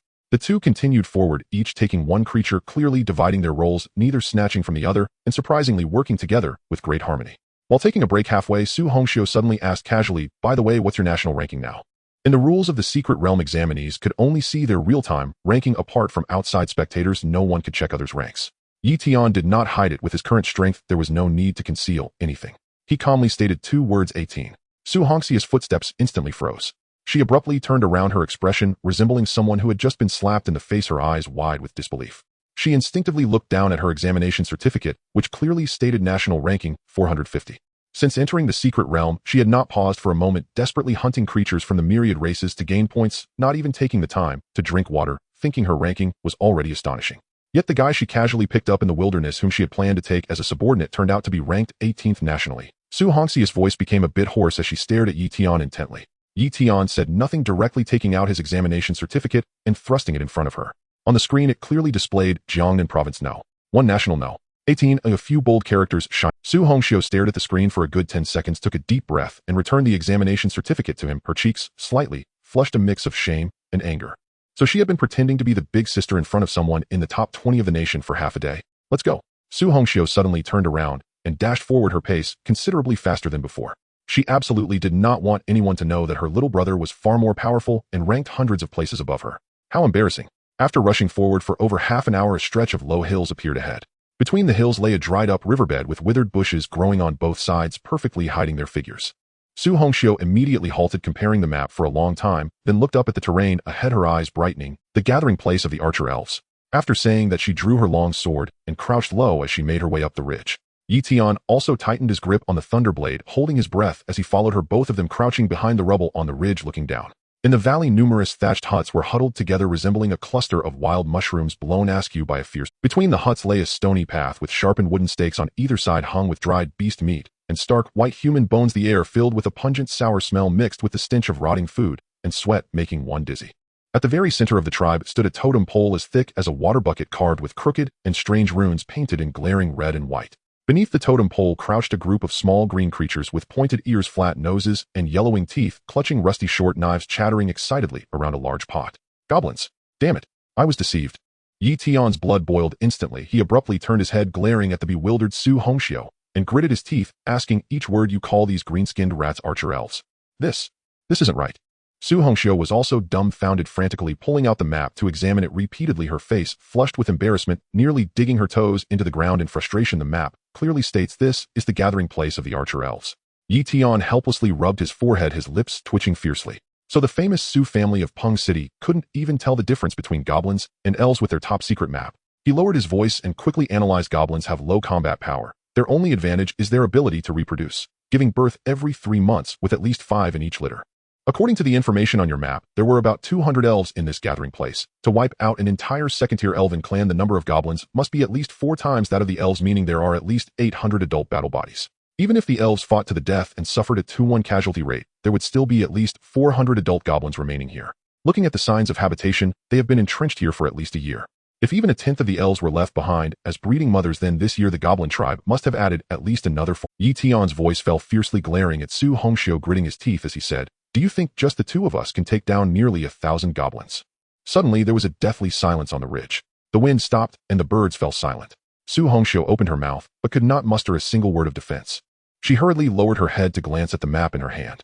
Then she abruptly raised her eyes to look at the clusters of thatched huts in the valley, as well as the swarming green figures. The expression on her face shifted from embarrassment to awkwardness, and then to genuine unease. "I didn't expect that the elven race would be completely exterminated." Her voice was as soft as a mosquito's buzz, tinged with a hint of anger and shame. "It's all because of those damned goblins. You don't know much, do you?" Yi Tian sneered coldly. But we can't just come and go, can we? Su Hongxiu suddenly raised her head, her delicate face flushed red. "That would be so embarrassing. The live stream is still on. You even know there's a live stream?" Yi Tian's anger made the veins on his forehead bulge as he slammed his palm down hard on the rock beside him. He took a deep breath, swallowing the curse that rose to his throat. Now was not the time for infighting. They absolutely could not let this point-rich target escape. But how to tackle it? Charging in recklessly would be a dead end. 200 shadow leopards were already the limit of his killing. With 800 goblins, even though each one was far weaker than a shadow leopard, each person's spit could drown him, not to mention a punch could turn him into mush. Moreover, goblins are not mindless beasts. They know how to form formations and circle and strike stealthily. If they were truly surrounded, the saying "many ants can kill an elephant" would not be empty talk. Yi Tian lay back down behind the rocks, staring intently at the goblin tribe in the valley, frantically devising all possible plans in his mind. Su Hongxiu huddled beside him, not daring to breathe, afraid of drawing fire and getting scolded. She had completely lost the proud demeanor of a young lady from their first meeting. Indeed, when one gets into trouble, they tend to shrink. Outside, the comments in the live stream had erupted into chaos. "Oh, why is Yi Tian so petty? It's just a mistake in information. Why is he scolding Miss Su so harshly? Shut up upstairs. Do you even know that misinformation in a secret realm is deadly? This is a martial exam, not playtime. If you were trapped by your teammates in the lair of myriad races, you'd curse even more than Yi Tian. Don't argue. Our big woman won't hold it against you. Damn you. Give me the address. I want to challenge you to a martial duel. Stop arguing." Although the information was wrong, this is all about points. Look, Yi Tian is about to think of a way. "Come on, it's just a bunch of goblins. A single knife will do. Why don't you try rushing in? 800 goblins, and you won't even have bones left." The comments were flooding in like a waterfall, supporting Yi Tian while scolding Su Hongxiu for being a bad teammate. And there were also those who enjoyed the drama, fanning the flames in between.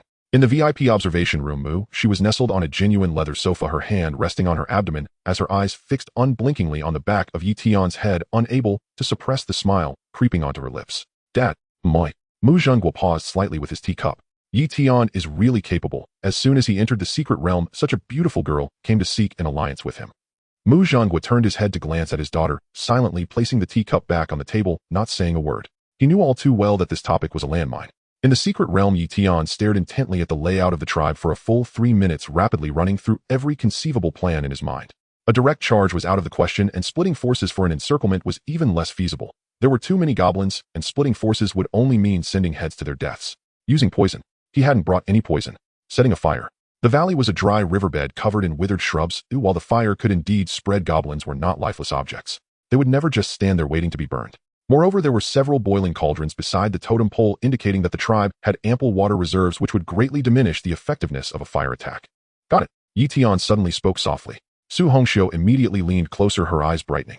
Did you? Decapitation tactic. Yi pointed to the central totem pole of the tribe, saying, Do you see that biggest thatched hut? There are 2 goblins with iron knives standing at the entrance, much larger than the others. Those are personal guards. Inside definitely resides their king or a shaman. No matter which it is, as long as we take them down, these goblins will immediately become headless chickens, and once their morale collapses, it will be easy to deal with them. Su Hongxiu followed his gaze. In the center of the tribe, there was indeed a hut that was twice the size of the surrounding thatched huts, guarded at the entrance by 2 deep green-skinned goblins, their muscles bulging, holding standard iron knives, vigilantly surveying the surroundings. How can you be sure that's the Goblin King's hut? Did you not brush up on the common knowledge of the myriad races before entering the secret realm? Yi glanced at her sideways. Su Hongxiu replied with a look, Of course, isn't it enough to have a map? Why, look at that thing. The doggone Tianlong people. Yi lips twitched fiercely. He then scanned Su Hongxiu up and down. Her curvaceous figure and stunning beauty were indeed the best bait.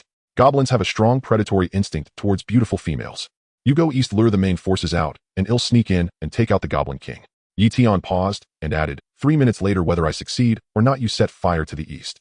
Once the fire starts, the goblins will surely be thrown into chaos, and I'll take advantage of the confusion to withdraw. You will be responsible for supporting me. Su Hongxiu was taken aback. How do you know I can use fire-based martial arts? I saw flames on your knife when you were cutting people before. I'm not blind, Yi replied indifferently.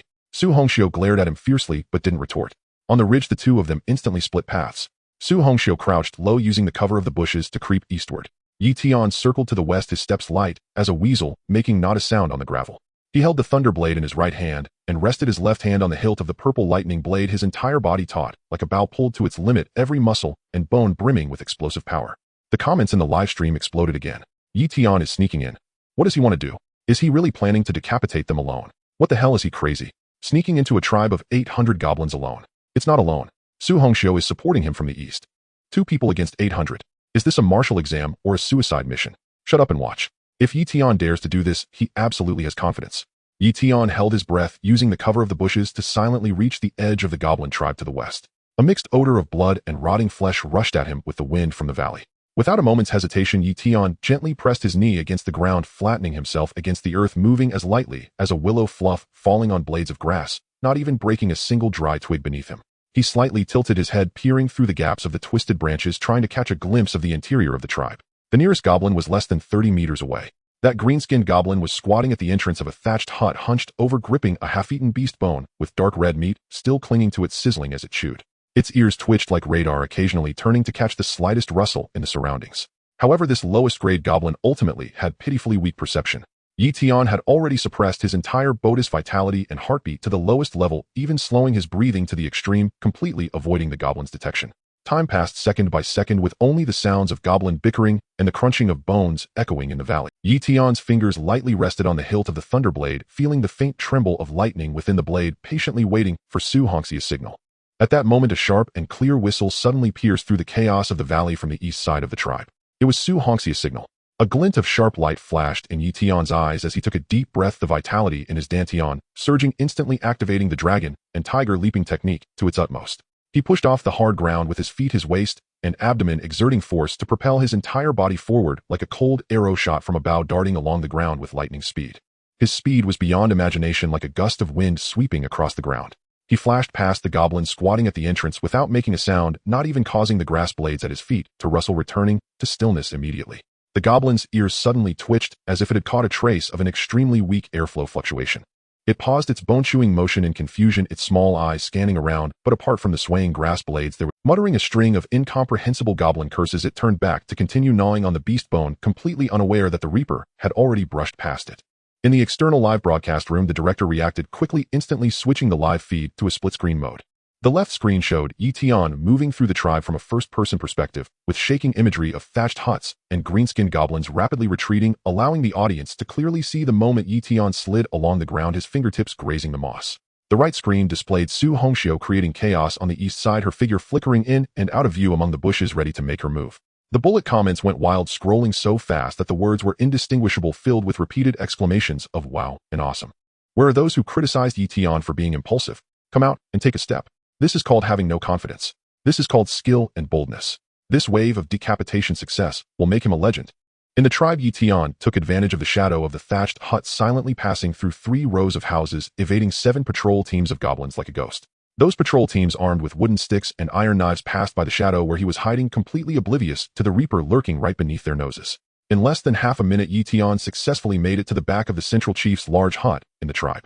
This hut was built from thick hardwood as thick as an arm and sturdy beast skins twice the size of the surrounding thatched huts, with crooked goblin totems painted on the walls and several strings of dried skulls hanging from it, resembling a menacing giant bull turned upside down from the back.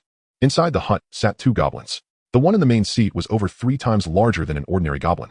Its dark green skin was taut over bulging muscles like pieces of poured iron covered with intersecting scars, clearly a tough character who had survived countless battles. Around its neck hung a necklace made of skulls, and it gripped a heavy iron hammer thicker than its own arm, the hammerhead riddled with chips and dried bloodstains, exuding a fierce aura just by looking at it. This was none other than the king of the goblin tribe. Sitting beneath it was a much smaller goblin. Its grayish-white skin hung loosely wrapped in a tattered beast skin robe, leaning on a smoothly polished bone staff. A faint elemental fluctuation surrounded the staff. This was the shaman of the goblin tribe, the only one in the entire tribe capable of casting spells.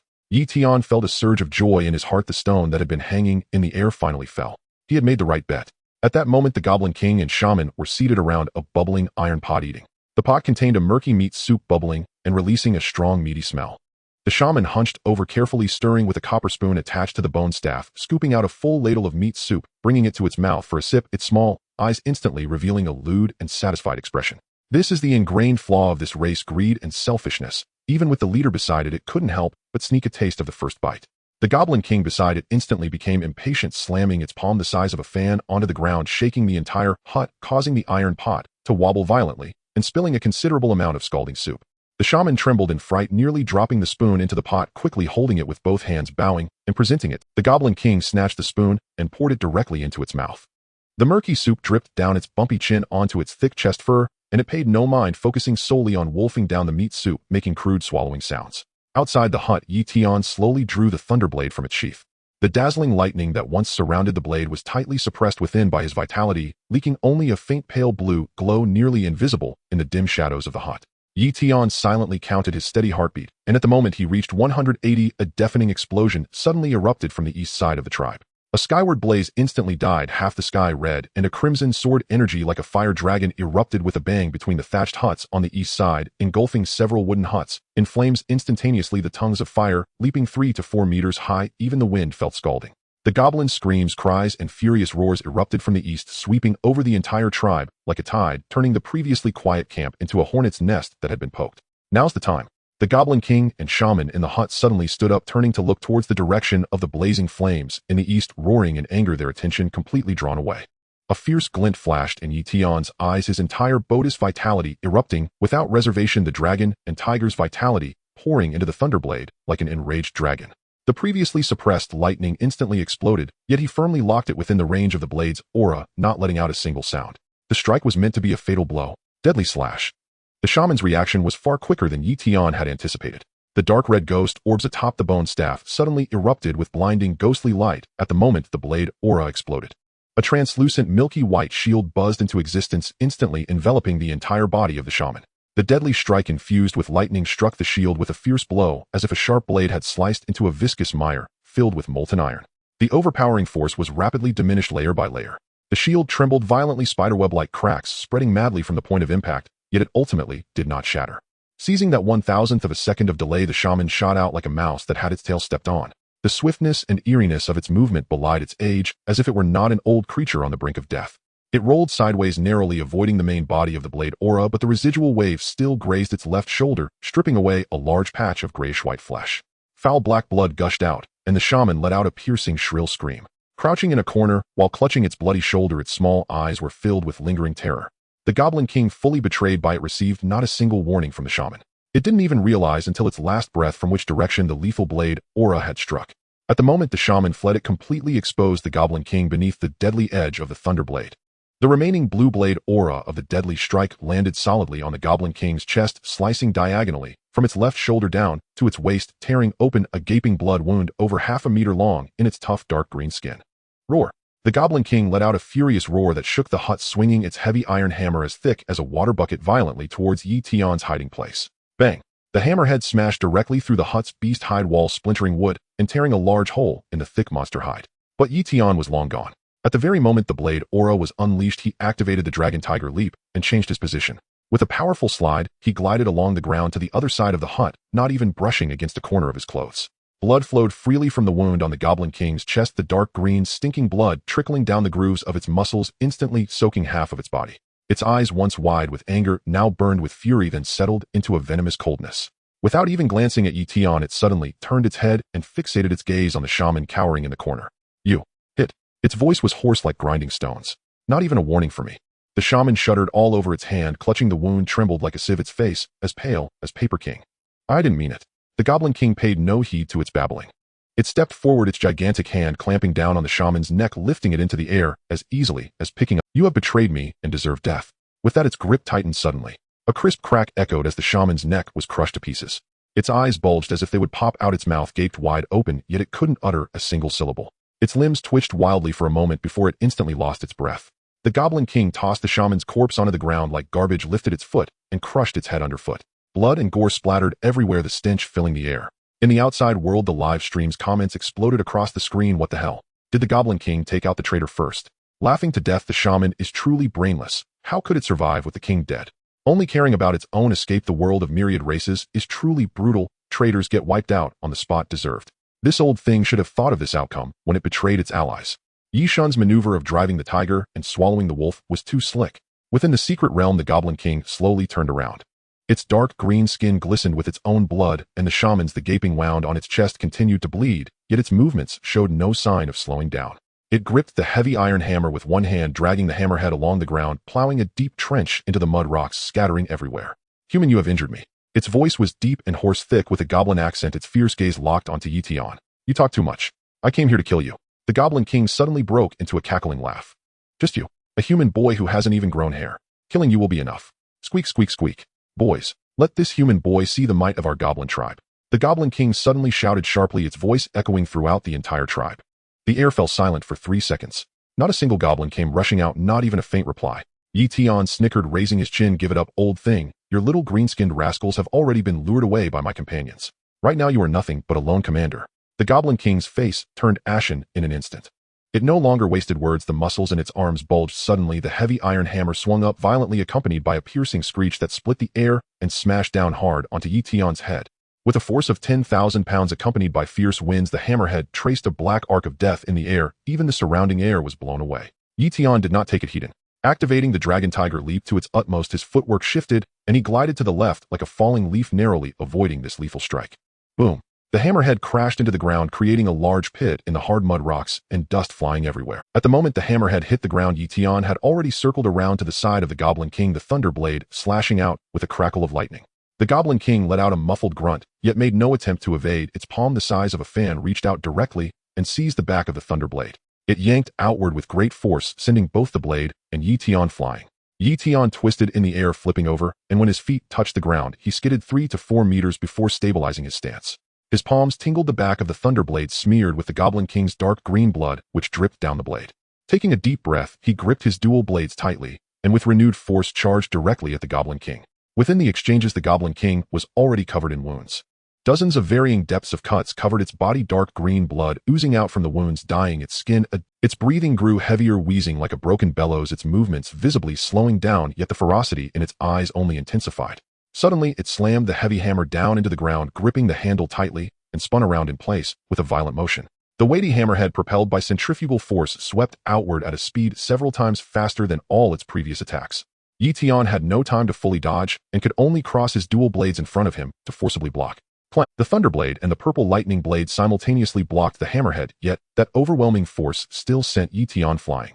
He crashed through 2 thatched huts and smashed into a dead tree the thickness of a bowl before heavily falling to the ground. At that moment, the system panel suddenly popped up in front of him. Hanbing's blood chi sharing entry triggered again, with the returned blood chi surging into his body, instantly raising his blood chi limit from 27.4 to 27.9. A warm current exploded from his dantian, coursing through his meridians to his limbs, quickly healing the internal injuries and rapidly repairing the torn meridians. The surging blood chi not only remained intact, but surged like a tide. Yi Tian pushed himself up from the ground, spat out a mouthful of blood-tinged saliva, gripped his dual blades tighter, his killing intent intensified, and he once again walked towards the Goblin King. On the east side of the valley, Su Hongxiu's crimson sword energy continued to explode among the goblin horde, sending dozens of the green-skinned creatures flying with each strike. However, her breathing had noticeably grown heavy, and the blood on her red attire had become indistinguishable between her own and that of the goblins. She took a moment to glance towards the center of the tribe, just in time to see Yi Tian standing beside the corpse of the Goblin King, covered in blood with both of his blades sheathed. She felt a sense of relief in her heart, yet her sword did not pause. In the center of the tribe, the king was dead. The shaman was also dead. The news spread through the goblin ranks like a plague. The first to react were the goblin guards closest to the shed, seeing the king's corpse lying on the ground, dark green blood pooling everywhere, their iron blades clattering to the ground, mouths agape, unable to close for a long time. The king is dead. A piercing wail shattered the valley. The goblins scurried around like headless flies. Some ran east, some ran west, some spun in place, and some simply dropped their weapons and knelt on the ground. They were never a disciplined army relying solely on the king and shaman to keep them in line. Now that both were dead with no one to control them, chaos ensued. Yi Tian jumped down from the roof, drawing his thunderblade, while the purple lightning blade was gripped in his left hand. The lightning radiance from both blades flickered in the dark of the valley, illuminating half of his face with a blue arc. He glanced at Su Hongxiu, who was still fighting in a blood-soaked battle to the east, and charged towards the area where the goblins were most densely packed. The two of them pressed in from the east and west, trapping the goblins in between with no escape. But there were simply too many goblins. Even with the king dead and their morale shattered, the nearly 1,000 goblins crowded in the valley made it impossible to eliminate them quickly. Some goblins in their panic collided with each other, falling down, getting back up only to bump into each other again. In the chaos, nearly 100 were trampled to death by their own kind, without Yi Tian or Su Hongxiu needing to lift a finger. "Wah! Beauty! Mine! Child!" A robust goblin larger than the average shouted. Whether out of fear-induced foolishness or reckless courage, it actually tossed aside its iron blade and lunged at Su Hongxiu with open arms. Its eyes fixated on Su Hongxiu's face, drool dripping from its mouth, completely forgetting that this woman had just sent dozens of its kin flying with a single sword strike. Su Hongxiu frowned, raising her sword to strike. A blue blade of light flew in from the side, and the goblin's head was instantly severed, its headless body stumbling forward a few steps before collapsing to the ground, twitching before going still. Yi Tian sheathed his blade, not even glancing at the goblin's corpse, and continued to clear the surrounding goblins. This idea was his, so he naturally had to protect her reputation, especially since it was still being broadcast live outside with the whole country watching. His strike was not just against the goblin, but also against the rumors. Yi Tian's strike was so cool. He values his teammates' reputation. Yi Tian is a person of principle. Wait, did that goblin have ideas about Miss Su? Even if it had ideas, it was all gone after Yi Tian's strike. Haha, that's hilarious. The number of goblins on the battlefield dwindled. The ground lay strewn with green-skinned corpses, the dark green blood staining the rubble black. The two of them fought from the center of the tribe to its edge and then back again. As the last goblin was pierced through the chest by Hongxiu's sword, the valley finally fell silent. Su Hongxiu walked up to Yi Tian, planted her long sword into the ground, crouched down, and pulled out a bottle of water from her waist pouch, unscrewing the cap and handing it to him. Yi Tian accepted it, tilting his head back to drink, half the bottle water spilling from the corner of his mouth, creating a white streak that revealed the skin underneath, stained red with blood. He wiped his mouth and handed the water back. "Thank you." Su Hongxiu took the water, drank a mouthful herself, capped it, and returned it to her waist pouch. She stood up, looking at the countless goblin corpses on the ground, then glanced at Yi Tian. "You, it seems, are quite loyal. The plan was mine, so naturally, I must uphold your reputation." Su Hongxiu twitched the corner of her mouth, but said nothing further. She pulled out a cloth from her waist pouch, bowing her head to wipe the blood from her sword. Yi Tian, on the other hand, took out the shaman's bone staff, twirled it in his hand once, and strapped it to his waist. In the distance, several scattered goblins poked their heads out from the dense forest. Upon seeing the corpses littered across the ground, they quickly retreated. Su Hongxiu finished cleaning her sword, sheathed it, and walked up to him, giving him a once-over. "Are we heading to the next place?" "No, I'm tired." The two of them walked to the edge of the valley, finding a sheltered rock to lean against and sit down. Su Hongxiu took out a compressed biscuit from her waist pouch, broke it in half, and handed one piece to Yi Tian. He accepted it, stuffed it into his mouth, chewing a few times. It was hard, dry, and flavorless. But he ate quickly, swallowing it down in a few bites. Yi Tian took the biscuit, remaining silent with his head lowered as he chewed. Su Hongxiu leaned against the stone, gazing at the distant grayish-yellow sky, a smile curving her lips. Outside, the live broadcast continued with the entire nation watching. She leaned against the stone, her red clothing fluttering, a smile dancing at the corners of her mouth. The bullet screen lit up again. Yi-Tian looks so cute while eating. Miss Su handing him a biscuit. How sweet. Can you all please focus on the martial examination? This isn't a dating show. Martial examination and romance can coexist, you get it. She looked at the barrage of comments flooding the live stream, unable to suppress a soft hum, her delicate face stiff with indifference. The matter hasn't even been settled yet. Isn't it just about teaming up to slay a band of goblins? The audience, just watching the spectacle, started making wild assumptions. She is the legally wedded wife of Yi Tianming. The little one in her belly seemed to sense her thoughts, giving a gentle kick as if in agreement with her words. She instinctively placed her hand on her abdomen, a smile creeping onto her lips, the tenderness in her eyes impossible to hide. In the secret realm, Yi Tian leaned against a stone wall to catch his breath, pulling out his examination permit for a quick glance. Goodness, he was stunned by the numbers. With the recent extermination of the goblin tribe, his points surged by over 8,000. Adding to the previous accumulation, his total score broke 20,000, propelling him into the national top 5. However, Yi Tian stared at the rankings on the screen for 2 seconds, his brows furrowing slightly. He had taken down 2 large clans in a single day, and yet he barely climbed to 5th place. What kind of monsters are those 4 ahead of him? A thought crossed his mind, and he instantly understood. Among the top 10 in the nation aside from him, there must be the privileged offspring of the top families of the Tianqiong Empire. The secret realm maps in their hands were probably even more detailed than Su Hongxia's. Yi Tian casually tucked the examination permit back into his pocket and stood up. Beside him, Su Hongxia also sprang up, blinking her eyes. Where are you going? To clean up the battlefield. Su Hongxia was momentarily taken aback. Haven't we killed them all? The leader has been slain by you. What else is there to clean up? Yi Tian shot her a sideways glance, his tone flat. Have you seen the breeding mothers and little goblins? Those are all points waiting to be claimed. Su Hongxia's eyes brightened instantly, nearly forgetting this detail. The 2 of them searched along the valley on the southern side of the tribe, and not far along, Yi Tian's footsteps came to a halt. Ahead, a hidden cave entrance was sealed tightly by a massive boulder, and faint traces of life could be sensed from within, which naturally could not escape his awareness. Thunder palm. The long unused thunder palm reappeared as Yi Tian's palm crackled with lightning, slamming. With a loud rumble, the massive stone shattered into countless fragments, revealing a dark cave entrance behind it. A gust of foul wind mixed with the stench of decay rushed towards them, causing Su Hongxia to frown instantly and instinctively cover her mouth and nose. Yi Tian, however, remained unfazed. His chi shifted, forming a thin protective barrier to block the foul air, and he stepped inside first. The cave wound downward, deep and silent, with scattered torches flickering along the walls, casting a dark red hue on the rocky surface. The further they went and the stronger the foul odor became. Squeak, squeak, squeak. This feels amazing. Suddenly, several lewd and inappropriate laughs echoed from ahead. Yi Tian quickened his pace. Turning a corner, he spotted 2 goblins without pants swaying their way out of the cave. One goblin propped itself against the wall, while the other was fiddling with its lower half, eyes half closed, clearly still dazed from their earlier filthy activities. They froze in place upon encountering Yi Tian and Su Hongxia. In the next moment, 2 flashes of sword light swept by, and 2 round heads flew off, simultaneously rolling onto the ground. Su Hongxia was the first to strike. The moment her crimson sword was drawn, it was swiftly retracted. Her pretty face turned pale with anger as she gritted her teeth and cursed, beasts. Yi Tian said nothing but stepped over the headless corpses and walked straight to the bottom of the cave. At the bottom of the cave was a vast cavern half the size of a football field, crowded with torches illuminating the entire space, as bright as day. However, the sight before them sent chills down their spines. In the center of the cavern, hundreds of thick-skinned young goblins were clamoring, over a dozen breeding mothers howling as they fought for food. Those breeding mothers, treated as mere birthing tools, bore the unmistakable pointed ears of the elf race, precisely the archers marked on the map. Their once dazzling golden hair was now a tangled mess, matted with filth, their fair skin nearly transparent, marred by varying degrees of bruises, bite marks, and grotesque scars. Their gazes were completely vacant, their pupils lacking any focus. They stared blankly at the stalactites above, resembling corpses that still had a breath left, their breathing so faint it was nearly imperceptible. Su Hongxia's hand, gripping the sword hilt, began to tremble uncontrollably.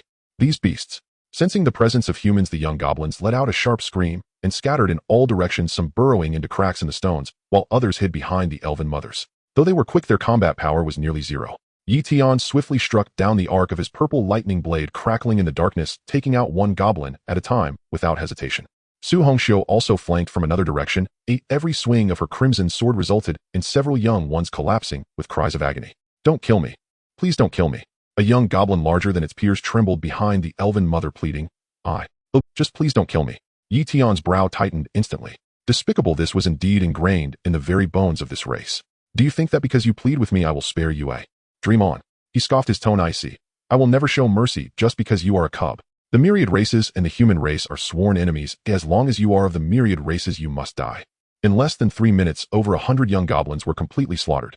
Meanwhile, those elven mothers lay motionless on the ground, never moving, never screaming, never begging for mercy, not even blinking. They just stared wide-eyed at the stalactites above as if there was no difference between them and the dead. Su Hongxiu approached one of the elven mothers and slowly squatted down, her trembling fingertips reaching toward the faintest breath.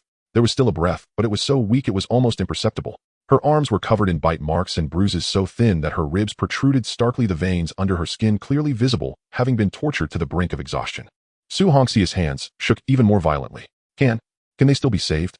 Yi Tian walked over, glanced down, and frowned slightly. The pupils of these elven mothers had long lost their reaction to light, many of their wounds rotten and blackening, emitting the stench of decay. Their qi had long been depleted to the utmost. Even if they were immediately taken out of the secret realm, they wouldn't last half an hour, merely prolonging their suffering. They can't be saved. His tone was calm, but carried an undeniable certainty. Su Hongxiu fell silent, her hands clenched into fists at her sides, her lips turning white, unable to utter a word. You can't bring yourself to do it. Yi Tian looked at her and suddenly asked. Su Hongxiu bit her lip, neither nodding nor shaking her head, remaining silent. In the next second, the sound of the thunderous blade being unsheathed echoed in the cavern. The cold blade flashed through the darkness, cutting cleanly through the throat of the first elven mother, blood gushing forth and splattering onto the cold ground. Her body twitched slightly, the last flicker of weak light in her pupils completely extinguished. Yi Tian did not stop. One blade for the second. One blade for the third. Each strike was swift and decisive, devoid of hesitation or delay. Su Hongxiu stood behind him, watching his upright figure, observing him swing the blade time and again, witnessing those elven mothers finding their peace one after another. When the last elven mother fell to the ground, Yi Tian flipped his wrist, sheathing his sword, and turned around. Let's go. Su Hongxiu took a deep breath, suppressing the lump in her throat, sheathed her sword, and lowered her head to follow him out. The moment they stepped out of the cave, the blinding sunlight made their eyes swell. The gray-yellow sky, the rolling mountains, and the cracked earth were no different from before they entered. But Su Hongxiu felt that something was different. She couldn't quite put her finger on it, but her chest felt heavy, as if a 1,000-pound stone was pressing down on her, making it hard to breathe. Put away your saintly heart. Yi Tian's voice suddenly came from ahead, his tone flat, yet it felt like a stone heavily crashing into her heart. Su Hongxiu shot her head up, dashed in front of Yi Tian, and looked up at him with reddened eyes. Yi Tian, what do you mean? Don't tell me it was because I felt sorry for them that I couldn't bring myself to act. Yi Tian scoffed, his eyes filled with mockery. What's so pitiable about them? Have you forgotten the archer elves are inherently an opposing race to the human race? Otherwise, why would the martial sage of time and space throw them into the secret realm as our hunting targets for the martial exam? Have you forgotten your purpose for entering the secret realm is to hunt the myriad races and earn points? Just because they fell into misfortune and were tormented by goblins, you forgot their identity and felt compassion for your enemies. How ridiculous. So, young lady, we do not share the same path. Let's take our exams separately. Yi Tian's figure had long since vanished, having ascended the hill ahead in a few leaps, completely disappearing into the shadows of the ridge. The wind blew over from the wilderness, carrying the scent of grass and trees along with the dampness of distant rivers, causing Su Hongxiu's red attire to flutter wildly.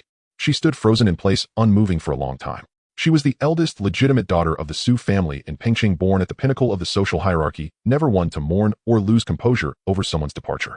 Yet at this moment she felt the wind dry her eyes, instinctively blinking twice, her mind swirling with Yi Tian's recent, all races are enemies, put away your sanctimonious heart. Each word struck her heart like an ice-cold stone, shattering her previous naive perceptions as a young lady from a noble family. She stood amidst the howling wind for a long, long time. After a moment, Su Hongxiu suddenly lifted her head, her beautiful eyes shining brilliantly clearer and more determined than ever before. Indeed, she was Su Hongxiu.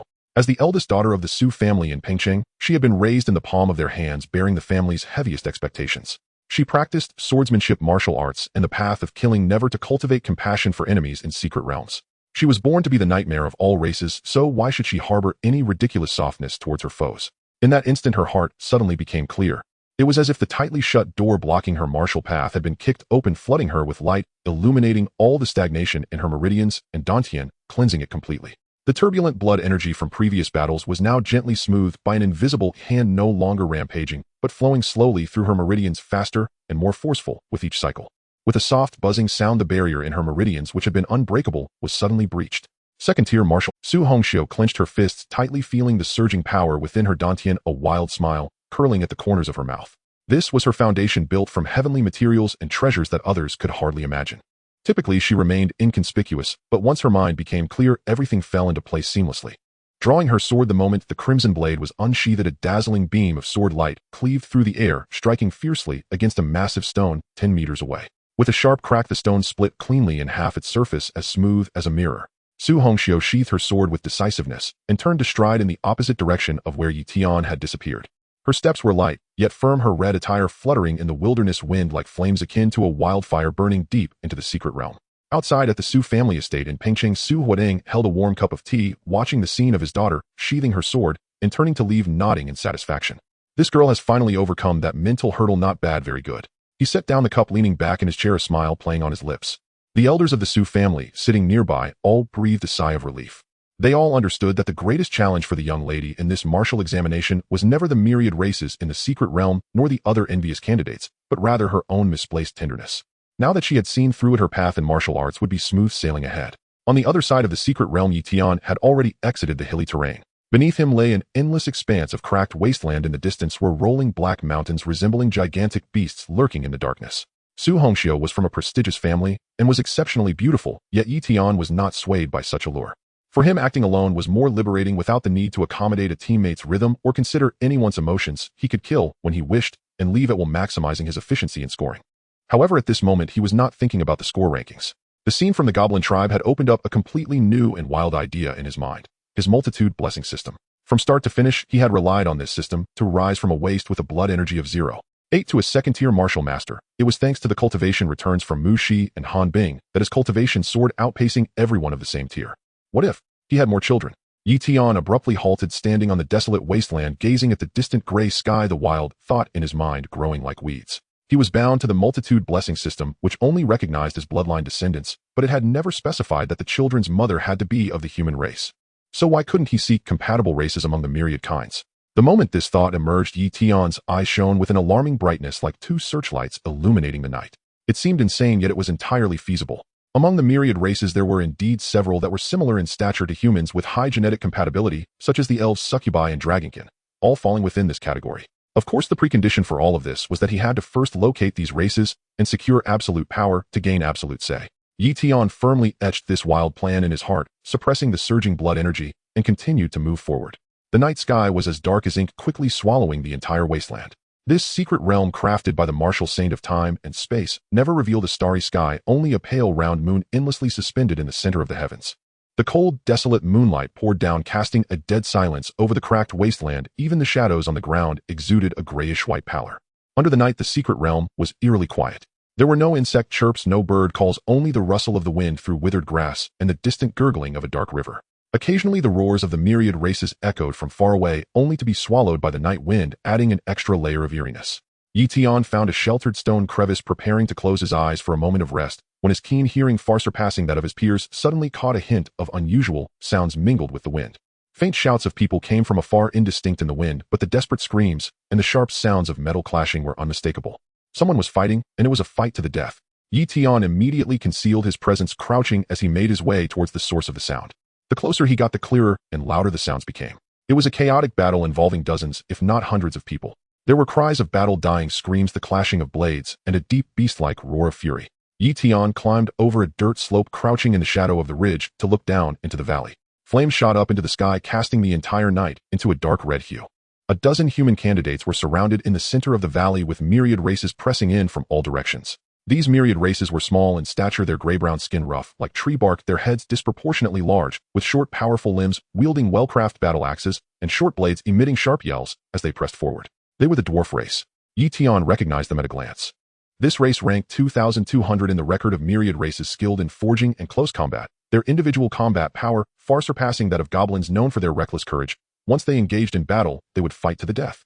The group of dwarves before him numbered at least 100, surrounding the dozen human candidates tightly, like a death net, becoming increasingly constrictive.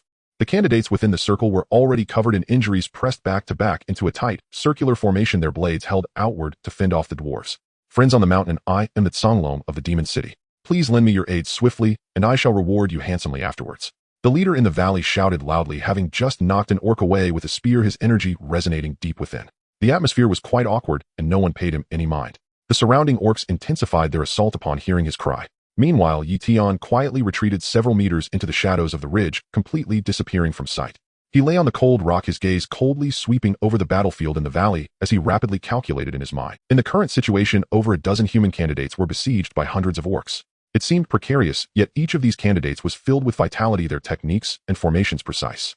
Songlong in particular was brimming with vitality. Even drenched in blood, his strikes remained steady and fierce, clearly not at the end of his tether. Charging down now would only serve to relieve their pressure, draining his own vitality, without gaining any gratitude, pure labor, without reward. What he sought was a gradual rescue, an efficient rescue, one that would save those who were truly useful. He would wait until the orcs and these candidates had suffered mutual casualties and the orcs had revealed all their trump cards before he acted. Outside in the exclusive viewing hall of the Su family in Peng City, Su Huateng observed Yi Tian, who had blended into the shadows and showed no intention of intervening and instead of feeling displeased. He smiled and nodded, addressing the elders beside him. Look, this young man is not a reckless fool. He possesses both courage and strategy, and he remains composed. The elder next to him stroked his beard and nodded, saying, indeed, if it were any other hot-blooded youth of the same age, upon seeing their kin besieged, they would have rushed in without a second thought. But he is different. He first conceals himself and plans before acting. This composure surpasses that of Hong Xiao. Yet he is a bit too ruthless. Another elder spoke softly. With over a dozen lives at stake, he can still remain steady. Su Huateng chuckled, lifting his teacup for a sip. Ruthless. The martial examination is a journey where millions tread a narrow bridge. Self-interest is the core of this examination. I talk of righteousness comes only after entering the martial university. Meanwhile, in 3 other elite viewing halls, the atmosphere was equally fervent. The director of the admissions office of Xingqian Martial University heavily tapped his fingers on the table, his gaze fixed on Yi Tian in the footage, speaking sternly to his team. This Yi Tian must be secured. An ordinary family has managed to cultivate to such a level. He must be ours at Xingqian Martial University. His wife is also a student of our martial university. It's a match made in heaven. Indeed, even as Yi Tian began to make his mark, Xingqian Martial University had already been investigating his background, and after all this time, they had even uncovered the news of Mu Zai's pregnancy. An instructor beside him frowned, saying, but director, I heard that a certain bear from Jiangnan Martial University went to Xingqiang a month ago. Is it possible that? That's nonsense.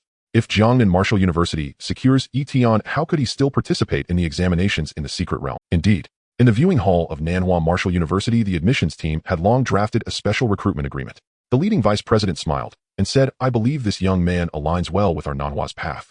Bold and tenacious, not pedantic or overly righteous. Once he enters the Martial University, he will surely become a pillar of our human race. Meanwhile, Jiangnan Martial University had given absolute authority to the bear Xiong Lai in Xingqiang.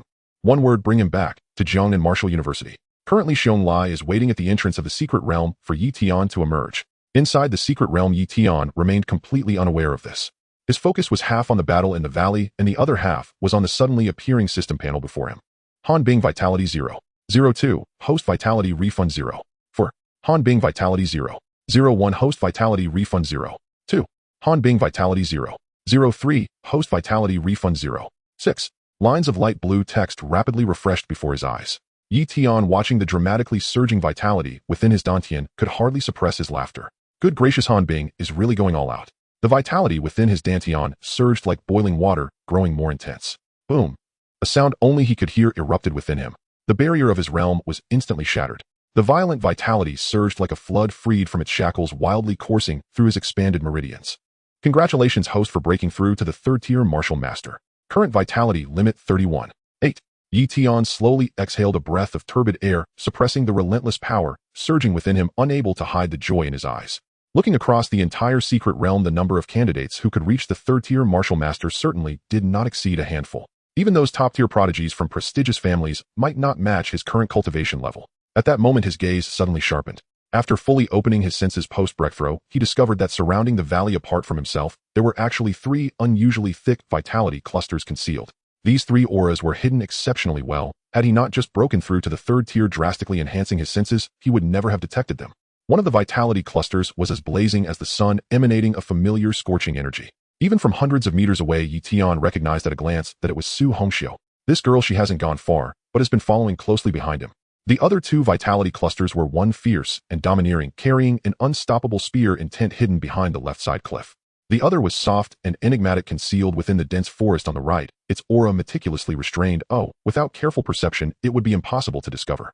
Yi Tian raised an eyebrow, instantly understanding. So there are not just him as a fisherman around this valley. There were 3 others hiding as well.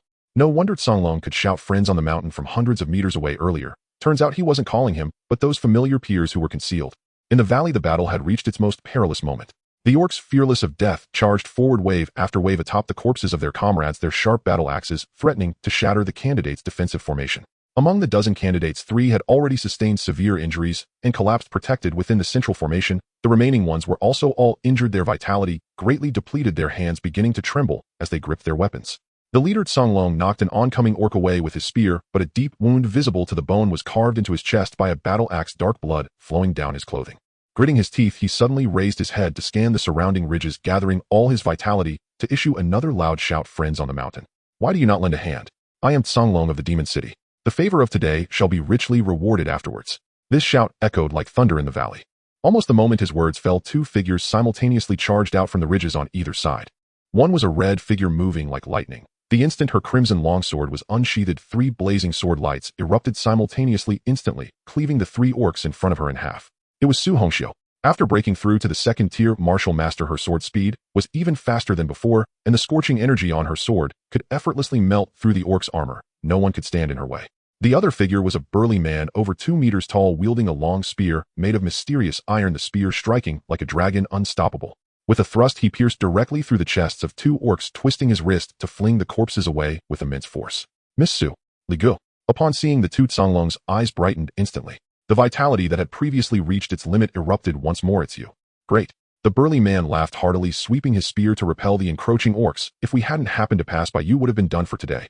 Indeed. Su Hongxiu slashed away a battle axe aimed at her, turning to glare at Songlong. You really are useless, bringing so many people and still getting surrounded by a bunch of orcs so badly. The three were clearly members of the same circle, already familiar with one another. The moment they joined the battle, the once precarious defense stabilized instantly. The candidates, seeing strong reinforcements arrive, felt their morale surge. Each one with reddened eyes counterattacked fiercely, pushing back the orc assault. Yet Yi Tian, lying on the ridge, did not move at all. His gaze was fixed on the deepest part of the valley, where the largest. The moment Su Hongxiu and the others struck, a vitality far denser than that of ordinary orcs suddenly awakened within the stone house.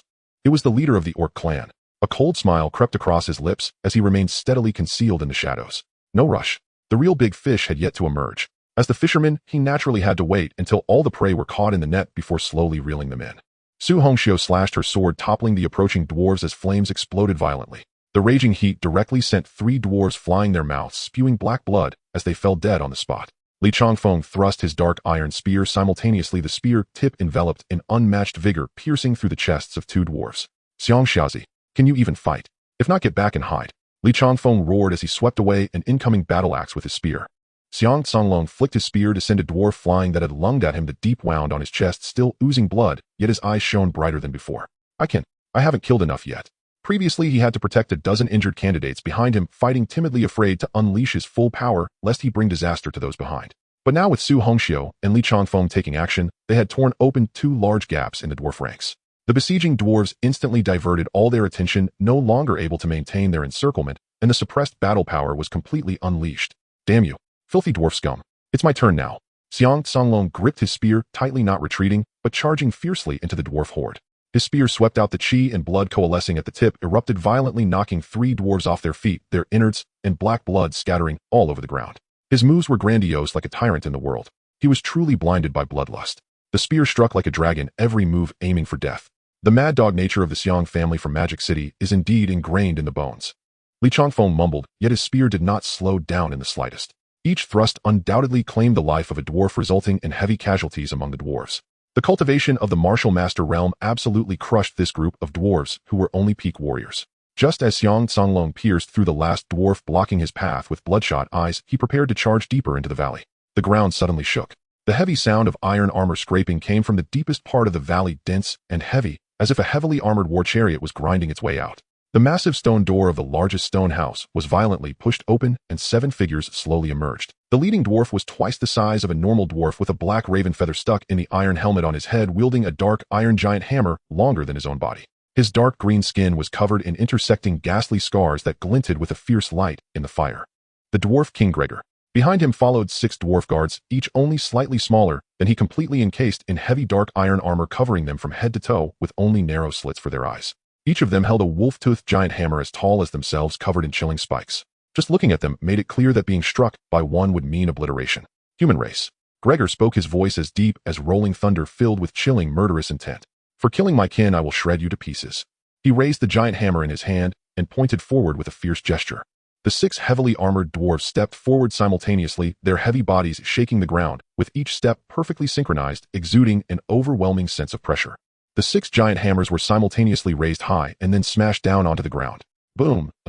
The 6 hammers struck the ground at the same time, the hard earth instantly cracking open, spiderweb-like fractures spreading in all directions, shattered stones, and dust mingled with severed limbs and corpses being violently swept towards Su Hongxiu and the others. 6 Martial Master Realm Elder Dwarves, plus 1 third-tier Martial Master Dwarf King. A total of 7 Martial Master level combatants. Su Hongxia's expression instantly darkened, her voice low. 7 Martial Masters. I'm not blind, I can see. Li Changfeng gripped the spear tightly, cold sweat pooling in his palms. How many? 2. Su Hongxiu answered without hesitation. I can take on 2 as well. Li Changfeng gritted his teeth. Then what about the remaining 3? Xiang Songlong clutched his chest, panting heavily.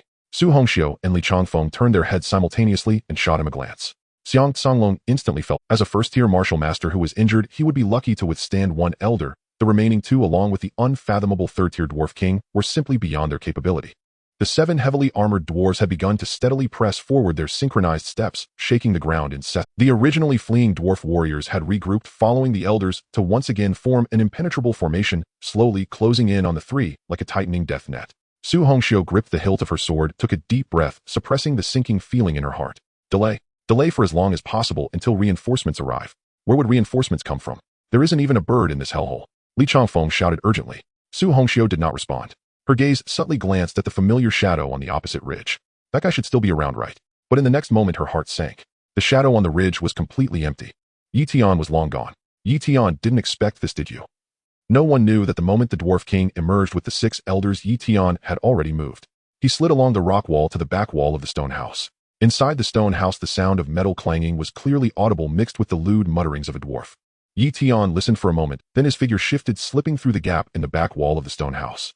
Inside, the heat hit him like a wave, with a giant forge standing in the center, roaring flames wildly burning in the furnace. In the very center of the furnace, a piece of pitch-black iron ingot was suspended by dark iron chains, glowing red-hot, its surface radiating a gentle dark red aura, clearly not an ordinary item. A short and stout dwarf was squatting in front of the furnace, gripping an iron rod, idly poking at the flames.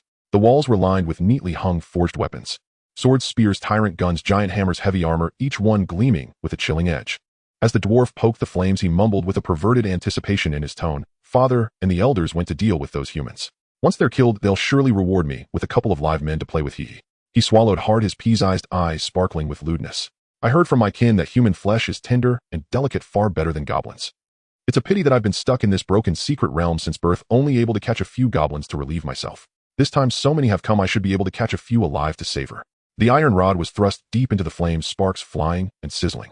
Yi Tian stood behind him, goosebumps rising all over his body. "Are you a dwarf or a human from Rongqing?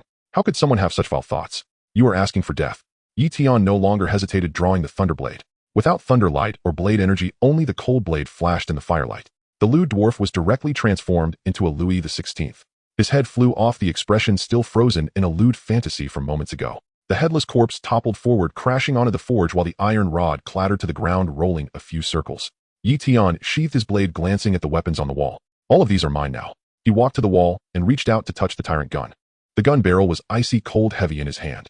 "Oh, good stuff, blue-silver tyrant gun." Yi Tian also touched the horizontal blade, the blade thin as a cicada's wing, with a faint blue glow on the blade that was different from the lightning patterns of the thunder blade. This blue glow was from the quenching process. Outside, the roar of the Dwarf King and the sounds of combat between the human candidates could be heard. Outside the stone house, the sound of killing reverberated through the sky. The battle in the valley had reached a point of no return. The ground was strewn with the corpses of dwarves, their foul blood soaking into the mud. The dozen or so examinees had already fled under the cover. They had joined forces with Songlong, and he felt no resentment towards their departure. Su Hongxiu and the other 2 formed a triangular formation, their backs pressed against each other, drenched in blood. In a mere quarter of an hour of desperate fighting, they had already taken down 4 dwarven elders. Su Hongxiu's red robe had been slashed open in several places. Each swing of her sword was accompanied by a blaze of fiery sword energy. Even the heavily armored dwarves would find their armor scorched and their innards wounded by this searing force. The more desperate Li Changfeng became, the fiercer his spear thrusts grew, wielding his spear with a relentless ferocity. The most insane among them remained Xiang Songlong. His chest wound had long since ripped open, his entire lapel soaked in blood, his face as pale as paper, yet his eyes were red as if blood would drip from them. The long spear in his hand had lost all technique, relying purely on a life-or-death struggle. It was precisely this reckless tenacity that allowed them to tear open a gap under the siege of 7 martial masters among the dwarves, taking down 4 elders in quick succession. With 4 out of 6 elders lost, only 2 heavily injured dwarves remained beside the Dwarf King, originally numbering over 100 dwarven warriors, now reduced to less than 50, all trembling in fear, daunted by the murderous aura emanating from the 3. "Oh, I will skin you alive and tear you to pieces." The Dwarf King Gregor let out a deafening roar, his single eye filled with bloodthirsty intent. He never expected that these 3 seemingly young human boys would prove to be so troublesome. Even his clan was on the verge of collapse. These individuals were undoubtedly the prodigies of the top human clans. In Gregor's mind, flashes of those godlike human powerhouses from the battlefield of myriad races flickered. Each of them had stepped atop countless corpses of the myriad races to reach the pinnacle, becoming the nightmares of all races. If these prodigies were allowed to leave the secret realm alive, they would surely grow into another existence that would instill fear in the dwarves. They could not be allowed to leave alive. With murderous intent solidified, Gregor suddenly halted his charge, slamming his giant hammer into the ground, causing the earth to crack once more. He bit his tongue, a spray of dark blood splattering onto the giant hammer, and began to chant an incantation, the obscure and difficult spell rolling from his throat, imbued with a strange and eerie aura. Great glass, eternal god, with royal blood as sacrifice only for your favor, please grant me power. The blood energy around him surged violently, the scars on his body visibly healing. The raven feathers atop his head moved without wind, and a blood-red glow surged within his eyes, his aura rising at a terrifying speed. Not good. It's a dwarven blood sacrifice. He is offering a sacrifice to the dwarven god glass to exchange for forbidden power. Xiang Songlong instantly recognized the bizarre ritual, his face turning pale, letting out a desperate roar. He had seen records of this in his family's ancient texts. It was a forbidden technique of the dwarves, sacrificing one's own blood and lifespan to their deity, able to temporarily break through the barriers of cultivation and gain power far beyond one's limits. Stop him, quickly. Li Changfeng's eyes widened in fear, gripping his spear with one hand, channeling all the remaining blood energy in his body into the spear tip. Northern border, southern underworld spear, break. With a furious shout, the spear lunged like a dragon, piercing fiercely toward Gregor's heart with a shriek that tore through the air. Heavenly dance, radiant sun. Su Hongxiu made her move simultaneously. She raised her crimson long sword high above her head, as blazing blood energy wildly converged around her, igniting a towering inferno over the sword that distorted the surrounding air. With a single slash, the gigantic flame sword energy, imbued with the might to scorch mountains and boil seas, fell heavily towards Gregor. Songlong emerges from the sea. Xiang Songlong also poured out his last ounce of strength, gripping the spear with both hands, launching himself forward alongside the spear body spinning and releasing spiraling energy, resembling a dragon emerging from the sea, directly targeting Gregor's head. The three ultimate moves erupted simultaneously, their overwhelming power causing the cliffs on both sides of the valley to tremble slightly, with stones tumbling down. Each move's power was akin to Yi Tian's deathly strike. Of course, this was merely a crushing defeat in terms of martial skill ranking. In terms of proficiency in martial arts, even combined, they could not match Yi Tian's prowess. The three of them shut up. But it was already too late. Just as the three attacks were about to strike, Gregor, the incantation in his mouth suddenly stopped, and he raised his head to let out a roar that echoed through the valley. The sacrifice is complete. God glass, grant me strength. Boom. A terrifying aura erupted. A massive phantom of a dark iron hammer slowly coalesced behind him, blotting out the sky, and bringing with it an ancient barbaric pressure. Merely the aura released scattered the three incoming attacks from Su Hongxiu.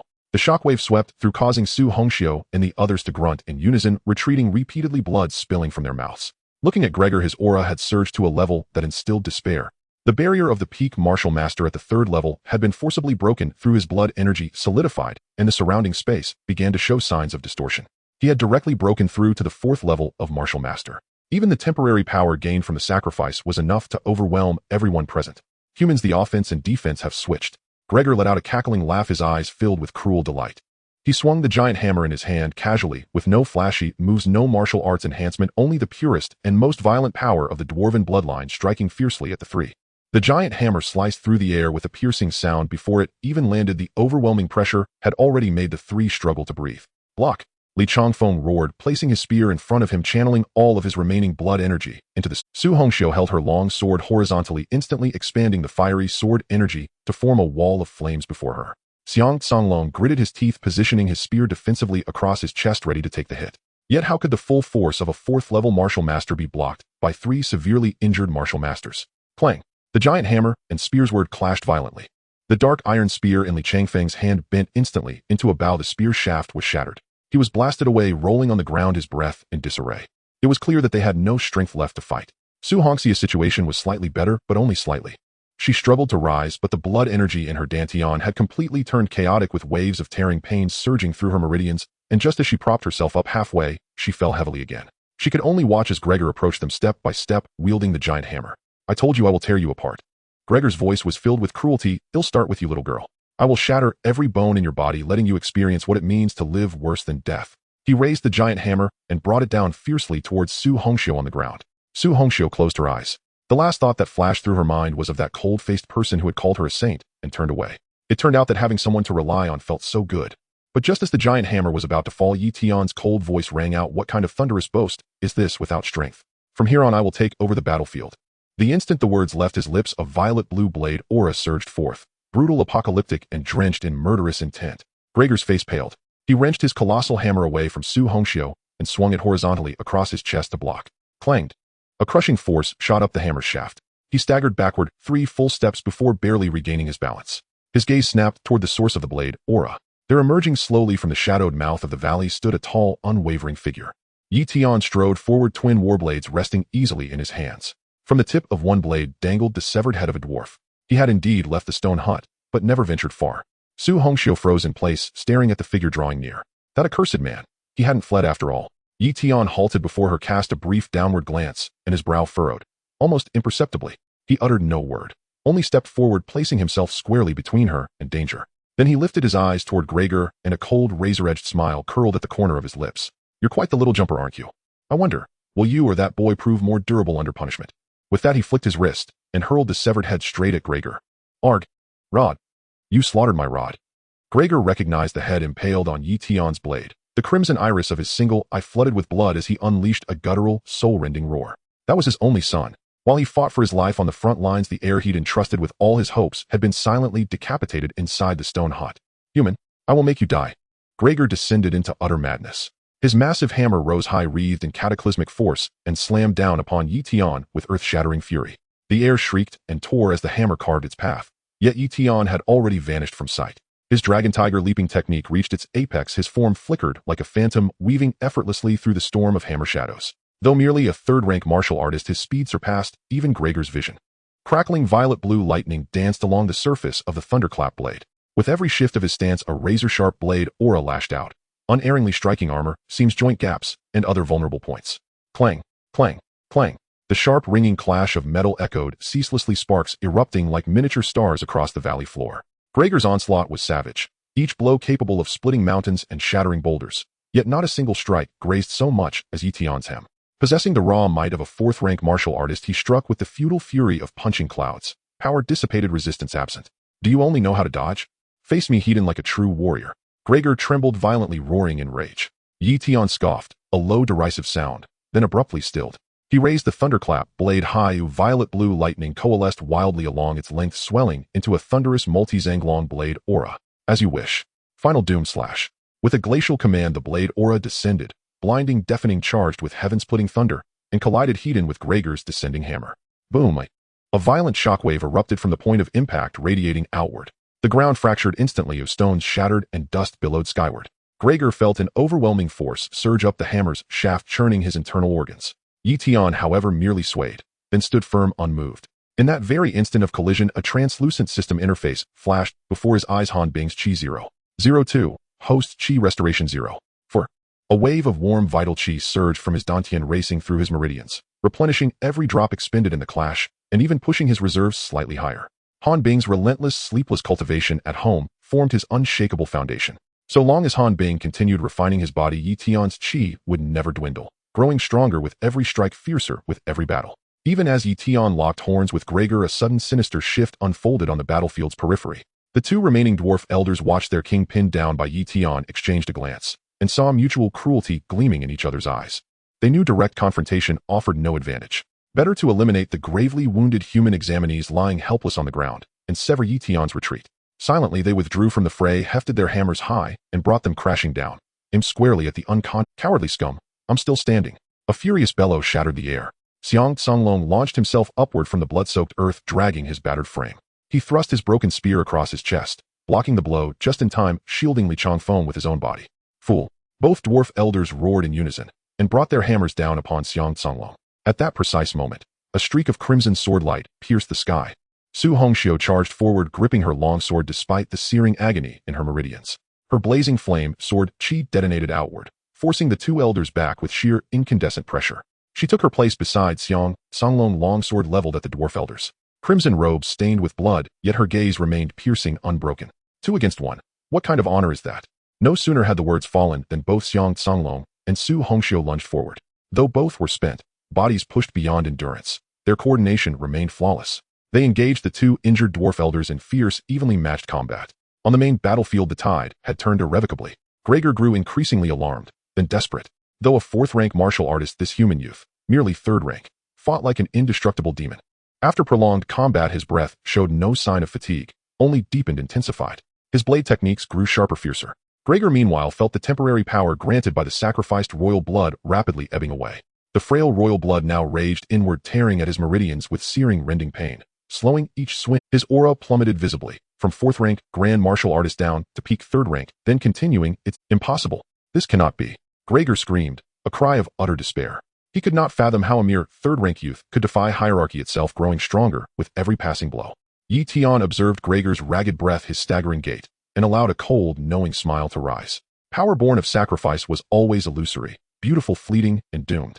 With prolonged assault failing and strength fading, only one path remained: annihilation. The game ends now. Yi Tian drew a deep breath and poured every ounce of qi from his dantian into the thunderclap blade. Violet blue lightning erupted, swelling uncontrollably, bathing the entire valley in a sea of thunder. Every engraved rune along the blade blazed to life, unleashing an aura far more tyrannical, far more devastating than the final doom slash. Kyong slash. Of the 7 stars demon-slaying arts, the most supreme offensive technique. 1 slash. Sunlight blazes, demons perish, life and death part. Died. Yi Tian roared, and brought the thunderclap blade down in a final cataclysmic descent. Gregor's pupils contracted violently. With his last shred of strength, he raised the hammer to block. Yet he was already spent, a bow drawn too long. Crack. The hammer split cleanly in two beneath the blade's fury. The lightning-charged edge did not falter. It cleaved onward, biting deep into Gregor's skull. A soft, wet thunk, and half of Gregor's head parted cleanly from his body. Dark, viscous blood and gray matter sprayed across the ground. His body locked upright, his remaining eye wide with disbelieving emptiness. In his final fading breath, his cracked lips moved, whispering hoarsely, "Who are you?" Yi Tian slid the blade into its sheath, the crisp, resonant zhung echoing like a bell. He looked down upon the dying Gregor, voice calm, but laced with sovereign disdain, each word deliberate. "Me. When dragons recoil and tigers yield, I am Yi Tian. Remember that name." And with those words, Gregor's corpse collapsed. Life extinguished, silence absolute. As the words fell, Gregor's body crashed to the ground, raising a cloud of dust. The examination permit in his arms was almost burning, with lines of faint golden prompts flashing frantically before Yi Tian's eyes. Kill level 4 martial artist dwarf, King Gregor, points 400. At that very moment when Yi Tian slayed the dwarf king, the Tianxiong Empire far beyond the secret realm had already been stirred into a tempest by this astonishing blow. On the Magic City channel, the screen was filled with gasps of astonishment. Wow, where did this powerhouse come from? I have never even heard of Jiang in Star City. Trying to win over Songlong, yet ended up lying on the ground as a backdrop. How embarrassing. Haha. On the Pengqing channel, the atmosphere shifted dramatically, filled with fervent comments about CP. I told you. Ye got how could he possibly abandon Miss Su? Sure enough, no one can refuse Miss Su's beauty. Saving the beauty is too easy to ship. On the Star City channel, it directly turned into Yi Tian's support rally. Ye God, I love you, just like a mouth. Ye God is going crazy. 1 slash to kill the dwarf king. How handsome is that? While the people celebrated wildly, the viewing halls of the top martial arts colleges had already become restless. In the secret valley, Yi Tian remained utterly oblivious to the tremendous waves stirred outside. He sheathed his blade and cast a cold glance toward the other side of the battlefield, where 2 dwarf elders were entangled with Su Hongxiu and Songlong. At this moment, the 2 dwarf elders had already lost their previous ferocity. The moment Gregor fell, it was as if all the bones had been drawn from their bodies, their techniques instantly thrown into disarray, as Su Hongxiu cleaved through their heavy armor, leaving a gaping wound visible to the bone on one shoulder. With their homeland destroyed, their king dead, and even the king's only heir executed, everything they had fought for collapsed. Is there any reason to live anymore? The 2 dwarf elders exchanged glances, seeing death in each other's eyes along with the pride ingrained in their dwarf bloodline. They suddenly stepped back, retreating from the battle circle, their massive hammers crashing to the ground, then both hands slapped against. A torrent of blood and vitality surged towards their heart veins. They intended to sever their own heart veins, following their king in the dwarf way, refusing to die beneath the blade of humanity, preserving their final dignity. Su Hongxiu and Songlong were momentarily stunned, instinctively halting their actions. But just then a dark shadow suddenly flashed by. Yi Tian had already pushed the dragon and tiger leap to its limits, darting like a specter to the 2 dwarf elders, the thunder blade unsheathing once more, a flash of purple-blue lightning streaking past. Uft, uft. 2 crisp sounds rang out simultaneously as 2 round dwarf heads soared into the air, their faces still bearing the determination of facing death. The 2 dwarf elders who were about to sever their heart veins suddenly froze, then slowly slumped to the ground, completely devoid of breath. Kill martial artist unit dwarf elder 2, points 200. Yi Tian shook the blood off his blade, looking at the 2 corpses on the ground, a sneer curling at the corner of his mouth, muttering, "You guys are quite nice, waiting for me to kill you, saving me the trouble of chasing you down." This move left Songlong beside him, utterly dumbfounded. He opened his mouth, but could not utter a word for a long time. Having lived 18 years, he had seen cruelty, but never such ruthlessness. They were about to sever their heart veins to face death, yet he could still rush over to deliver the final blow, leaving them no dignity at all, not even letting go of these points. Su Hongxiu was also frozen in place, watching Yi Tian's back, both amused and exasperated. This bastard never plays by the rules. Only Yi Tian himself understood the situation clearly. What a joke. Do you think that just because you are dying I will not strike? You are not dead yet, are you? The many races and humanity have always been mortal enemies, let alone that you have one last breath left. Even if you were completely dead, the blade that should be struck must still be struck, and the points that should be taken cannot be less by a single one. He sheathed his blade about to turn and check on Su Hongxiu and the other's injuries when an unexpected change occurred. Watch out! Songlong suddenly let out a heart-wrenching roar. The figure that had been hiding atop the opposite mountain peak, having lurked throughout the battle, finally made its move. A pitch-black long whip, like a long-hidden venomous snake with a fierce sound of breaking through the air and an intent to kill, suddenly lashed down from the mountaintop, targeting the unsuspecting Su Hongxiu. This strike was timed perfectly. Right at the moment Yi Tian slashed down the dwarf elder and sheathed his blade, just as Su Hongxiu let her guard down at the most chaotic moment, and precisely when Songlong and Li Changfeng were severely injured and unable to assist. The moment they struck, it was a relentless kill. Su Hongxiu's pupils constricted, her hairs standing on end. Having just experienced a life-and-death battle, her meridians damaged, and her vitality depleted, she had no time to evade, only able to watch as the poisoned long whip expanded infinitely in her view. Just as the long whip was about to strike Su Hongxiu's face, Yi Tian's figure moved again. He sensed that someone was hiding in the shadows without making a move, so his vitality had never stopped surging. The dragon and tiger leap had been pushed to unprecedented heights, leaving only a remnant shadow, torn by lightning, in place, as he instantaneously shifted to stand before Su Hongxiu. The thunder blade instantly unsheathed, fiercely slashing at the long whip.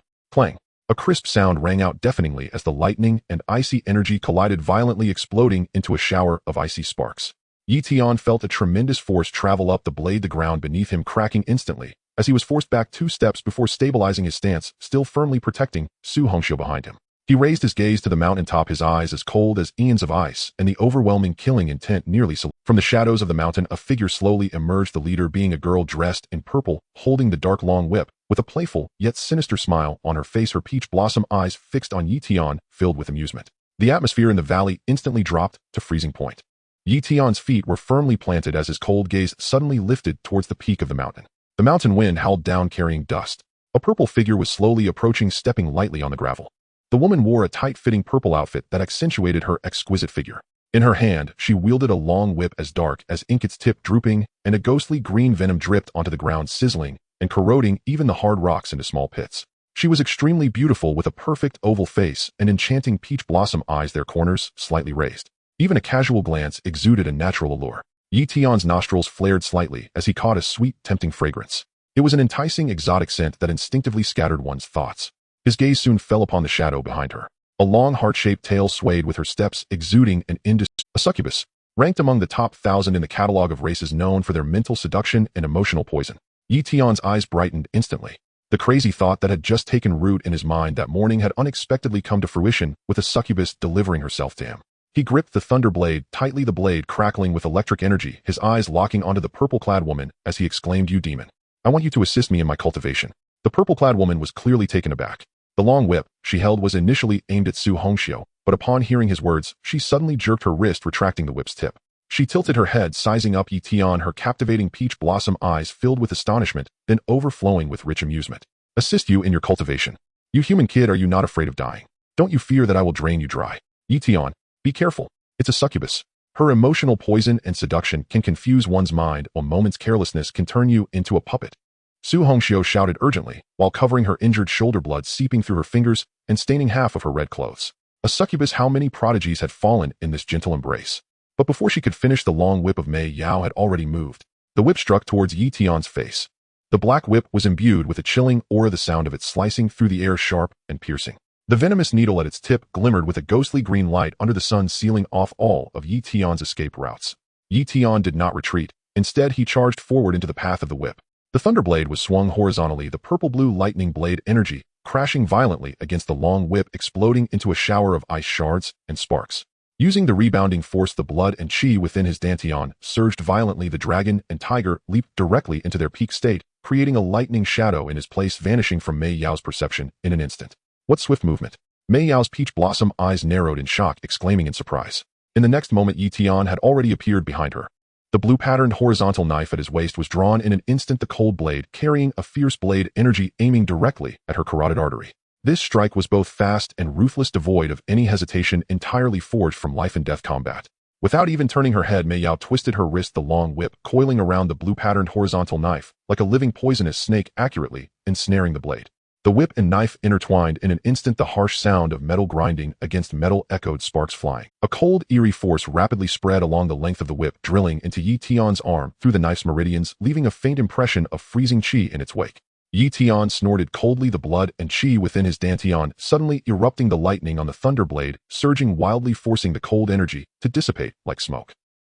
Mei Yao couldn't help but let out a gasp of disbelief as her peach blossom eyes widened. She suddenly jerked her wrist, the long whip instantly releasing the knife as she used the force to retreat several meters, creating a stable distance. She steadied herself, her gaze brazenly sweeping over Yi Tian from top to bottom, eventually fixing on his sharply defined face. "My name is Mei Yao. Remember this name well, for soon you will die by my hand." Yi Tian did not respond to her, his grip on the thunderblade tightening further, the gravel beneath his feet crushed effortlessly. His gaze remained fixed on the heart-shaped tail behind Mei Yao, watching it sway, his thoughts growing increasingly fervent. "Just as I wished. Let's kill her together." Su Hongxiu shouted fiercely, enduring the searing pain in her meridians as she charged forward, her crimson long sword imbued with fiery sword aura thrusting straight at Mei Yao's heart. Mei Yao smirked disdainfully, casually flicking her long whip, ensnaring the blade of the long sword like an iron chain. She yanked her wrist sharply, and Su Hongxiu, already depleted of blood, and she could not withstand this tremendous force, stumbling forward several steps. Mei Yao then lifted her foot, delivering a vicious kick to her abdomen. "Miss Su." Xiang Kanglong's eyes widened in fury, supporting his broken spear and attempting to rush forward, only to be firmly held back by Li Changfeng, who had just regained consciousness. "Are you crazy? If you go up, it's just a death sentence. Even Miss Su cannot withstand a single whip from her. What use would it be for you to go up?" At that moment, Yi Tian had already moved. The thunderblade and the blue-patterned horizontal knife were drawn simultaneously, two beams of blade light, one purple and one blue, intertwined in a dazzling display, with lightning and cold light intertwining, slashing towards Mei Yao's neck and abdomen respectively. The two blades sealed off all avenues of escape, their momentum fierce and domineering, carrying an unstoppable aura of slaughter. Mei Yao remained unflustered, her long whip dancing tirelessly, the black whip shadow weaving into a watertight net of death, effectively blocking the relentless assault of the dual blades. Clang, clang, clang. Mei Yao's whip techniques were strange and cunning, both fast and fierce, each strike coming from angles one would never expect, like a parasite, every move targeting Yi Tian's vital points. Yet as Mei Yao continued to attack, she became increasingly alarmed. This human kid, how could his blood and qi be like an endless abyss? After dozens of exchanges, her own blood and qi began to surge, yet Yi Tian's blade momentum showed no signs of weakening. Instead, it grew fiercer, his aura swelling as if it would never run dry. Little did she know Han Bing's relentless training at home was Yi Tian's strongest support. As long as he wished, he could maintain his peak combat power indefinitely. A glimmer of cold light flashed in Mei Yao's eyes as she decided to go all out. She suddenly activated her succubus ultimate secret technique, a pink mist appearing in her peach blossom eyes. An invisible mental shockwave surged towards Yi Tian's sea of consciousness like a tide. Yi Tian's mind rang with a loud buzz as the scenes before him twisted in an instant. Mei Yao's figure rapidly faded from his sight, replaced by Mu Zai's gentle and familiar face. She wore that light pink apron, her damp hair draped over her shoulders, standing before him with a smile in her crescent-shaped eyes, resembling countless mornings spent waiting for him to return home. Yi Tian's movements instinctively paused for half a second. It was this fleeting moment of hesitation that allowed Mei Yao's long whip to strike before him. The hidden poison needle at the whip's tip was less than an inch from his eyes. Damn it! Yi Tian bit down on his tongue, the intense pain instantly pulling him out of the illusion. The dragon and tiger energy in his sea of consciousness erupted violently, shattering the seductive mental impact into pieces. The thunderblade swiftly positioned itself before his face, perfectly blocking the poison needle. Clang! Sparks erupted before his eyes, and he clearly heard Mei Yao curse through gritted teeth. "Damn it! Is this the extent of your mental seduction? How dare you show such skill?" Yi Tian scoffed, his eyes filled with disdain. "I expected much more from a succubus, but it turns out to be just this." Mei Yao's expression changed completely. Her ultimate seduction technique had never failed against warriors of the same rank. How many third and fourth-tier warriors had fallen beneath her spell, turning into her puppets? Yet this young man, merely a third-tier martial artist, had managed to free himself from her illusion in an instant. Yi Tian gave her no time to think or catch her breath. With the dragon and tiger leaping once more to their peak, his body surged upward, leaping into the air, gripping the thunderblade, with both hands pouring all his blood and qi into the blade, without reservation. The purple-blue lightning surged wildly, coalescing above his head into a blade of lightning several feet long. Deadly strike. With a furious shout, the blade energy, accompanied by world-shattering lightning, was ruthlessly cleaved down towards Mei Yao on the ground. Boom. The thunderous blade aura of the deadly strike crashed to the ground, causing the entire valley to tremble violently. The ground was cleaved open, creating a chasm several feet long and a foot deep. So strong. Mei Yao's eyes widened, her delicate face as pale as paper. At this moment of life and death, she dared not hold back even a little. The long whip in her hand was transformed into an impenetrable black wall. All her energy surged into the whip, instantly covering it with a thick layer of icy armor, standing firm in the path of the descending blade aura. Clang, clang, clang. The thunderous blade aura collided wildly with the long whip, producing deafening. Mei Yao felt a tremendous force surging into her body through the long whip, her arms cracking under the immense strain, her palms bursting open, dark purple blood oozing from her fingers. She exerted all her strength, managing to block over 90% of the deadly strike's force, but the remaining sliver of blade aura still penetrated through the whip's shadow, striking harshly against her shoulder. Puff! Mei Yao coughed up a mouthful of fresh blood, her entire body flung away by the tremendous force, crashing heavily to the ground and rolling several times to dissipate the momentum. She dared not even glance back at Yi Tian's position, nor could she care about the deep wound on her shoulder, pushing off the ground fiercely with her toes, her figure darting like a purple lightning bolt into the dense forest behind her. Run! She had to run. She had originally been hiding on the mountain, waiting for Yi Tian and the Dwarf King to weaken each other, so she could come out and pick the fruits of their conflict. But she never expected that she would be unable to defeat him. If she didn't leave now, she would lose her life here today. Thinking of escaping, Yi Tian looked at the purple shadow darting into the forest, a cold smile curling at the corners of his mouth. The alluring demon coming to him was perfectly aligned with his wild training plan. How could he let her escape? So he turned to Su Hongxiu and the others in the valley, leaving behind a powerful shout. There are many forged divine weapons in the Dwarf King's stone house. Go take them for yourselves. Before his voice faded, he activated the Dragon Tiger leaping technique, transforming into a streak of lightning, quickly pursuing the direction where Mei Yao had fled. He had fully unleashed the Dragon Tiger leaping technique to its peak. The rubble and dead branches beneath his feet could not hinder him in the slightest. His figure darted through the forest like a specter, the distance between him and Mei Yao decreasing at a visible rate. In the valley, only Li Changfeng and Xiang Songlong were left staring at each other in confusion, standing there dumbfounded. Miss Su, where did this ruthless person come from? Li Changfeng swallowed hard, finally unable to restrain himself from asking. Su Hongxiu looked at Yi Tian's figure disappearing into the forest, both amused and exasperated. She raised her hand to wipe the blood from the corner of her mouth and echoed the words Yi Tian had once used to deceive her. It's nothing, just an ordinary high school student. An ordinary high school student. Do you think him a fool? In the forest, the wind howled. The howling wind swept through the treetops, rustling the leaves, yet it could not drown out Mei Yao's hurried breaths ahead. Mei Yao sprinted for her life, her speed so fast that it almost left an afterimage while blood continued to seep from her shoulder. Each breath pulled at her lungs with a tearing pain, but she dared not stop nor even glance back.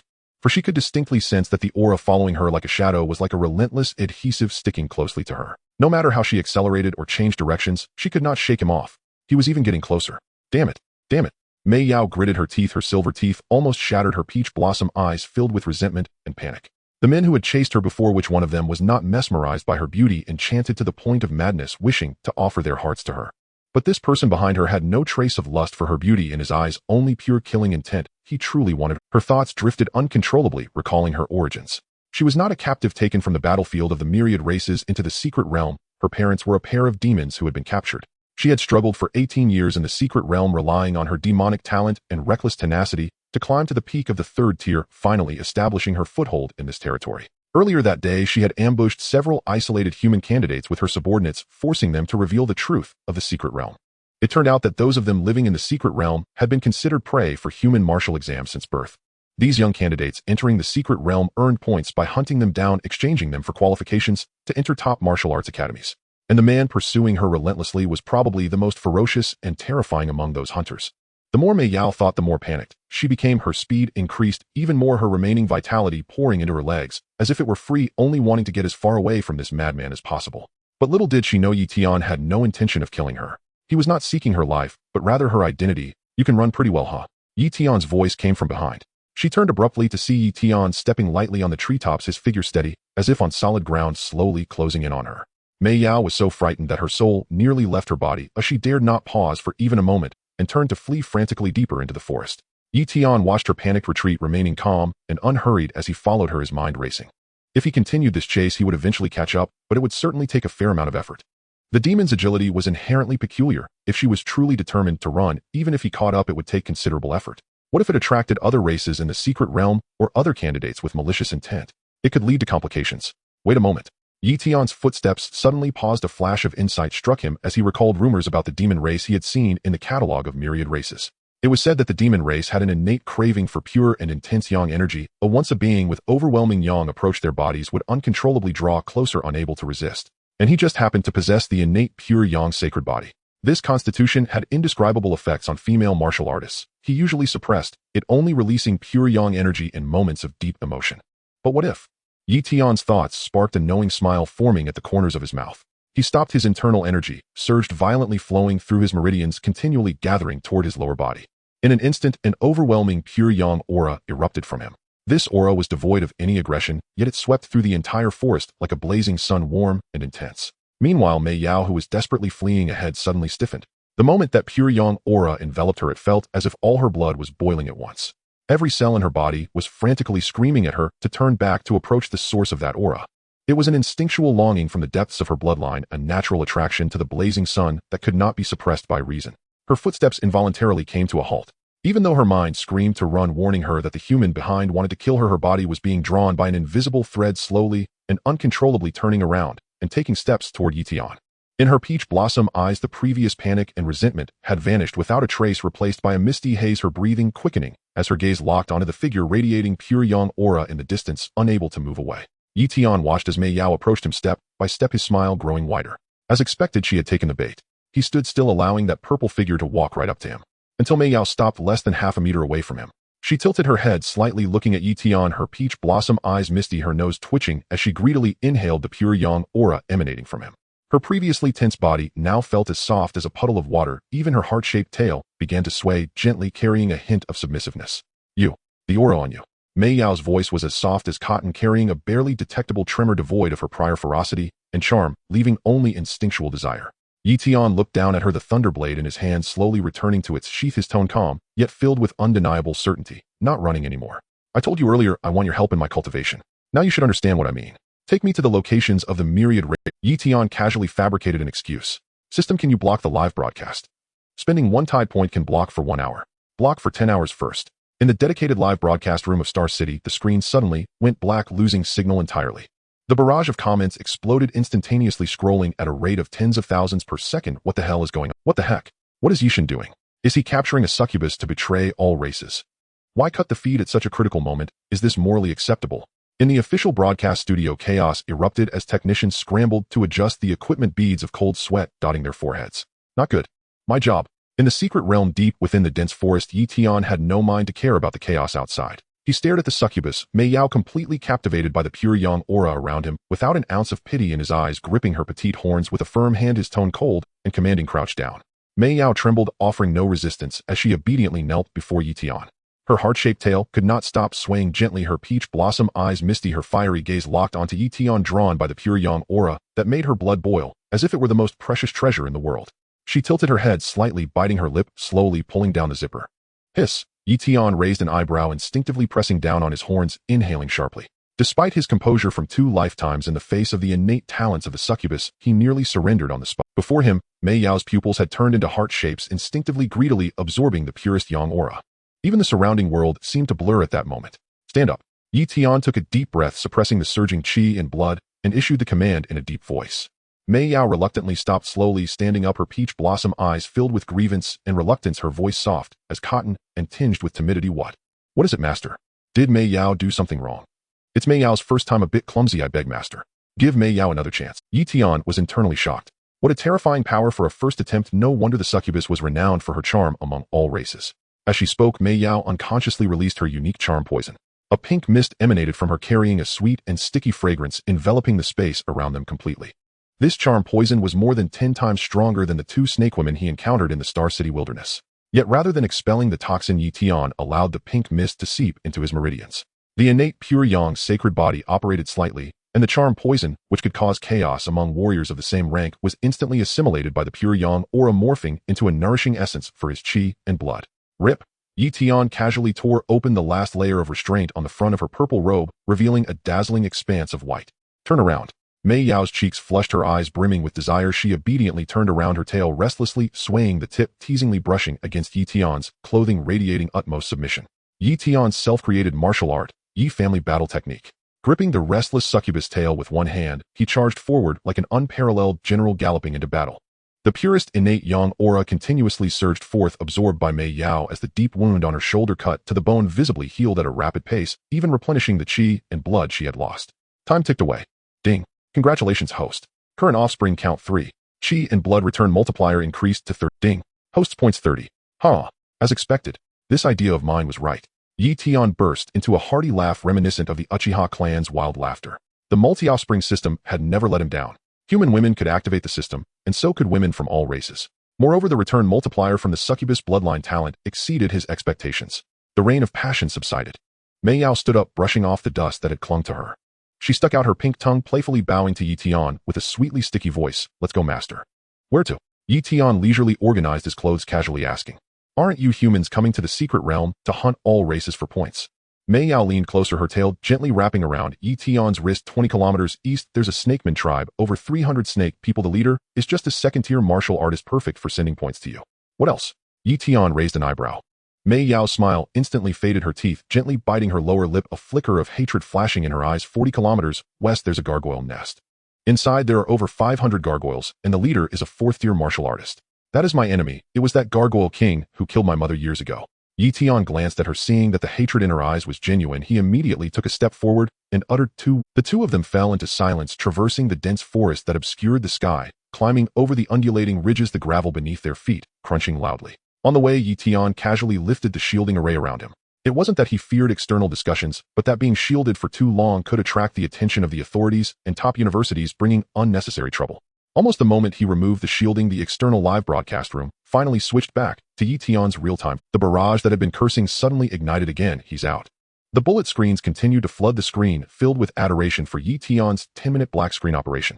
At this moment in Xingyue community of Star City Mu, she had already returned home, sitting on the soft sofa, gently stroking her slightly bulging belly with her fingertips, while the holographic screen in front of her was looping the scenes from Yi Tian's live broadcast. However, upon seeing the purple-clad enchantress following closely beside him, the unmasked admiration and dependence in the enchantress' eyes made Mu's eyes heart ache slightly. Looking down at her belly, her red lips curled up lightly, her voice soft and slightly laced with a hint of grievance and anticipation. Baby, your father is out there flirting again. Oh. Suddenly biting her red lip, Mu, she felt a gentle movement from her belly. Her brows instantly softened, and she gently tapped the spot where she felt the kick, her tone sweet enough to melt. Baby, are you responding to mommy right? Hurry up and come out, baby. She gently pressed her cheek against her belly, her voice lighter, filled with longing. Once you come out, mommy can finally tie your father's heart completely. He is now the much-admired Yi God with so many people watching. Mommy only has you. You must help mommy hold on to daddy tightly. Just as she finished speaking, the baby inside her belly kicked hard again, the force even more pronounced than before, as if Mu, she couldn't help but laugh, the ache in her heart dissipating, replaced by warmth and tenderness. She repeatedly stroked her belly, silently wishing for Yi Tian to return safely from the secret realm. Within the secret realm, the dense forest obscured by the night was now shrouded in darkness. Yi Tian rubbed his forehead. Even though his innate pure yang sacred body kept his vitality at its peak, the intense battles throughout the day, including the shadow leopard goblin and hard clashes against the dwarf clan, had taken their toll. Engaging the dwarf king and capturing Mei Yao, rushing for dozens of kilometers overnight, even though his body felt no fatigue, his mental energy showed signs of clear exhaustion. Master, ahead is the hideout I used in the secret realm, very concealed, never discovered by other races. Mei Yao leaned closer, her heart-shaped tail swaying gently, her voice sweet, as she carefully watched Yi Tian's expression. If you are tired, we can rest there for the night. Yi Tian glanced around, confirming there were no signs of surveillance, then nodded slightly. Lead the way. Mei Yao's eyes instantly brightened, happily leading the way, guiding Yi Tian through a thicket to a mountain wall.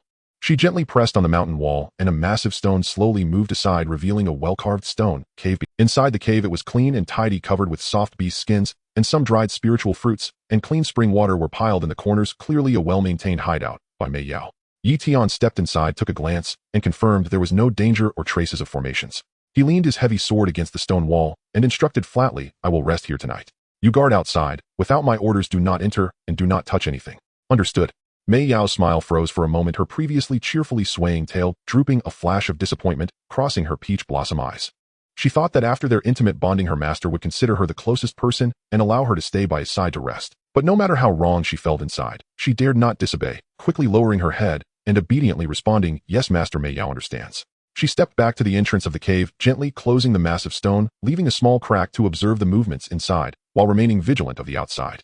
Leaning against the cold stone wall, she sat down, her ears perked up, capturing any unusual movements within a few kilometers, ensuring nothing disturbed Yi Tian's rest. However, after a short while she couldn't help but peek through the crack, watching Yi Tian lying on the beast's skin with his eyes closed, her peach blossom eyes filled with infatuation and admiration. The way Master sleeps is so handsome. Even from a distance, his pure yang aura warms her, making her bloodline. How annoying. Mei Yao pouted, muttering softly, her tail tip curling up in frustration. Not being able to sleep with her master or nuzzle against him was too difficult. Yet no matter how unwilling she felt, she firmly remembered Yi Tian's orders, not daring to cross the line. She was a well-behaved enchantress, and she would faithfully obey every word her master said, absolutely not provoking him. Meanwhile, dozens of kilometers away in the dwarf clan, peace had finally returned.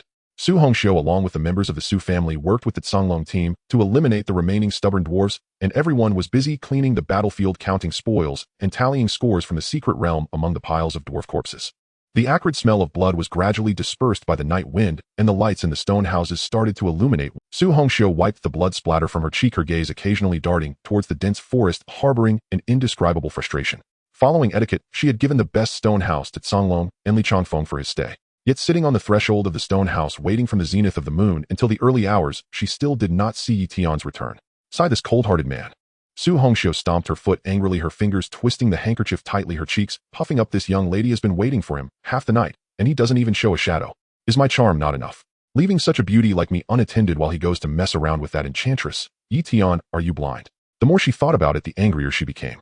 Su Hongxiu huffed, suddenly standing up, turning to enter the stone house, and slammed the stone door shut. But lying on the bed, she tossed and turned, unable to sleep, her mind filled with Yi Tian's figure. What kind of person is he? Curiosity slowly lulled her to sleep, unaware that being curious about a man was the beginning of her downfall. The next day, as dawn broke, when the first rays of morning light filtered through the crack of the stone cave, Yi Tian almost instantly opened his eyes. His biological clock was ingrained in his bones. Even after resting for just a few hours, his mental energy had However, as soon as he opened his eyes, he was met with a pair of sparkling peach blossom eyes. Mei Yao had somehow leaned over the bed, cupping her cheeks with her hands, staring at him without blinking, her eyes filled with unmasked admiration and infatuation. Her tail swayed gently behind her, yet she maintained a slight distance, not daring to touch him. Upon seeing Yi Tian awake, Mei Yao's eyes instantly brightened, her cheeks flushed, yet she obediently remained still, firmly remembering Yi Tian's instructions from last night. Without his permission, she would not move. What's the matter? Why are you lying here? Yi Tian propped himself up and casually adjusted his clothing, raising an eyebrow at her with a hint of laziness in his tone. Nothing, master.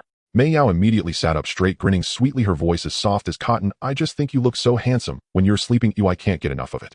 Yi Tian chuckled, reaching out to pinch the small horns on her head, feeling the warm touch beneath his fingers. Mei Yao instantly closed her eyes in comfort, like a kitten being petted, letting out a soft purring sound. Her tail swayed joyfully, but she still dared not move closer. Yi Tian released her, pulled out a blood chi pill from his storage bag, and tossed it into his mouth. The pill melted instantly, and the warm medicinal power surged through his limbs. She stood up, stretching lazily, producing a series of crisp cracking sounds. Pack up. Yi Tian spoke calmly, his gaze fixed on the dense forest outside the cave, his tone resolute. Let's head to the Snake People tribe first. Yes, master. Mei Yao promptly replied, cheerfully, her eyes full of excitement, quickly tidying up her things, running to Yi Tian's side, her tail gently wrapping around his wrist, leading the way ahead. Almost the moment Yi Tian got up, the live broadcast room outside erupted once again with bullet screens. He's awake. Yi God is awake. Oh my. Look at Mei Yao's eyes as she's practically glued to Yi God. She's completely been captured. This is hilarious. Miss Su is still anxiously waiting in the dwarf clan, while Yi God is taking his new maid to raid dungeons. The morning light penetrated the dense layers of foliage in the forest, casting dappled and flickering shadows on the ground covered with decaying leaves. Two figures dashed through the woods like phantoms, stirring up a fierce wind that sent fallen leaves swirling. Mei Yao led the way ahead, her love tail occasionally brushing gently against Yi Tian's wrist. She moved swiftly and cautiously, thoroughly familiar with the terrain of this secret realm. As she sped along, she glanced sideways at the calm-breathed Yi Tian, her peach blossom eyes filled with flattery. Master, just 3 miles ahead is the Serpent People tribe stronghold. Those serpents have long made their home in the underground snake nest with the entrance concealed. There's only one main entrance and 2 small ventilation passages. We'll block the main entrance and charge in if they won't escape. Yi Tian nodded slightly, his fingers gently stroking the thunderstrike. He replied calmly, can your charm poison cover the entire snake nest? Of course, master. Mei Yao immediately puffed out her chest, her tone brimming with pride. These serpents are inherently lecherous and cannot resist my charm poison. Except for that serpent matriarch Ugly Dusa, who is at the peak of the second-tier martial artist, the rest are merely fish at the warrior level. If I exert myself fully, they won't even have half a chance to resist, and will lose control in no time. Good. Yi Tian's eyes flashed with a cold light. Then let's initiate it early and send them a grand gift. With Yi Tian's permission, Mei Yao's eyes instantly lit up with excitement. Her steps did not falter, and a faint pink mist began to silently spread around her. The mist carried a sweet and cloying fragrance, swiftly spreading towards the Serpent People's stronghold with the forest breeze. Wherever it passed, even the poisonous insects in the woods instantly fell into madness, biting and clawing at each other. At this moment, in the exclusive live broadcast room of Star City, the screen was firmly locked onto the two rushing figures, and the comments were already boiling. Here they come. Yi Tian is heading straight for the serpent people's lair. Over 300 serpents. This is going to be a major sweep, starting the charm poison early. This is a plan to disrupt the enemy formation before the slaughter. Yi Tian knows Miss Su is still waiting in the dwarf tribe, while Yi Tian is already taking his new maid into the second dungeon. I feel for Miss Su for 3 seconds. The distance of 3 miles was merely a moment's effort for the two. Soon a huge entrance concealed behind vines on the mountainside appeared before them. The entrance was cold and damp, exuding a strong fishy smell, marking the main entrance to the serpent people's nest. Deep within the snake nest in the spacious main cavern, the serpent matriarch Ugly Dusa suddenly opened her eyes. Her upper body was human, while her lower body was a thick black snake, tail hissing as her tongue flickered. Her murky eyes were filled with malice as she abruptly turned to look towards the entrance. That bitch from the demon clan.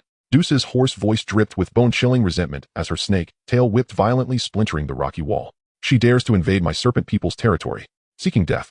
But the next second, the sweet and cloying fragrance began to seep into the main cavern through the passage. The pink mist infiltrated everywhere. Even as Dusa immediately circulated her chilling blood to resist, she still felt a surge of heat throughout her body, stirred by an uncontrollable restlessness. Her complexion changed drastically as she screamed in panic, "Not good. It's the demon clan's charm poison." She quickly raised her upper body, her long tongue hissing, and her sharp voice echoed throughout the entire snake nest. "All tribesmen, hold your breath immediately. Resist the charm poison. Those who disobey will be executed without mercy." But her warning was ultimately too late. Among the entire serpent people, apart from her a peak second-tier martial artist, the remaining 300 serpents had the highest rank of merely 9th-tier warriors. How could they withstand Mei Yao's full activation of her charm poison? Moreover, serpents are inherently lewd and most susceptible to this kind of lustful power.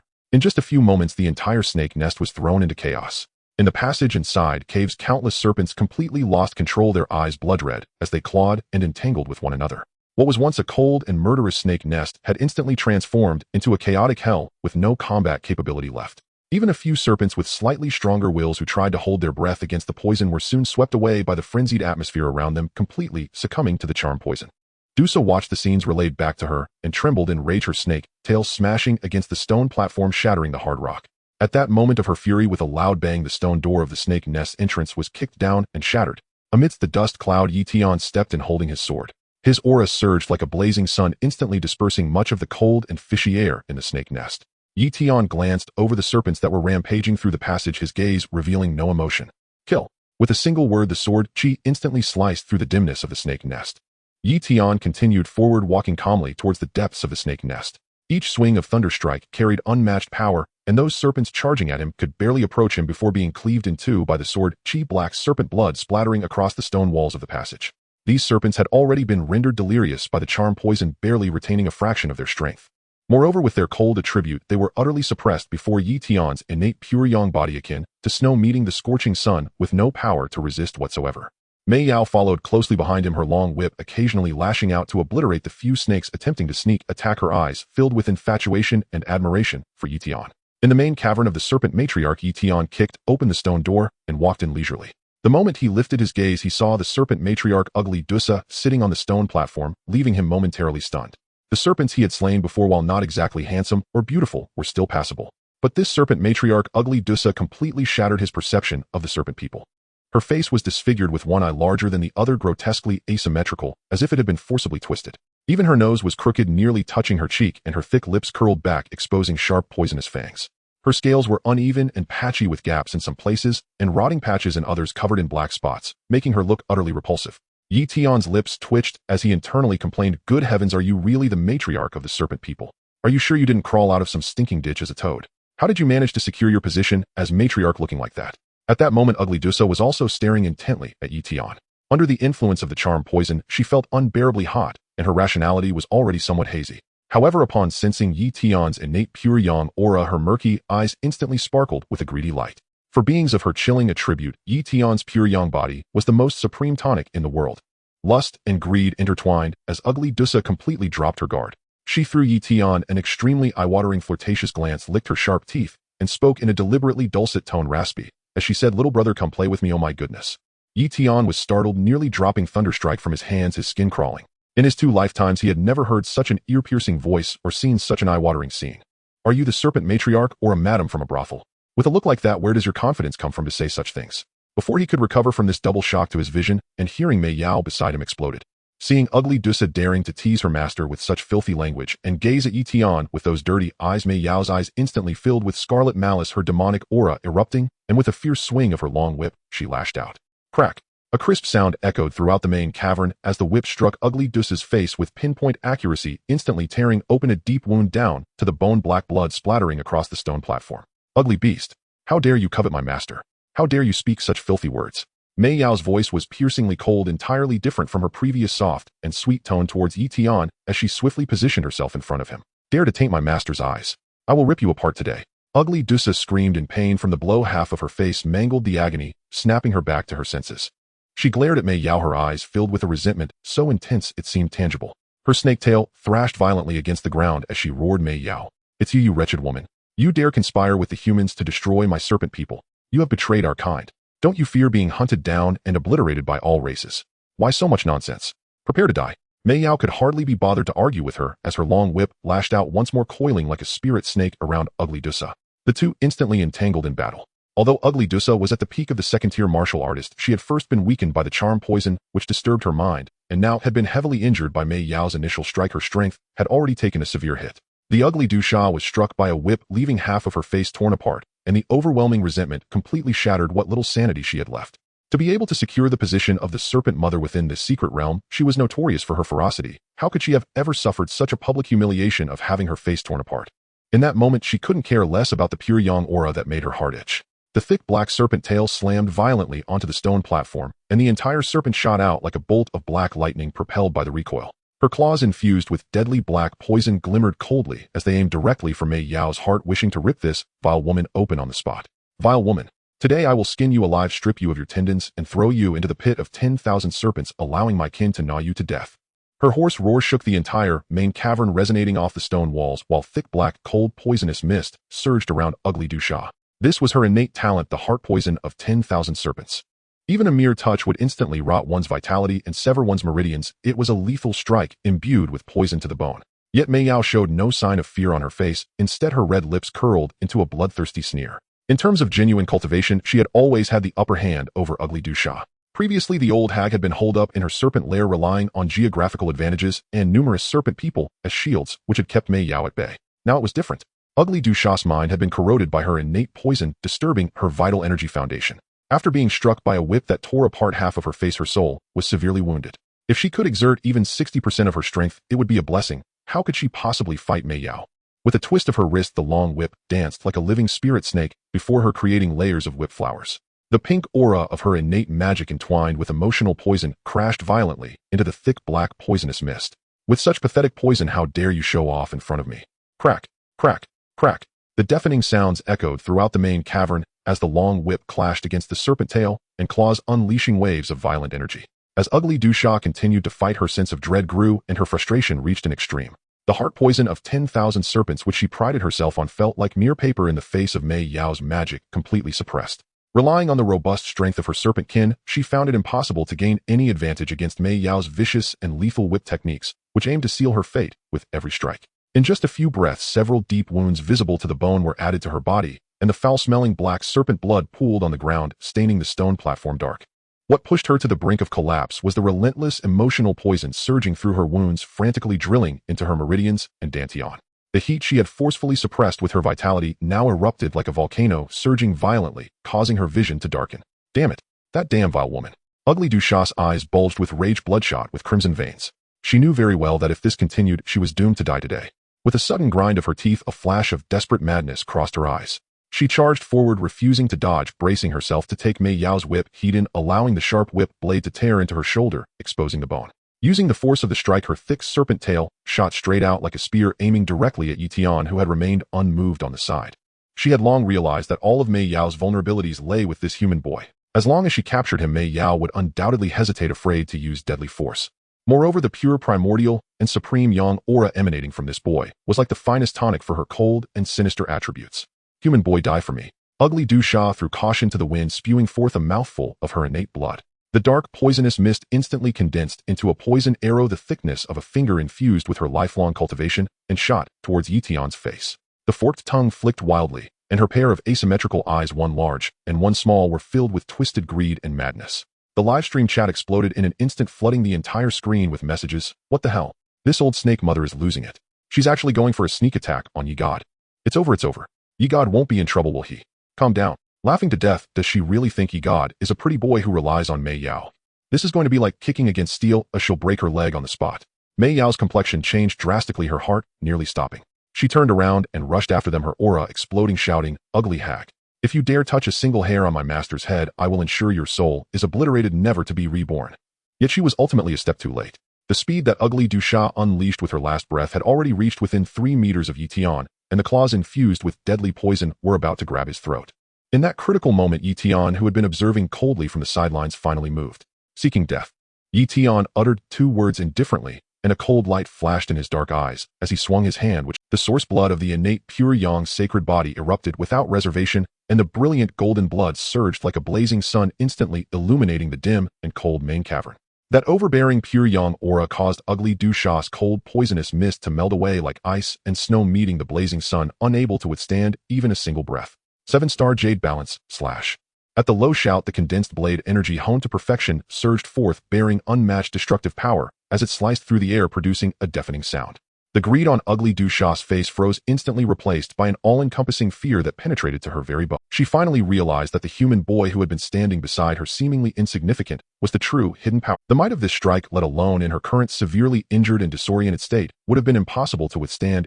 No, impossible. She shrieked hysterically, desperately, trying to retract her attack, twisting her serpent tail, but it was too late. The speed of the 7-star blade energy had long surpassed her reaction limit, too quick for her to even uft. The sound of a blade piercing flesh rang out crisp and clear in the quiet main cavern as the most domineering blade energy accurately sliced through her neck. Time seemed to freeze at that moment. Ugly Du Sha's body was suspended in midair, her asymmetrical serpent eyes still holding on to extreme unwillingness and disbelief. Her head slowly slipped from her neck, trailing a spurt of black blood as it fell toward the ground. The headless serpent body crashed heavily to the ground. The thick serpent tail twitched a few times before going completely still, black blood pooling on the ground, the foul stench spreading. The entire main cavern fell silent, with only the sound of dripping serpent blood echoing against the stone walls. Mei Yao rushed in madly to Yi Tian's side, scanning him from top to bottom, and upon confirming he was unharmed, her heart, which had been in her throat, finally settled back down. The next second, she turned to look at the head of ugly Du Sha rolling on the ground, her peach blossom eyes instantly filled with crimson rage. With a flick of her wrist, the long whip crackled through the air and struck down hard, smashing the head into pulp, while she angrily cursed, "Ugly hag! You dare to lay your hands on my master? How dare you use your filthy eyes to look at him? Today, if I don't extract your soul and refine it for 100 years, it would be too lenient for you." At that moment, in the exclusive livestream room focused on the main cavern, the chat had long since exploded into chaos, with countless messages flooding the screen. What the hell? What the hell? What the hell? This slash has me fired up. Ye God, you are amazing. Laughing to death, this old snake mother thought she found an easy target, but instead she crashed into a steel plate and died on the spot. Yi Tian flicked the blood droplets off the thunder, feeling a slight tremor in his vitality, instantly shaking off the lingering snake venom and blood stains, still emanating a chilling brilliance untainted by any impurities. He cast a glance at the grotesque corpse of the snake mother on the ground, his expression betraying no emotion. "Stop playing around, clear the area," Yi Tian said indifferently, stepping towards the exit of the main cave. With the death of the snake mother, the remaining snake people, already disoriented by the love poison, were left with barely any strength. Now, without a leader, they had become headless flies, crashing into each other in the passage, tearing one another apart, incapable of even forming a basic formation, utterly helpless. Mei Yao immediately responded, her love tail wagging joyfully as she hurried after him, the long whip in her hand cracking. In the next half an hour, the entire snake nest turned into a one-sided massacre. Yi Tian led the way, each swing of thunder accompanied by a chorus of wails.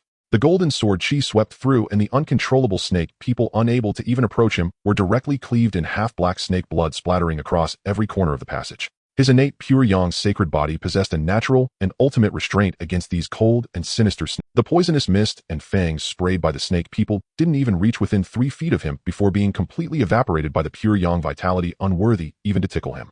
Mei Yao followed closely behind him, transforming into a vengeful spirit. Wherever her whip passed, those hiding inside tunnels attempting to feign death for a sneak attack were all struck down with a single blow, leaving no complete bodies behind.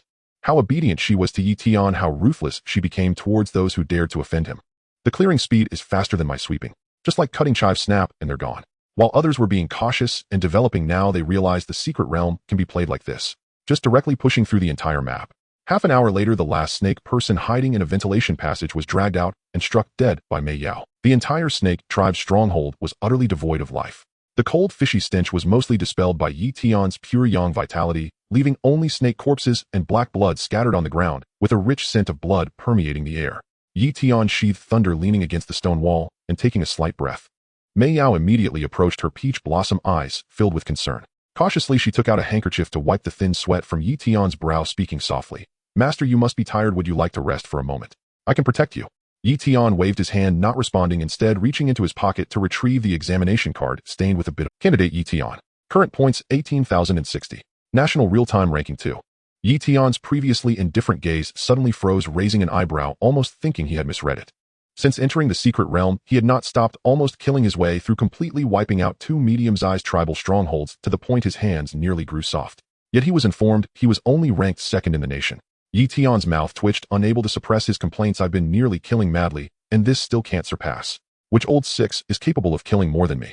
Could it be that someone had wiped out the stronghold of the various races in the secret realm?" In the live streaming room, it had already erupted into chaos, filled with question marks directly cluttering the screen. Did I read that wrong? 18,000 points. And am only ranked 2nd. Who the hell is that? Which god is fiercer than Yi Tian? Are they cheating? Is it Lu Jinghong from the imperial capital martial house? Or the sword fanatic Lin Mo from Jiangnan? Besides these 2 prodigies, I can't think of anyone else who could outdo Yi Tian. Damn, is this the internal competition of the nation's top geniuses? I'm still desperately trying to gather 1,000 points, while others are already at 18,000, still fighting for the rankings.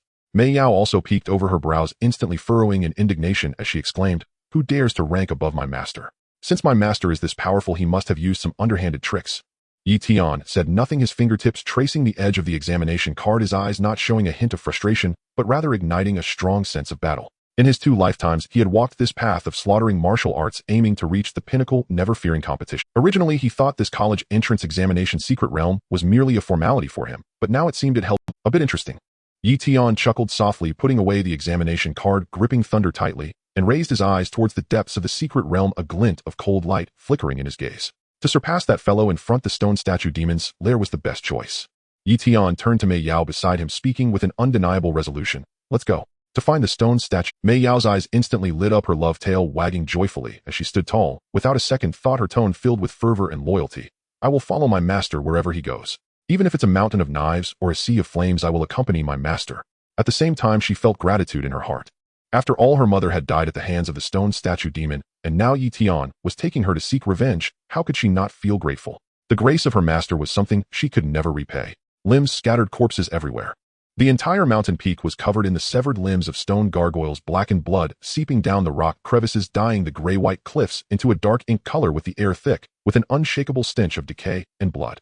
Mei Yao stepped on the shattered skull of the stone gargoyle elder, letting out a long howl towards the sky, the pent-up hatred and tears streaming down her cheeks. "Mom, I've avenged you." Her mournful cry echoed repeatedly in the valley, startling the crows hidden in the distant dead trees, which flapped their wings and vanished into the horizon. She had waited for this day for far too long.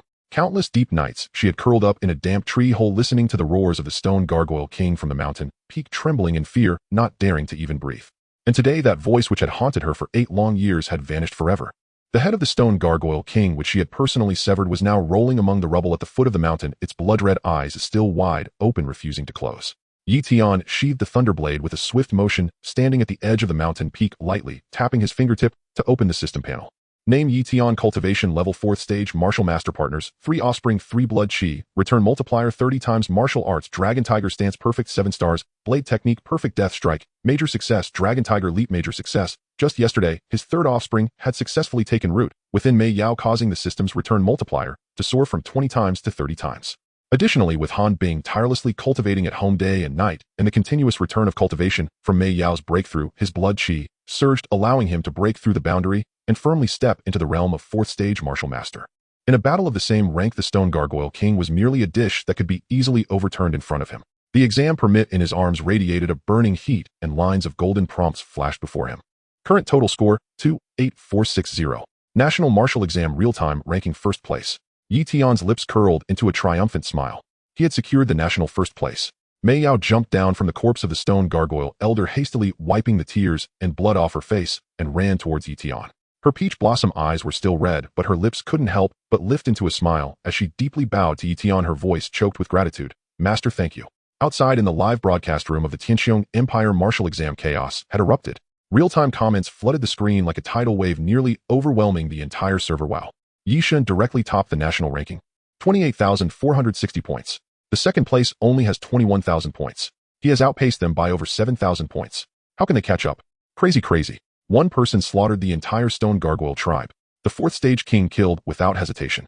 Laughing to death, Yishan's charm guide is more powerful than other examinees. What is there left to play in this game? Don't say anymore. I can already see the second place jumping up and down on the other side of the screen. The second place was indeed going insane. In the imperial capital channel, a vast watery land spread out. A young man in black tight-fitting clothes stared intently at the ranking panel, his knuckles cracking in agitation, his handsome face dark, as if it could drip water. He was called Mao Shilai, the direct heir of the Mao family in the imperial capital, a peak third-stage martial master who had previously held the #1 position in the national ranking. Mao Shilai suddenly turned around, drawing his long sword from his waist. In an instant, the sword body infused with thick blood qi, producing a piercing hum. Come, find out. Where's the nearest largest gathering of all races? His attendant trembled in fear and hurriedly bowed to reply. Young master, the nearest is the Baiyun Shi tribe with over 200. Not enough. Mao Shilai interrupted sharply, his eyes filled with malice. I want over 500. The bigger the better. The attendant swallowed hard, steeling himself to say, 80 kilometers to the north there is a bug tribe nest with over 600, and the leader is a fourth stage martial master. Mao Shilai sheathed his sword and strode north, his steps fierce and murderous. That's it. Today I will definitely take back this first place. In the channel of the Demon City, on a rocky beach, Deng Tianjiao sat on a large piece of blue stone, the exam permit in his fingers slightly distorted due to his grip, his brows knotted into a deadlock. He was the direct grandson of the Deng family in the imperial capital, a peak third-stage martial master currently ranked third in the nation. Since he could remember, his family had trained him as the future martial emperor, feeding him rare materials and treasures, practicing the top-grade clan technique, never encountering rivals among his peers. Before this martial exam began, he had even convinced himself that the first place was already within his grasp. Deng Tianjiao took a deep breath, tucked the exam permit back into his pocket, stood up suddenly, brushed off the dust from his pants, and a cold smile crept onto his lips. Interesting. He drew a silver-white long sword from his waist, covered with intricate enhancement runes glinting coldly in the sunlight. With a single step, he sped towards the depths of the secret realm. In the depths of the forest in Pengcheng, Shoha looked at the name that had jumped to first place on the ranking panel, and instead of being angry, he chuckled softly. It was not a bitter laugh of anger, nor a gritted teeth smile of frustration, but rather a refreshing laugh after a long silence, having finally found a worthy opponent. He was the most outstanding genius of the He family in Pengcheng, a peak third-stage martial master currently ranked fourth. The He family is a prestigious martial arts family in the Tianqiong Empire capable of shaking the entire southern region. Yi Tian. Shoha twirled a dagger gleaming with cold light on his fingertips, the blade creating afterimages, as he spoke with great interest. I will remember you. He casually sheathed the dagger at his waist, leaping down from the tilted tree trunk, walking leisurely towards the depths of the secret realm, his steps relaxed, as if strolling in his own backyard. He was not in a hurry. He was well aware that the ones who were most anxious now were those two fellows, Mao Shilai and Deng Tianjiao. The faster they killed, and the more fiercely they chased, the greater the pressure on Yi Tian, and the higher the probability of mistakes. What he had to do was wait. Wait for Yi Tian to exhaust himself, wait for Yi Tian to make mistakes, and wait for the most opportune moment to strike. In the depths of the secret realm, Yi Tian and Mei Yao crossed over a continuous ridge, and a vast expanse of black swamp suddenly appeared before them. In the murky mire, bubbles continuously bubbled up, bursting with a pungent aroma of sulfur and decay, making... In the center of the swamp stood a dozen pitch-black stone pillars, each as thick as a bowl, covered in twisted, eerie runes exuding a sinister aura. A group of gray-black lizardmen squatted beneath the stone pillars, clutching gnawed beast bones in their sharp claws, making hissing sounds with foul saliva dripping from their sharp teeth. Lizardmen ranked 2,100 in the catalog of all races, naturally possess tough scales, ordinary blades, and swords are ineffective against them, and they excel in water battles and poison attacks, their tough skin and meat making them far more troublesome than stone gargoyles. Mei Yao quickly moved closer to Yi Tian, lowering her voice with a hint of the caution she had retained from years past. Master, this is the Black Swamp Lizardmen tribe, with over 300 members, and the leader is a fourth-stage martial master. These creatures have scales that ordinary Xian iron weapons cannot cut through. They excel at ambushes in the swamp, and the neurotoxin in their fangs can paralyze a third-stage martial master instantly, if even a drop touches them.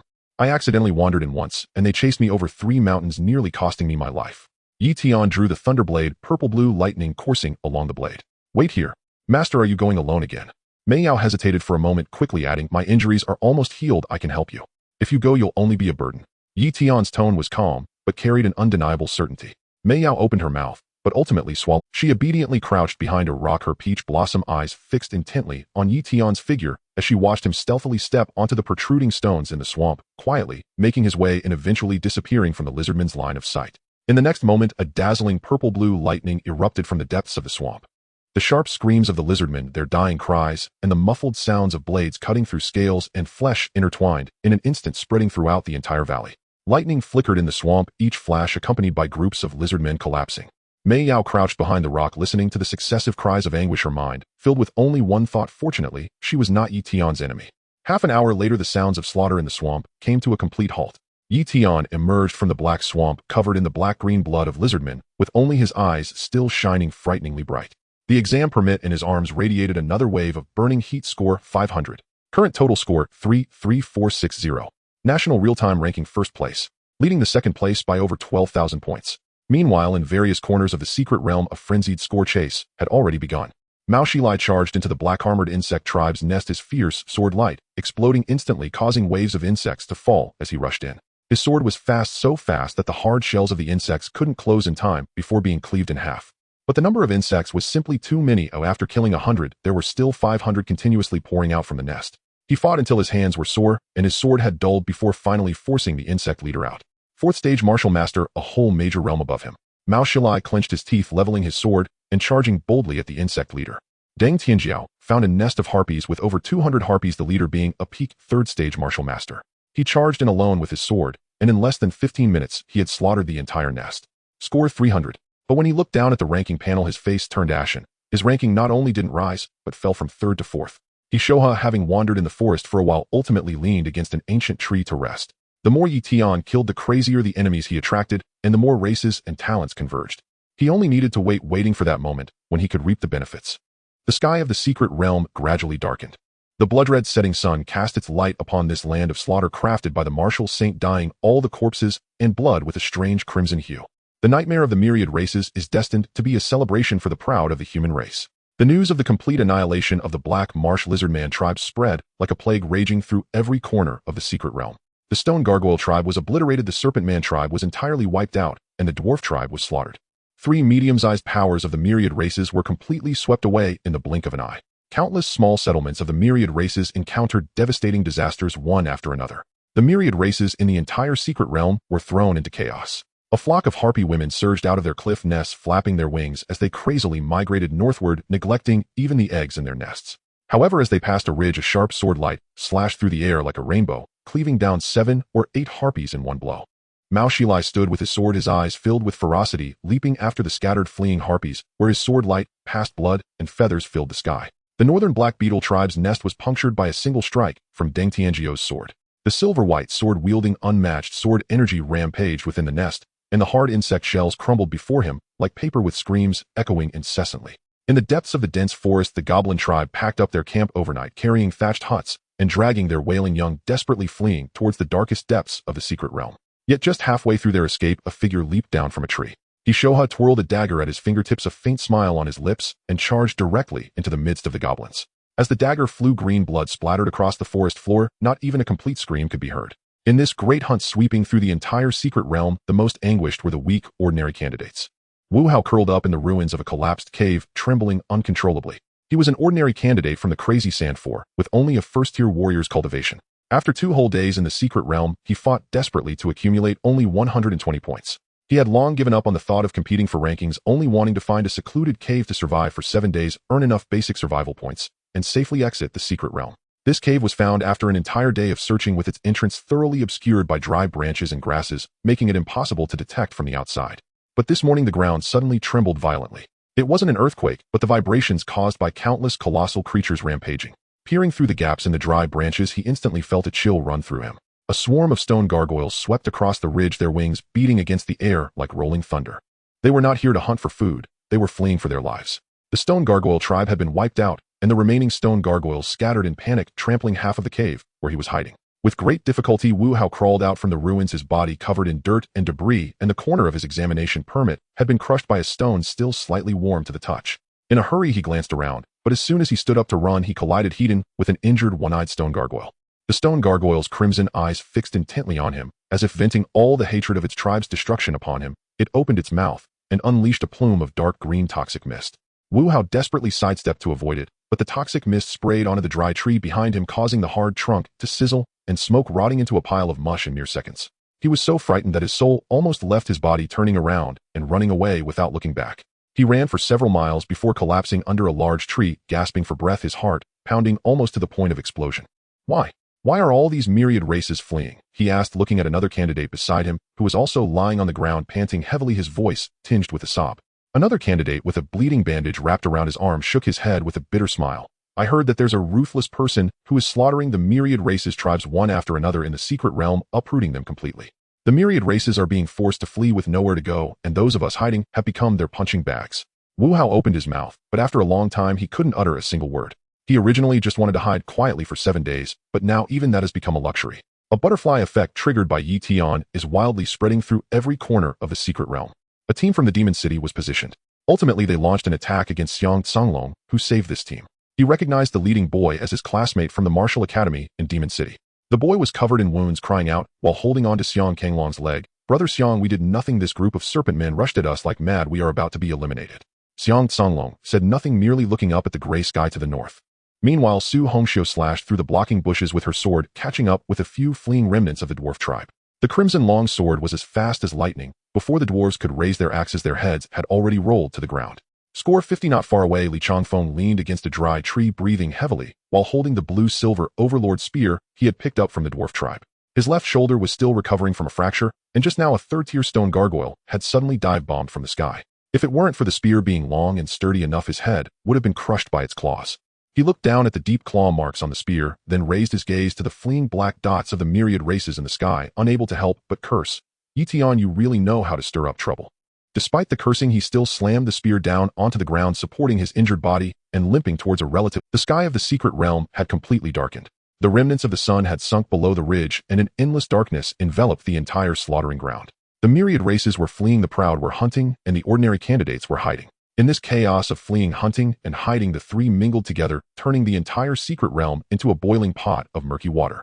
Wu Hao changed his hiding spot once again. This time he found an abandoned cave of a demon beast. The entrance was narrow, allowing only one person to crawl inside. He curled up in the dark cave, tightly blocking the entrance with stones, huddling his body as he listened to the howling wind outside and the faint sounds of battle from afar, his teeth chattering uncontrollably. For more days, he repeatedly told himself in the darkness, if I can survive these 4 days, everything will be fine. The tug-of-war of hunting and counter-hunting continues day and night amidst blood and fire. In the blink of an eye, 5 days have passed. Ultimately, the myriad races are still myriad races.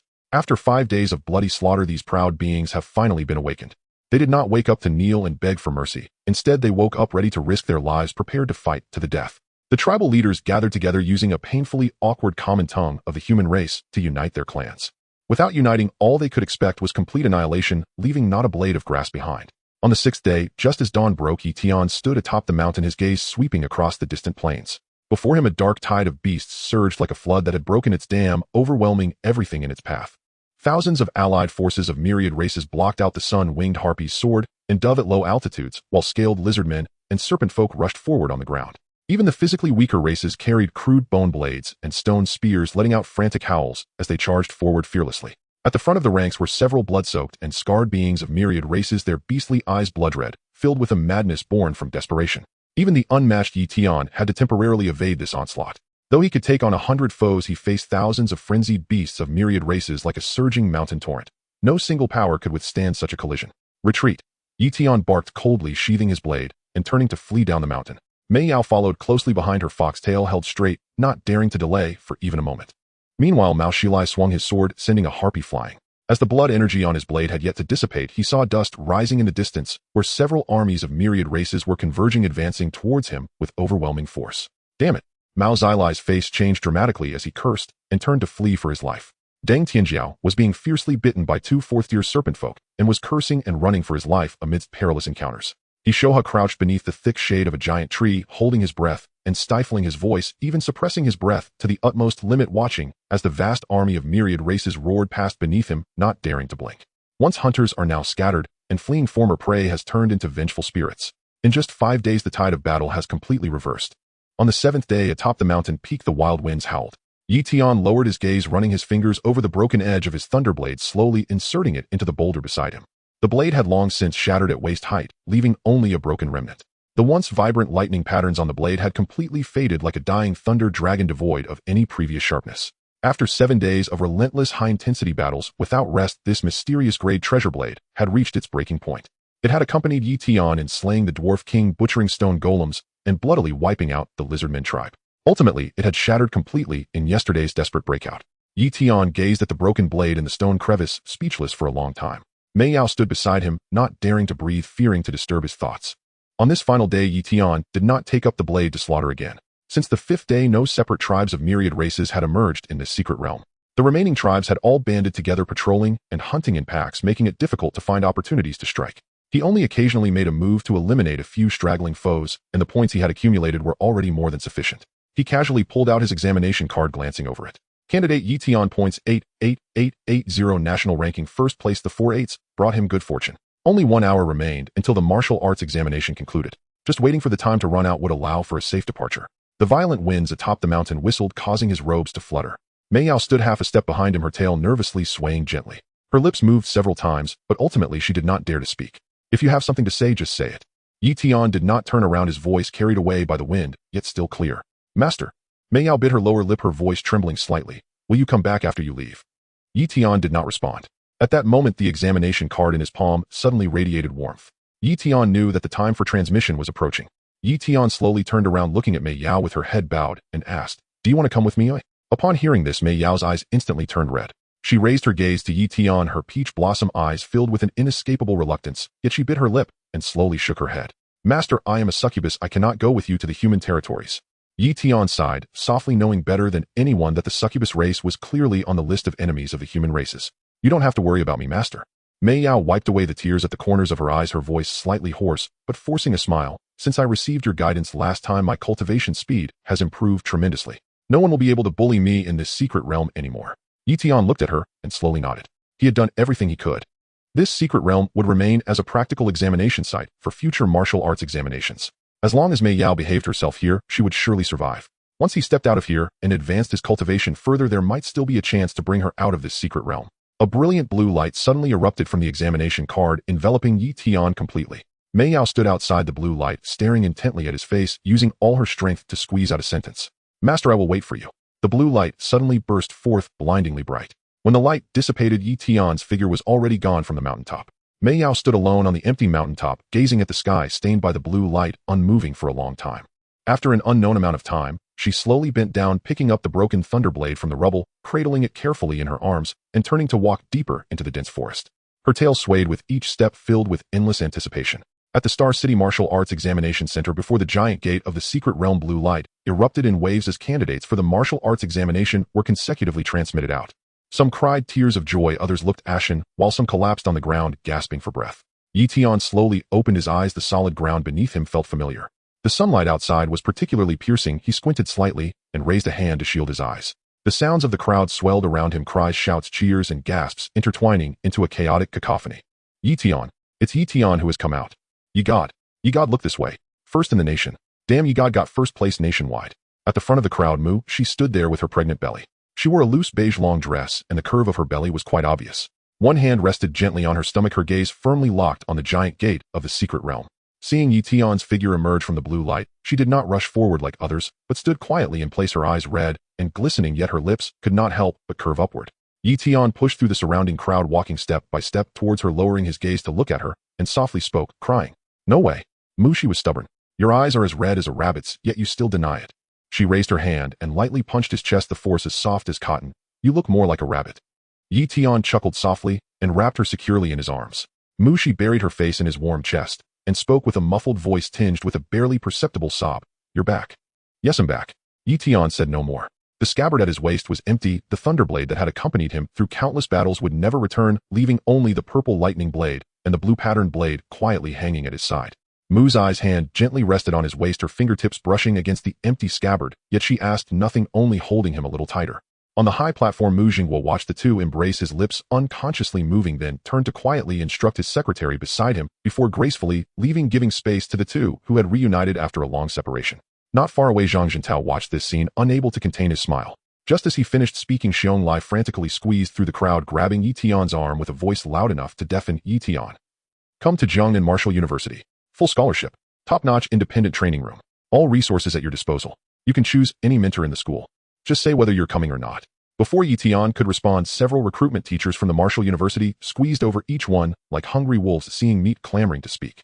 Yi Tian, come to Star Martial University. Your loved one is studying at our school. If you come here, you can reunite as a couple balancing both cultivation and life. How wonderful. Nanhua Martial University, direct admission. Surrounded by a crowd, the clamoring voices made Yi Tian's head. She stood beside him, linking her arm with his, a smile dancing at the corners of her mouth, quietly standing without saying a word. The national martial arts examination that had stirred the entire nation had finally drawn to a close at this moment. The entire online live stream room directly blasted through the ceiling. The emergence of the Leaf God, the first in the nation, the first to break the ground. A dragon has emerged from Star City. It's crazy, it's crazy. The exit of the secret realm was already surrounded with layers of excited candidates and parents, their cheers ringing painfully in the ears. Xiongli rushed forward in a swift step, gripping Yi Tian's arm like a vice. Yi Tian, do you remember our past? Do you remember the promise in the living room? In an instant, teachers from Xingqian Martial University and Nanhua Martial University surged forward, each offering increasingly shocking conditions. Billion-level scholarships, exclusive training resources, direct mentorship for masters. The candidates watching nearby were almost wide-eyed, swallowing saliva over and over again. Yi Tian calmly turned to the side, completely shielding Mu, she in his embrace, isolating them from the surrounding crowd. He smiled faintly at the teachers glaring at him, his tone calm, yet unyielding. Thank you, teachers, for your kindness, but for such a significant decision in life, I must first discuss it with my beloved. That single statement instantly silenced the noisy venue. Everyone exchanged glances, shocked that this newly crowned national champion valued his beloved's opinion above all else. Realizing further entanglement would be counterproductive, they reluctantly dispersed, leaving their contact information behind and repeatedly urging him to consider. The entrance of the secret realm quickly returned to tranquility with only Yi Tian and Mu, she holding hands, waiting by the roadside for a taxi. Mu, she gently nestled in his arms, her head resting on his solid chest, listening to his steady and powerful heartbeat, closing her eyes with a smile that involuntarily crept upon her lips. In the earlier chaos, she had not dared to say a word, but now she could finally rest quietly against him. Are you tired? Yi Tian lowered his head and kissed her soft hair, his voice gentle enough to draw water as he reached out to gently massage the back of her neck. Not tired. Mu, she shook her head, wrapping her arms around his waist, burying her face deeper. You fought bloodily in the secret realm for 7 days and nights without saying a word about being tired. I'm just waiting for you steadily outside. What's there to be tired about? Yi Tian said nothing, only holding her tighter. A taxi slowly approached. The two got in, and the vehicle smoothly drove towards Xingyue community. The streetlights outside formed a golden trail of light, rapidly retreating behind them. Shadows danced across Mu's eyes, face accentuating her snow-like skin and picturesque brows and eyes. She still had her eyes closed, her lips curling into an irresistible sweet smile, her delicate fingers playfully drawing little hearts in Yi Tian's palm. Husband, why didn't you directly accept the offer from the Imperial Capital Martial University just now? Mu, she opened her eyes, looking up at him, her eyes sparkling with excitement. I wanted to hear your opinion. Yi Tian squeezed her fingers, speaking earnestly. Choosing a school is not just my decision. I've already told you. Mu, she leaned closer and gently pecked his chin. Where you go, I will follow you to the ends of the earth. Yi Tian looked at her serious expression and couldn't help but chuckle. Then it's the Imperial Capital Martial University. Mu, she blinked, her big eyes shimmering up. Didn't you say you needed to think it over? I was just waiting for them to bid.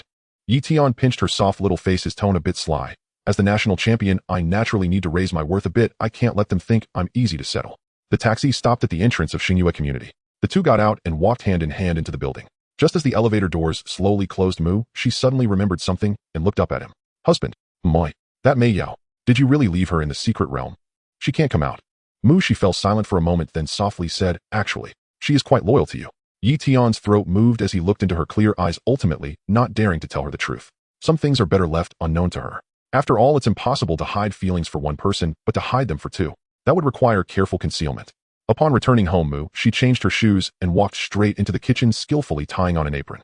The pork rib soup was bubbling in the clay pot, emanating a rich, meaty aroma. The rice was already steaming in the rice cooker, wafting a faint rice fragrance.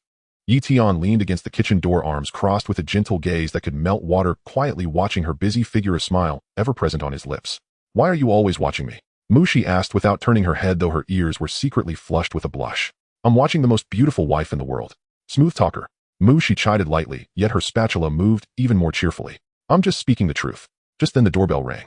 Yi Tian walked over to open the door, only to find Xiongli standing at the entrance. Yi Tian, I hope I'm not interrupting your meal. Xiongli peered curiously into the room. You are interrupting. Yi Tian replied expressionlessly. Xiongli pretended not to hear, barging in with the fruits. Oh, we just came to see you and say a few words before leaving. Oh, your sister-in-law is cooking. It smells so good. What a blatant reduction of seniority. Mu, she peeked out from the kitchen, smiled politely, and then quietly withdrew to continue stir-frying. Xiongli sat down properly on the sofa. Little brother, let's get straight to the point. Full scholarship, top independent training room, and priority access to all training resources in the school, with unknown guidance from martial arts masters throughout. These are all standard offers, and as soon as you come, they will be immediately fulfilled. He paused, looking into Yi Tian's eyes, and threw out his trump card. In addition, we have an exclusive condition. After you graduate, we at Jiangnan Martial University have the recommendation rights for an Imperial Council seat. I'll reserve this spot for you.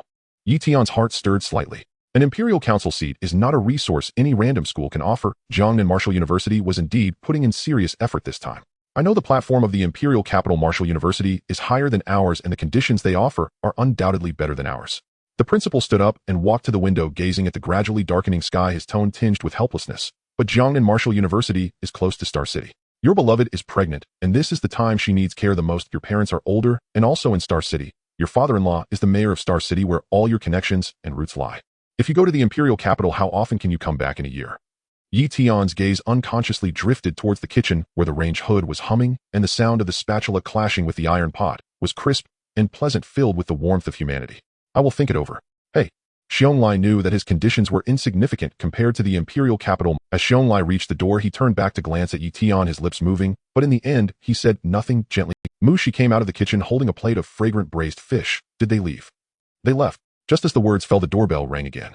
Yi Tian opened the door to find the admissions teacher from Xingqian Martial University standing at the entrance, holding a large bouquet of vibrant red roses, wearing a professional smile. Mr. Yi, congratulations on becoming the national martial arts champion. This is a small token from our school. He handed over the flowers. Please come in. The admissions teacher entered and sat. He placed the flowers on the coffee table, pulled out a document from his briefcase, and gently pushed it in front of Yi Tian. Mr. Yi, you have already seen our special admission agreement. This is a supplementary agreement we specifically prepared for you. He flipped to the last page, pointing at the terms. Your beloved Mu, she is currently on leave from Xingqian Martial University. The school has already approved her request to return, and she can come back to class anytime after she gives birth. We have also arranged the best independent dormitory and top-tier independent training room for her. Plus, the school allows couples to live together without separation. Yi Tian looked at the terms, his fingers lightly tapping on the table, feeling somewhat hesitant. The conditions of Xingqian Martial University were entirely considerate of him, and Mu Shi to the point of being incredibly thoughtful. At that moment, Mu Shi peeked out from the kitchen, holding a plate of scrambled eggs, her voice crisp. Teacher, I will follow my husband wherever he goes. Yi Tian immediately understood her intention, his heart warming, and he spoke up with utter determination. Thank you for your school's kindness, but my goal is only the Imperial Capital Martial University. Thank you, teacher. The admissions teacher was taken aback for a moment, then smiled in understanding. That's all right. In the entire empire, the appeal of the Imperial Capital Martial University is indeed something we cannot compare to. I apologize for taking your time, and I wish you and your wife all the best. He gathered his documents and politely bid farewell. Just half a minute after he left, the doorbell rang for the third time. Yi Tian opened the door to find the admissions teacher from the Imperial Capital Martial University standing at the entrance. He didn't bring fruits, flowers, or even a briefcase. With his hands in his pockets and a slight confident smile, he emanated a calmness and assurance unique to top-tier. Mr. Yi, may I come in to talk? Sure. The teacher from the Imperial Capital Martial University walked in and sat down on the sofa. He didn't pull out any documents or recite a long list of conditions, simply watching Yi Tian in silence. Mr. Yi, I won't discuss the usual conditions with you. Then what shall we discuss? Your future.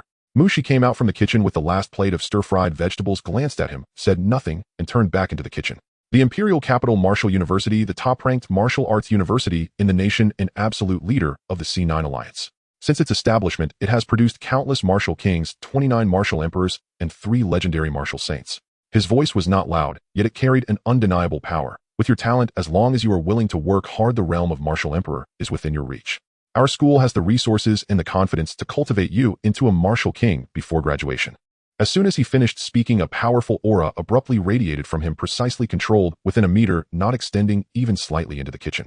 The air instantly solidified, and the glass cups on the coffee table trembled slightly, emitting a faint humming sound. This aura was even more profound and heavier than that of Mu Zhenghua. Yi Tian was shocked. This admissions officer who came to Star City was actually at the level of a martial king. Good. Truly worthy of the Empire's martial arts sacred land, the Imperial Capital Martial University. Yi Tian suddenly stood up, his gaze fierce. I will go. The teacher's face revealed a satisfied smile, and his aura instantly receded, as if nothing had happened. Rest assured, the resources our school provides you will never be less than any other school. The enrollment scholarship is 1 billion 4 sets of heavenly-level martial arts, and a heavenly-level weapon, all of which will be directly issued to you upon enrollment, to be collected from the school treasury. The two signed the intention contract on the spot. The teacher stood up, walked to the door, suddenly paused, and looked back toward the kitchen, his tone softened slightly. By the way, I forgot to tell you. The maternal and child health hospital in the Imperial capital is the best in the country. I will arrange the best doctors and wards for you then. After speaking, he closed the door and strode away. Mushi came out of the kitchen carrying steaming pork rib soup, placing it on the dining table, and curiously asked, "What did he say to you in the end?" "He said to take you to the imperial capital to give birth." Yi Tian walked over, gently hugging her from behind, resting his chin on her shoulder, his hand carefully placed on her slightly bulging abdomen. "If you go to the imperial capital, I won't be there." Mushi feigned a stern face, glaring at him, but her lips couldn't help. "Silly, how could I possibly leave you all alone?" Yi Tian kissed her cheek, his voice incredibly gentle. "Once you are more stable, we will go to the imperial capital together. Wherever I am, you and the baby will be there too." The night deepened. Mushi nestled in Yi Tian's embrace, her fingertips unconsciously drawing circles on his soul. The silvery moonlight outside squeezed through the heavy curtains, seems perfectly illuminating her slightly protruding abdomen, casting a gentle halo. She was 3 months pregnant. Yi Tian's large warm palm gently rested on that soft flesh, his fingertips clearly sensing the movements of the tiny life within. Once, then again, lightly, like a feather brushing past, like a small drumstick tapping slowly. "He kicked me again." Mushi tilted her head and rubbed against his chin, her voice soft like cotton candy. Follow me," full of energy. Yi Tian lowered his head and placed a gentle kiss on her forehead. Mushi lightly punched his chest, her strength as light as a tickle. She wanted to turn over to find a more comfortable position, but her belly pressed against the bed, and she couldn't muster any strength, her little face growing red from the effort. Yi Tian chuckled, carefully supporting her waist to help her turn over, letting her lie on her side in his embrace. "Slowly, don't move around too much." Since Mushi became pregnant, he hadn't touched her at all, but only he knew how difficult it was to endure. He thought Mushi was unaware, yet she woke every time, eyes open, watching his back, feeling both sour and soft inside. Some heartache never needed to be spoken. "Husband," Mushi suddenly spoke, her fingers sliding down his abdominal muscles. Yi Tian's body stiffened, and he abruptly grasped her hand, cold sweat instantly breaking out in his palm. "Don't mess around." His voice was hoarse. "Aren't you uncomfortable?" Mushi looked up at him, her bright eyes filled with concern. "What?" Yi Tian pretended. Mushi said nothing, merely glanced down with her eyes. Yi Tian's Adam's apple bobbed heavily as he pressed her hand against his heart, his gaze serious and burning. "Let's talk after you give birth. Then you still have to endure for several more months." Mushi pouted. Yi Tian was momentarily stunned, then laughed, leaning down to peck her lips. "It's fine, I can endure. For you and the baby, I can endure for as long as it takes." Mu's eyes nose tinged with sadness as she buried her face deep into his warm chest, saying no more. The two of them held each other tightly, listening to each other's heartbeats. Gradually, her breathing became steady and even, and she fell asleep. A night without dreams. The next day, the sky began to brighten. Yi Tian woke up first.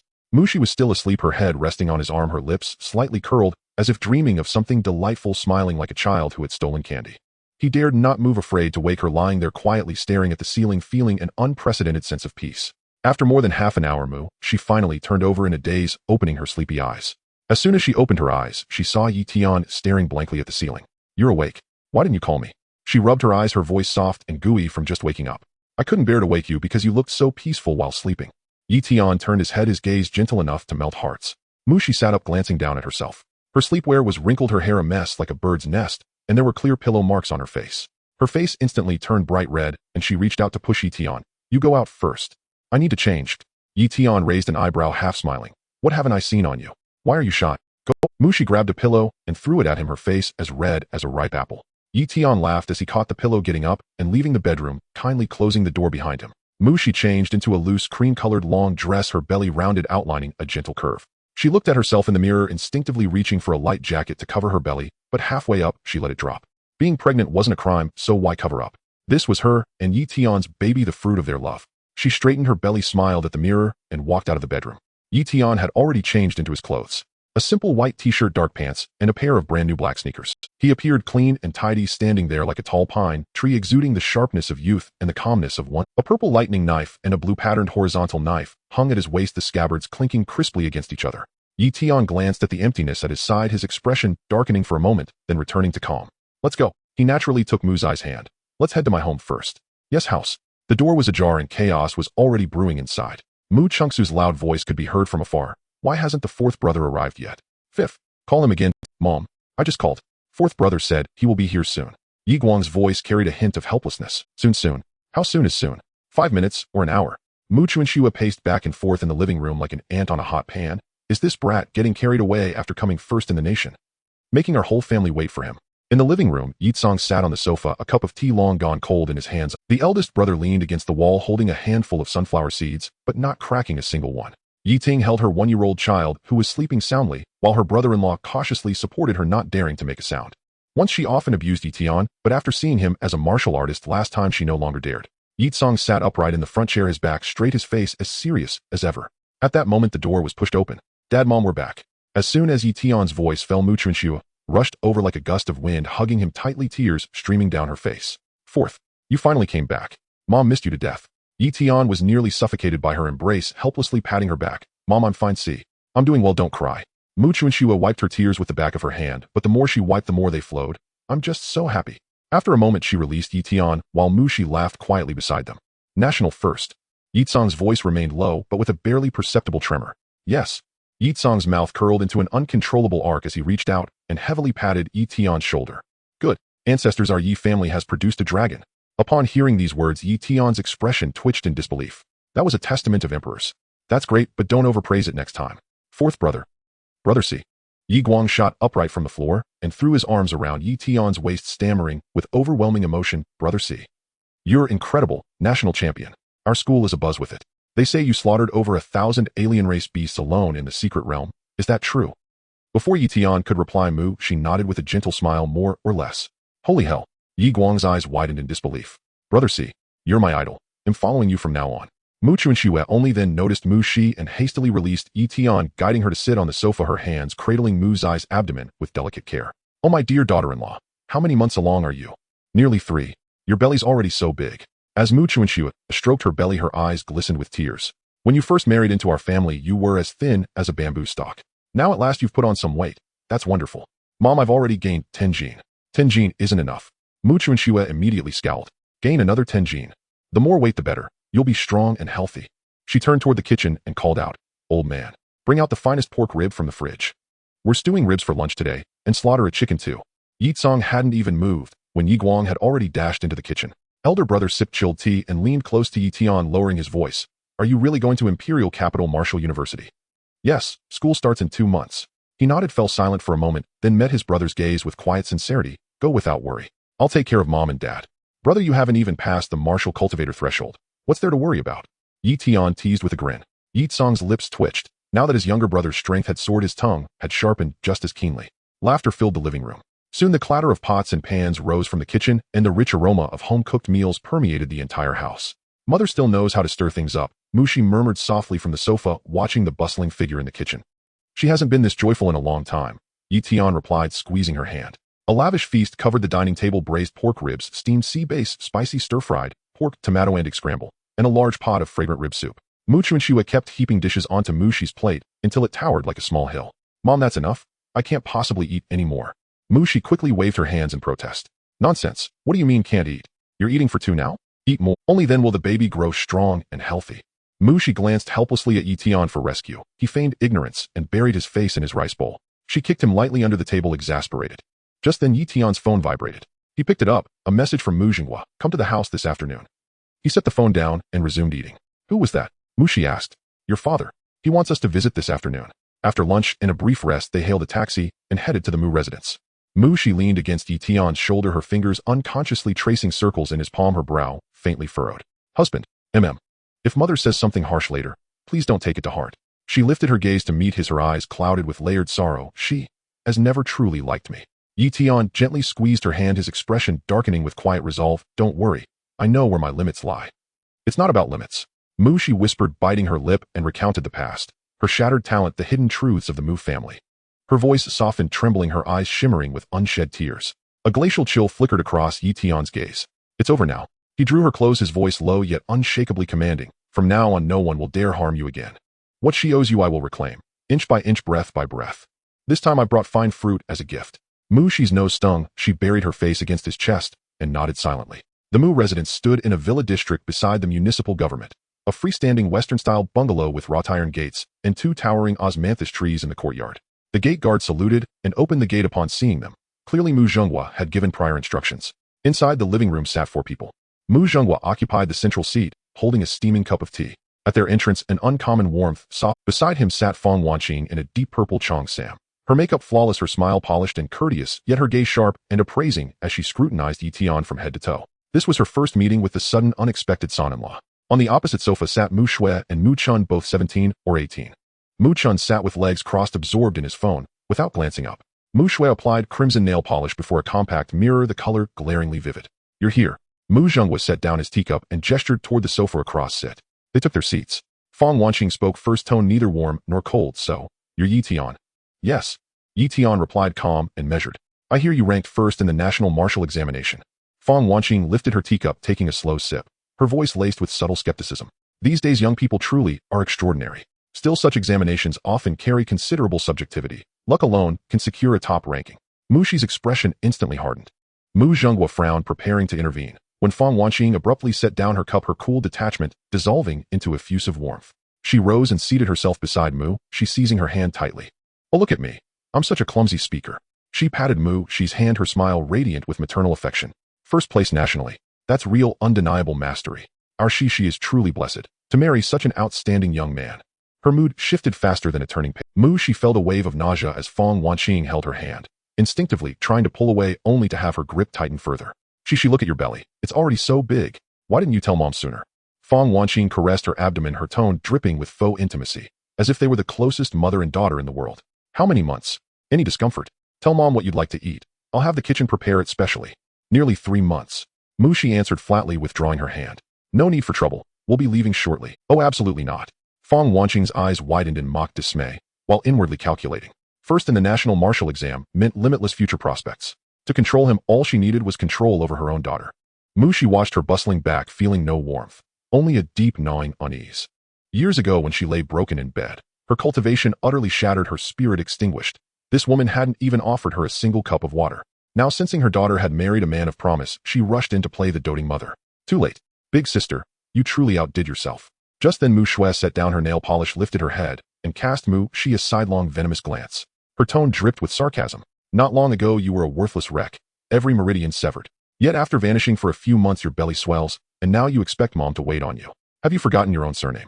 The living room fell deathly silent. Fang Wanqing froze mid-step, a flash of triumph crossing her face, before she feigned sternness. Xiao Shui, how dare you speak to your elder sister like that? Her rebuke carried no real reprimand, only quiet satisfaction. She'd hoped someone would humble Mu Shi lest she grow arrogant. Mu Zhenghua's expression darkened. He slammed the table. Mu Shui, silence. He rose to discipline his reckless, but someone moved faster. Slap. A sharp, echoing crack shattered the silence. No one saw Yi Tian move. One moment he sat on the sofa. The next he stood before Mu Shui. She flew backward 2 meters, convulsed once, then scrambled upright, clutching her cheeks, staring at Yi Tian in stunned disbelief, eyes wide with shock. She hadn't even registered his movement, only the searing, blinding pain that erupted across her face. You dared strike me? Realization hit, she shrieked and lunged forward. You penniless brat. You struck me. I'll kill you. Yi Tian sidestepped effortlessly, his gaze glacial, devoid of warmth or mercy. First, she is your elder sister. Your words hold no right to address her thus.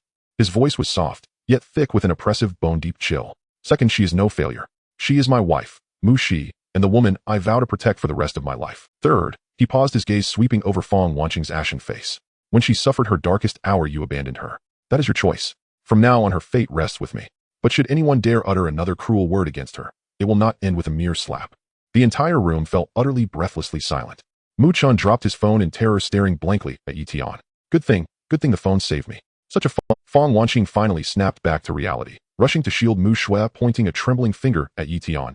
Yi Tian, you're insane. How dare you strike my daughter? What am I? Yi Tian sneered. I am the national martial examination champion, and a key prospective disciple of Imperial Capital Martial University. Tell me, what am I? What am I? Husband, look. That girl actually dares to let her man hit Xiao Shui. Will she dare to hit me in the future? Fang Wanqing slammed her hand on the coffee table, causing the glass to rattle. Tears streamed down her face as she clutched her chest, weeping heart-wrenchingly, as if she had suffered a great injustice. Mu Shui covered her stinging left cheek, rolling and crawling from the carpet into her embrace. Her hair was in disarray, her makeup smeared from crying, and she tugged at Fang Wanqing's clothes, screaming, Mom. He hit me. He actually dared to hit me. You've never even touched a single finger of mine while growing up. The air in the living room instantly froze. Mu Zhenghua's face turned ashen. He glanced at the mother and daughter who were crying in a heap before looking at Yi Tian, who stood in the center of the living room. The young man wore a simple t-shirt, his posture straight, like a pine tree. This matter should not have escalated like this. Inviting Mu Shi home today was indeed Fang Wanqing's idea. Hearing that Yi Tian had topped the National Martial Arts exam, and that the Imperial Capital Martial University had personally come to sign an intention contract, she thought to assert her dominance as a mother-in-law, and to keep this suddenly emerged poor son-in-law in check. Mu Zhenghua saw through the situation, but chose not to voice it. He knew Fang Wanqing's nature too well, and also understood that Yi Tian was not a soft persimmon to be squeezed at will. He thought it would just be a formality, and then it would be over. Who would have guessed that Mu Shui would be foolish enough to do this? In front of everyone, she pointed at her elder sister and called her waste. As soon as those words fell, Yi Tian moved. No one saw how he struck. They only heard a crisp slap, and Mu Shui was sent flying, landing on the carpet 2 meters away. Enough! Mu Zhenghua shouted in a low voice, his peak martial general aura slightly radiating outward, causing the chandelier in the living room to sway and the chilling pressure to make it hard for people to breathe. Fang Wanking's crying suddenly ceased, and Mu Shui's sobs caught in her throat, her face turning pale. He stood up and walked step by step to Yi Tian, his gaze as complex as surging tides.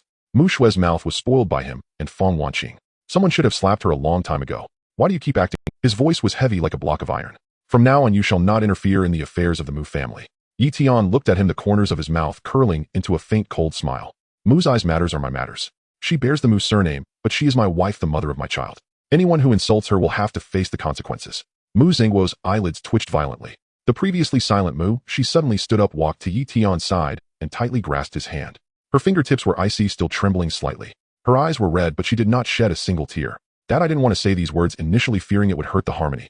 Her voice trembled, yet every word was clear. Just now Xiao Shui called me waste, and Mom stood by, without saying a word, even smiling. Now that Yi Tian has taken the national first place, she immediately changes her tune, serving tea and asking about my well-being, almost treating me like a deity. Dad, don't you think that's disgusting?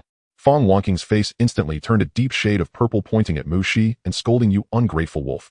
I raised you for so long. Mu Shi took a deep breath and looked at the lowered heads of Mu Chun and the Mu Shui hiding behind Fang Wanqing. You two, I am your biological sister. You can choose not to recognize me, not to like me, but do not insult me or my child in front of me. If I hear it again, Yi Tian won't spare you, and I won't either. Mu Chun buried his head, even lower, wishing he could disappear into the ground. Mu Shui covered her swollen face, her eyes filled with resentment, but she did not dare to speak up again. The living room fell into a prolonged silence.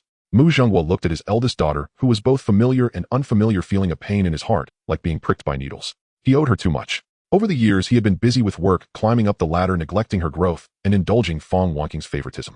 Enough. He finally spoke, his voice somewhat hoarse. Everyone sit down.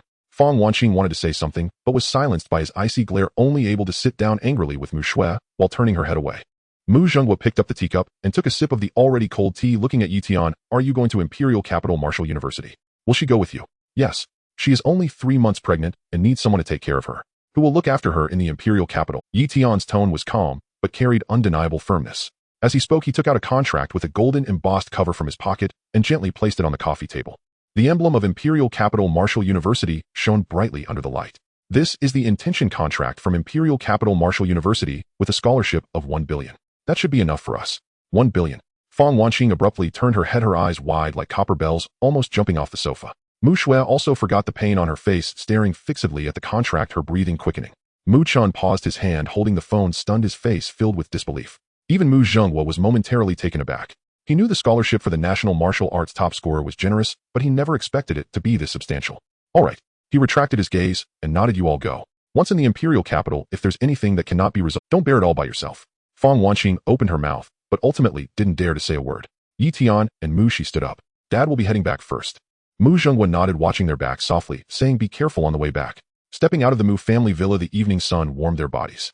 The nerves that had been tense all afternoon finally relaxed, and tears fell unexpectedly. Yi Tian stopped, gently cupping her face, and tenderly wiped away her tears with his thumb. Don't cry. The two stood at the door for a long time, until the sunset stretched their shadows long and thin. A taxi stopped at the entrance of Xingyue Community. Back home, Mu Shi changed her shoes and walked into the kitchen to tie on an apron. How about cooking noodles for dinner? Sounds good. Yi Tian followed her and, gently wrapping his arms around her waist from behind, resting his chin on her shoulder, add 2 eggs. Got it. Mu's eyes, lips involuntarily lifted. Stop messing around, the water is boiling. Yi Tian released her, leaning against the kitchen door, watching her busy figure. The warm yellow light fell upon her, outlining her gentle silhouette.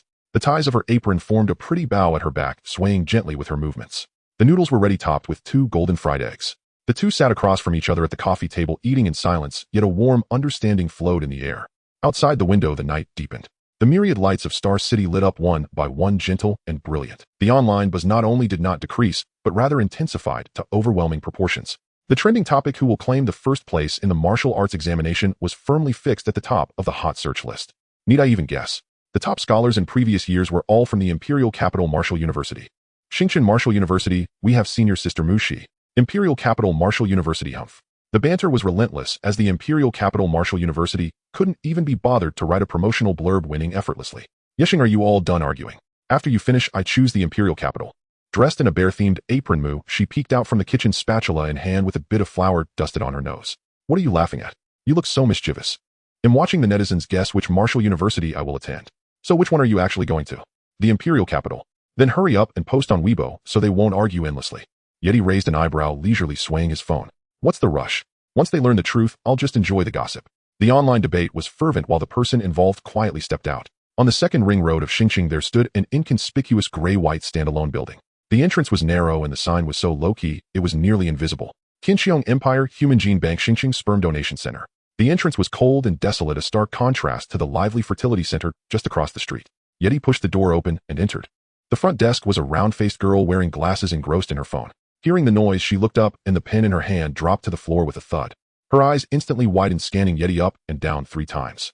His tall stature, broad shoulders, and narrow waist formed a perfect triangle, and even a simple white t-shirt exuded a high-fashion vibe. His handsome face could silence the air for 3 seconds. The girl instinctively swallowed, her voice trembling. Sir, may I ask? Are you over 18? Yes, I am. Do you have any hereditary diseases? No. Any history of mental disorders? No. The girl swallowed again, flustered as she rummaged through her drawer for a form to hand over, her fingers trembling. Then please fill this out. Once you're done, head to the back for testing. Yeti took the form and sat down in the waiting area. A glance revealed it was nothing more than name, age, height, and weight with 2 additional items: cultivation level and martial talent rating. He swiftly filled out the form and handed it back. The girl took it, her gaze froze at the line that read, cultivation level 4th stage martial master, and she went rigid. She abruptly looked up, her eyes now filled with astonishment, as if looking at a monster, her voice cracking. Please, this way. They'll take you to the testing room. The long corridor was painted a stark white, buzzing with fluorescent lights, and the air carried a faint scent of disinfectant. In the testing room, Dr. Liu, wearing a white coat, was focused on writing a report. Noticing someone enter, he didn't even look up. Sit down and fill out the form first. I've already filled it out. Dr. Liu reached out to take the form. After a quick glance, his pen snapped in half with a crack. He shot his head up, his glasses sliding down his nose. 4th stage martial master. You must be this year's National Martial Arts Examination champion, Yeti. Yes.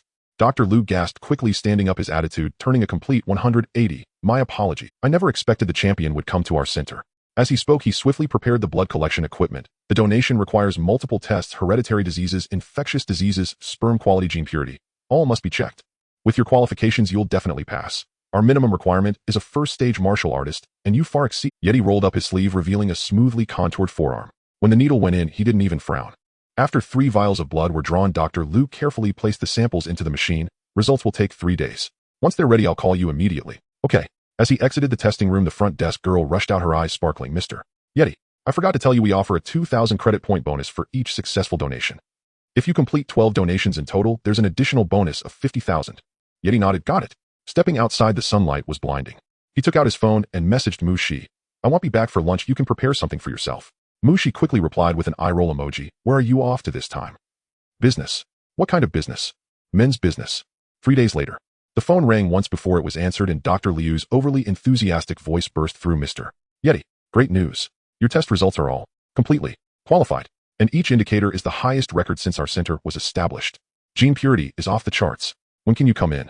I'll personally wait for you at the door. This afternoon at 2. Great. I'll be expecting you. At 2 in the afternoon, Yeti arrived punctually at the sperm donation center.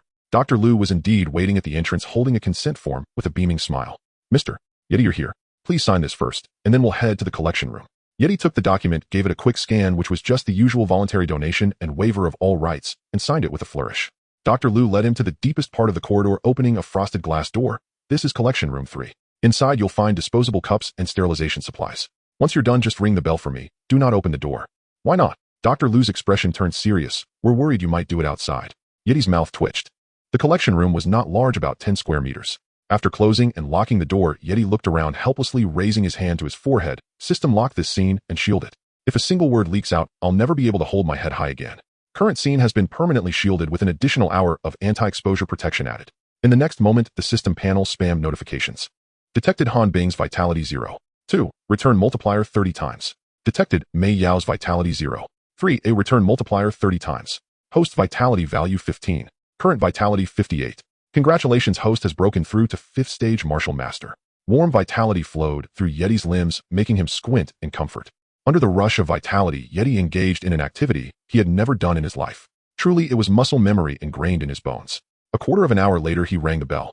Dr. Liu immediately pushed the door open, carefully taking the collection cup, holding it up to the light for a thorough examination, his face breaking into a wide smile. Perfect. The quantity is sufficient and the activity is off the charts. The quality is simply exceptional. He placed the cup into a temperature-controlled storage box, enthusiastically adding, Mr. Yeti, this is the first time. If you can complete 12 donations in addition to the 2,000 subsidy each time, there's a 50,000 bonus, all of it. I know. When will you come next? We're not in a hurry, come whenever you have time.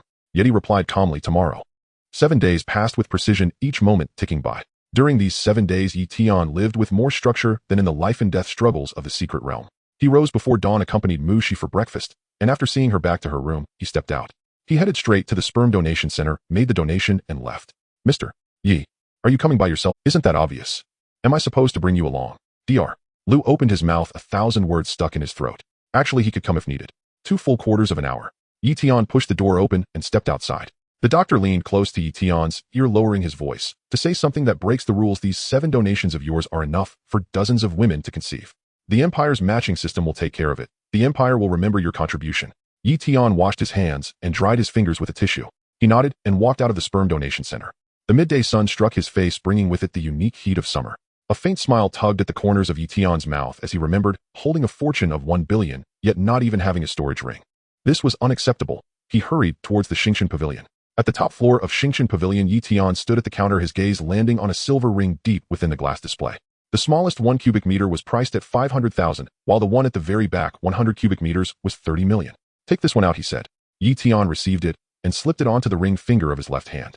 The ring's band was engraved with intricate spatial runes, shimmering with a faint silver light under the illumination. With a thought, he sensed the interior. A square 100 cubic meters, spacious and orderly, more than enough to accommodate all of his and Mu-Zai's belongings. Wrap it up. Yi-Tian pulled out his scholarship card from the Imperial Capital Martial University and gently placed it on the counter. The clerk received it with both hands and swiped it on the POS machine. Beep. Transaction successful. Xiao Ya's fingers froze on the keyboard, her pupils constricting. Mr. Yi, your ring. And this black gold membership card, valid nationwide, 10% off everything. Yi-Tian took the card and tucked it into his pocket, turning the silver ring on his finger before walking out of the Xingqian Pavilion. Behind him, Xiao Ya's heart raced as she patted her chest. Who could have known that the young man who had caused trouble at Xingqian Pavilion not long ago had accumulated such terrifying power? At Xingyue Community, 2 large suitcases were sprawled on the bed, clothes, shoes, pots, and pans piled on the floor. Do we really need this piece of clothing? Yes. Yitsong and Mu Chuanxue were also helping. Yi-Tian waved his hand, and everything disappeared into the storage ring. You have a month before school starts. Why go so early? Mu Chuanxue wiped her hands, her brows furrowing. The earlier we go, the better we can arrange things. Yitsong spoke, his voice not loud, but firm. We can't meddle in the fourth's decisions. A man must bear his own burdens as he grows up. The fourth now is a man capable of supporting a family. Yi-Tian chuckled. Yes, Mom, no need to worry. After we finish packing, you can also prepare a bit. I will take you to the Huh, what are we going for? For a trip. By the way, we will look at houses over there. You will need to move there in the future. Mu Chuanxue opened her mouth, speechless for a long time. She looked at Yitsong, who moved his lips, but said nothing. Then she turned to Yi-Tian, and tears immediately fell down her cheeks. In my whole life, I have never even left Jiangnan province, only went to the provincial capital once when I was young with your dad. That's perfect, we will enjoy ourselves this time. Mu Chuanxue wiped her tears, laughing and crying at the same time. Then I need to change into a nice outfit. I can't embarrass my fourth. Yitsong looked into Yi-Tian's eyes. In those eyes there was no hesitation, no confusion, only the certainty of a rock. All right, let's go. At the Mu family home, the air in the living room was heavy, even breaths felt sluggish. Fang Wanqing sat on the sofa, her face flushed like liver, gripping her phone tightly. Mu Shui sat beside her, covering her face, her shoulders shaking. Mu Zhenghua stood in the center of the living room, pointing at Fang, Wanqing, his knuckles white, his whole body trembling. You're getting more and more confused as you age. How am I confused? Fang Wanqing suddenly stood up, her voice sharp enough to shatter glass. I am Mu Zai's mother. What's wrong with me asking Yi-Tian to help little Shui and little Chun make connections in the imperial capital? They will also be going to the imperial capital in the future. The best schools and resources are in the imperial capital. If I don't think for them, who will? Mu Zhenghua was so angry that his chest heaved, and for a long time he couldn't say a word. He turned and walked to the window, suddenly flinging it open. He stood by the window, his back to everyone, silent for a long time. What imperial capital? His voice was hoarse, laced with fatigue and a hint of uncontainable chill. Do you think I don't let you go to protect Yue? Fang Wanqing paused for a moment. Then what do you mean? Mu Zhenghua turned around. His eyes were bloodshot and the wrinkles on his face were twice as deep as usual. When I was young, I had a conflict in the imperial capital with someone who had immense power. Yi-Tian goes as the #1 genius in the country. How can you all go? The living room fell silent in an instant. You? Why have you never told me this? Fang Wanqing's voice softened. Is it useful to tell you? Can you defeat someone who is at least a martial king level strong? Fang Wanqing fell silent. Mu Zhenghua walked to the sofa and sat down, picking up a teacup from the coffee table. Mu Shi is going to the imperial capital because of Yi-Tian. Yi Tian is the top scholar in the National Martial Exam, and even the imperial capital Martial University would go to great lengths to protect him. With the school there, no one would dare to touch him. If you all go, who will protect you? Fong Wangqing's face turned as pale as paper. Then, what about little Shui and little Chun? What will happen to them in the future? We'll talk about it later. Although our Mu family is not a prominent family, we are still a powerful force. They will not lack resources. You should stop having these unrealistic daydreams in the future. Fong Wangqing opened her mouth wanting to say something, but swallowed it back. She sat on the sofa, head down, her fingers twisting the corner of her clothes. Tears dripped down onto her clothing. I will go see Mushi tomorrow. Mu Zhenghua glanced at her, knowing that Fong Wangqing was not genuinely going to see Mushi, but to ease relations with Yi Tian. But he didn't expose her. Some things once spoken would make everyone uncomfortable. Go ahead. Don't go empty-handed. Fong Wangqing nodded. The moon outside rose round and bright, casting its light throughout the courtyard. Mu Zhenghua gazed at the full moon, his eyes drifting far away. Imperial capital. Tianhai Martial University. That hand that clapped on his shoulder, calling him brother, the hand that had pushed him hard at the secret realm's exit, and the dragon's blood bodhi that should have belonged to him. He closed his eyes and took a deep breath. At Xingyue Community, she surveyed the empty living room, her gaze landing on the red double happiness poster on the wall. She walked over, stood on tiptoe, and gently peeled the poster along the edge of the happiness character, carefully smoothing out the creases. After removing it, she rolled it up, tied it with a red string, and handed it to Yi Tian. Having packed everything, Yi Tian took his family to the hotel for their stay. He had already purchased high-speed train tickets to the imperial capital. A night without dreams. The next day, Fong Wangqing rose early, donning a plain dark patterned qipao, her black hair styled into a meticulously arranged bun, and her lightly adorned face displayed an intentional gentleness. Holding a heavy gift box filled with carefully selected meeting gifts, she had already inquired about Yi Tian's family's address, instructing the driver to drop her off at the entrance of the community. At the door, she adjusted her collar and gently knocked 3 times. No answer. She knocked 3 more times, still. The door across creaked open slightly, and a decisive woman peeked out, scrutinizing her exquisite attire with a hint of curiosity. Who are you looking for? May I ask where the people of this house have gone? They moved away. They left just yesterday afternoon. Fong Wangqing's gentle demeanor instantly froze, almost losing her grip on the gift box. Where did they move to? I don't know. I heard they went to the imperial capital. After saying this, the woman closed the door, leaving Fong Wangqing alone in the empty corridor, her expression shifting from pale to flushed. She took out her phone, scrolled to Mu's eyes number, hesitated with her finger hovering over the screen for a long time, but ultimately, Han Bing stood on the balcony, gently caressing her slightly protruding belly, her cold demeanor radiating a maternal glow. Yi Tian waved at her from below. She turned and walked downstairs, standing at the entrance looking at him with a cold expression. What are you doing here? Just came to see you. Does your wife know? No, she doesn't know. Han Bing said nothing more and turned to walk upstairs. Yi Tian followed her, the two of them silently entering the elevator. As the elevator doors slowly closed, an awkward atmosphere pervaded the small space, and it wasn't until the elevator began to ascend that Han Bing spoke softly. I received the items. Is it enough? It's enough for me to reach the peak of a martial artist. You can rest easy going to the imperial capital. That's good. The elevator dinged as it reached the 13th floor. Han Bing opened the door and entered with Yi Tian following her and placing the suitcase on the coffee table and opening it. Inside were neatly stacked high-grade blood-replenishing pills, a century-old jade liquid, and 3 volumes of high-tier martial arts manuals purchased at a high price from Star Pavilion. These add up to 50 million. Yi Tian said, I can't let my child start behind the starting line, even in the womb. Han Bing gazed at the items, her long eyelashes fluttering, her eyes instantly reddening, but she bit her lip to prevent tears from falling. Han Bing said nothing more. She walked in front of Yi Tian, tiptoed, and her cool lips lightly brushed against his cheek like a butterfly skimming across the water, fleeting. Go now. She turned her face away, her voice carrying a barely detectable hoarseness. Don't keep Mu, she waiting for too long. Yi Tian gazed deeply at her before turning to leave. In the moment the door closed, Han Bing finally leaned against the door frame, her fingertips gently resting on her abdomen. Their small life was growing slightly younger than Mu's pregnancy, yet she could already feel a faint flutter. At the north station of Xingqing, the entrance was bustling with crowd. Yi Guang clung to Mu Chunks' arm, his eyes red like a rabbit. Mom, will you come back after going to the imperial capital? Of course we will. Mu Chunshua ruffled his hair. We're just going to experience the world with the 4th child. Yi Guang nodded vigorously. Once we arrive there, remember to report your safety. The high-speed train slowly started. The view of Xingqing outside rapidly receded, gradually becoming a blurred silhouette. Mu Chunshua pressed against the train window, holding her phone to video call Yi Hai. Eldest, we got on the train. This carriage is huge. Just the 4 of us have booked the entire carriage. On the other end, Yi Hai's voice came through, sounding helpless. Mom, that's the business class. It's naturally less crowded. Mu Chunshua pouted, then called Yi Ting, chattering nonstop. Yi Tian leaned back in his seat, resting with his eyes closed. Mu, she had her head resting on his shoulder, gripping a copy of the Pregnancy Nutrition Guide, which she had flipped through for ages, yet was still on page 37, her gaze vacant. The high-speed train passed through a long tunnel, and as it burst out of the darkness, the gray sky was suddenly torn open. The azure sky spread out before them, with large fluffy white clouds floating like cotton candy. In the distance, the skyline was dotted with skyscrapers piercing the clouds, their glass facades reflecting the golden sunlight, dazzling enough to make one squint. The imperial capital arrived. The north station of the imperial capital was astonishingly large, with dozens of exit gates lined up, each one bustling with a long queue. The crowd surged like a tide, the sound of rolling luggage wheels, the cries of children, and the shouts of adults mingled together, causing one's eardrums to ache. "Make way! Clear the way!" Yi Tian turned sideways, holding Mu Shi tightly in his arms, while his other hand gently parted the crowd. His seemingly casual movement carried an irresistible force, causing those who were bumped into to stagger aside. Just as they exited the station, a young man in a black suit approached briskly, holding a sign with gold edges and bold letters reading Mr. Yi Tian. "Hello, student Yi. I am here to pick you up from Wu University in the imperial capital." The young man spoke respectfully. "The car is ready. Please follow me." Xiao Zhou led them through the crowd to the VIP parking lot. A black elongated hover car was parked in a designated spot, its body polished to a shine, and the windows were covered with one-way privacy film. The car slowly started and merged into the flow of traffic. The buildings outside grew taller and denser, the skyscrapers standing like a crystal forest in the city. Above them, several hovercar lanes crisscrossed, with various hovercars zipping by at speeds like shooting stars. On the streets, pedestrians hurried along. 7 out of 10, wearing martial artist badges, and martial artists of the 3rd and 4th ranks were visible everywhere. Even the elderly selling breakfast by the roadside had a hint of first-rank martial artist insignia peeking from their sleeves. Yi Tian's gaze darkened. Indeed, this was the imperial capital. Martial artists walked everywhere, and martial masters were as common as dogs.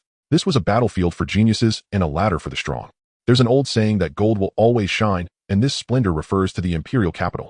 The Qionghai Hotel is located in the heart of the imperial capital. It's more than 800 floors, piercing the sky, making it one of the most renowned landmarks. The elongated hovercar stopped steadily in front of the revolving door, and a bellboy in a tailcoat stepped forward, respectfully taking their luggage. Xiao Zhou led them to check in, taking the exclusive elevator directly to the 523rd floor. "Student Yi, this is the presidential suite prepared for you by the school." Xiao Zhou opened the door with the room card: 3 bedrooms, a living room, and a dining room. Plenty of space for you and your family. The school will arrange accommodation for you when you report, so for these days, just stay here. Yi Tian took the room card and walked in. The massive floor-to-ceiling windows stretched from the ceiling to the floor, offering a panoramic view of the night scene of the entire imperial capital. Countless lights connected into a sea of stars, the flow of traffic resembling a golden river winding through the city, breathtakingly beautiful. "Wow." Yitsong rushed to the window, gazing at the night scene outside, and managed to squeeze out 2 words after a long pause. Mu Chuanxue was also mesmerized, her mouth agape enough to fit a fist. "Is this really where we live?"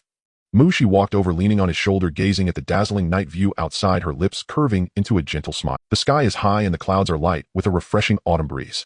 Hurry, wake up." Early in the morning, Mu Chuanxue woke Yitsong. She excitedly told Yitsong that today Yi Tian would take them to the Great Wall in the imperial capital. The maglev train departed from the hotel, merging into the morning rush hour traffic. Yi Tian sat in the passenger seat, his gaze sweeping past the towering skyscrapers outside the window. The surface of the buildings shimmered with faint blue magical patterns, and floating vehicles occasionally zipped by, leaving trails of silver light. In the back seat, Mu Shi was busy with Mu Chuanxue, while looking out the window, pointing in a direction and asking, "Hubby, is that the place? The ancient Great Wall of the human race?" "Yes," Yi Tian replied in a low voice, carrying an almost imperceptible solemnity. Since the calamity of the myriad races, only this section and the front line still retained the true ancient Great Wall. In the back seat, Mu Chuanxue was rummaging through her backpack, arranging the fruits and tissues she had prepared in advance, her mouth muttering continuously. "They say the imperial capital is expensive, and it truly lives up to its reputation. I heard the ticket for the Great Wall today isn't cheap. If we had known, we could have bought tickets online in advance, and maybe even gotten a discount. We've come all this way. Being able to see the ancient Great Wall of the imperial capital in this lifetime is worth it." Mu Chuanxue shot him a glance, but still handed him a peeled orange. "You're so generous. Back in the border, we split 1 bun into 3 meals, and now you spend money like water. Aren't I just being careful with our expenses? Our 4th just topped the martial arts exam. His prize money hasn't even warmed up yet, and now it's all spent on us." Yi Tian glanced at his parents through the rearview mirror, a faint smile tugging at his lips. "Mom, it's okay. Money is meant to be spent. Once I reach a higher cultivation level, I will take you to the front line to see the real Great Wall, which is even more magnificent." Mu Shi gently nodded in agreement, saying, "Yeah, Mom." Yi Tian is now a key training target at the Martial University of the imperial capital. There will be plenty of opportunities to earn money in the future. Just relax and enjoy yourselves. Mu Chuanxue snorted but showed a smile. "You two are the only ones who know how to talk." As the car drove out of the city, the road gradually opened up. In the distance, a massive dark blue dragon lay across the mountain peaks, stretching endlessly out of sight. The wall's surface was mottled and full of the marks of time, yet it exuded a soul-stirring majesty, as if it were a giant beast in slumber, silently guarding the land beneath. Inside, the car's silence fell instantly. Mu Chuanxue straightened in her seat instinctively, her earlier complaints vanishing, replaced by a near reverent awe. Yitsong's gaze deepened. It was the reverence etched into every bloodline of the human race: respect for ancestors, respect for sacrifices, and respect for this land earned with blood. The car parked in the lot. The family got out and followed the crowd toward the entrance of the scenic area, surrounded by tourists who had come from all over, their faces filled with anticipation and excitement. There were students with backpacks, young people assisting the elderly, and soldiers in military uniforms, all lined up in neat rows marching forward in unison. At the entrance, the electronic screen displayed bright red characters. Tickets for the ancient Great Wall of the human race, 1 yuan person. As Mu Chuanxue saw the number, she gasped and stopped in her tracks. How much? 10,000. She rubbed her eyes in disbelief, looking again to confirm she hadn't read it wrong. 10,000 for a ticket. This is robbery. For four of us, isn't that 40,000? The tourists around her expressed their shared sentiments. That's right, it's too expensive. I saved for 3 months just to bring my wife and kids here. There's no choice. This is the holy land of the human race. It's unique in the world, and no matter how expensive, it's worth seeing. I heard the ticket fees are all used to subsidize the frontline soldiers. Thinking of it that way, it's worth it. Mu Chuanxue's lips moved as she pulled Yi Tian's arm, whispering, Yi Tian, how about we don't go in? 40,000 is enough to buy you a lot of cultivation resources. Your dad and I can just wait outside you and Mushi go in. Yi Tian chuckled, saying, Mom, what are you talking about? We came as a family, how can I let you wait outside? I've already paid the money, let's go. He said, taking out his phone and scanning it at the ticket gate. For green lights flashed, Mu Chuanxue looked at the successful deduction message, her fingertips turning white with anxiety, her mouth murmuring, 40,000. 40,000. Yet despite her words, she closely followed Yi Tsang's footsteps, unwilling to fall behind. As they passed through the ticket gate and stepped onto the ancient Great Wall, a strong aura of battle surged towards them. The bluestone slabs beneath their feet were uneven, filled with cracks of varying depths. Each brick exuded a dark sheen stained with the traces of countless blood. On both sides of the wall stood rows of rusted weapons with broken swords, long spears, and giant axes, making a mournful sound in the autumn wind, as if recounting the brutality of the past. At intervals along the way, there were transparent protective shields containing the marks left by battles of yore. A claw mark half a meter deep still bore traces of dark green venom, emanating a pungent odor even after 3. A section of the wall was charred black, covered with fine cracks, remnants of the flames that burned through by the demon race. There was also a complete skeleton of an alien race, large in stature, with 3 horns on its skull and a broken human long knife embedded in its ribs. Tourists paused to observe, taking out their phones to take pictures, yet no one dared to raise their voices. On the ancient Great Wall, only the sound of footsteps and the wind brushing against the weapons could be heard, creating a solemn atmosphere. Yi Tsang walked at the front, his steps slow and heavy. He gazed at those familiar traces, complex emotions swirling in his eyes. These are the claw marks of the rift beast. He pointed to the deep mark, his voice hoarse. I encountered this beast while stationed at the border. Its skin is thick and tough, immensely strong. A single slap can crush an armored vehicle. I had a comrade who was crushed to death by a rift beast's paw, leaving no trace of his body. Mu felt her heart tighten, instinctively gripping Yi Tsang's hand tightly. Her palm was icy and trembling slightly. He paused and then pointed to the charred wall. This is the burning flame of the demon race. Just a little contact can turn a person to ashes. During the defense of the Great Wall, the demon army used this flame to burn through 3 city walls. Countless human soldiers, unable even to scream, turned to dust. Mu's face turned pale, her body slight. She closed her eyes, unable to bear the sight, yet she still perked up her ears to listen intently to every word Yi Tsang said. And that skeleton of the 3-headed demon. Yi Tsang's eyes fell upon the alien skeleton, his expression cold. This kind of demon is naturally violent and preys on humans. When they broke through a city, tens of thousands of civilians perished without exception. In the end, a martial king self-destructed his cultivation to slay them all. He spoke softly as he walked, recounting tales from the rift beasts to the 3-headed demons, from the sacrifices of ordinary soldiers to the martyrdom of the martial emperor. Those tragic events, buried in history, gradually unfolded before the crowd through his words. There were no flowery words, no exaggerated embellishments, just the most unembellished narration, yet it was more shocking than any heart-pounding novel. The surrounding tourists gradually gathered, listening quietly. Some had red eyes, some clenched their fists, and some silently. Yi Tian and Mu, she walked side by side behind, noticing their parents' small gestures. He watched as Mu tightly gripped Yi Tsang's hand, noticing how she trembled in fear, yet remained steadfastly by his side, and how Yi Tsang occasionally slowed down his pace, using his body to shield her from the crowd, a gentle smile unconsciously gracing his lips. The usually stern and commanding Mu Chuanxue at this moment resembled a timid young girl relying on her husband. And the typically taciturn Yi Tsang at this moment shed all hardness, revealing his most gentle side. The understanding and warmth between this old couple were more touching than any sweet words. Look at Mom, she's both scared and curious. Isn't that quite cute? Mu, she chuckled softly. Yes, Yi Tian replied, wrapping an arm gently around her waist, carefully protecting her belly. When we grow old, we will be like this too. Mu's eyes cheeks flushed slightly as she playfully punched him, her eyes filled with happiness. The group walked slowly along the Great Wall, and as they ascended, the number of tourists dwindled and the walls became more dilapidated. Many places had collapsed, leaving only broken walls covered in moss and wild grass. After an unknown duration, they finally reached the highest lookout platform. Leaning against the railing and gazing into the distance, the vast rivers and mountains unfolded before them.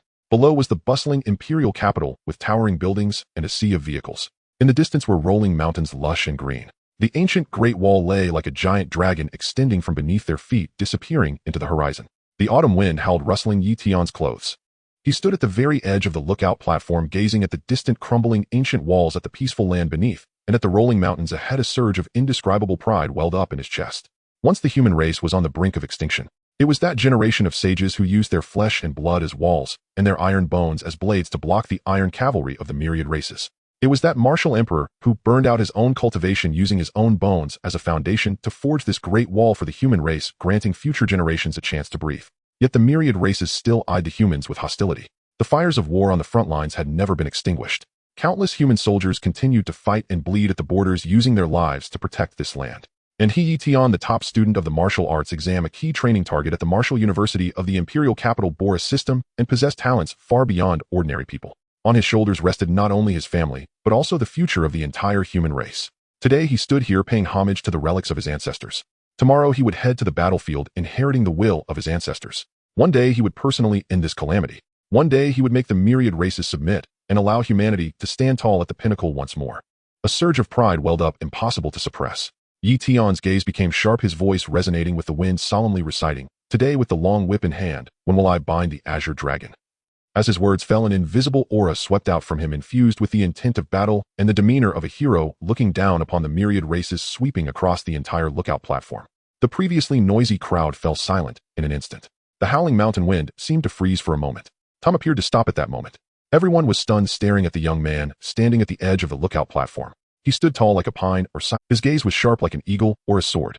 He stood there, seemingly merging with the ancient Great Wall beneath him, radiating a timeless majesty and unyielding will. A young girl dropped her milk tea with a thud, spilling it everywhere, yet she remained oblivious, staring blankly at Yi Tian. A mother instinctively covered her child's mouth, afraid to make a sound. Several old soldiers in worn military uniforms stood up straight, saluting with a standard military gesture. Their eyes were red, lips trembling, as if they saw their comrades from back in the day. Several martial artists with considerable cultivation felt their expressions change drastically. They could clearly sense the terrifying aura emanating from Yi Tian. Who is this young man? What a powerful aura. He must at least be at the martial sect level, right? He looks young. How could he possess such strength? Today with the long whip in hand, when will I bind the azure dragon? What a great poem. What a magnificent spirit. A low murmur of discussion erupted among the crowd, their eyes filled with shock, admiration, and curiosity as they looked at Yi Tian. She stood behind Yi Tian, gazing at his back, pride and affection filling her eyes. She knew her man was destined. Someone looked at his back, a smile of relief appearing at the corners of his mouth. He raised his hand and also rendered a standard military salute. It was a soldier's highest respect for hope in the future. Chuanxua wiped the tears from the corners of her eyes, a proud smile on her face. This was her son. He was her greatest pride in this life. In a corner of the lookout platform, a middle-aged man in a black trench coat quietly observed Yi Tian. He wore sunglasses that concealed most of his face, leaving only a strong jawline visible. Hearing Yi Tian's verses and sensing the aura he exuded, the middle-aged man couldn't help but reveal a subtle smile. He took out his phone, edited a message, and sent it. Target confirmed. Better than expected. The moment the message was sent successfully, the middle-aged man put away his phone and blended into the crowd, disappearing from sight. The autumn wind blew once more, stirring up the fallen leaves on the ground. Yi Tian withdrew his gaze, looking at his family beside him, a gentle smile adorning his face. Let's go, we are heading down the mountain. The family exchanged smiles and walked down the mountain together. The setting sun elongated their shadows.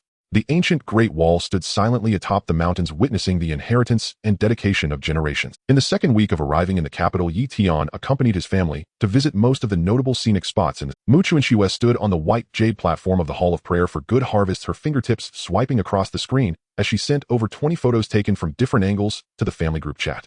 Before long, Yihai responded with a thumbs up. Yi Jiang remarked, "Mom, you look so much slimmer," and Yi Ting quickly followed up with, "Mom, this dress looks really good on you." She held her phone, unable to suppress the smile at the corners of her mouth, and the wrinkles at the corners of her eyes softened. The next day, they visited the summer palace. Yi Tsong rented a black awning boat drifting on Kunming Lake with Chuanxua for the entire afternoon. Chuanxua didn't know how to row the wooden or stirred up chaotic ripples in the water, while the boat seemed stuck in the center of the lake, merely spinning in place. She grew anxious, beads of sweat forming on her forehead, but Yi Tsong didn't rush her. He simply held his own oar and leisurely paddled through the water, his gaze resting on her flushed cheeks, a gentle smile hidden in his eyes. In the following days they left early and returned late, each day taking in the sights of the capital and sampling a variety of snacks. Mu Chuanxue went from gasping at every expense to gradually becoming numb, eventually learning to compare prices by herself. At dinner she pointed at the roast duck on the table and said, "This place is 200 yuan cheaper than the one yesterday. The taste isn't that different, so let's come back here next time." Yitsong set down his chopsticks and looked at her gently, saying, "There won't be a next time. We're going back to Xing City tomorrow." Mu Chengsu's hand paused mid-motion, the light in her eyes dimming for a moment. She lowered her head, took a bite of rice, and softly replied, "Oh," without saying anything more. Yi Tian smiled and said, "It's fine. In a couple of years our whole family will move to the capital." Mu Chuanxue's eyes then sparkled with renewed hope. The next day, Mu Chuanxue was packing in the bedroom, carefully placing neatly folded clothes into her suitcase. Yitsong sat in a rattan chair by the window, flipping through a morning newspaper, though his gaze occasionally drifted outside. Mushi was curled up on the sofa in the living room, engrossed in a parenting book, while Yi Tian stood alone on the balcony, absent-mindedly rubbing the edge of his phone. A light blue system panel quietly unfolded before him. 3 consecutive successful matching notifications glowing with golden light popped up.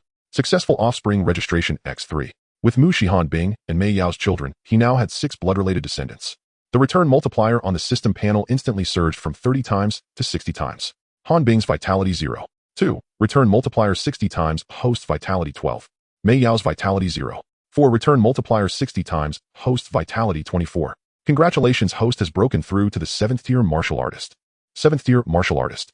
It had only been half a month since coming out of the secret realm. He had broken through from a 4th tier martial artist, jumping 3 tiers in one go. Such a cultivation speed was indeed astonishing in the entire capital's martial academy. Capital Martial Academy, don't involve me in the bragging of my family, has never had such an impressive student. Hey, now they do. What are you sneaking a happy moment about on the balcony? Muzai's voice came from behind. Yi Tian came back to his senses, touched the corner of his mouth, which was indeed lifted high. It's nothing, just remembering something happy. Joyful events refresh the spirit. At this moment, Yi Tian appeared radiant. Mushi glanced at him, chose not to pry further, and simply set the book on the coffee table before getting up to help Mu Chuanxue. Before long, Mu Chuanxue came out carrying 2 bulging bags, stuffing them into Yi Tian's hands. "4th brother, these vacuum-packed roast ducks, please send them back to your elder brother and 2nd brother later." Yi Tian could only helplessly store the bags into his spatial ring. And this, Mu Chuanxue handed over a delicate gift box, a pure cashmere scarf for your sister, bought at half price in the mall, 800 for one, so soft to the touch. "So what did you buy for my 5th brother? What does a student need a bicycle for?" Mushi watched Mu Chuanxue bustling around with a smile on her lips. She turned to Yi Tian and gently asked, "Honey, are you going to school to report today?" "Yes, today. He'll go with you." Yi Tian raised an eyebrow. "Is your waist not sore anymore? Can you walk?" "I can walk," Mushi replied, while supporting her waist slowly, standing up, taking a while to straighten. "I want to see you enter the gates of the capital's martial academy." She returned to her room to change into a loose cream-colored long dress, her long hair casually draped over her shoulders, her face free of makeup. Her noticeably rounded belly attracted gazes wherever she went, but she didn't mind at all. "He'll go take a look too." Yitsong stood up from the newspaper. "Then I'll go too." The family of 4 took a taxi heading northwest. The scenery outside the car window gradually changed. The towering skyscrapers receded, replaced by well-placed garden-style buildings, and further ahead there were ancient trees covering the mountains. Sunlight filtered through the layers of leaves, casting dappled shadows on the ground, and the air was filled with the fresh scent of plants mixed with a faint, invigorating energy. The capital's martial academy is located deep within this primitive forest area known as Scholar's Forest. At the security booth at the school gate, 2 security guards in black uniforms sat upright like pines, their gazes sharp as hawks, exuding a subtle yet palpable wave of vitality, clearly not ordinary individuals. Yi Tian got out of the car and walked to the gate, pulling out his student ID that had been mailed in advance. The security guard took it, glanced at it, immediately straightened his posture, and politely returned the ID, saying, "Welcome, student Yi." Yi Tian nodded in thanks and waved for Mu Shi and the others to come over. The security guard noticed Mu's eyes protruding belly, but did not stop them, only smiling politely. The 4 walked through the school gates, stepping onto a tree-lined path paved with bluestone, where ancient trees over 100 years old stood on both sides, their branches lush and leafy, blocking out the sun. The concentration of spiritual energy here was more than 5 times higher than that of the outside world. Mu Chuanxue took a deep breath and exclaimed, "Why does this air taste so sweet? It feels so refreshing to breathe it in." Yi Tian replied in a low voice, "It's because of the high concentration of spiritual energy. Cultivating here can yield twice the result with half the effort." Mu Chuanxue nodded, somewhat understanding, and quickly took a few more deep breaths. The administrative building was located at the innermost part of the teaching area, an old gray-white structure covered with vibrant green ivy, exuding a profound sense of history. The admissions office was on the 2nd floor with its doors slightly ajar. The teacher who had visited Yi Tian's home was sitting behind the desk, engrossed in documents. Upon hearing the knock, he looked up, and upon seeing Yi Tian, sprang up from his chair. "Student Yi, you finally made it." He quickly moved around the desk, firmly grasping Yi Tian's hand and shaking it vigorously. "I have already prepared all the paperwork for you. I was just waiting for you to come and collect your items. The student ID, school uniform, and dormitory key are all in this document bag." He handed over a document bag embossed with the emblem of the capital's martial academy and the national crest. Yi Tian opened it to check, finding everything he needed inside. Your dormitory is a single detached unit with an independent cultivation room located in the villa area on the east side of the school, just a 10-minute walk to the teaching area. Director Chen smiled and added, of course, if you don't want to stay on campus, that's fine too. The school does not enforce it. He'll stay, Yi Tian said, tucking the dormitory key into his pocket. Mu Shi stood by quietly listening without saying a word. Director Chen then took out a black card and handed it over with both hands. This is your student card, usable for the cafeteria, library, cultivation room, gravity room, and all other campus facilities. It has a preloaded balance of 10,000 credits. Once it's used up, you can apply based on your grades or exchange for tasks. Yi Tian took the student card and nodded in thanks. It is hard to imagine that such a scene would be hidden deep within this ancient forest of towering trees. This astonishment is not felt by Mu Chuanxue alone. Turning around the last bend, the view suddenly opened up before them. In that moment, everyone held their breath. The ancient forest stretched forward like a jade corridor, and at the end of the corridor, a magnificent painting spanning across eras unfolded dramatically before their eyes. Soaring modern skyscrapers were enveloped in a pale blue aura of formations, while adjacent to them were several low-rise villas infused with medieval charm, featuring red walls and pointed roofs, elegant and antiquated. A Gothic cathedral stood majestically in the distance, its spire piercing through the treetops, exuding an air of solemnity. Between them, a flagstone path meandered with students in uniforms weaving through. Some leapt over from the rooftops of the villas on floating skateboards, while others leisurely rode vintage bicycles past the cathedral's entrance. The blending of the classical and the modern, the Eastern and the Western, was brutally merged at this moment, yet strangely harmonious. Mu Shi stood with her mouth agape, unable to close it for a long while. Leaning beside Yi Tian Mu, she whispered, "Honey, this place is truly beautiful." Yi Tian nodded, his gaze sweeping across the eclectic architectural ensemble. "I really didn't expect this." Yi Tian. A sudden, urgent voice called from behind, tinged with an indescribable excitement. They turned around to see a fiery red figure approaching them briskly. Su Hongxiu, clad in a red sports outfit, her long hair tied in a high ponytail, exuded a commanding presence, holding a striking red longsword. She walked up to them, first gazing at Yi Tian, then glancing back at Mu Shi, before finally nodding politely at Yi Tsong and his wife. "Hello, Mrs. Yi, uncle and aunt." "Miss Su." Mu Shi smiled slightly, her gaze lingering for a moment on her face, before pulling Mu Chengsu's arm and stepping aside to give the two some space. Su Hongxiu approached, sizing up Yi Tian. "Long time no see. What are you doing at the Imperial Capital Martial University?" Su Hongxiu raised an eyebrow. "I remember you hadn't chosen a school yet. Where else would the national #1 go if not to the Imperial Capital Martial University?" Su Hongxiu rolled her eyes, but smiled. "Fine, you're impressive. However, since you just arrived today, there's something you need to know." "What is it?" "While you've garnered attention as the national #1, there are also those who look upon you unfavorably." Su Hongxiu lowered her voice, glancing around to confirm no one was nearby. "Every year, the Imperial Capital Martial University has a group of special recruits who are not admitted through the martial examination, but are directly recommended by prominent families, the military, and political circles. This group already has grievances against students admitted through the martial examination, feeling that we have overshadowed them. As the national #1, you are particularly a thorn in their side. So if they find out you're here, you'll be in trouble." "Thanks for the heads up," Yi Tian replied blandly. Su Hongxiu gave him a glance, seeming to search for something in his expression, but found nothing. "Aren't you worried?" "Worried? As long as it's within the rules, we follow the rules. For anything beyond that, we use our fists." Su Hongxiu nodded, turning to leave. After taking a few steps, she turned back. "By the way, where's your dormitory?" "Villa 1. I'm in Villa 18. After finishing, she waved her hand, her red figure disappearing at the end of the tree-lined path. The dormitory area was located to the east, independent small buildings scattered among the trees hidden within the lush greenery. Building 7 was at the back row with red walls and pointed roofs, in front of which was a small lawn with several unknown flowers. Yi Tian took out his key to open the door, revealing a fully furnished interior. The first floor housed a living room and kitchen, while the second floor contained bedrooms and a training room. Yi Tsong and Mu Chuanxue followed him inside, taking a look around upstairs and downstairs. Mu Chuanxue touched the smooth wooden staircase railing, unable to help, but exclaimed, "This is even bigger than our home. Mom, you guys should stay a few more days." "No more staying." Yi Tsong stood at the door looking at Yi Tian. "Once you're settled, we'll head back. Leaving tomorrow." "Today? In such a hurry? You focus on your work. We're here for you to be distracted." Yi Tsong paused. He stood at the door and said nothing more. He looked at Yi Tian for a while, then reached out and patted him on the shoulder. The force wasn't great, but the gesture was heavy. "Dad, I'll see you off." "No need. We can go by ourselves." Yi Tsong held Mu Chengsu's hand and turned to leave. Mu Chuanxue glanced back a few times until they exited the community and could no longer be seen. Mu Shi stood beside Yi Tian, watching the figures of the elderly fade away at the end of the tree-lined path. The wind blew, tousling her hair. "Honey, Mom and Dad have left. Are you feeling sad?" "Not sad. It's not like we won't see them again." Mu Shi turned to look at him, studying him for a few seconds before smiling. "You're tough on the outside. I'm tough on the inside too." Mu Shi lightly punched his chest. The two turned to return inside. Mu Shi hung the clothes she brought into the wardrobe one by one, while Yi Tian placed the bottles of training resources into the cabinet of the training room. The training room was small with soundproofing materials on all four walls, and the floor was made of cork. In the corner stood a human-shaped target. Yi Tian stood in the center of the training room, his mind stirring as the system panel unfolded before him. Current cultivation level 6th rank martial master, current vitality 88 cards, return multiplier 60 times number of offspring 688 cards. 6th rank. He had arrived at the imperial capital martial university. Mu Shi walked up from downstairs, standing at the door of the training room watching him. Honey, about what Su Hongxiu said, are you really not afraid? Not afraid. The imperial capital martial university prohibits private fights. If he comes for me, he can only follow the formal challenge process. Formal challenges have referees, rules, and supervision. If he tries anything underhanded, it won't be that easy. Mu Shi thought for a moment and found it reasonable, but a lingering worry still pressed between her brows. What if they resort to dirty tricks? If they do that, there's no need to talk rules. His fists aren't as strong as mine.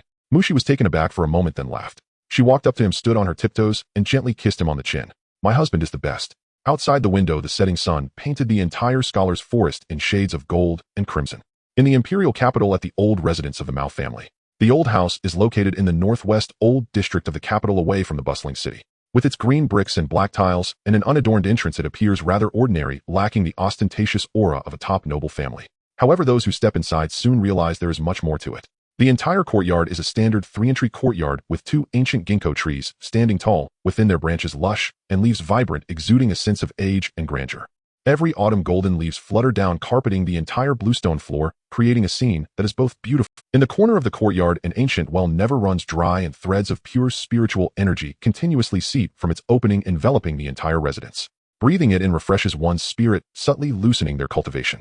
At this moment, in the quiet study, Mao Xilai sits at his desk, his expression gloomy, his brows furrowed with deep-seated resentment.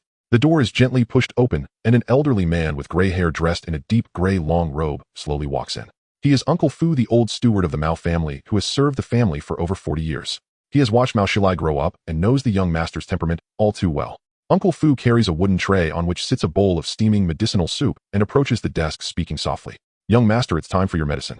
He gently places the tray on the table, takes out a small pair of scissors, and with deft and careful movements carefully cuts away the bandages wrapped around Mao Xilai's palm. The moment the bandages are undone, a strange sight becomes apparent. The wound on his palm appears shallow, yet it exudes an extraordinarily sinister power. Fine strands of dark golden light cling to the texture of the wound, like parasites continuously eroding the flesh. The skin is scorched by the bizarre power, sizzling softly, faintly emanating a Buddhist aura. This is the exclusive power of the Buddha clan among the myriad races. It all traces back to the end of the martial examination. After the martial examination concluded, Mao Xilai went to the front lines of the myriad races for training with family elders. Given his status and the security around him, he should not have encountered danger nor sustained injuries. However, during the martial examination, he was overshadowed by Yi Tian, obtaining only 2nd place nationwide, leaving him with an unquenchable rage. Proud and arrogant, he could not swallow this humiliation and insisted on challenging the young prodigies of the myriad races on the front lines, aiming to prove he was not inferior to Yi Tian. Unexpectedly, in his impulsiveness, he underestimated his opponents and was besieged by several top prodigies from the Buddha clan and the Immortal clan, receiving a devastating heavenly Buddha palm strike right on his palm. That strike was imbued with vast Buddha power, capable of transforming all things, nearly converting both his physical body and soul on the spot. Fortunately, a human powerhouse noticed in time and came to his rescue, pulling him back from the brink of death. Although the injury seemed to be healing slowly, the humiliation and resentment deep within him were about to crush him entirely. Uncle Fu patiently tended to the wound and applied medicine while gently breaking the silence in the study. Young master, there is news about the person you have been focused on. Mao Xilai's gaze lightly fell on the ancient ginkgo outside the window, his tone nonchalant, yet a hint of tension lurked in his eyes. What is it? Yi Tian has already arrived in the imperial capital. Boom. Those 5 words thundered in Mao Xilai. He suddenly sprang up from his chair. The motion was so intense that it tugged at the wound on his palm. A sharp pain surged through his body, causing his face to turn pale and his teeth to grit, but he paid it no mind. His eyes suddenly brightened, filled with excitement and battle intent. Where is he? Currently residing at Wu University in the imperial capital. Good, good, good. Mao Xilai repeated the word good 3 times, the pent-up frustration in his chest dissipating, his eyes aflame with fighting spirit. What a stroke of luck to find him without any effort. I was just worried about not having the chance to find him, yet he has come knocking it. He was seething with anger, raising his hand and slamming it down on the wooden desk. Bang! A loud crash resonated as the desk trembled incessantly, and the medicinal bowl on the table leaped into the air, spilling its contents all over the surface. Uncle Fu, immediately send him a challenge. I want to publicly confront Yi Tian. Uncle Fu looked at his young master, whose wounds were still unhealed, and who remained headstrong and impulsive, and let out a helpless sigh, casting him a disapproving glance. Young master, with your injuries in this state, you still want to fight against the remnants of the Buddha clan's power. Fight. I, Mao Xilai, will never be inferior to anyone. Mao Xilai's tone was resolute, showing no hint of retreat. Uncle Fu looked at his obstinate expression, knowing that this young master had always been proud and arrogant. Once he set his mind on something, not even tin bowls could pull him back, though any further persuasion would be useless. He shook his head helplessly, no longer attempting to dissuade him. He took out a blank piece of stationery, gently spread it out on the table, and began to ink and write. With each stroke, neat and elegant characters leapt onto the paper, perfectly measured and precise. Dear brother, when I am delighted to hear you have arrived at Wu University in the imperial capital. I have long admired your unrivaled martial reputation, and after your performance in the martial examination, which was unparalleled nationwide, I have been eager to engage in a fair exchange of martial skills with you. Now that you have settled in, I hope you will not mind my audacity in inviting you. 3 days from now at the martial exchange venue at Wu University, let us duel in martial arts, not seeking life or death, but simply to appreciate the prowess of the nation's number one. I understand that your wife is pregnant, and I do not wish to intrude upon your peace for fear of disturbing her rest. If it is inconvenient for you, please feel free to reschedule. I will await your good news. After finishing the note, Uncle Fu blew on the ink. To dry it, neatly folded the letter and placed it into a delicate light gold envelope. With scorching wax sealing the envelope, he pressed down upon it, creating the Mao family crest. Crossed swords supporting a crown, exuding an air of authority, a symbol of the top noble family in the imperial capital. Bring someone in. A young servant outside heard the call and entered, bowing respectfully. Uncle Fu, take this letter to Wu University in the imperial capital to Villa No. 1. Just leave it at the door, do not knock and disturb. Lady Yi is pregnant and must not be disturbed during her rest. Yes. The servant complied and quickly left. At the same time in Villa No. 1 at Wu University in the imperial capital. In the spacious and bright living room, Yi Tian was calmly organizing his belongings, exuding an air of leisure and tranquility. His beloved wife Mu Shi lounged comfortably on the soft sofa, quietly perusing a book, enjoying a peaceful moment. Suddenly, a very faint sound of an object dropping echoed from the doorway, followed by silence. Yi Tian glanced slightly to the side, got up, and walked to the door, pulling it open. Outside it was empty, with not a single person in sight. Only a delicate light gold envelope lay quietly on the ground at the doorstep. He bent down to pick up the envelope. There were no words or signatures on the surface, but Yi Tian instantly recognized the embossed family crest on the seal. The Mao family of the imperial capital, Mao Xilai. With his fingertips lightly tearing open the envelope, he pulled out the letter inside, quickly scanning through it. The handwriting was neat, and the wording was polite and respectful, with all formalities observed. It boldly expressed the intent for a martial exchange, while also carefully considering his and Mu Zai's situation, acknowledging her pregnancy, and tactfully avoiding any disturbance. After finishing the letter, Yi Tian's expression remained calm as he folded the letter back and placed it into the envelope. Who is it from? Mu Shi put down her book and slightly tilted her head, asking softly. It's from Mao Xilai, a challenge letter. Second place in the martial examination. Mu Zai's delicate brows furrowed slightly, but she soon stood up and walked over to take a look at the envelope. Looking at the carefully crafted wording within the letter, she softly remarked, he certainly knows how to be courteous. Indeed, the upbringing of a top noble family is quite impressive. Yi Tian replied lightly. Are you going to accept the invitation? Mu Shi looked up at him. Yes. Since he has been courteous and extended an invitation, if I avoid the battle and make excuses, it would be disrespectful to him. Yi Tian lightly pinched the pale golden envelope from the Mao family and stored it in his spatial ring, his movements calm and casual, his face betraying not a hint of emotion. To him, Mao Xilai's challenge was merely an inconsequential sparring session. Yet beyond his tranquil demeanor, the elite circle of top talents in the imperial capital had already been stirred into a frenzy by the impending duel set for 3 days hence. Mao family's old residence. After the servant left, Mao Xilai could no longer sit still. Previously, he had suppressed his injuries and restrained his emotions because Yi Tian was far away, and although he was eager to fight, he had nowhere to unleash it. Now that Yi Tian had entered the imperial capital merely a stone's throw away, the accumulated humiliation, resentment, and overwhelming fighting spirit from the past months erupted completely. Uncle Fu, prepare the car. Mao Xilai suddenly stood up, disregarding the lingering pain from the dark golden Buddhist threads in his palm, and spoke in a deep voice. Young master, you have not yet recovered from your injuries. Would it not be wise to rest for a few more days? Uncle Fu hurriedly advised against it. Rest? Mao Xilai chuckled disdainfully, his eyes gleaming sharply. Yi Tian has already arrived. If I retreat to the old residence to recuperate, the outside world will only say that Mao Xilai fears a grassroots warrior who topped the martial arts examination. With that, he strode out of the study, standing tall, with an imposing aura radiating from him. Today he would announce to all the noble families and top powers in the imperial capital. In 3 days at the martial arts arena, Mao Xilai will duel Yi Tian to determine superiority and settle the score. You might wonder why a top heir from a prestigious family would attend the martial arts university. It's all about connections, and with so many factions in the empire, from Modu to Hantian, from the imperial capital to Pengcheng. A graduate from the martial arts university can have relationships that are closer than blood ties in certain situations.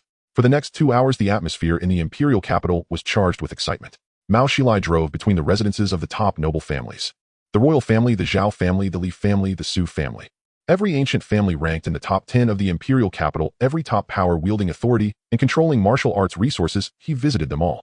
He did not boast or shout. He simply informed everyone with sincerity. In 3 days at the Martial Arts University's sparring arena, I Mao Xilai invite Yi Tian to battle.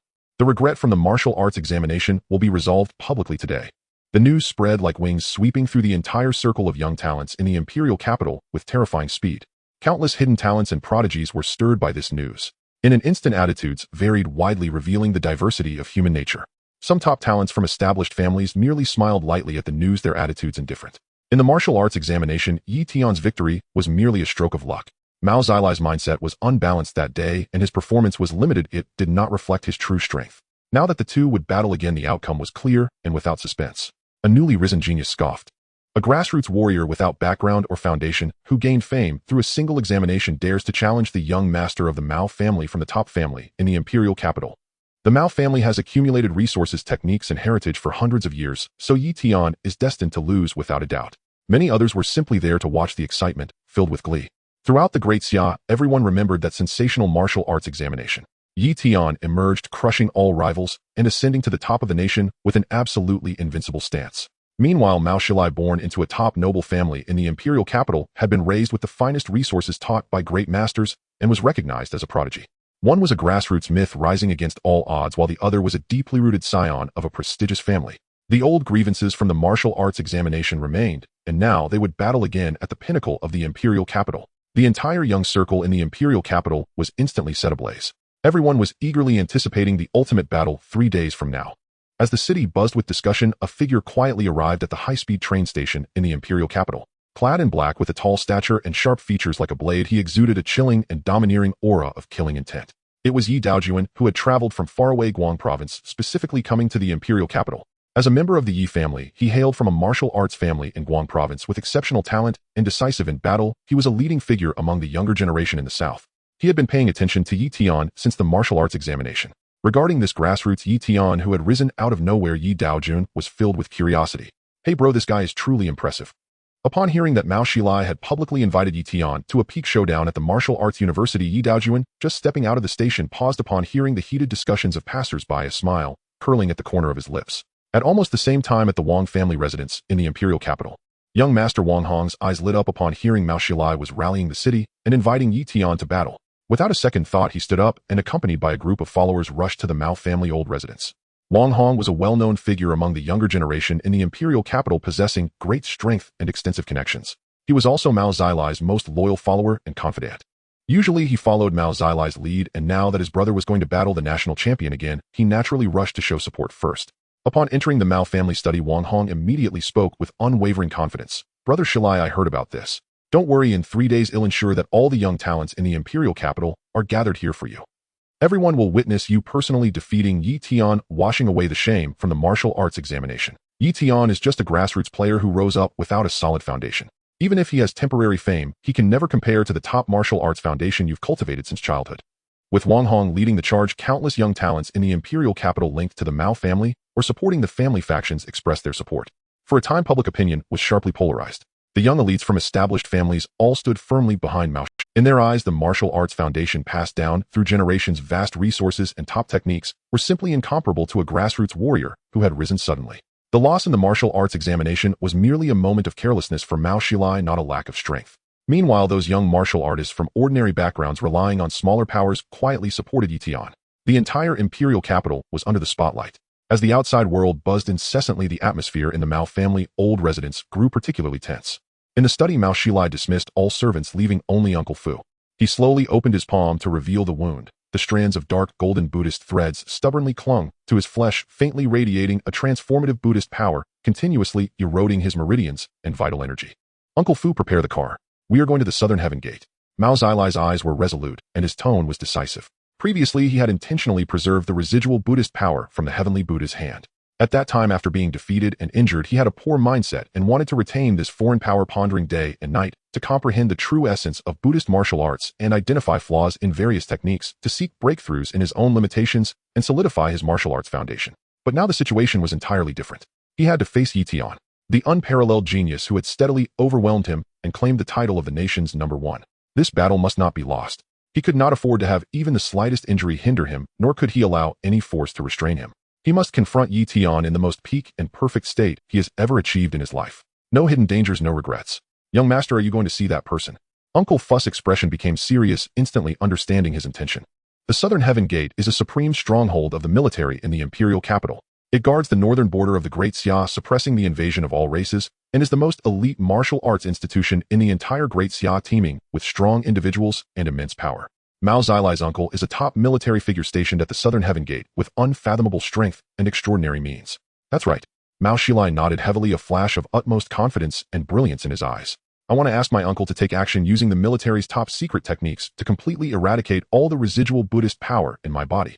I want to eliminate hidden dangers, heal all injuries, and adjust myself to peak condition for an absolute victory. Yi Tian, since you dare to come to the imperial capital for battle, then just wait. In 3 days I will personally crush your myth with an invincible and victorious stance. With these words, Mao Xilai turned and left, driving straight to the most sacred and imposing military stronghold in the imperial capital, the Southern Heaven Gate. He was determined to exert all his efforts to refine himself and prepare for the pinnacle battle. Meanwhile, at the Martial University of the imperial capital, the uproar and the heated debates of the outside world had nothing to do with Yi Tian. Throughout it all, he remained composed, his heart as tranquil as water, paying no heed to the provocations and grandstanding. Mushi was resting at home, and after Yi Tian had settled everything, he walked out of Villa No. 1 alone, heading toward the most core and mysterious forbidden area of the Martial University. The Martial University Treasury.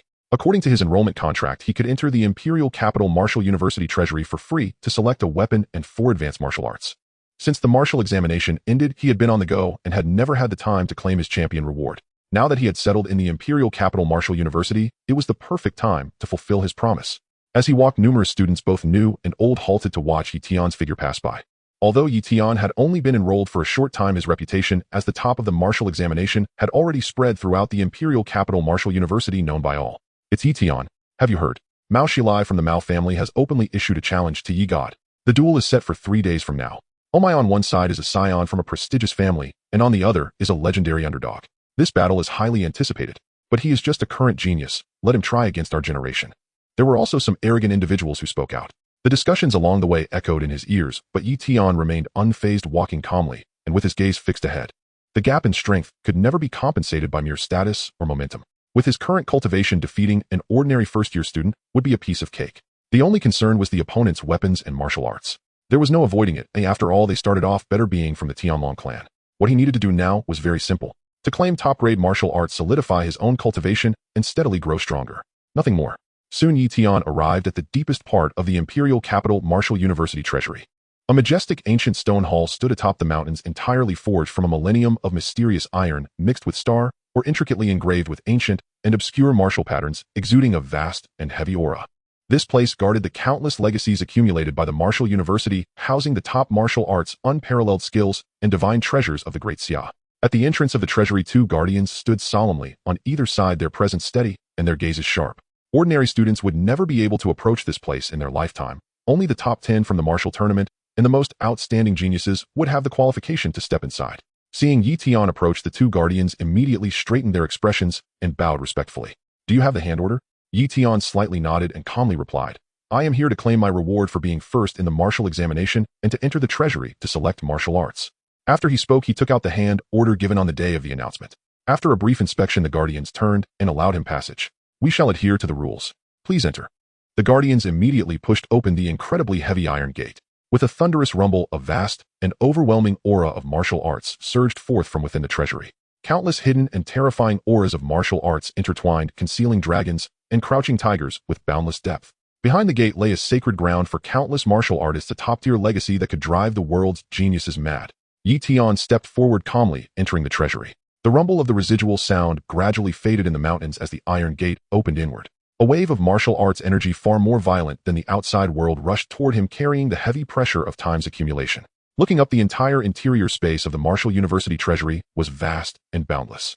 Countless streams of light floated from the ceiling, and fine shards of star or emitted a soft yet majestic silver glow, illuminating the entire space clearly. The ground was paved with complete pieces of Tintasandier Kunlun jade, with interwoven patterns that hinted at the grand momentum of the martial arts between heaven and earth.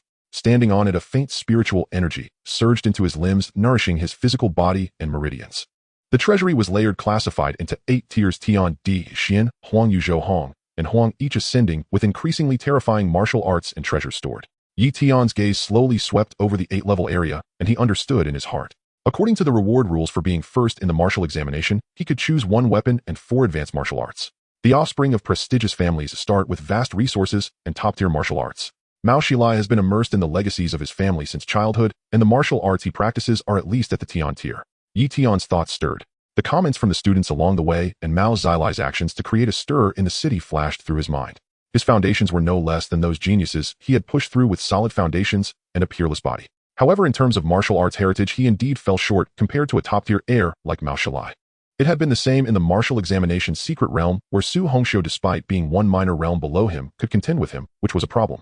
The other party had a heritage accumulated over hundreds of years with complete martial techniques that integrated offense and defense alongside divine weapons. In this battle, he could secure victory, but what he desired was not a narrow win or a crushing victory, but rather to shatter Mao Xilai's arrogance with absolute dominance. Indeed, he wanted to establish his authority. Yi Tian's gaze quickly scanned the area sharp as a knife and immediately eliminated most options. Yi Tian currently had an abundance of offensive techniques, a peerless body, and fierce killing moves, but his defenses were notably lacking, which he needed to address. He turned his gaze directly toward the area for low-tier defensive martial arts. Countless jade plaques hung in the air shimmering with golden light, each exuding a heavy defensive aura. Xuanjie Tianju, low-tier Tian grade. When cultivated to perfection, the body condenses into a mysterious iron battle armor impervious to blades and spears capable of withstanding strikes from the same tier Tian grade martial arts. Wanjun Panshi Gong, low-tier Tian grade, a top-tier defensive martial art condensing blood into stone as stable as the earth. The more it takes blows, the stronger its defense becomes. King Kong Jinyu Shun, low-tier Tian grade, a Buddhist defensive martial art powerful and domineering, capable of resisting foreign energy invasions, particularly effective against Buddhist and demonic forces.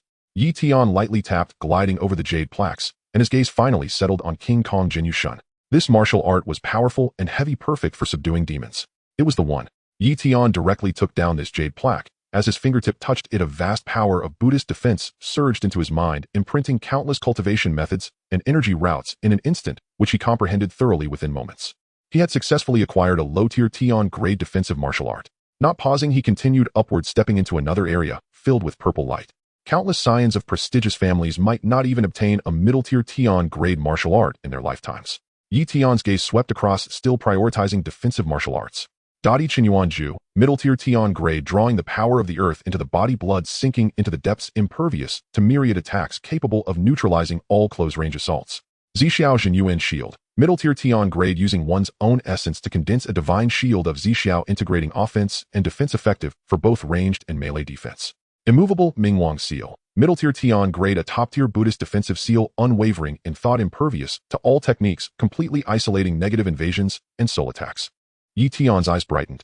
Immovable Mingwang seal, another Buddhist defensive martial art, and it was of middle tier, unwavering in thought and impervious to all techniques. It could defend against physical attacks and also isolate soul invasions and foreign energy interference. It was simply tailored for him. Yi Tian no longer hesitated. He raised his hand to take the jade plaque, and his soul instantly absorbed the inheritance of the martial art. The second middle tier Tian grade defensive martial art was in his grasp. The two defensive martial arts complemented each other perfectly, one for the body and the other for the soul, sufficiently covering his major shortcoming. Yet Yi Tian did not stop there. He had the opportunity to select 4 advanced martial arts, and he still needed to pick 2 offensive techniques for emergencies. He continued to scan the area for low-tier martial arts, focusing on offensive techniques. Fenshin Baping, middle-tier Tian grade, a domineering fist technique that burns blood and obliterates the 8 directions with a single punch. Yi Tian pondered for a moment. His blood was like a dragon, his sword techniques were sharp, and he still had his sword skills to rely on. The Shunning Qiansha body technique was unnecessary for him. His Longting Hue was sufficient. Instead, Fenshin Baping was utterly domineering, capable of burning blood to unleash overwhelming combat power, perfectly aligning with his relentless fighting style. The third middle-tier Tian grade martial art was settled. As for the last martial art, he decided to hold off for now, keeping it in reserve for emergencies. The weapon Yi Tian chose was a long horizontal sword. The black iron door slowly closed behind him, as Yi Tian's fingers traced the cool blade of the newly acquired sword, the icy touch revealing a hint of warmth, as if he were holding a piece of jade that had been tempered over 1,000 years. The blade was slender and straight, devoid of unnecessary embellishments, with the ancient script for soul capture engraved. The characters were deeply carved, exuding a faint aura of killing intent, yet when sunlight fell upon the blade, it refracted a soft jade-like sheen, a perfect blend of hardness and softness. This was a divine weapon crafted from the bones of an Asian dragon warrior, mixed with a 1,000-year-old black iron housed in the treasure vault. With the indestructible strength of the black iron, a single strike could not only sever steel, but also instill fear into the hearts of lower-tier warriors with the might of a dragon, nearly crushing them. Yi Tian casually drew the sword half an inch from its sheath. Clang! A clear sound of the blade resonated through the corridor as if a dragon was humming softly in his ear. An invisible pressure emanated from the sword, causing the torches on both sides of the corridor to sway violently, the flames shrinking slightly. What a fine sword! Yi Tian nodded in satisfaction and sheathed the sword. At this time, the class assessments had not yet begun, and the entire martial arts university was filled with new students wandering about. Yi Tian, not wanting to be watched, turned directly into an empty advanced training ground and locked the large door behind him. Stopping, he took a deep breath and silently thought system. At points, 3 golden beams of light suddenly descended from the sky, merging into Yi Tian's body. The 3 heavenly level techniques had already reached the minor completion stage. Yi Tian clenched his fist, feeling the surging power within him. Just as he was about to smile, he saw the remaining 32 points on the system panel, and his smile instantly faded. So poor. He sighed heavily, his face filled with despair. Back in Jiang City, he and Mu Shi were inseparable, and the points had never run out. But since Mu Shi became pregnant over 3 months ago, her belly gradually becoming more noticeable, he could only play the role of a devoted partner, holding her soft warmth every night, but unable to do anything. Once the baby is born, I must make up for it. Yi Tian rubbed his nose, silently calculating in his heart. He shook his head, throwing those distracting thoughts aside. Yi Tian's gaze sharpened as he prepared to test the power of these 3 heavenly-level martial arts. 2 defensive martial arts activated simultaneously. In an instant, dazzling golden light erupted from Yi Tian's body, illuminating the entire training ground as if it were daylight. A faint layer of golden armor covered his skin, and he radiated golden light, resembling a god of war descending. Yi Tian casually picked up a thick alloy iron rod beside him and struck it fiercely against his chest. A loud crash echoed as the alloy rod bent into a shape, yet Yi Tian didn't even flinch, his chest showing not even a white mark. As expected of heavenly-level martial arts, Yi Tian's eyes lit up, his heart filled with joy. This defensive power is simply outrageous. After testing the defense, Yi Tian turned to look at the training dummy not far away. He took a deep breath, activating his pure yang sacred body to its fullest, the inner force surging like boiling magma. Yi Tian threw a punch. There was no earth-shattering explosion, only a small golden sun condensed on his fist. The moment his fist struck the alloy dummy, the golden sun erupted violently. Boom! The heavy alloy dummy weighing 1,000 pounds was shattered by this punch, debris flying everywhere. The force of the punch left a deep impression on the opposite alloy wall. A scorching aura spread throughout the training ground, the air distorting from the heat. Yi Tian looked at his fist, feeling the power of that punch, and couldn't help but smile. With the fist technique being both supreme and strong combined with his pure yang sacred body, every punch unleashed the might of a blazing sun. With invincible defense, explosive attack, and a divine weapon in hand, Yi Tian stretched lazily, a satisfied expression on his face. I lack nothing now. He brushed the dust off himself and walked out of the training ground. As soon as he stepped outside, he felt countless gazes fixed upon him. Students on the road, whether new or old, looked at him with a mix of amusement and curiosity as they passed by. Some pointed at him and whispered among themselves, "Look, that's Yi Tian. Now there's a good show to watch." Yi Tian listened to the discussions, merely smiling faintly, not taking it to heart. It seemed that watching the show was ingrained in the nature of everyone in the empire. But that was good. It was the perfect opportunity to establish his reputation, preventing any random individuals from bothering him later. Meanwhile, in the conference room at the highest level of the martial arts university, numerous teachers were gathered around a round table, sipping tea and chatting. Naturally, the topic revolved around the upcoming arena battle. "Old Chun, do you think Yi Tian and that boy from the Mao family are already at it without even attending class? Should we stop them? We mustn't let anything serious happen." An elderly man in a gray robe spoke up. The middle-aged man sitting opposite him waved his hand, dismissively saying, "Stop what? Warriors clashing is a natural occurrence. One must fight to understand the difference between them and ignite their fighting spirit. It's a good thing, let them go." "That may be true, but Mao Shilai is from the Mao family. If he gets hurt, it won't be easy to explain what. The child raised by the Mao family is outmatched. If he gets beaten, it's his own fault. When has our martial arts university ever feared the Mao family?" "Exactly. Besides, I find that Yi Tian boy quite likable. He possesses such strength at a young age, a good seedling. It's just right to let Mao Shilai test his limits." Everyone chimed in, discussing heatedly. No one noticed a man in a black embroidered robe sitting on the left side of the main seat, his expression dark enough to drip water. He absent-mindedly tapped his fingers on the table, his eyes fierce, lost in thought. 3 days passed in the blink of an eye. At noon, the central arena of the martial arts university. It was already crowded with a sea of people. Almost all new students and a good portion of the old students had gathered surrounding the arena tightly. Everyone had come here in unison to witness this much-anticipated battle. On the arena, Mao Shilai stood confidently in a white outfit, hands behind his back. He stood tall and handsome, the breeze stirring his robes, giving him an extraordinary air. Looking down at the densely packed crowd and listening to their murmurs, a smug smile crept onto Mao Xilai's lips. Indeed, this was the effect he desired. Adoration from thousands under the spotlight of all. He wanted everyone to know that Mao Shilai was undoubtedly the best among this year's new students. And Yi Tian was merely a stepping stone on his path to fame. Where is Yi Tian? Is he too scared to show up? Coward. Afraid to come, but still daring to offend young master, Mao truly seeking death. Mao Xilai's lackeys shouted from below the stage, deliberately, raising their voices for everyone to hear. Mao Xilai's smile grew wider as he looked towards the entrance, his gaze filled with disdain. At that moment the crowd suddenly parted, creating a pathway.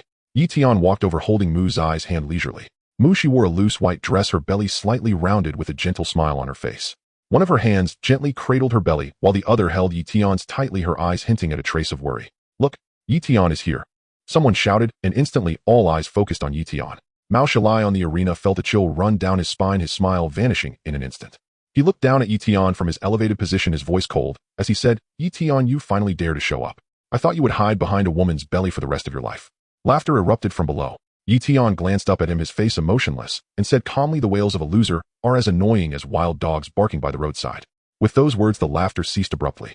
Everyone froze, unable to believe that Yi Tian had openly insulted Mao Shilai in front of so many people. Mao Xilai's face instantly turned a deep shade of purple, shaking with rage, as he pointed at Yi Tian. Yi Tian, you're seeking death. If you have the guts, come up and fight. Don't just talk down there. He shouted angrily.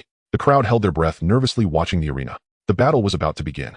Yi Tian patted Mu Zai's hand and said softly, wait for me here, it won't take long. Mu, she nodded, reminding him, be careful, don't get hurt. Don't worry. Yi Tian smiled, taking a step forward, his figure leaping onto the arena like a ghost. He stood opposite Mao Shilai, hands in his pockets, exuding a nonchalant demeanor. Make your move. Arrogant. Mao Shilai was thoroughly enraged. He roared, stomping his foot, and the hard blue stone arena cracked open with a fissure. Azure sky palm. He transformed into a blue blur, charging towards Yi Tian with a whistling wind. A rich blue fighting spirit condensed on his palm, the air ripping apart from the palm's wind, emitting a piercing shriek. This was the Mao family's ultimate technique, possessing immense power. The crowd below widened, their eyes fixated on the arena, fearful of missing any detail. However, at that moment, Yi Tian moved. He didn't even shift his feet, merely grasping the hilt of the long horizontal sword at his waist. Clang! The deafening sound of the blade echoed throughout the martial arts university campus. It was as if a sleeping giant dragon had awakened. A terrifying dragon's might erupted from the sword, sweeping through the entire area like a tsunami. Students near the arena were directly overwhelmed by this dragon's might, their legs turning to jelly as they collapsed to the ground, their faces pale, trembling all over, unable to muster the courage to look up. A cold gleam of the sword shot down like lightning from the heavens. Deadly slash. No one witnessed how Yi Tian drew the sword. All they saw was a flash of white light. Then Mao Shilai midleap suddenly froze in his movements. The fury on his face had yet to fade, replaced by confusion and disbelief. The blue fighting spirit in his palm vanished without a trace. Thud! A muffled sound echoed. Mao Shilai fell heavily onto the arena like a deflated sack, sliding several meters away. With his head tilted, he directly fainted. A neat cut appeared on the chest of his white outfit. Had Yi Tian not restrained his strength, that strike would have cleaved him in two. The entire arena fell into a deathly silence. The sound of a pin dropping could be heard. Everyone remained in their previous poses, their mouths gaping wide enough to fit a chicken egg. Eyes wide open, their faces etched with shock and disbelief. Seconds later, what the hell? Someone exclaimed, instantly breaking the silence. The entire scene erupted like a bomb had been dropped, chaos ensuing. What just happened? I didn't see anything. Just a flash of the sword. Mao Shilai went down. One strike and he's out. This is impossible. Absolutely, I must be dreaming. The dragon's might. That dragon's might was terrifying. I felt like I was suffocating. Screams, gasps, and discussions erupted, deafening. Yi Tian on the arena was also stunned. He maintained his stance with the sword drawn, looking at the fainted Mao Shilai on the ground, blinking in disbelief. Huh, is this it? He originally thought that Mao Shilai, being a genius from the Mao family, would at least make it a decent fight, allowing him to show off a little before winning. But this guy rushed in, and with just a draw of the sword, the dragon's might surged, coupled with the sword's sharpness, and he was knocked out. Yi Tian's lips twitched, silently cursing in his heart, brother, are you so easy to defeat? Had I known, I wouldn't have even drawn the sword. A single punch could have taken you down. Husband, you are the best. In the spectator stands below Mu, she, one hand pressed to her faintly rounded belly, let out a clear crystalline voice that pierced the tumult like a thunderclap, shattering the suffocating silence. Her face blossomed with a radiant smile, her eyes glittering with irrepressible pride and admiration. That single cheer ignited the entire central arena in an instant. Holy hell. Instant kill. One strike, it was over. Am I imagining this? Mao Shilai just went down straight like that. Dragon aura. That dragon aura just now was terrifying. My legs are still weak. I can hardly stand. 7th rank. Absolutely the vitality fluctuations of a 7th rank martial artist. Otherwise it could never have been such utter domination. Screams, exclamations, and sharp intakes of breath swept the venue like a tidal wave. Ordinary freshmen flushed with excitement, waving and shouting as if they themselves had won.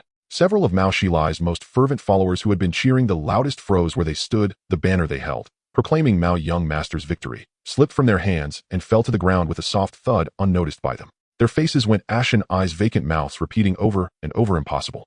This is impossible. Meanwhile, the prodigies from the capital's top families collectively changed expression. They had assumed that even if Mao Xilai lost, he would at least trade hundreds of moves with Yi Tian. No one expected he would not even be able to parry a single blow. A 7th-rank martial artist. Lin Chen murmured, his gaze grave and threaded with an unmistakable reluctant bitterness. He was 21, and only after every effort had he just broken into the 8th rank, while Yi Tian looked several years younger than him. Xu Yao, with her military background, had already whipped out a communicator. Her fingers flew over the screen as she typed urgent intelligence. Daidu Wuda freshman Yi Tian, under 20, a 7th-rank martial artist, one strike, felled Mao Xilai. Su Qingyue from the secluded Qingyun sect pressed her fingertips into a hand seal and carefully sensed the lingering vitality fluctuations in the air. Moments later, she opened her eyes, suddenly pupils narrowing. Yes, indeed a 7th-rank martial artist. The students of the upper grades felt an even colder dread. A 2-meter tall, muscular man swallowed hard, his voice rough as sandpaper. I'm 22, I've trained for full years, and I'm only a 6th-rank martial artist. He reached 7th before 20. Is he even human? Exactly. Our cohort had talents too, but compared to him, I used to think the freshmen were all rookies, and now I see I'm the biggest rookie. The older students who had mocked Yi Tian silently took several steps back, wishing they could disappear into the earth. They didn't even have the courage to look Yi Tian in the eye. News spread as if on wings, moving at light speed. Someone uploaded the moment of that flash-like strike to the Wuda internal forum with the headline, "One cut. Mao Xilai felled." Within 3 minutes, the likes exceeded 10,000, the comments section exploded, and the servers nearly collapsed. On the platform, Yi Tian kept his blade drawn, looking down at the unconscious Mao Xilai on the ground. He blinked once, then again. Is that it? He had expected that Mao Xilai, after all a genius of the Mao family, would at least exchange 3 or 5 moves. Give him a chance to show off before victory. Yi Tian ignored the thousands of complicated gazes and walked straight to Mu Shi's side. Under everyone's watchful eyes, he bent and scooped Mu Shi into a princess carry, holding her securely. Wife, let's go home. Warm breath brushed Mu Shi's ear, and she flushed crimson. Bad man, so many people are watching. She murmured her complaint, but obediently buried her face in Yi Tian's chest, the corners of her mouth unable to resist lifting. Yi Tian carried Mu Shi through the crowd with calm assurance. Wherever they passed, people automatically parted to form a broad path. Those who had once mocked him kept their heads bowed, not daring to draw a breath in his direction. The two of them joked and laughed as they sat in the car back to the villa. Elsewhere at the Mao residence, Mao Xilai lay on a luxurious bed, his face as pale as paper. Thick gauze wound around his chest. Although Yi Tian had restrained his strength, the aftershock of that blade had still shaken Mao Xilai's internal organs. He coughed up a mouthful of blood, eyes filled with hatred and humiliation. Yi Tian, I refuse to accept this, I refuse. He howled, grabbing a nearby glass and smashing it to pieces as shards flew everywhere. Young master, please calm yourself. The doctor says you must rest, a servant urged cautiously. Rest? How am I supposed to rest? I was one cut felled in front of the whole school. Mao Xilai snapped, turning his head with the ferocity of a wild beast. I'm the greatest joke of the capital now, he raged. In all my life, I've never suffered such humiliation. His chest heaved violently as he coughed again. At that moment, a middle-aged man in a black suit entered. He was the family's steward and Mao Xilai's second uncle. Mao. Enough. Mao Xiong's voice cut through stern. What's all this shouting about? Lost is lost. If one skill is inferior, then admit it. Second uncle. Mao Xilai protested. He cheated. He used a divine weapon with dragon aura. How else could I have? A divine weapon is part of one's strength, Mao Xiong said coldly. Even without that blade, he is a 7th-rank martial artist, and you are a 4th rank. You still couldn't have beaten him. Mao Xilai's face flushed crimson as he opened his mouth, but found no words. Indeed, the chasm between 7th and 4th rank was like an impassable gulf. It was like Stephen Hawking stepping into an octagon against Mike Tyson. So, we just let it go? Mao Xilai asked, unwilling to accept the outcome. Who said we'd let it go? I'll have someone notify Lan Lan. Mao Xilai's eyes brightened. You mean Uncle Jiang Lan? Exactly. In the Nanshaman command room, Jiang Lan listened to his aide's report. The cigarette in his hand paused in midair, ash drifting onto the expensive ebony desk. The eyes that had seen mountains of corpses flickered with an unfamiliar ripple of emotion. You said what? A 7th-rank martial artist? Yes. Yes, sir. The aide stammered. Heads bowed. The aide trembled as he spoke. There were at least 1,000 witnesses. Yi Tian felled young Master Xilai with one strike. That blade carried dragon aura. Several lower-rank students were pinned to the ground by it. Dragon aura. Zhang Lan's brow furrowed as his fingers tapped the desk. A boy from Jiangqing. How could he possess a divine weapon bearing dragon aura? Not yet 20, and already a 7th rank. How is that possible? One had to understand, even the capital's top prodigies rarely reached the 5th rank by 20. Jiang Lan himself had been hailed as an unseen-a-century talent, breaking into the 7th rank at 19. Investigate. Zhang Lan's voice turned icily sharp. Trace Yi Tian's background in full. From his birth until now, leave nothing untouched. I want to know exactly who he is. Yes, sir. The aide replied as if pardoned and hurried from the room. Jiang Lan walked to the massive floor-to-ceiling window and stared toward the direction of Daidu Wuda, his expression inscrutable and deep. Interesting. Very interesting. My brothers are too set in their ways. How could I afford to offend such a genius? It's far wiser to court him. As a man of ordinary temperament, Jiang Lan felt suddenly weary. The head of the Mao family had sunk too deeply into the delusions of power. It seemed someone was needed to wake them. This little fellow named Yi Tian might just do the trick. Spirited and raw. A playful smile curved Jiang Lan's lips as the cigarette burned down to his fingertips. He did not even notice the heat. Meanwhile, in Daidu Wuda's conference room, the teachers, previously noisy and quarrelsome, were now silent, as the grave exchanging stunned glances and wearing looks of disbelief. The teacher who had been sent to watch the match returned breathless, stumbling through an account of what he had seen. The gray-robed elder who had worried about retaliation from the Mao family sprang to his feet, the teacup in his hand clattering to the floor and shattering into pieces. Old Chun pinched me. Did I hear wrong? The man called Old Chun was stunned. Rubbing his eyes, he muttered, I want to know if I'm dreaming. A 7th-rank martial artist. This boy has hidden himself too well. I told you this lad was a promising seed. An elderly white-haired professor cried, thumping the table. Not yet 20, and already a 7th-rank martial artist. With proper cultivation, his future is boundless. After that world-stunning strike, hardships followed. 2 or 3 years pressed upon him like wind and snow, accumulating into 5 years. Yi Tian stood at the edge of Daidu Wuda's central platform, fingertips lightly tracing the hilt at his waist. He watched the sea of heads below and felt a faint, almost unnoticed ache of melancholy in his eyes. Exactly 7 days had passed since he felled Mao Xilai with a single strike. Those 7 days were the busiest of Yi Tian's time in the capital and the days during which Daidu Wuda had been set utterly aflame. The nation's crown prodigies all wanted to witness Yi Tian's strength firsthand. Yi Tian had never refused a challenge. The central platform had almost become his private domain. Each morning at 8, he appeared promptly and accepted round after round of challengers. Next, Yi Tian sheathed his long blade. The metal sang with a crisp hum as the edge slid home. The sturdy boy before him rolled foam from his mouth and collapsed. Only half a move received before his vital chi was shaken into unconsciousness. A chorus of sharp intakes rose from the crowd, yet no one faltered. I'll go. A girl in a red training suit leapt onto the platform, her gaze keen as an eagle's. But barely 3 seconds later, she was blown off the platform like a kite, with its string cut crashing hard onto the padded mat. She struggled several times, but could not rise. Lying there, she stared at the unruffled figure on the platform with a thanks for the match. Yi Tian inclined his head slightly. His tone was as calm and indifferent as if he had merely taken a sip of water. This had been his routine all week. No matter who the opponent, the outcome was decided within 2 moves at most. The vast majority could not even withstand his single strike. Yet they advanced regardless, driven by the path of the martial way. This was Daidu Wuda, the place countless warriors fought tooth and nail to enter. For the first time, Yi Tian felt a sliver of recognition for this school in his heart. Yi Tian, I challenge you. A clear, stubborn voice suddenly rang from the back of the crowd. The noisy scene fell silent in an instant. Everyone turned to see the source of the voice. A spirited young woman limped toward the platform. Her left leg was wrapped in a thick bandage. Her arms were mottled with bruises. Yet her eyes shone like living flame, undimmed by days of defeat. It was Su Hongxiu, the only freshman who had been defeated by Yi Tian for 6 straight days, yet still came every day. Yi Tian sighed inwardly. At first in the trials they had shared in the secret realm, he had not used his blade, but once unleashed the Finshin Baquan Finshin Overlord Fist. The result had been that Su Hongxiu took a blow to the forehead and fainted on the spot. The next days she kept coming in. Is Su Hongxiu insane? Does she not value her life? She was injured like that yesterday and still shows up today. If it were me, I would have given up long ago. Voices in the stands rose and fell. Puzzled, mocking, but beneath it all a current of reluctant admiration. Su Hongxiu ignored the murmurs. Gritting her teeth, she climbed the platform step by step and confronted Yi Tian. Like a live leopard, she sprang at him, her moves sharpened and deadlier than before, each strike aimed at Yi Tian's vital points with a resolve born of desperation. Clearly the 6 days of crushing defeat had not broken her. Instead, in the face of ruin, she had burst forth with the clash of metal rang out across the arena. To everyone's shock, Su Hongxiu's long sword actually held against one of Yi Tian's strikes. The crowd erupted. Unbelievable, she blocked it.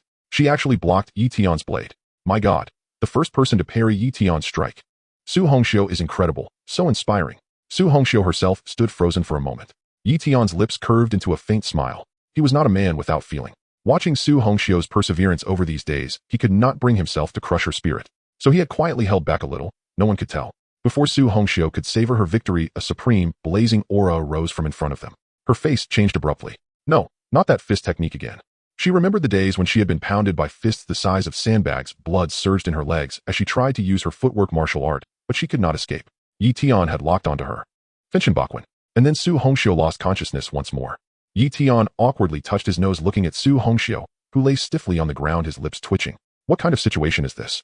He counted on his fingers. Was this the 5th time? 5 days, 5 times, each time knocked unconscious by a single punch. Today he had reluctantly softened his heart and let her take a blow, but she still couldn't withstand the residual force of the burning sky dominant's fist and collapsed. If Su Huateng, the reputed hot-tempered leader of the Su family, knew that his precious daughter was being beaten black and blue at the imperial capital Martial University, would he rush over from Peng City overnight and hang him up on the central arena to fight? The more Yi Tian thought about it, the more his scalp tingled. He should have known better than to use his fists back than a casual tap with the back of the knife would have sufficed. The previously roaring cheers from the audience gradually subsided, replaced by muffled laughter. No one expected that the most stubborn new student Su Hongxiu would end up with the fate of showing up to work only to get beaten and collapsing on time after work. Quick, carry her down. Dr. Li from the school clinic is about to become her best friend. Tisk, that determination is truly commendable. If I got hit once, I wouldn't dare step into the arena again. Stop talking nonsense, the betting has begun. Bet on whether Su Hongxiu can withstand 2 moves from Yi Tian tomorrow. I'm betting $100 that she can't. I'll bet 200. If she can withstand 2 moves, I'll bite this arena until I leave a tooth mark. Listening to the discussions from the audience, Yi Tian felt even more embarrassed, wishing he could find a crack in the ground to hide in. Just as he was about to sneak off the stage, he saw Su Hongxiu on the ground suddenly twitch her fingers, and then with a whoosh, Yi Tian. Su Hongxiu struggled to get up, but as soon as she propped herself up halfway, she collapsed again, with a thud, stars dancing in her vision. She shook her dizzy head, her eyes showing no hint of defeat, but instead igniting a fiercer flame like a wild grass that refuses to bow despite being battered by storms. I refuse to accept this. After saying this, her head tilted, and she fainted once more. Yi Tian. Well, you win. While Yi Tian was feeling overwhelmed by Su Hongxiu's iron, while the atmosphere in the conference room at the top level of the imperial capital Martial University was unusually tense. The main position at the long ebony conference table was empty. That was the principal's seat, which had been vacant for nearly. Seated at the forefront on either side were 2 vice principals, Ma Jiaqin with graying hair and a composed demeanor, and Zhou Zhengming, who wore gold-rimmed glasses and appeared cultured. The seats below were filled with department heads, deputy heads, and educational directors from various departments, each with a serious expression, and no one dared to speak first. Let's discuss the recent situation around the school. Ma Jiaqin lifted his teacup and took a sip, the crisp sound of the tea lid clinking against the cup breaking the silence in the room. As soon as he finished speaking, Director Long, in charge of security, immediately stood up, his face serious enough to drip water. Vice Principal Ma, Vice Principal Zhou, based on our security department's continuous monitoring for 24 hours since early yesterday, there have suddenly been 16 unfamiliar individuals with considerable cultivation within a 3-kilometer radius around the school. These individuals have concealed auras and act in unison, their footsteps perfectly synchronized, and they exhibit very obvious traces of military techniques. Moreover, their focus is entirely on the villa area where Yi Tian lives and the central arena with no other activity. I suspect they are from the Mao family. As soon as Director Long finished speaking, a middle-aged teacher sitting opposite him frowned and retorted, Director Long, your statement is inaccurate. What do you mean by people from the Mao family? Normal competitions among juniors, if they are inferior then they lose. The Mao family is a top family in the imperial capital. How could they resort to such despicable acts of bullying the weak and spying in secret? You are underestimating the Mao family's vision too much. The speaker was he the most steadfast supporter of the Mao family at the imperial capital Martial University. He had reached his position as deputy director partly due to the Mao family's backing. Vision. Director Long sneered, his gaze sharp as a knife, looking directly at He Xiao. Teacher, you dare to talk? Then tell me. After Mao Xilai was carried back, Mao Xiong personally went to the Southern Heaven Gate that very afternoon to meet with Commander Zhang Lan. Who is Commander Zhang Lan? The actual controller of the Southern Heaven Gate. If he were truly to act for Mao Xilai's personal matters, do you think Yi Tian, no matter how talented, could withstand the firepower of the military? I admit that Commander Zhang Lan is upright and has remarkable achievements in battle. He wouldn't engage in such vile and despicable acts. But better safe than sorry. What kind of talent does Yi Tian possess? A 7th-level martial artist under 20. He is the first in 1,000 years since the imperial capital Martial University was established. He is someone capable of carrying the banner of humanity and guarding the battlefield against various races. There absolutely cannot be any mishaps. He Xiao was left red and white in the face from Director Long's retort, pointing at him for a long time without being able to speak. In the Southern Heaven Gate command room, Zhang Lan, who had just hung up the communications, suddenly sneezed and rubbed his nose. He looked out at the tall buildings outside, his lips twitching. How awkward. He had initially planned to secretly protect Yi Tian while also investigating the true background of this kid. However, he never expected to be mistaken for someone from the Mao family by the security department of the imperial capital Martial University and to be embroiled in a heated argument in the conference room. What kind of situation is this? In the conference room, as it appeared that Director Long and He Xiao were about to argue again, Zhou Zhengming quickly raised his hand to gesture for silence, interrupting their debate. All right, everyone stop arguing. Zhou Zhengming put down the steel pen in his hand and scanned the crowd. Director Long's concerns are not unfounded, and teacher, his words are also valid. Even if the Mao family is dissatisfied, they wouldn't dare to take action on the territory of the imperial capital Martial University. They could not afford to lose face. Thus, the security department will increase patrols around the villa area and central arena starting today, tripling the personnel and maintaining 24 vigilance to ensure Yi Tian's safety.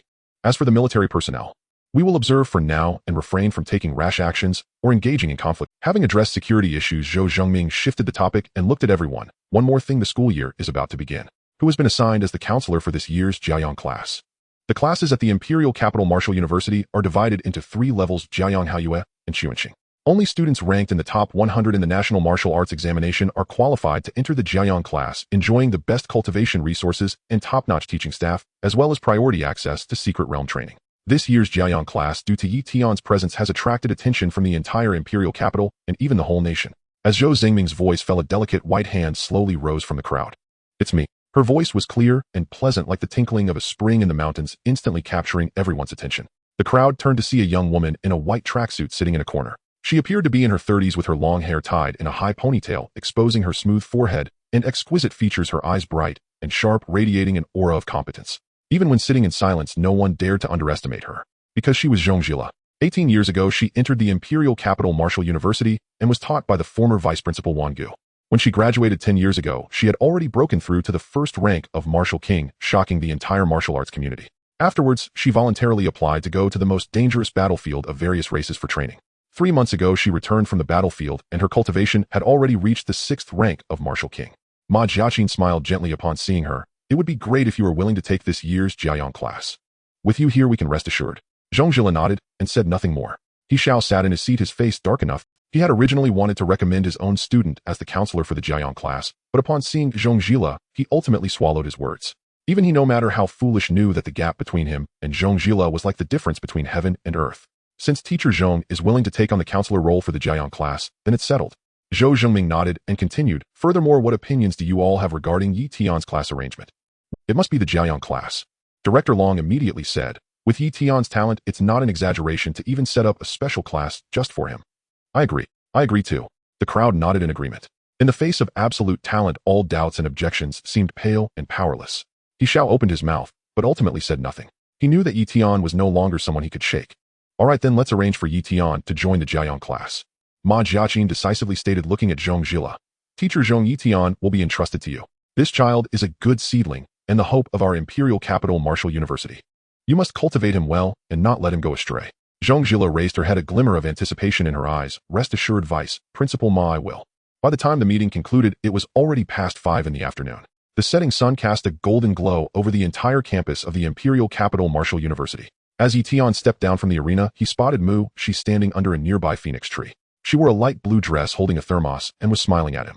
The breeze lifted her long hair, revealing her fair neck, and the glow of the sunset illuminated her, making her look like a meticulously painted oil painting.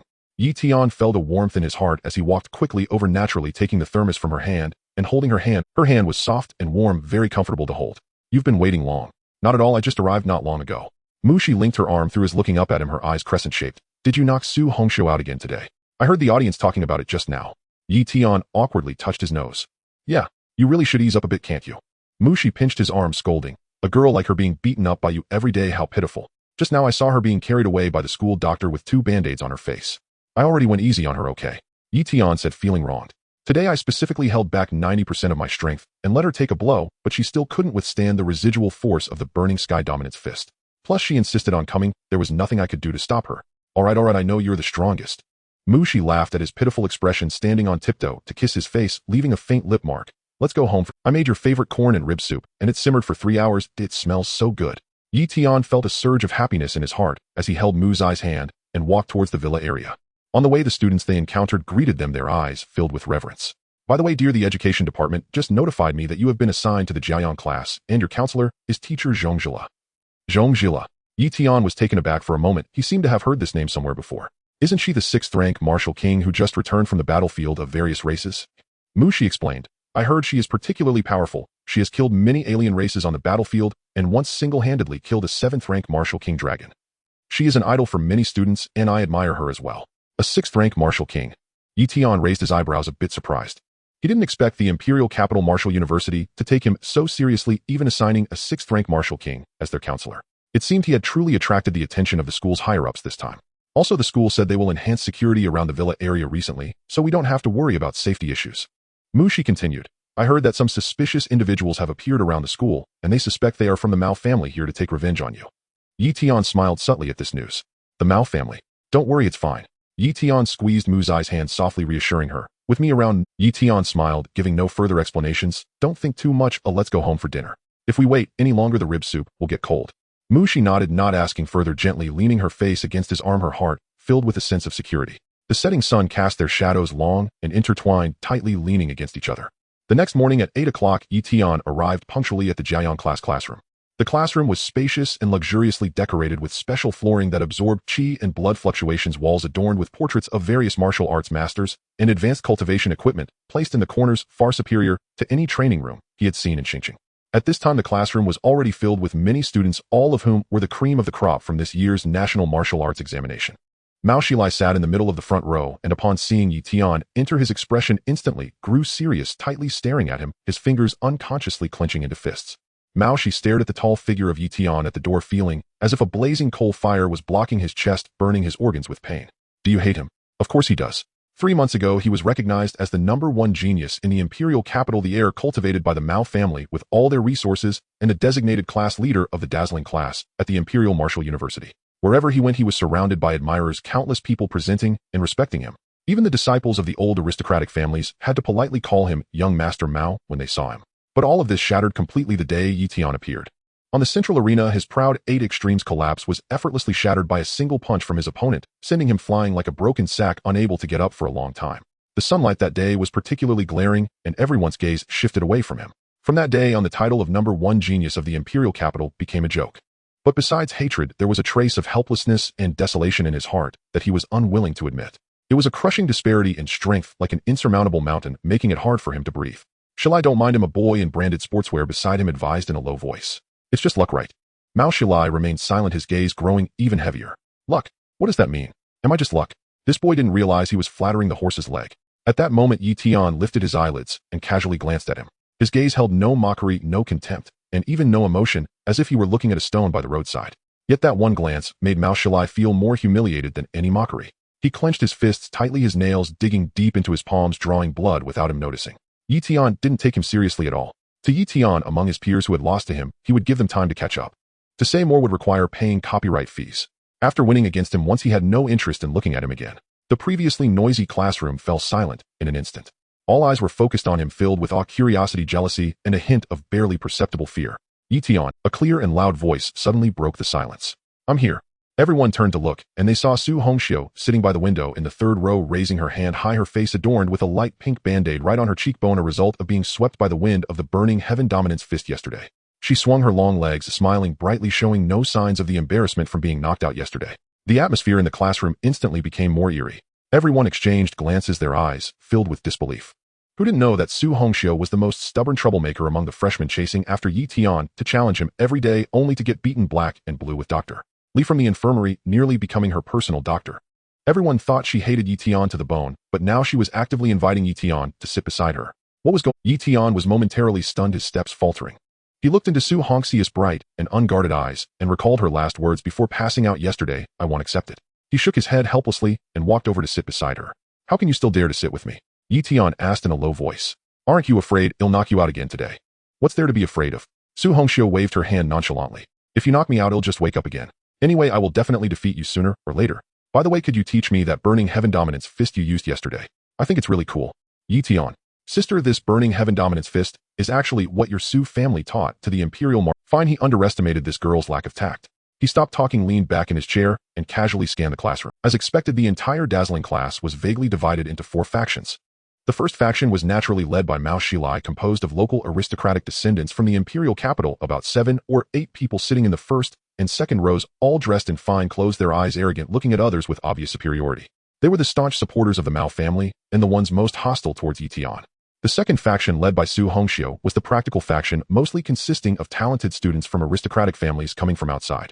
They were straightforward, unyielding, did not care about their backgrounds, but admired those with strong abilities. Although Su Hongxiu was beaten by Yi Tian every day, she actually admired him the most, so this faction held no malice towards Yi Tian. The third faction was neutral, consisting of the largest number, about 20 people. They offended no one, neither fawning over Mao Xilai nor getting close to Yi Tian, focusing solely on cultivation to gain more resources. To them, who was the #1 genius didn't matter. What mattered was improving their own strength. The fourth faction was the smallest, with only 3 people, all of whom were Yi Tian's ardent fans. They sat in the last row, occasionally sneaking glances at Yi Tian, their eyes filled with admiration. One boy with glasses even filled his notebook with the words, "Yi Tian is awesome." The four factions were clearly delineated with no one speaking to each other, and the air in the classroom seemed to have solidified oppressive enough to make it hard to breathe. At that moment, the sound of high heels clicking against the floor echoed from the end of the corridor. Tap, tap, tap. The sound was not loud, but it struck every heart like a hammer. The classroom, which had still been whispering, suddenly fell silent, so quiet that one could hear a pin drop. Everyone instinctively straightened their backs and looked towards the door. The next moment, a black figure appeared at the classroom door. Zhongjila walked in. Today she wore a well-tailored black professional suit, accentuating her tall and slender figure. Her long hair was tied into a neat high ponytail, revealing her smooth forehead and beautifully shaped neck. She wore no makeup, her gaze sharp as an eagle, as if she could see through people's hearts. Stepping onto 10-centimeter black high heels, she walked to the podium, her military watch on her wrist gleaming coldly in the sunlight. "What are you doing? Haven't officially enrolled yet, and you're already eager to form cliques." Her voice was cold and capable, carrying an undeniable authority like a drawn sword that instantly pierced the eerie atmosphere in the classroom. Her gaze slowly swept across the room, and wherever it landed, everyone subconsciously lowered their heads, not daring to meet her eyes. Even the usually proud Mao Xilai instinctively sat up straight, a hint of awe in his eyes. This was a sixth-stage martial king, a fierce character who had killed high-level foreign races on the battlefield of 10,000 races. They were not on the same level as these sheltered flowers. Zhongjila snorted coldly, picked up a piece of chalk, and wrote her name on the blackboard. "Zhongjila, your counselor. I don't care what your previous identities were, whether you were the young master of an aristocratic family or a talented commoner. Once you enter my dazzling class, you have only one identity, my student. There are no complicated rules here, only one strength is paramount. Whoever's fist is hard has the right to sit in the front row, has the right to access the best resources, and has the right to enter the secret realm for training first. Those without strength should obediently roll to the back and not occupy a space without contributing. Also, I hate cliques and small groups the most." Her gaze deliberately lingered on Mao Xilai and his group for a few seconds. "Any conflicts should be resolved in the arena. If anyone dares to engage in underhanded actions behind my back, and I find out, they'll be directly expelled from the dazzling class. I mean what I say?" The audience was silent, no one daring to speak. Zhongjila nodded in satisfaction and continued. "Next, I will announce the daily schedule of the dazzling class. Every morning at 6:30, gather at the playground for physical training. Morning theory classes, afternoon practical training. Free cultivation at night, but return to the dormitory before 11. Every Friday afternoon, there will be ranking matches. All students must participate, and the losers must wash the winners' training clothes for a week. Once a month, there will be a grand competition. The top 10 will have the opportunity to train in the school's training tower for 3 days. The bottom 5 will have half of their cultivation resources deducted for the month. As for quotas for secret realms, distribution of pills, and weapon exchanges, everything will depend on the results of the ranking matches. No matter how good your background is, if your grades are poor, you will have nothing." As soon as her words fell, a small commotion broke out below. "This rule is too cruel. It doesn't take background into account, only strength." This was undoubtedly great news for those commoner geniuses without backgrounds, but it was a bolt from the blue for the aristocratic descendants who relied on their family power to get in. Mao Xilai's face became even more unsightly. He had originally thought that with his background and strength, he would definitely thrive in the dazzling class. But now it seemed that Zhongjila was not buying into the aristocratic nonsense at all. But there was nothing he could do, he couldn't resist. In terms of talent, Zhongjila was a celebrated prodigy long before he could even speak, and in terms of background, her teacher Wang Gu was no less than the Mao family. How bitter. This is not the university life I imagined. "What? Do you have any objections?" Zhongjila raised an eyebrow, her sharp gaze sweeping over everyone. "No." Everyone replied in unison. "Are you kidding? Who would dare to have objections? Didn't you see that Zhong teachers—" "Very well." Zhongjila nodded. "Since there are no objections, then report Teacher Zhong." A discordant voice suddenly rang out. Everyone turned to look and saw a boy sitting next to Mao Xilai stand up. His name was Wang Hao, the young master of the Wang family, and Mao Xilai's most loyal flunky. Wang Hao provocatively glanced at Yi Tian, then said to Zhongjila, "Teacher Zhong, I think this rule is unfair." "Oh, where's the unfairness?" Zhongjila crossed her arms, looking at him with keen interest.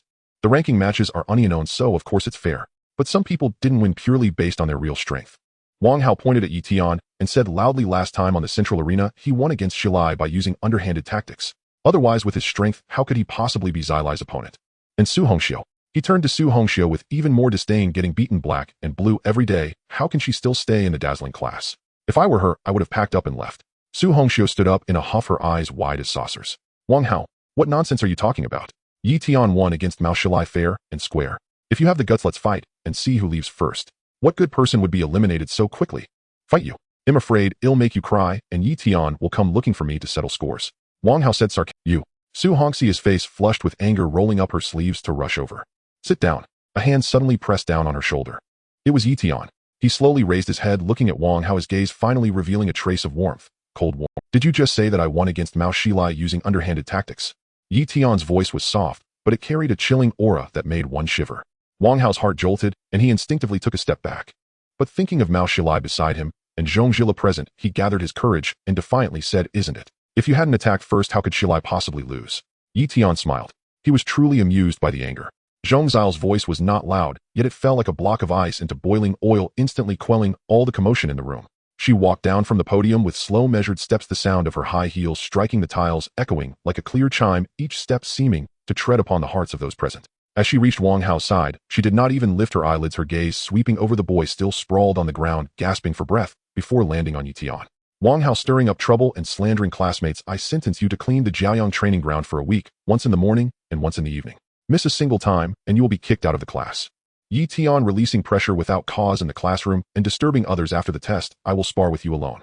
With those words, the entire class was left stunned. Wang Hao's face turned crimson. He wanted to retort, but was met with Zhong Zhile's frigid gaze. The words he wanted to say stuck in his throat. He could only lower his head and grit his teeth in agreement, murmuring, "Yes." Su Hongxiu was momentarily taken aback, then burst out laughing, her shoulders shaking as she secretly nudged Yi Tian with her elbow, making exaggerated facial expressions. Yi Tian's mouth twitched as he glanced at Zhong Zhila, who was looking at him with a half-smile, her eyes clearly expressing, "Got any objections?" "Understood." Yi Tian sighed, helplessly accepting the punishment. Each would receive 30 strokes, which appeared fair, yet was excessively biased. "All right, everyone, pack your things and follow me to the training ground." Zhong Zhila clapped her hands, turned, and walked away. "I want to see with my own eyes just how capable you so-called geniuses really are." The group did not dare to be slow, hastily picking up their backpacks to follow.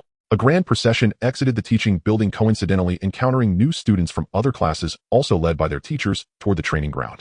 The students from those classes looked at the Jiaoyang class with evident envy and awe in their eyes, quickly stepping aside to make. Yi Tian walked in the middle of the group, observing the students heading toward the ordinary training ground, then glancing at Zhong Zhile's upright figure ahead, unable to help but ask, "Teacher Zhong, aren't they going to the same place as us?"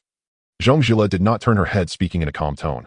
"This is the difference between you as Jiaoyang class students and those from other classes. Jiaoyang class enjoys the best resources in the entire school, and the training ground is no exception." She halted, pointing towards a massive structure made entirely of black rock in the distance. "The spiritual energy concentration there is 5 times that of an ordinary training ground at Wu University, and beneath it lies a phoenix blood vein, personally relocated here by the legendary martial saint of the Phoenix clan as a tribute to his alma mater from the battlefield of the myriad clans. The pure blood energy contained in the phoenix blood vein is immensely beneficial for you to strengthen your bodies and increase your vitality. Long-term cultivation in there could even subtly reshape your foundation, compensating for any inherent deficiencies." Her tone carried an unmistakable pride, a pride belonging to Wu University of the imperial capital. "What? A phoenix blood vein?"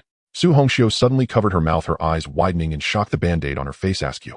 Nearby students gasped in awe. Even the usually stern-faced Mao Xilai had a spark of fervor ignite in his gaze. Who doesn't know the rarity of a phoenix blood vein? It is a rare treasure that forms only after the sacred blood of a fallen phoenix clan martial saint soaks the earth for millennia. A phoenix blood crystal the size of a fingernail can be auctioned for astronomical sums, yet is still difficult to obtain. Countless noble scions would break their heads to gain even a trace of the phoenix blood vein, yet the Wu University in the imperial capital had astonishingly buried an entire vein beneath the training ground. Yi Tian, initially confused upon hearing this, had only been here for half a year and had almost zero understanding of such top-tier resources.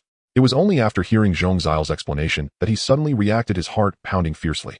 With the system's assistance, his cultivation speed was already astonishingly fast. The phoenix blood vein might simply be the icing on the cake for him. But he had his wife Mu Shi and child.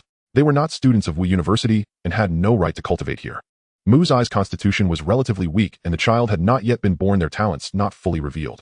If he could obtain some phoenix blood crystals to help reshape their foundations, their future paths would be much smoother. With that thought, Yi Tian's gaze grew resolute.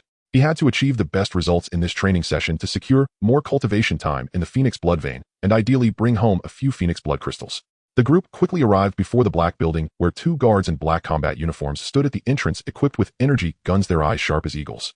Upon seeing Zhong Zhila, the 2 immediately saluted with perfect military precision and opened the heavy alloy doors without any questioning. What lay behind the doors was not the open-air training ground they had imagined, but a vast elevator lobby. Zhong Zhila pressed the button for the lowest level, and the elevator slowly descended, the numbers jumping from 1 all the way. Ding! As the elevator doors opened, a thick wave of spiritual energy, almost tangible, rushed toward them, mingled with a faint bloody scent and a scorching aura. Just one breath made all their pores feel wide open, and their vitality began to circulate involuntarily. What met their eyes was an incredibly vast underground space, with a ceiling soaring several dozen meters high, embedded with countless glowing crystals illuminating the entire area as bright as day. The ground was paved with special alloys covered with varying depths of fist marks and sword scars, clearly the remnants of years of intense battles. The entire underground training ground was divided into 10 large areas, each corresponding to one of the 10 grades at Wu University. At that moment, scattered figures were visible in several other areas, all high-year Jiang class students. They wore matching black training uniforms, exuding powerful auras, the weakest among them being 9th-tier martial masters, with several having already reached the borderline of half-step martial kings. Upon seeing the newcomers, those senior students merely cast a cursory glance before continuing with their training, their expressions showing no signs of disturbance. "All right, everyone gather over here." Zhong Zhilo walked to the center of the training ground, turned around to face everyone, and clapped. Everyone immediately formed an orderly line, their eyes bright with anticipation as they awaited the upcoming. Zhong Zhilo flexed her wrist, the military watch on her wrist gleaming coldly under the lights. "Today's training is quite simple. All of you will attack me together." Huh. As soon as she finished speaking, a wave of wails erupted from the line. "Teacher Zhong, is this really necessary? You are a 6th-tier martial king. Even if we all attack together, wouldn't it be insufficient for you to use just one hand?" "Exactly, teacher. Isn't this sheer torture? I request to surrender. Is it not enough for me to just admit defeat?" Su Hongxiu raised her hand, her expression one of utter despair. She had just been knocked out by Yi Tian the day before, and if she were to get beaten again by Zhong Zhila today, Dr. Li in the school infirmary would likely have to admit her for hospitalization. Zhong Zhila raised an eyebrow, a playful smile curling her lips. "Rest assured, I will suppress my strength to the peak of 9th-tier martial master, matching Yi Tian's realm."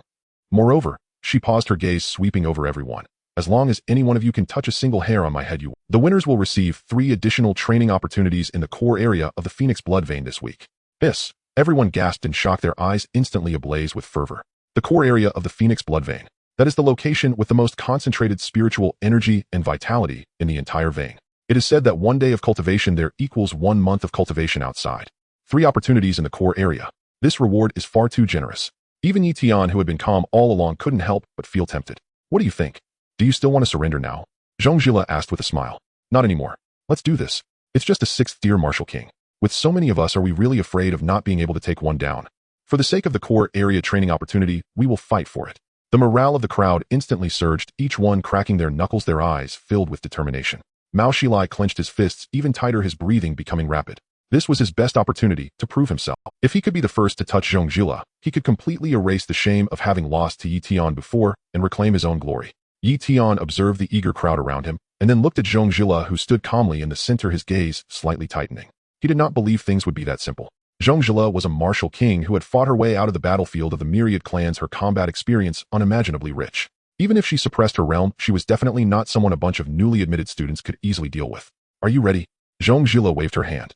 "I will count to 3 and we will start. 3, 2, 1, start." The moment the words fell, Mao Xilai was the first to charge forward. He stomped down hard on the ground, creating a crack in the alloy floor, and propelled himself towards Zhong Zhila like a cannonball. 8 extremes collapsed, mountain split. He yelled, his fist clenched tightly, the muscles in his arms bulging as he struck towards Zhong Zhila's face with the sound of whistling wind. He put his full strength into this punch, even stronger than his previous battle against Yi Tian, clearly holding back his breath. This move was a powerful martial art exchanged by their Mao family from a flame emperor. Following closely was Su Hongxiu, who employed the unique footwork of the Su family, her movements as agile as a cat, as she circled to Zhong Zhila's side and thrust out her sword, Starfire, blazing wild. Other students were equally unwilling to fall behind, showcasing their unique skills. In an instant, various martial arts illuminated the air, punches, palms, and kicks intertwining to form an impenetrable web of attacks, all directed at Zhong Zhila. Although the neutral students usually kept a low profile, they also revealed their true abilities under the temptation of the core area training opportunities. Even Yi Tian's 3 fervent fans grit their teeth and charged forward. Facing the overwhelming attacks, Zhong Zhila showed no signs of panic. She shifted her foot lightly, her figure gliding back half a meter like a ghost, deftly avoiding Mao Xilai's punch. Bang! Mao Xilai's fist struck empty air, the tremendous force creating a shallow pit on the ground. Before he could react, he felt a weight on his shoulder. A gentle yet irresistible force surged through him, causing him to lose his balance and spin like a top before crashing down onto the ground with a thud. Immediately after, Zhong Zhila struck a palm against Su Hongxiu's sword. Boom! With a dull sound, Su Hongxiu felt a tremendous force rebound from the sword into her palm, causing her entire arm to go numb. She staggered backward for over 10 steps before barely regaining her footing, her face revealing an expression of shock. Too slow, and the power is insufficient. Zhong Zhila shook her head, her tone flat. Your martial arts are too rigid, merely reciting the basics without any real understanding of how to apply them flexibly. As she spoke, her figure darted among the crowd like a butterfly flitting through flowers. Her movements were not particularly fast, every strike clear to see, yet no one could touch the hem of her clothing. She pointed with her hand, and a student charging at the front immediately doubled over, clutching his stomach in pain. She sidestepped a whip-like kick, grasped the opponent's ankle, and with a gentle toss, sent the student flying like a sandbag crashing onto a mat far away. With an elbow strike, she drove into another student's chest, who let out a muffled groan and toppled backward, colliding with others behind him, causing a chain reaction of falls. The entire process was fluid, not a single moment of hesitation. In just a few seconds, over 10 students were knocked to the ground, losing their combat effectiveness. The remaining students were stunned, each one stopping in place, too afraid to advance any further.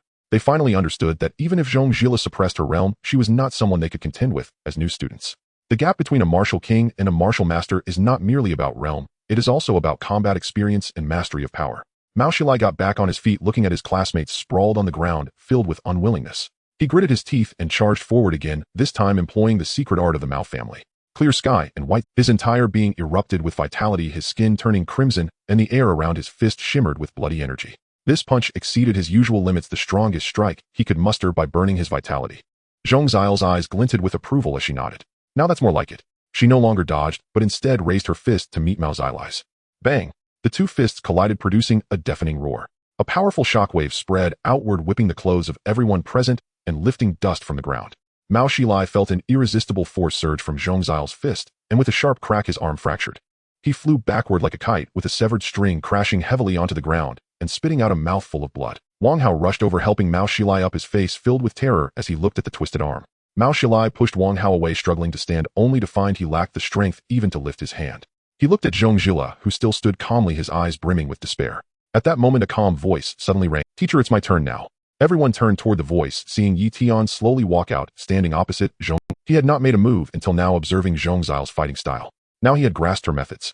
Zhongzhila looked at Yi Tian, a hint of interest curling her lips. Finally willing to make a move, Yi Tian did not respond, merely flexing his wrist as his aura gradually released. The pressure of a peak 7th-tier martial master was even stronger than when he dealt with Wang Hao.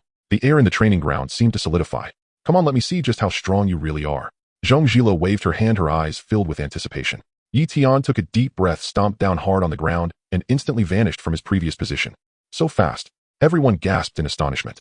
They only saw a fleeting shadow, and Yi Tian had already appeared before Zhongzhila, throwing a punch that was devoid of any flair, but carried the power to obliterate. With this punch, he summoned the power of the pure Yang sacred body, a golden light flickering faintly from his fist, the intense heat surging toward them. The golden fist imprint, enveloped in the scorching aura of the pure Yang sacred body, descended like a falling sun upon Zhongzhila.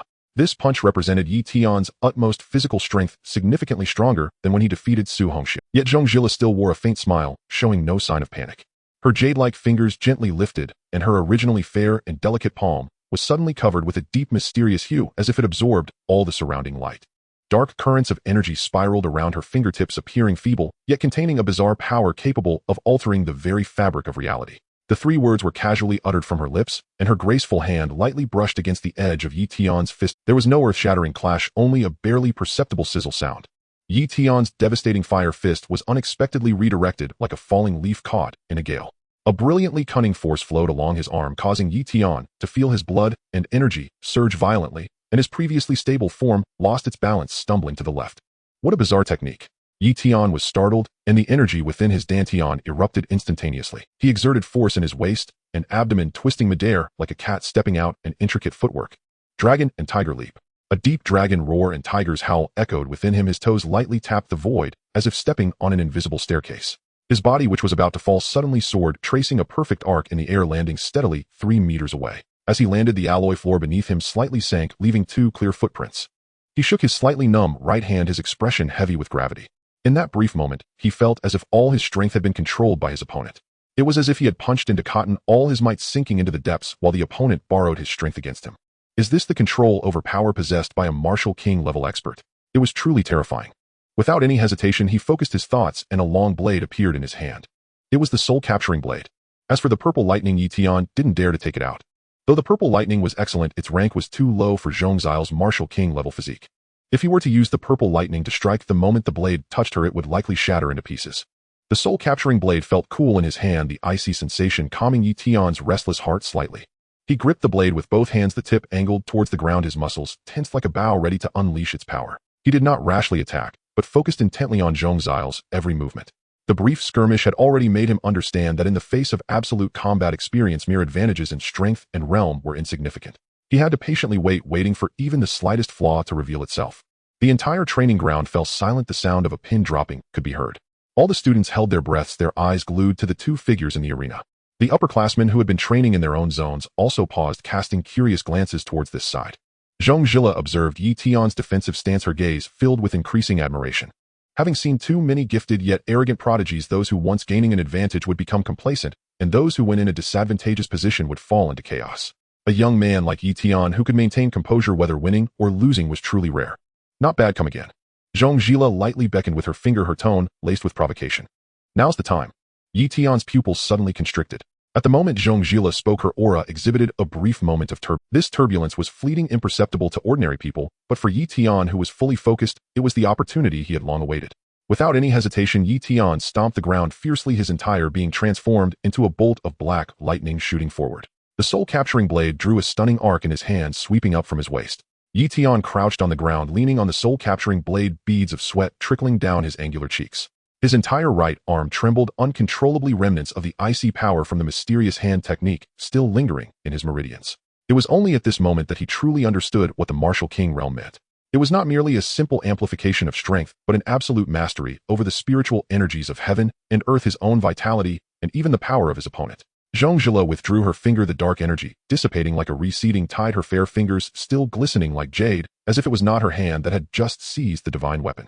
She looked at Yi Tian's disheveled appearance, her smile growing more pronounced, a glint of cunning flashing in her eyes. What's this? Are you unable to continue? She walked slowly towards Yi Tian, her steps as light as a cat's. I thought you could hold out for a few more moves. Yi Tian suddenly looked up. Just as he was about to say something, he saw Zhong Zhila's figure sway and instantly appear before him. His heart raced, instinctively wanting to swing his blade to block, but as soon as he raised his wrist, a soft hand gently pressed down. Teacher Zhong, wait. Just a moment. Yi Tian quickly reacted, looking into Zhong Zhila's sparkling eyes. A sense of foreboding surged within him. He hurriedly shrank back, hands raised protectively in front of his face, his tone tinged with a hint of pleading. Don't hit the face. A gentleman speaks, but does not act. The surrounding students were dumbfounded. A gentleman? Zhong Zhila raised an eyebrow, lightly tapping Yi Tian's hand with her finger, her tone playful. I'm not a gentleman, I'm a woman. Besides, who told you to strike so hard earlier, almost breaking my nail? I was wrong. I truly was wrong. Yi Tian felt like crying without tears, burying his face deeper. Teacher Zhong, you have a magnanimous heart, just spare me this once. Would you really hit a face as precious as mine that rivals the reader's admiration? If you ruin it, the readers will be heartbroken. Oh, Zhong Zhila elongated her tone, her other hand already silently lifting. So I need to take good care of it. Yes, yes. Yi Tian nodded hurriedly. Look at my face, it's stunning enough to shake heaven and make ghosts weep. So many female readers are drawn by my looks. If you damage it, no one will read my book. Is that so? Zhong Zhila chuckled lightly, and before her words fell, her delicate fist landed squarely on Yi Tian's face. The sound of flesh hitting flesh echoed throughout the training ground. That's for you. Yi Tian felt a fiery pain in his left cheek, his head buzzing, leaving him dazed. You? He had just raised his head, wanting to say something, when his right cheek was struck again. She controlled her strength, hitting him just enough to bruise, but not injure, each blow landing precisely on the fleshier parts, causing Yi Tian to grimace in pain, yet daring not to retaliate. If he dared to fight back, given Zhong Zhila's temperament, he couldn't predict how she would deal with him. Moreover, he could tell that she wasn't genuinely trying to hurt him, it was purely a prank. Stop! Stop! The surrounding students were already laughing uncontrollably. Huh. Yi Tian has turned into a pig's head. I'm dying of laughter. Just a moment ago he was so imposing, now he looks like a giant panda. Teacher Zhong is too adorable. I didn't expect this side of her. The one laughing the hardest was Su Hongxiu. She was holding her stomach, laughing as if she had lost all sense of the world. Yi Tian, do you know the world goes round? After a full half-minute, Zhong Zhila finally stopped, seemingly unsatisfied. She shook her slightly red palm and nodded in satisfaction at her masterpiece before her. At this moment, Yi Tian's face bore no trace of the previous handsomeness. His entire face was swollen significantly. This looks much more pleasing to the eye. Zhong Zhila patted Yi Tian's shoulder, her tone earnest. Yi Tian felt like crying, without tears, cursing Zhong Zhila in his heart 100 times. Once he breaks through to the martial king realm, he would definitely return today's punches and slaps tenfold.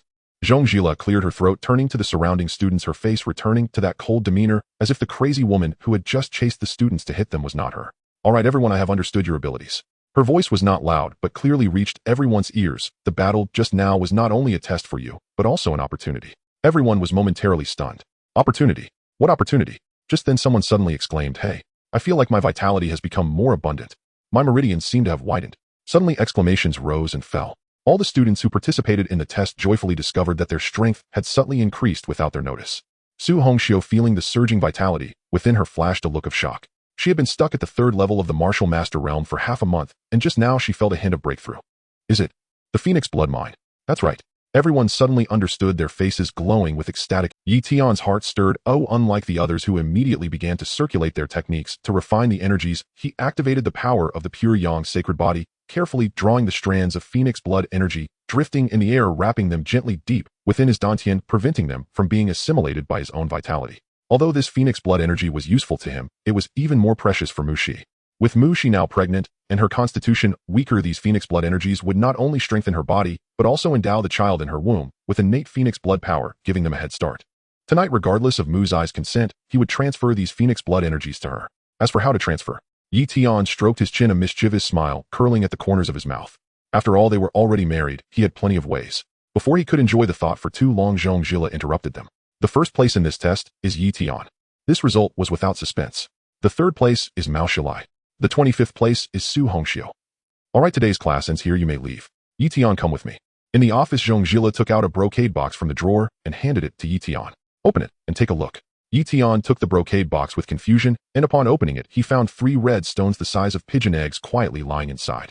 The stones were crystal clear, as if flames were flowing within, exuding a rich phoenix blood aura. This is Phoenix Bloodstone. Yi Tian looked up in surprise. Zhong Zhila nodded. This is a personal reward for you. Free phoenix blood. Yi Tian felt warmth in his heart. Thank you, teacher Zhong, he said earnestly. No need to thank me, Zhong Zhila waved her hand. I simply don't want to waste a good seedling. Your talent is the best I have ever seen. Cultivate well and don't waste it. After a pause, she added, also be a bit low-key in school from now on. The Imperial Capital Martial University is filled with hidden talents. There are many who are stronger than you, so don't stir up trouble everywhere. If you encounter insurmountable troubles, you can come to me. I understand. Yi Tian nodded, carefully storing the brocade box in his storage ring.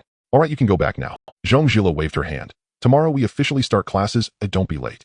Yi Tian replied, and turned to Yi Tian touched his still swollen face, shaking his head helplessly.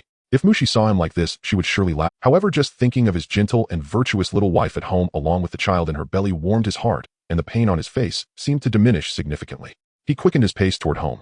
Upon opening the door, a fragrant aroma of food wafted over. Mu Shi was busy in the kitchen wearing an apron.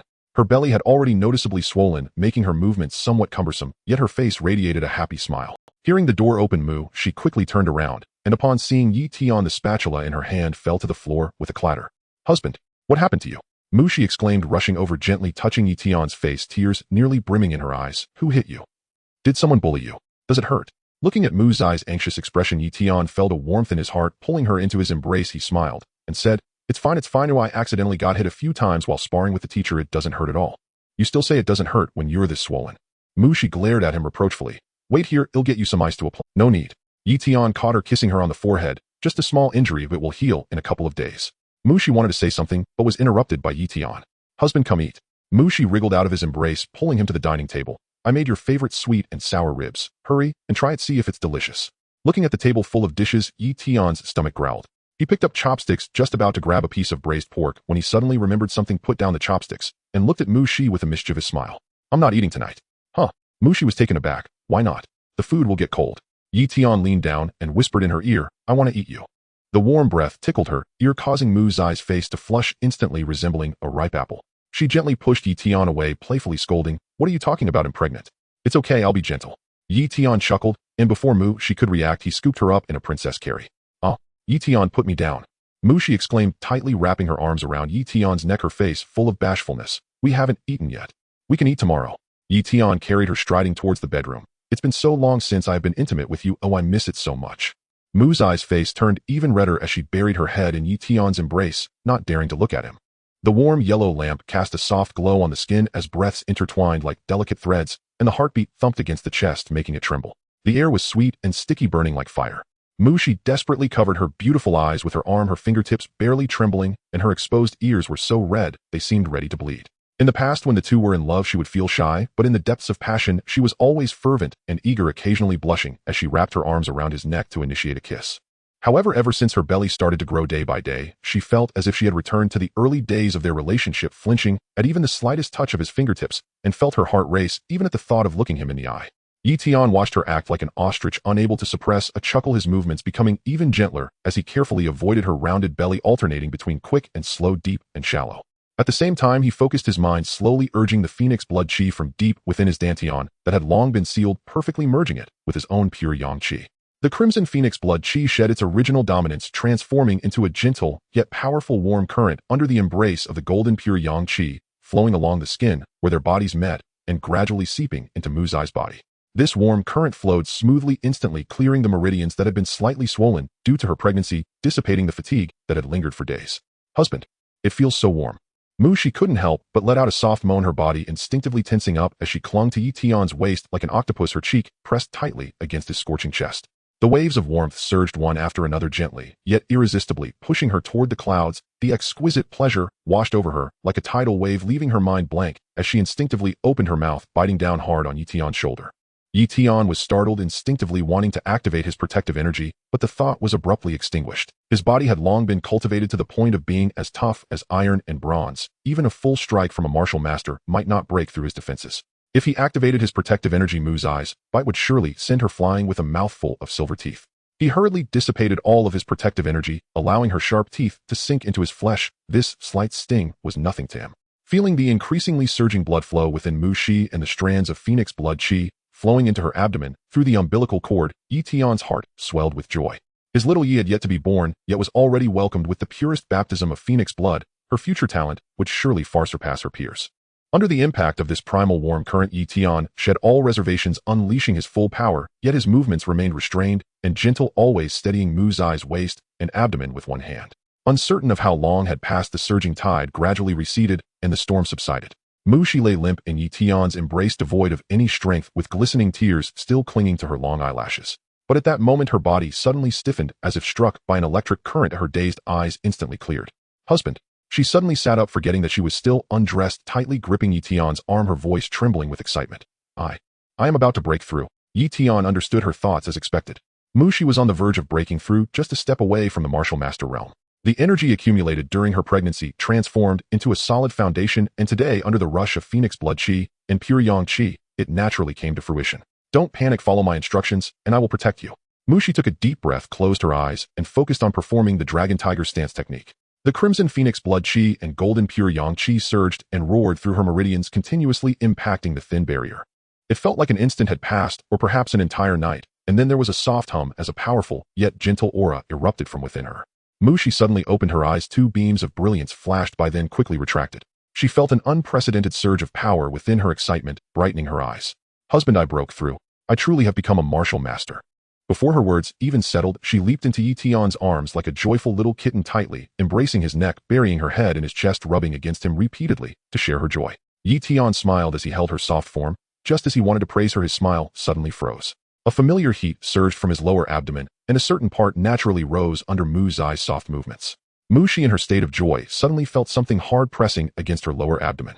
She was momentarily stunned, then quickly realized what it was. She lifted her head and met Yi Tian's somewhat awkward gaze. Looking down at their current intimate and unclothed state, her cheeks instantly flushed again. Yet this time she did not shy away like before. The joy of her recent breakthrough still surged in her heart, the phoenix blood chi flowing warmly in her body, enveloping her in comfort. She blinked her big watery eyes, and instead of pulling away, she gently wrapped her arms around Yi Tian's neck, pressing her body even closer to him. Her warm lips brushed against his ear, her breath fragrant like orchids, her voice soft and laced with a hint of seductive mischief. Husband, I've broken through to martial master, and my bodhi's strength is much greater than before. And now I have more strength to try different positions. Yi Tian's breath hitched, staring down at the glimmering-eyed, blushing little wife before him, feeling a surge of primal energy rush to his head. The warmth from earlier had already left him longing, and now, being provoked by her, he could no longer hold back. You said? Yi Tian chuckled softly, wrapping his arm around her waist and gently flipping her, pressing her down while being careful not to put pressure on her belly. Mu Shi let out a soft grunt, wrapping her arms around his neck and actively offering her lips. The moonlight outside, filtered through the curtain, seems casting a hazy silver glow on the two of them. The temperature in the bedroom rose again, and an ambiguous atmosphere permeated every corner. This time Mu Shi was indeed bolder. After breaking through to the martial master realm, her physical strength had greatly increased, and she no longer worried about hurting herself or the child. She nestled against Yi Tian like a lazy kitten, responding to his passion. The phoenix blood chi flowed gently between their bodies, intertwining their breaths tightly together, indistinguishable from one another. Uncertain of how long had passed, the sky began to brighten. Yi Tian gently laid the sleeping Mu Shi on the bed and covered her with a blanket. Looking at her serene sleeping face, his lips unconsciously curled up. He leaned down and placed a gentle kiss on her forehead before tiptoeing out of the bedroom. In the kitchen, Yi Tian tied on an apron and began preparing breakfast. Although Mu Shi always woke up early to cook for him, she was too tired today, and Yi Tian wanted her to sleep a little longer. He skillfully rinsed the rice, cooked porridge, fried 2 eggs, and cut a plate of strawberries, Mu's eyes favorite. Just then footsteps approached from behind. Yi Tian turned to see Mu, she rubbing her eyes, wearing his oversized t-shirt, standing sleepily at the kitchen door. Her hair was in a messy bun resembling a little bird's nest, and her face still bore the rosy hue of just waking up, looking incredibly cute. "Why are you awake? Aren't you going to sleep a bit longer?" Yi Tian walked over, gently ruffled her hair, and asked softly. "I smelled the aroma." Mu she yawned, wrapping her arms around Yi Tian's waist, burying her face in his back. "And I can't sleep without you here." Yi Tian's heart warmed. He turned to hug her, leaning down to kiss her lips. "It will be ready soon, just wait in the living room." "No, I want to watch you here." Mu she shook her head, refusing to leave his embrace. Yi Tian smiled helplessly and allowed her to stay. As he cooked, he chatted with Mu Shi about the amusing incidents that happened at school yesterday, of course omitting the part where he was humiliated by Zhongjila. How could a manly man mention such embarrassing incidents in front of his wife? But Mu Shi wasn't foolish, seeing his still swollen face. She clearly didn't believe his words. She gently stroked Yi Tian's cheek, her heart aching as she said, "Does it still hurt? It's all my fault, or I was so caught up in joy yesterday that I forgot to put ice on it." "It doesn't hurt anymore, not at all." Yi Tian took her hand and kissed it. "I, your husband, am tough. This little injury is nothing. Besides, if it leads to my wife breaking through to martial master, then even a few more hits would be worth it. You really know how to talk." Mu Shi glared at him, though her heart felt sweet. After breakfast, Yi Tian changed his clothes and prepared to go to school. "Be careful on the way." Mu Shi saw him to the door, tiptoeing to kiss his cheek. "Come back early after school. I'll make your favorite braised pork." "Got it." Yi Tian nodded with a smile, pinching her cheek. "Be good at home, and don't overexert yourself. If anything happens, call me immediately." Mu Shi nodded vigorously, watching Yi Tian's figure disappear down the hallway before turning to close the door. Yi Tian arrived at the teaching area, and as soon as he stepped into the building, he attracted everyone's attention. "Look at Yi Tian. My goodness, why is his face still so swollen? Ha, he was beaten up by teacher Zhong like this yesterday, and he still dares to come to school today." But seriously, Yi Tian is impressive. He managed to hold on against teacher Zhong for so long, and still scored first. The surrounding students were abuzz with chatter, some mocking, some envious, and some admiring. Yi Tian paid no mind and walked straight to the classroom. As soon as he entered the classroom, Su Hongxiu rushed over first, circling around him, laughing uncontrollably. "Yi Tian, why is your face even more swollen than yesterday? Ha, this is too funny. You look just like a giant panda." Yi Tian rolled his eyes, annoyed, and said, "What are you laughing at? If you keep laughing, I'll tell everyone about how you were laughing so hard yesterday that you couldn't get up from the ground." Su Hongxiu's laughter halted abruptly. She glared at Yi Tian defiantly and said, "I'm not scared. Everyone saw it anyway." Just then Zhongjila walked in. Today she wore a white sports outfit, her ponytail high-looking, youthful, and vibrant. Seeing Yi Tian, her eyes lit up, and a teasing smile curled at the corners of her mouth. "Oh, Yi Tian, you're here. Your face is healing well, better than I imagined." The entire class stifled their laughter, their shoulders shaking. Yi Tian's lips twitched, cursing Zhongjila in his heart 100 times. He knew this woman would never miss a chance to tease him. "Good morning, teacher Zhong," Yi Tian said, forcing himself to be polite. Zhongjila nodded, walking to the podium and clearing her throat. "All right, settle down. Today we will officially begin class, and first I will discuss how to leverage force in martial combat, which was what you all lacked the most yesterday." The morning class passed quickly. Zhongxia's teachings were based on her years of practical experience, without any fluff, making them incredibly valuable. Yi Tian listened attentively, gaining a lot. He noticed that although Zhongjila loved to play pranks, she was very serious and responsible in her teaching, and her control over power had reached an extraordinary level. As soon as the class bell rang, Zhongjila packed her things and left the classroom. Before leaving, she glanced back at Yi Tian with a mischievous smile. Yi Tian pretended not to see it, packed his books, and prepared to head to the cafeteria. But as soon as he stepped out of the classroom, he was blocked by a crowd. At the forefront was a tall boy in a black martial arts uniform, wearing an arrogant expression. He looked Yi Tian up and down disdainfully, saying, "You are Yi Tian, the one who scored first in the test in the Jiaoyang class?" "Yes, that's me. What do you want?" Yi Tian frowned, coldly replying. "It's nothing, I just wanted to spar with you." The boy crossed his arms, speaking arrogantly. "I heard you defeated Mao Shilai and managed to hold your ground against teacher Zhong for a few moves. But I see you're not that impressive. Your face is swollen like this, so it must have been luck." Students gathered around eagerly. "Wow, it's Wang Hu from the Haoyue class. Wang Hu is the first in the Tiger class, already at the second level of martial master." These were the murmurs from the students of the Xingxing class. As for the Jiaoyang class students, including Mao Shilai, who had a feud with Yi Tian, they regarded Wang Hu as a fool. What level of fighter was he? Anyone from the Jiaoyang class could easily overpower him. Did he really think the divisions at the Imperial Capital Martial University were random? Su Hongxiu stepped beside Yi Tian, tugging at his sleeve, signaling him not to engage. Fearing that a single punch might ruin Wang Hu, Yi Tian patted Su Hongxiu's hand, indicating that she could relax and let him handle it. He looked at Wang Hu with a cold smile. "You want to spar with me?" "Sure, but I'm afraid that after losing you'll be crying for..." The training ground buzzed with clamorous energy as martial arts students from Wu University converged from all directions, forming a dense human wall within seconds. At high noon, the scorching sun blazed overhead, bathing the entire bluestone training ground in molten gold light, so intense it shimmered off the stone and warped the very air. Wang Hu strode boldly into the arena. His black martial robe billowed fiercely in the wind, while his cultivator's ki-blood aura surged outward unrestrained, a raw, arrogant vitality characteristic of junior martial artists.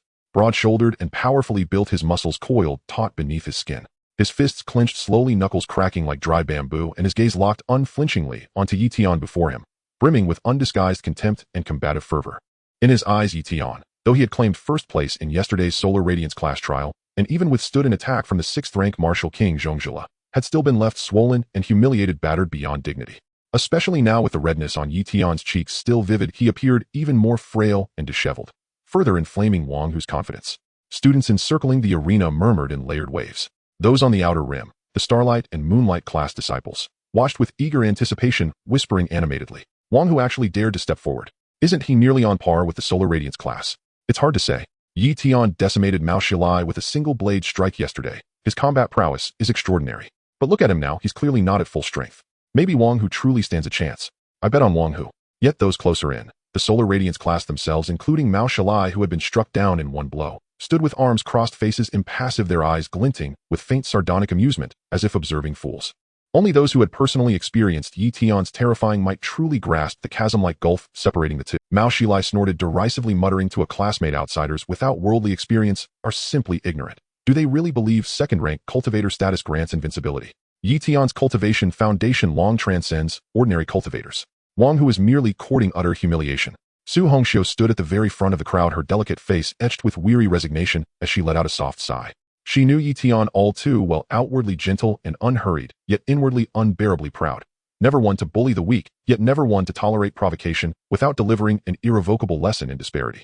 She could already foresee what would unfold next. Wang Hu was destined for a brutal, humbling reckoning. In the center of the arena, Yi Tian stood relaxed in his simple school uniform, upright, calm, utterly devoid of any preparatory stance. He neither drew his soul-commanding saber nor activated any martial technique. Even his ki-blood aura remained perfectly sealed, rendering him indistinguishable from an ordinary, uncultivated youth, disarmingly unremarkable. Go ahead, attack. Yi Tian spoke softly, his voice level and serene, betraying no trace of emotion. This unruffled composure pierced Wang Hu's pride like a needle. How audacious you are! Fury erupted in Wang Hu's eyes, his murderous intent flaring violently as he slammed his foot down onto the bluestone floor. A thunderous boom echoed across the ground. Cracks spiderwebbed instantly across the solid surface, and explosive force launched his massive frame forward. So swiftly it left behind a ghostly afterimage. His fists, charged with surging ki-blood, screamed through the air with devastating force. Brutal, uncompromising, aimed straight at Yi Tian's face. This fist strike, refined over years of relentless practice, had reached flawless mastery. Most peers of equal rank would dare not block it heeding. The crowd collectively held its breath, eyes riveted to the arena. Yet in the next instant, every onlooker's pupils contracted sharply. Just as that ferocious fist wind grazed Yi Tian's cheek, he shifted his body with effortless nonchalance, like strolling through a garden. A simple sidestep, devoid of artifice or flourish, effortlessly evaded Wang Hu's crushing decisive strike. The howling wind swept past Yi Tian's sleeve, slamming into empty air behind him and sending shockwaves rippling through the surrounding atmosphere. Yet not a single strand of his hair stirred. Wang Hu's punch struck nothing but void, throwing his balance off entirely. He lurched forward half a step before a subtle yet overwhelmingly suppressive force landed precisely on his lower abdomen. Thud! A muffled impact resonated. This kick was neither swift nor violent nor savage. No earth-shattering power, no visible surge of ki-blood. Yet the sheer weight of cultivation superiority it carried was terrifyingly absolute. Wang Hu's hulking frame lifted clean off the ground as if struck by a speeding, battering ram, soaring helplessly through the air along a wretched parabolic arc. His body crashed heavily onto the unyielding bluestone, jolting dust into the air with a deep, hollow thud. Ugh! Struggling to rise, he choked on a wave of nausea, spitting up turbid breath laced with flecks of blood. His ki-blood spiraled chaotically, our limbs trembled with sudden, profound weakness. He raised his head in disbelief, hair disheveled, face ashen, staring fixedly at Yi Tian, who stood motionless and serene, just yards away, his expression one of quiet astonishment mingled with absurdity. Had his full power strike truly failed to graze even a single fold of Yi Tian's clothing? And had that casual kick shattered his internal equilibrium so completely? Damn it, this is ridiculous. Wang Hu roared, teeth gritted, features twisted in fury and raw, unadulterated defiance. He refused, could not, accept this outcome. He, a top-tier prodigy of the Moonlight class, utterly crushed by Yi Tian, who bore visible injuries and seemed grievously weakened. It was the ultimate desecration of every hour he had devoted to cultivation. Rage boiled uncontrollably in his chest, obliterating reason. With a sharp slap against the ground, he forced himself upright despite searing pain, his chaotic ki-blood flaring once more. Jaw clenched until molars threatened to shatter, veins bulging across his corded arms, his martial robe stretched drum-tight, overstraining muscle. Every meridian straining to unleash its last reserve of power. I refused to believe it. Again, with a guttural roar he lunged forward once more, this time holding nothing back, unleashing every secret technique he had honed over years of arduous training. Tiger Triple Surge Technique. A family-exclusive martial art. 3 successive strikes, each amplifying the previous, allowing him to overcome stronger opponents countless times before. The first surge vibrated the air, the second and third followed in rapid succession, layer upon layer building toward cataclysmic intensity. A storm of turbulent ki-blood engulfed the arena, whipping spectators' robes wildly. Fists blurred into an impenetrable web, sealing off every possible escape route, determined to obliterate Yi Tian in one decisive blow and reclaim his honor. What followed left the entire crowd stunned into silence. Facing this tempestuous, suffocating assault, Yi Tian remained rooted where he stood, calm, immovable, mountain steady. With light, fluid steps and supple shifts of posture, no flashy techniques, only peerless sensory awareness and physical mastery, far surpassing Wang Hu's by several realms. He evaded every strike with serene precision. Wang Hu moved with blinding speed and overwhelming force, yet no matter how he feinted, changed angles, or hurled himself forward, each strike fell agonizingly short. Yi Tian stood tantalizingly close, yet separated by an uncrossable celestial chasm. Amidst the whirlwind of fists, he walked with tranquil grace, anticipating every move before it manifested, each evasion flawless, inevitable. Wang Hu's heavy blows always missed by a mere inch, his razor-sharp kicks always swept half a breath too wide. He expended every ounce of strength, every drop of ki-blood, yet never once brushed even a hem of Yi Tian's garment.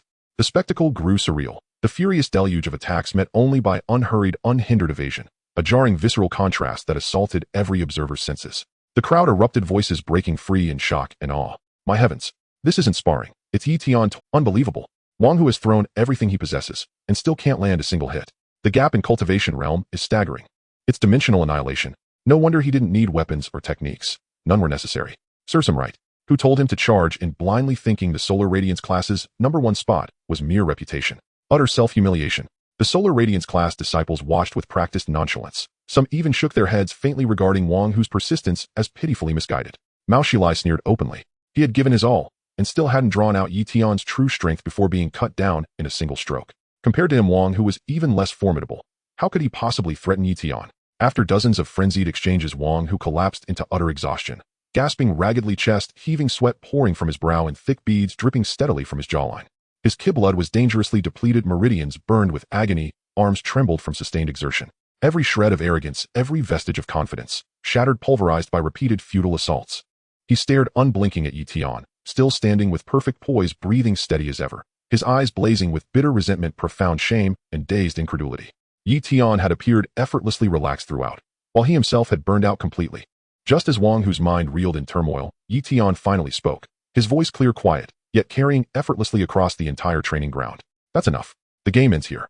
Those 9 simple words fell like the final straw, shattering Wang Hu's fraying nerves completely. His pupils contracted violently, his eyes flooded crimson. A guttural, distorted shriek tore from his throat. What did you say? A game?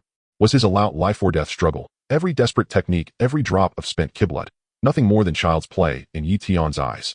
Overwhelming humiliation flooded his being, roaring in his ears like a tidal wave. He threw back his head and screamed, a raw, primal howl, as his dormant ki-blood detonated violently. A surge of ki-blood vastly more potent and ferocious than before erupted. His second-rank cultivator aura swelling violently, shattering the barrier of his cultivation realm under the sheer weight of fury and despair. Crimson ki-blood light coiled around his form as his physical resilience, speed, and explosive power surged upward at breakneck pace. Battlefield breakthrough. In the heat of combat, Wang Hu had forcibly shattered his bottleneck, ascending to the 3rd rank. In the moment of breakthrough, Wang Hu's aura rejuvenated, his previously exhausted physical strength rapidly restored, and his chaotic meridians regained their smooth flow, filling him with an unprecedented surge of power. He felt the explosive force within him, the depths of his eyes reignited with extreme confidence, and a frenzied battle intent bursting into a savage laugh. I've broken through. I've reached the 3rd level of martial master. Yi Tian, everything has changed. Just now I was careless, but now I will definitely defeat you. With his roar echoing, he forcefully pushed off the ground, his body transforming into a crimson afterimage, carrying the peak power of the 3rd level of martial master, accompanied by a sonic boom as he fiercely charged towards Yi Tian. This strike far surpassed all previous attacks, with speed, strength, and momentum elevated to an entirely new level, causing the air to emit a sharp, explosive sound under the pressure of his punch. Yet Yi Tian remained calm, throughout his expression devoid of any ripples, not even the slightest sign of emotion. He stood there quietly watching Wang Hu, who was surging with momentum and confidence as he charged forward, as if observing a clown's performance. The third level of martial master. In the eyes of ordinary warriors, this is a significant breakthrough, a transformative metamorphosis. Yet to him the leap from the second to the third level seemed pitiably insignificant. Like a barking teddy bear on the roadside desperately inflating its aura, it might appear intimidating to others, but in the eyes of the Zonglong, it was no different from an ordinary mud. Ultimately, just an ant. The cicada shaking a tree absurd beyond measure. Yi Tian sighed softly within, finally ceasing to evade. The pure blood energy around him began to flow gently, not possessing any earth-shattering might or violent ripples, but rather a weighty foundation that quietly emanated a force that could crush everything. As Wang Hu charged at full speed, his face twisted in a savage determination to win, Yi Tian calmly lifted his foot. With a single kick, effortless and unhurried, he delivered a precise strike. Bang! The heavy, muffled sound reverberated throughout the training ground. The kick precisely struck Wang Hu's swollen abdomen. The ecstatic and fierce expression on Wang Hu's face instantly froze. In the next moment, an irresistible force surged into his body, penetrating his protective blood energy, shattering his newly stabilized meridians, scattering all his inflated power. A torrent of bright red blood erupted from his mouth, showering the air with blood droplets. His hulking body flew back like a kite, with a broken string crashing several meters away, violently convulsing on the previously surging blood energy instantly dissipated, and the foundation of his newly broken-through realm trembled and cracked, causing his meridians to be damaged inch by inch. Wang Hu collapsed on the ground, his limbs weakly sprawled out, gasping for breath, each inhale drawing forth excruciating pain, blood foam spilling from his mouth, his gaze vacant, and he lacked even the strength to raise his hand. The entire venue fell into silence. The sound of a needle dropping could be heard. All discussions and gasps faded away, and everyone stared blankly at the scene before them, their minds blank.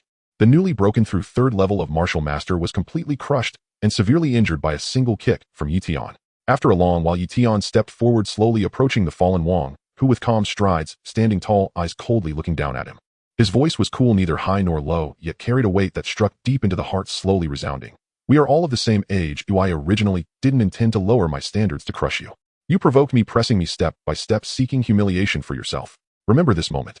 From the moment I made my move, you should have understood. When you encounter me, you will always be the challenger, while I have always looked down from above.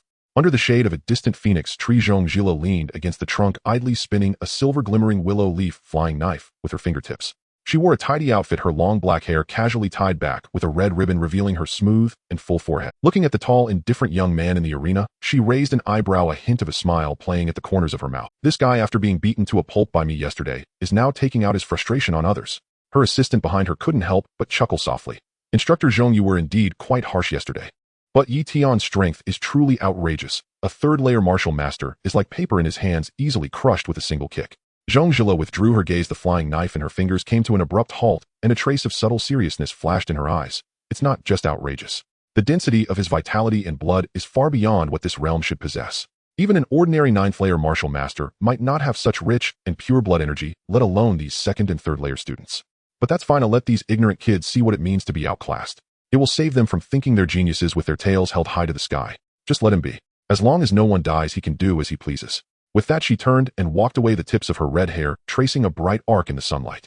In the arena, Yi Tian looked down at the crumpled Wang Hu on the ground, his expression devoid of any ripple. Wang Hu felt as if all his bones were dislocated, with waves of tearing pain radiating from his abdomen. Out every breath felt like knives slicing through his insides. He struggled to open his eyes. Through the blur, he could only see the indistinct figure of Yi Tian, like a god or a demon. His eyes showed no anger, no mockery, not even a hint of emotion. Only pure condescension. It was as if a deity was looking down at a humble ant.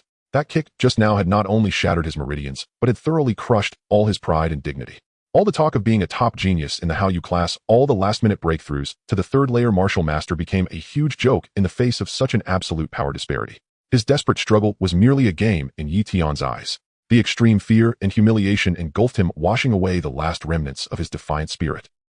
I was wrong.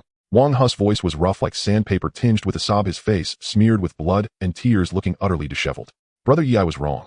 I failed to recognize your greatness. I shouldn't have provoked you. Please spare me. He struggled to get up and bow his head to Yi Tian, but as soon as he moved, a sharp pain coursed through him, forcing him to stay on the ground, trembling like a lost dog. The crowd around gasped in astonishment. Seeing Wang Hu, who once was so arrogant, reduced to this state, many revealed expressions of sympathy. The students who had just bet on Wang Hu's victory were now red-faced, wishing they could find a hole to hide in. Yi Tian gave him a faint glance, said nothing, and turned to leave. For such a clown, he had no interest in saying another word. Having taught him a lesson was enough. Watching Yi Tian's retreating figure, Su Hongxiu let out a light breath and hurried to catch up. The members of the Jiaoyang class also dispersed, passing by Wang, who without sparing him a glance. Mao Xilai sneered softly and said, "If I had known it would come to this, why bother in the first place?" Time flew like a white horse passing a gap, quickly slipping away. A month had passed in the tense and fulfilling training. The training resources of the imperial capital Martial University were indeed well-deserved. Coupled with the system's outrageous support, Yi Tian's cultivation soared like a rocket. From the initial 4th layer martial master, he broke through one after another to the 5th, 6th, 7th, and 8th layers, finally landing steadily at the 9th layer martial master level. This speed was simply astonishing. It is known that an ordinary martial artist takes at least 3 to 5 years to break through from the 1st to the 9th layer. Even the geniuses of the imperial capital Martial University need over a year. Yet Yi Tian, he took only a month. The news spread like wildfire, shocking the entire first year. Everyone was stunned by this terrifying speed of cultivation. Yi Tian was now recognized as the #1 in the first year. In this month, he had defeated all opponents in his grade. Whether it was other geniuses from the Jiaoyang class or the elite from the Haoyu class and the Kunxing class, no one could last 3 moves under his hands. Even a few second-year seniors who were unconvinced came to challenge him, only to be effortlessly defeated by Yi Tian. His blood vitality had reached an unfathomable level. Even Zhong Zhila, while deliberately suppressing her cultivation at the martial master level, had to admit that in terms of blood strength, she was now inferior to Yi Tian. Your blood energy is simply monstrous. On the training field, Zhong Zhila pulled back her fist, slightly panting, beads of sweat forming on her forehead. She looked at Yi Tian, whose aura was as steady as ever, and said with a helpless expression, "Aside from combat skills and experience, I currently have nothing more to teach you at the martial master level." Yi Tian nodded slightly, remaining silent. Throughout this month, he had sparred with Zhong Zhila every day. As a 6th-layer martial king, her combat experience and skills far surpassed his as a beginner. Under her careful guidance, Yi Tian's combat ability had undergone a qualitative leap. He no longer relied solely on his overwhelming blood vitality and speed to crush his opponents, but had learned to employ techniques, predict his opponent's moves, and find openings in battle. But don't get too proud. Zhong Zhila wiped the sweat from her forehead and continued, "Blood vitality is just the foundation. What truly determines a martial artist's limit is the will for martial arts and comprehension of the laws. Once you break through to the martial general realm, you will understand this point." "I understand," Yi Tian nodded. He could feel that his body was nearing the limit of the martial master realm. In this month, the Mao family had not sought trouble with Yi Tian again. Mao Xilai seemed to have become a different person. Ever since witnessing Yi Tian's terrifying cultivation speed, especially after seeing him break through to the 9th layer martial master, he had completely let go of all barriers and resentments. Those who recognize the times are the true heroes. No one understands this principle better than him. Yi Tian's talent and potential had far exceeded his imagination. Being enemies with such a person would be akin to seeking one's own death. Rather than continuing to harbor enmity, it was better to turn swords into plowshares. Thus he began to actively befriend Yi Tian. During training, he would take the initiative to talk to Yi Tian. If Yi Tian encountered problems in his cultivation, he would share his experiences without reservation. Even when others gossiped about Yi Tian, he would stand up to defend him. Regarding Mao Xilai's transformation, Yi Tian did not pay much attention. He neither deliberately distanced himself nor became overly close. Everything unfolded naturally. Meanwhile, in the military department, Jiang Lan looked at the intelligence in her hands, infuriated to the point of nearly smashing the desk. 9th layer martial master. Within a month, breaking through from the 4th layer martial master to the 9th layer. Jiang Lan abruptly stood up, pacing back and forth in her office, her voice trembling with excitement. "What kind of monster is this kid? I knew it. I knew he was extraordinary." She took a deep breath, picked up the communicator, and dialed Mao Xilai's number. The call was quickly connected. "Hello, uncle." Mao Xilai's voice came from the communicator. "Xilai." Jiang Lan's tone instantly became extremely earnest, even carrying a hint of pleading. "I beg you. You must help your uncle with this favor." Mao Xilai was confused. "Uncle, what's going on? What happened? What else could it be?" "Of course it's that kid Yi Tian," Jiang Lan said urgently. "He has already broken through to the 9th layer martial master. In a few days, he might even break through to the martial king level. Think of a way to lure him to the military department. As long as he is willing to come to the military department, he can name any conditions, rank, resources, techniques. Whatever he wants, we will provide." Mao Xilai, upon hearing this, was instantly at a loss for words. "Uncle, you know how strict the old guys at the Imperial Capital Martial University are. You people in the military department can't even enter the gates of the Imperial Capital Martial University. How could I possibly lure him out? Besides that, Yi Tian is quite resolute. If he doesn't want to go, no one can persuade him." "I don't care." Jiang Lan began to act unreasonable. "Anyway, you must bring him to me. Otherwise, I will tell your mother that you are not focused on your studies, causing trouble every day." Mao Xilai. He felt he couldn't win against his uncle. All right, I got it. I will give it a try." Mao Xilai said helplessly, "But I can't guarantee that I will succeed." Good. As long as you are willing to try." Jiang Lan was overjoyed. "Xilai, your uncle's future depends on you." After saying this, she hurriedly hung up the phone. Listening to the busy tone coming from the communicator, Mao Xilai shook his head helplessly and put away the communicator. Time returned to the Imperial Capital Martial University. In the Jiaoyang classroom, Zhong Jila stood at the podium, her gaze sweeping over the 30 students below. After a month of interaction, these originally unruly geniuses had become much more composed. Especially after witnessing Yi Tian's terrifying strength, everyone had put away their arrogance and began to train earnestly. It has been a month since you joined the imperial capital Martial University. Zhong Xiao's voice was cold, clearly resonating in everyone's ears. In this month, I have seen all of your progress. However, it is still far from enough. The path of martial arts is never achieved by training in a greenhouse. True strength is forged through blood and fire. Therefore, the school has decided that starting tomorrow, there will be a test regarding your learning outcomes this month. Upon hearing the word test, the students below immediately perked up, all ears. Zhong Jila paused before continuing. This time the test will be unlike any you have experienced before. The entire class will be divided into small groups and enter the front lines of the myriad races in batches. You will undergo a half-month practical training. As soon as she finished speaking, the entire classroom fell silent. Everyone widened their eyes, their faces showing shock. The front lines of the myriad races. That was the front line where humanity battled against countless races. Every day, countless martial artists and alien races perished there, and it was extremely dangerous.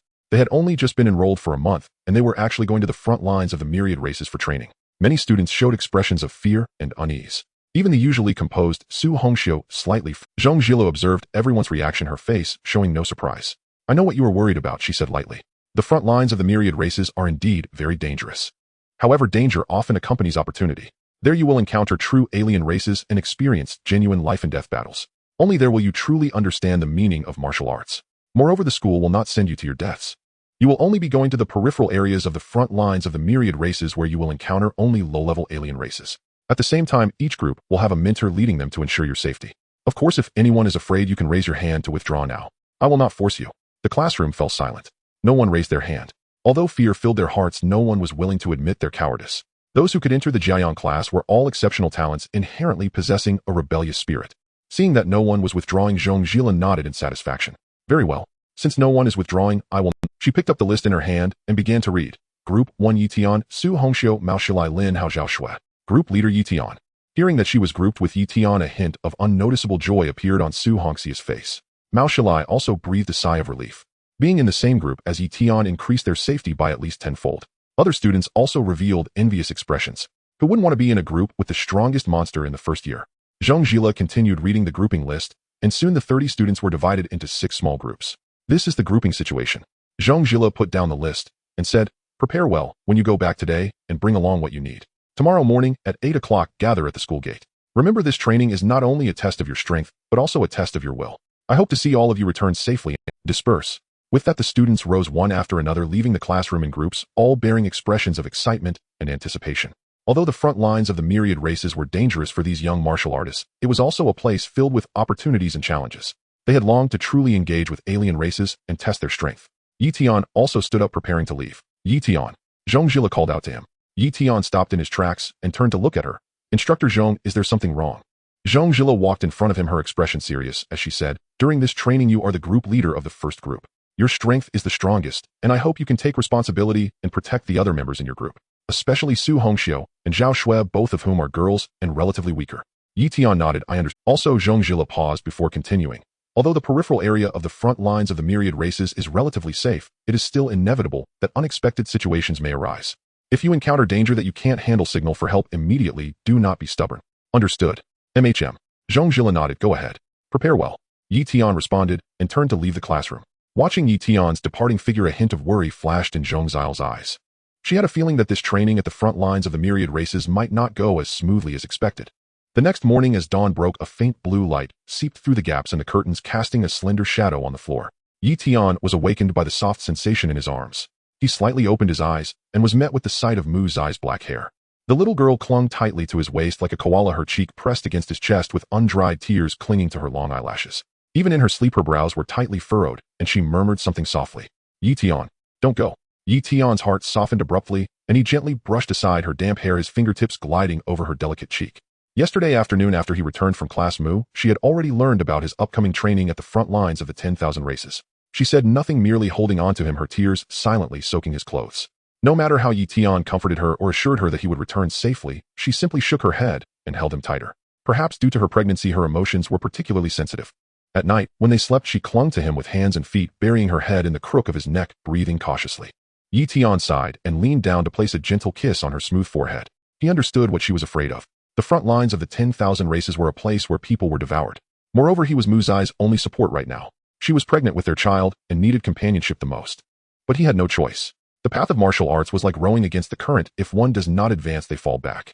One cannot cultivate towering trees in a greenhouse. Only through the baptism of blood and fire can one truly become strong. He had to become strong enough to protect Mu Shi and their unborn child, strong enough to create a safe haven for them in this world where the strong preyed on the weak. Yi Tian cautiously tried to move her hand away, but as soon as he stirred Mu, she suddenly opened her eyes. Her once clear almond-shaped eyes were now swollen like walnuts filled with bloodshot veins. She looked at Yi Tian, her lips trembling slightly, as more tears fell unbidden. "Are you leaving?" Her voice was hoarse-laced with a thick nasal tone striking a painful chord in Yi Tian's heart. Yi Tian nodded, reaching out to wipe the tears from her face. "It's already 7. We need to gather at the school. Can you not go?" Mu Shi bit her lip, her voice tinged with a plea. "I'm scared. I'm really afraid something will happen." "Silly girl." Yi Tian pulled her into his embrace, gently patting her back. "Don't worry, I will be fine. I am Yi Tian. Oh, who could possibly hurt me? Besides, it's only for half a month. I'll be back soon." Mu Shi lay in his arms, shaking her head, then nodding again, tears streaming down her face even more fiercely. She knew she couldn't stop him. She understood better than anyone the pride and determination etched deep within Yi Tian's bones. Once he made up his mind, no one could change it. "Then you must be careful." She lifted her head, tears glistening in her eyes as she spoke each word clearly. "If you encounter danger, run. Don't be brave. No matter what happens, remember, I and the baby will be waiting for you at home. If you dare to get into trouble, I. Upon hearing this, Yi Tian couldn't help but chuckle and pinched her cheek. "Don't worry, babe." He got up and swiftly dressed. Mu Shi also climbed up, not bothering to wipe her tears, hurriedly helping him pack his things. She stuffed the prepared healing medicine, dry rations, water, and a few changes of clothes into Yi Tian's storage ring. As she packed, she kept giving instructions. "This is for severe wounds. It has the best bleeding-stopping effect. Make sure to use it immediately if you get injured. This is a chi blood pill. It's much better than ordinary rations at staving off hunger. Take more." Yi Tian stood quietly beside, watching her bustling figure, feeling warmth in his heart. Once Mu Shi packed everything, Yi Tian picked up 2 knives from the bedside. One was named Thunderblade, with a wide blade that gleamed coldly and the handle wrapped in black cloth, heavy in his hand. The other was named Soul Capture. Yi Tian hung the 2 knives at his waist, patted Mu Shi on the shoulder. "All right, I have to go." Mu Shi bit her lip, nodded, then couldn't help but rush into his arms, hugging him tightly. "You must come back safely." Yi Tian looked at her deeply, then resolutely turned and walked out the door. He didn't dare look back, fearing that if he did, he wouldn't be able to leave again. At the gate of the imperial capital Martial University, towering trees stood lush and verdant, their branches casting large shadows in the morning sunlight. Zhong Zhila was dressed in black athletic gear, leaning against a sturdy phoenix tree with a double shoulder bag on her back, playing with a familiar willow leaf flying knife already waiting here. Seeing Yi Tian approach, she raised an eyebrow, her gaze sweeping across his face, and a teasing smile curled at the corners of her mouth. "Oh, the great expert Yi has arrived. You look so tired with those dark circles under your eyes. Did you have a rough night?" Yi Tian's face turned red, almost choking on his own spit. "Is this something you can say in public?" He coughed twice, pretending not to hear, stepping aside to look elsewhere, but his ears couldn't help but turn red. Zhong Zhila couldn't help but chuckle at his awkwardness. Soon other students arrived, one after another. Mao Shilai was the first to spot Yi Tian and immediately rushed over with a flattering smile on his face. "Brother Yi." As soon as he finished speaking, he noticed the dark circles under Yi Tian's eyes, his eyes lighting up. Just as he was about to say something, he was silenced by Yi Tian's cold glare. Mao Shilai quickly shut his mouth, but couldn't help but let his lips hint at a smile. Su Hongxiu also walked over, dressed in a white tracksuit, carrying a pink backpack, holding a delicate long sword in her. Clearly she had changed to a new weapon. Upon seeing Yi Tian, a faint smile appeared on her face, her gaze lingering for a moment on his dark circles, before quickly moving away, her cheeks slightly flushed. As everyone gathered, Zhong Zhila's smile faded, and her expression grew serious. She took out an ancient scroll from her storage ring, the scroll a dark yellow color with complex runes drawn on it, emitting a faint spatial fluctuation. "This is a teleportation scroll." Zhong Zhila held the scroll up and addressed the crowd. "When I activate the scroll, do not resist, relax your bodies, and it will teleport us directly to the perimeter base of the 10,000 races." "Understood. Understood." The crowd replied in unison, their voices filled with excitement and anticipation. At that moment, Su Hongxiu suddenly asked Instructor Zhong, "I just looked around, and it seems like only our Jiayan class is here. What about the students from other classes? Aren't they coming?" Zhong Zhila glanced at her and said flatly, "That's right. This time only our Jiayan class is participating in the training." "Why?" Su Hongxiu asked in confusion. "Because we are the Jiayan class." Zhong Zhile's voice was low but carried an undeniable authority. "Our Jiayan class enjoys the best cultivation resources of the imperial capital Martial University, stays in the best dormitories, uses the best techniques, and receives the most subsidies. Therefore, correspondingly, we must also bear the greatest responsibilities and go to the most dangerous places. This is the essence of the Jiayan class." As her words fell, the crowd fell silent. Excitement faded from their faces, replaced by a heavy sense of responsibility. Indeed, they were the Jiayan class, the top genius class of the entire imperial capital Martial University. They enjoyed resources others could only dream of, and naturally, they had to pay a price that others could not imagine. Zhong Zhila observed the reactions of the crowd, nodding with satisfaction. That's right. In this pastime, aside from the monster Yi Tian, the rest of you have also improved to varying degrees. Su Hongxiu, Martial Master 5th level, Mao Shilai, Martial Master 6th level, Lin Hao, Martial Master 4th level, Zhao Shui, Martial Master 3rd level. This achievement is already quite good among the entire first year. However, at the front lines of the 10,000 races, this level of strength is still far from enough. Therefore, in this training, you not only need to test your strength, but also learn to grow on the edge of life and death. Alright, no more unnecessary talk. Zhong Zhila unfurled the teleportation scroll in her hand. Everyone gather closer, hold hands, and do not disperse.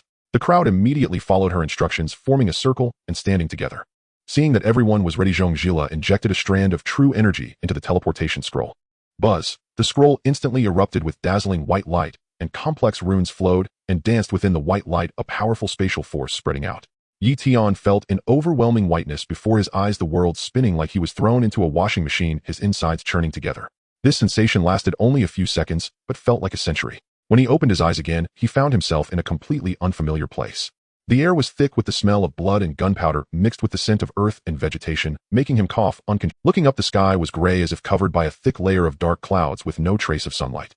In the distance stood a range of black mountains where several enormous birds of prey circled overhead, emitting sharp. Underfoot lay uneven ground pockmarked with craters and bloodstains alongside some broken weapons and scattered bones. Not far away loomed a tall city wall constructed entirely of massive black stones covered with scars from blades and axes, as well as some deep green blood, clearly having endured countless brutal battles.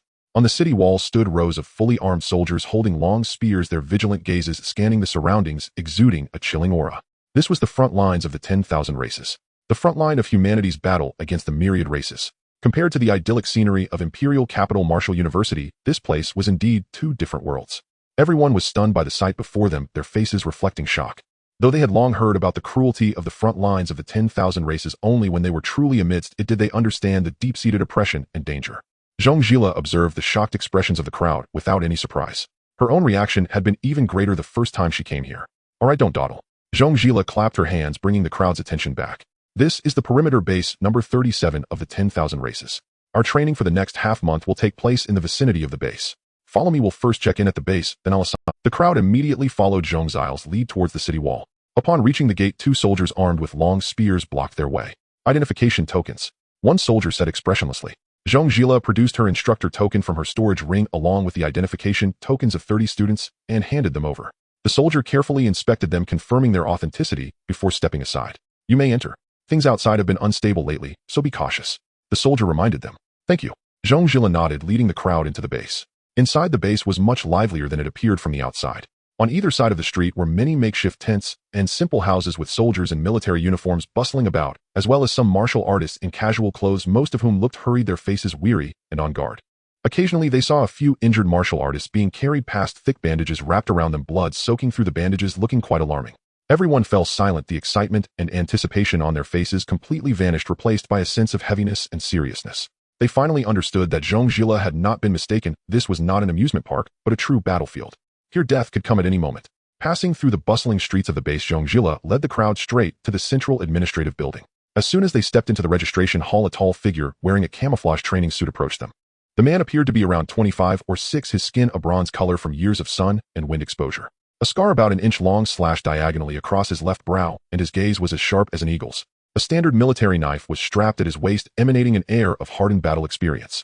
Instructor Zhong, we've been waiting. His voice was loud, and he saluted sharply, his gaze sweeping over the students behind her, finally, focusing on Mao Shilai, his brow instantly furrowing.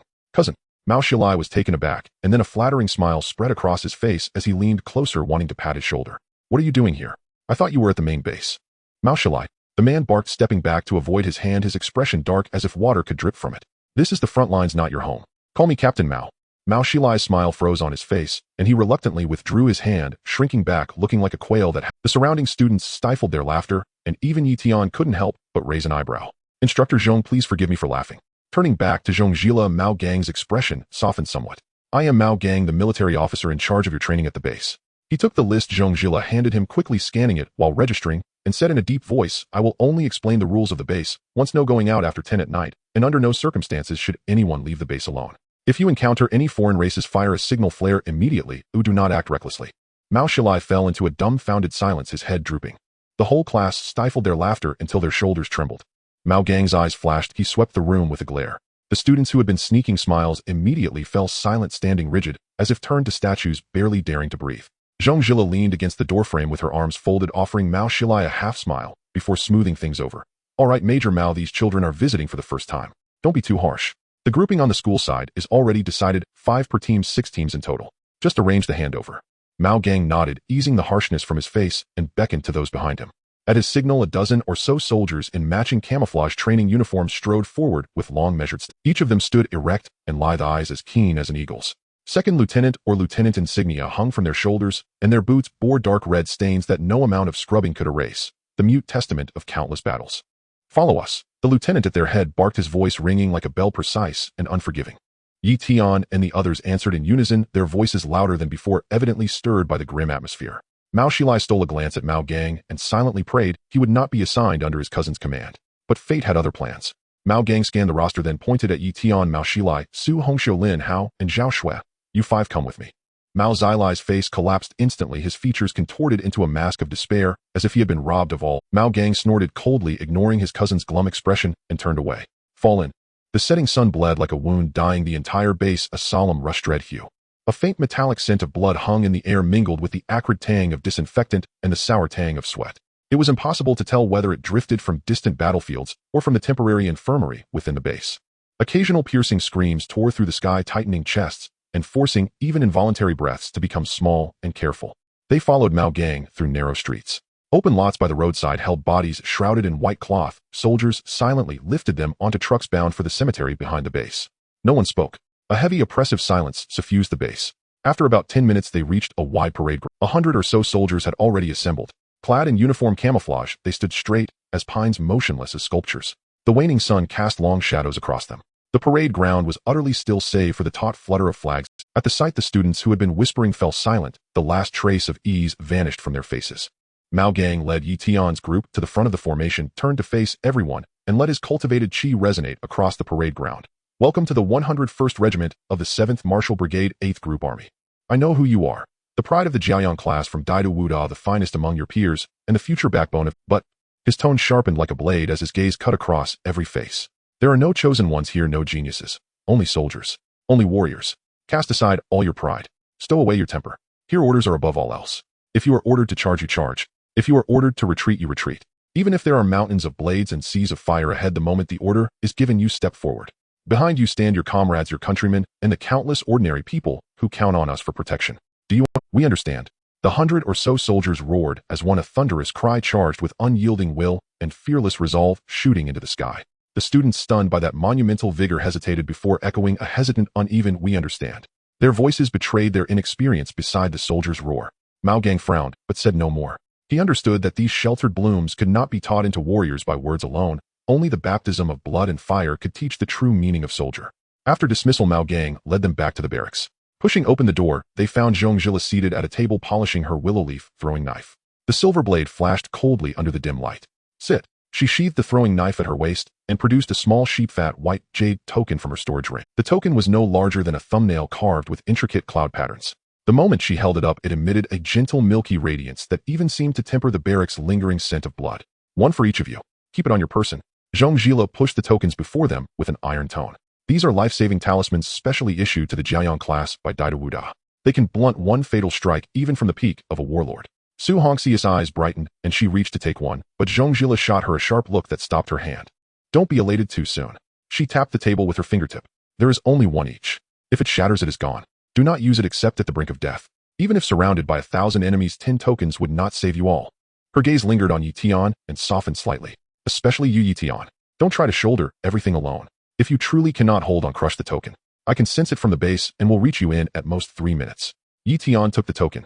It felt cool in his hand as a pure thread of qi trickled from his fingertips through his limbs. He slid the jade into his inner pocket next to the safety charm Mu she had sewn for him and nodded.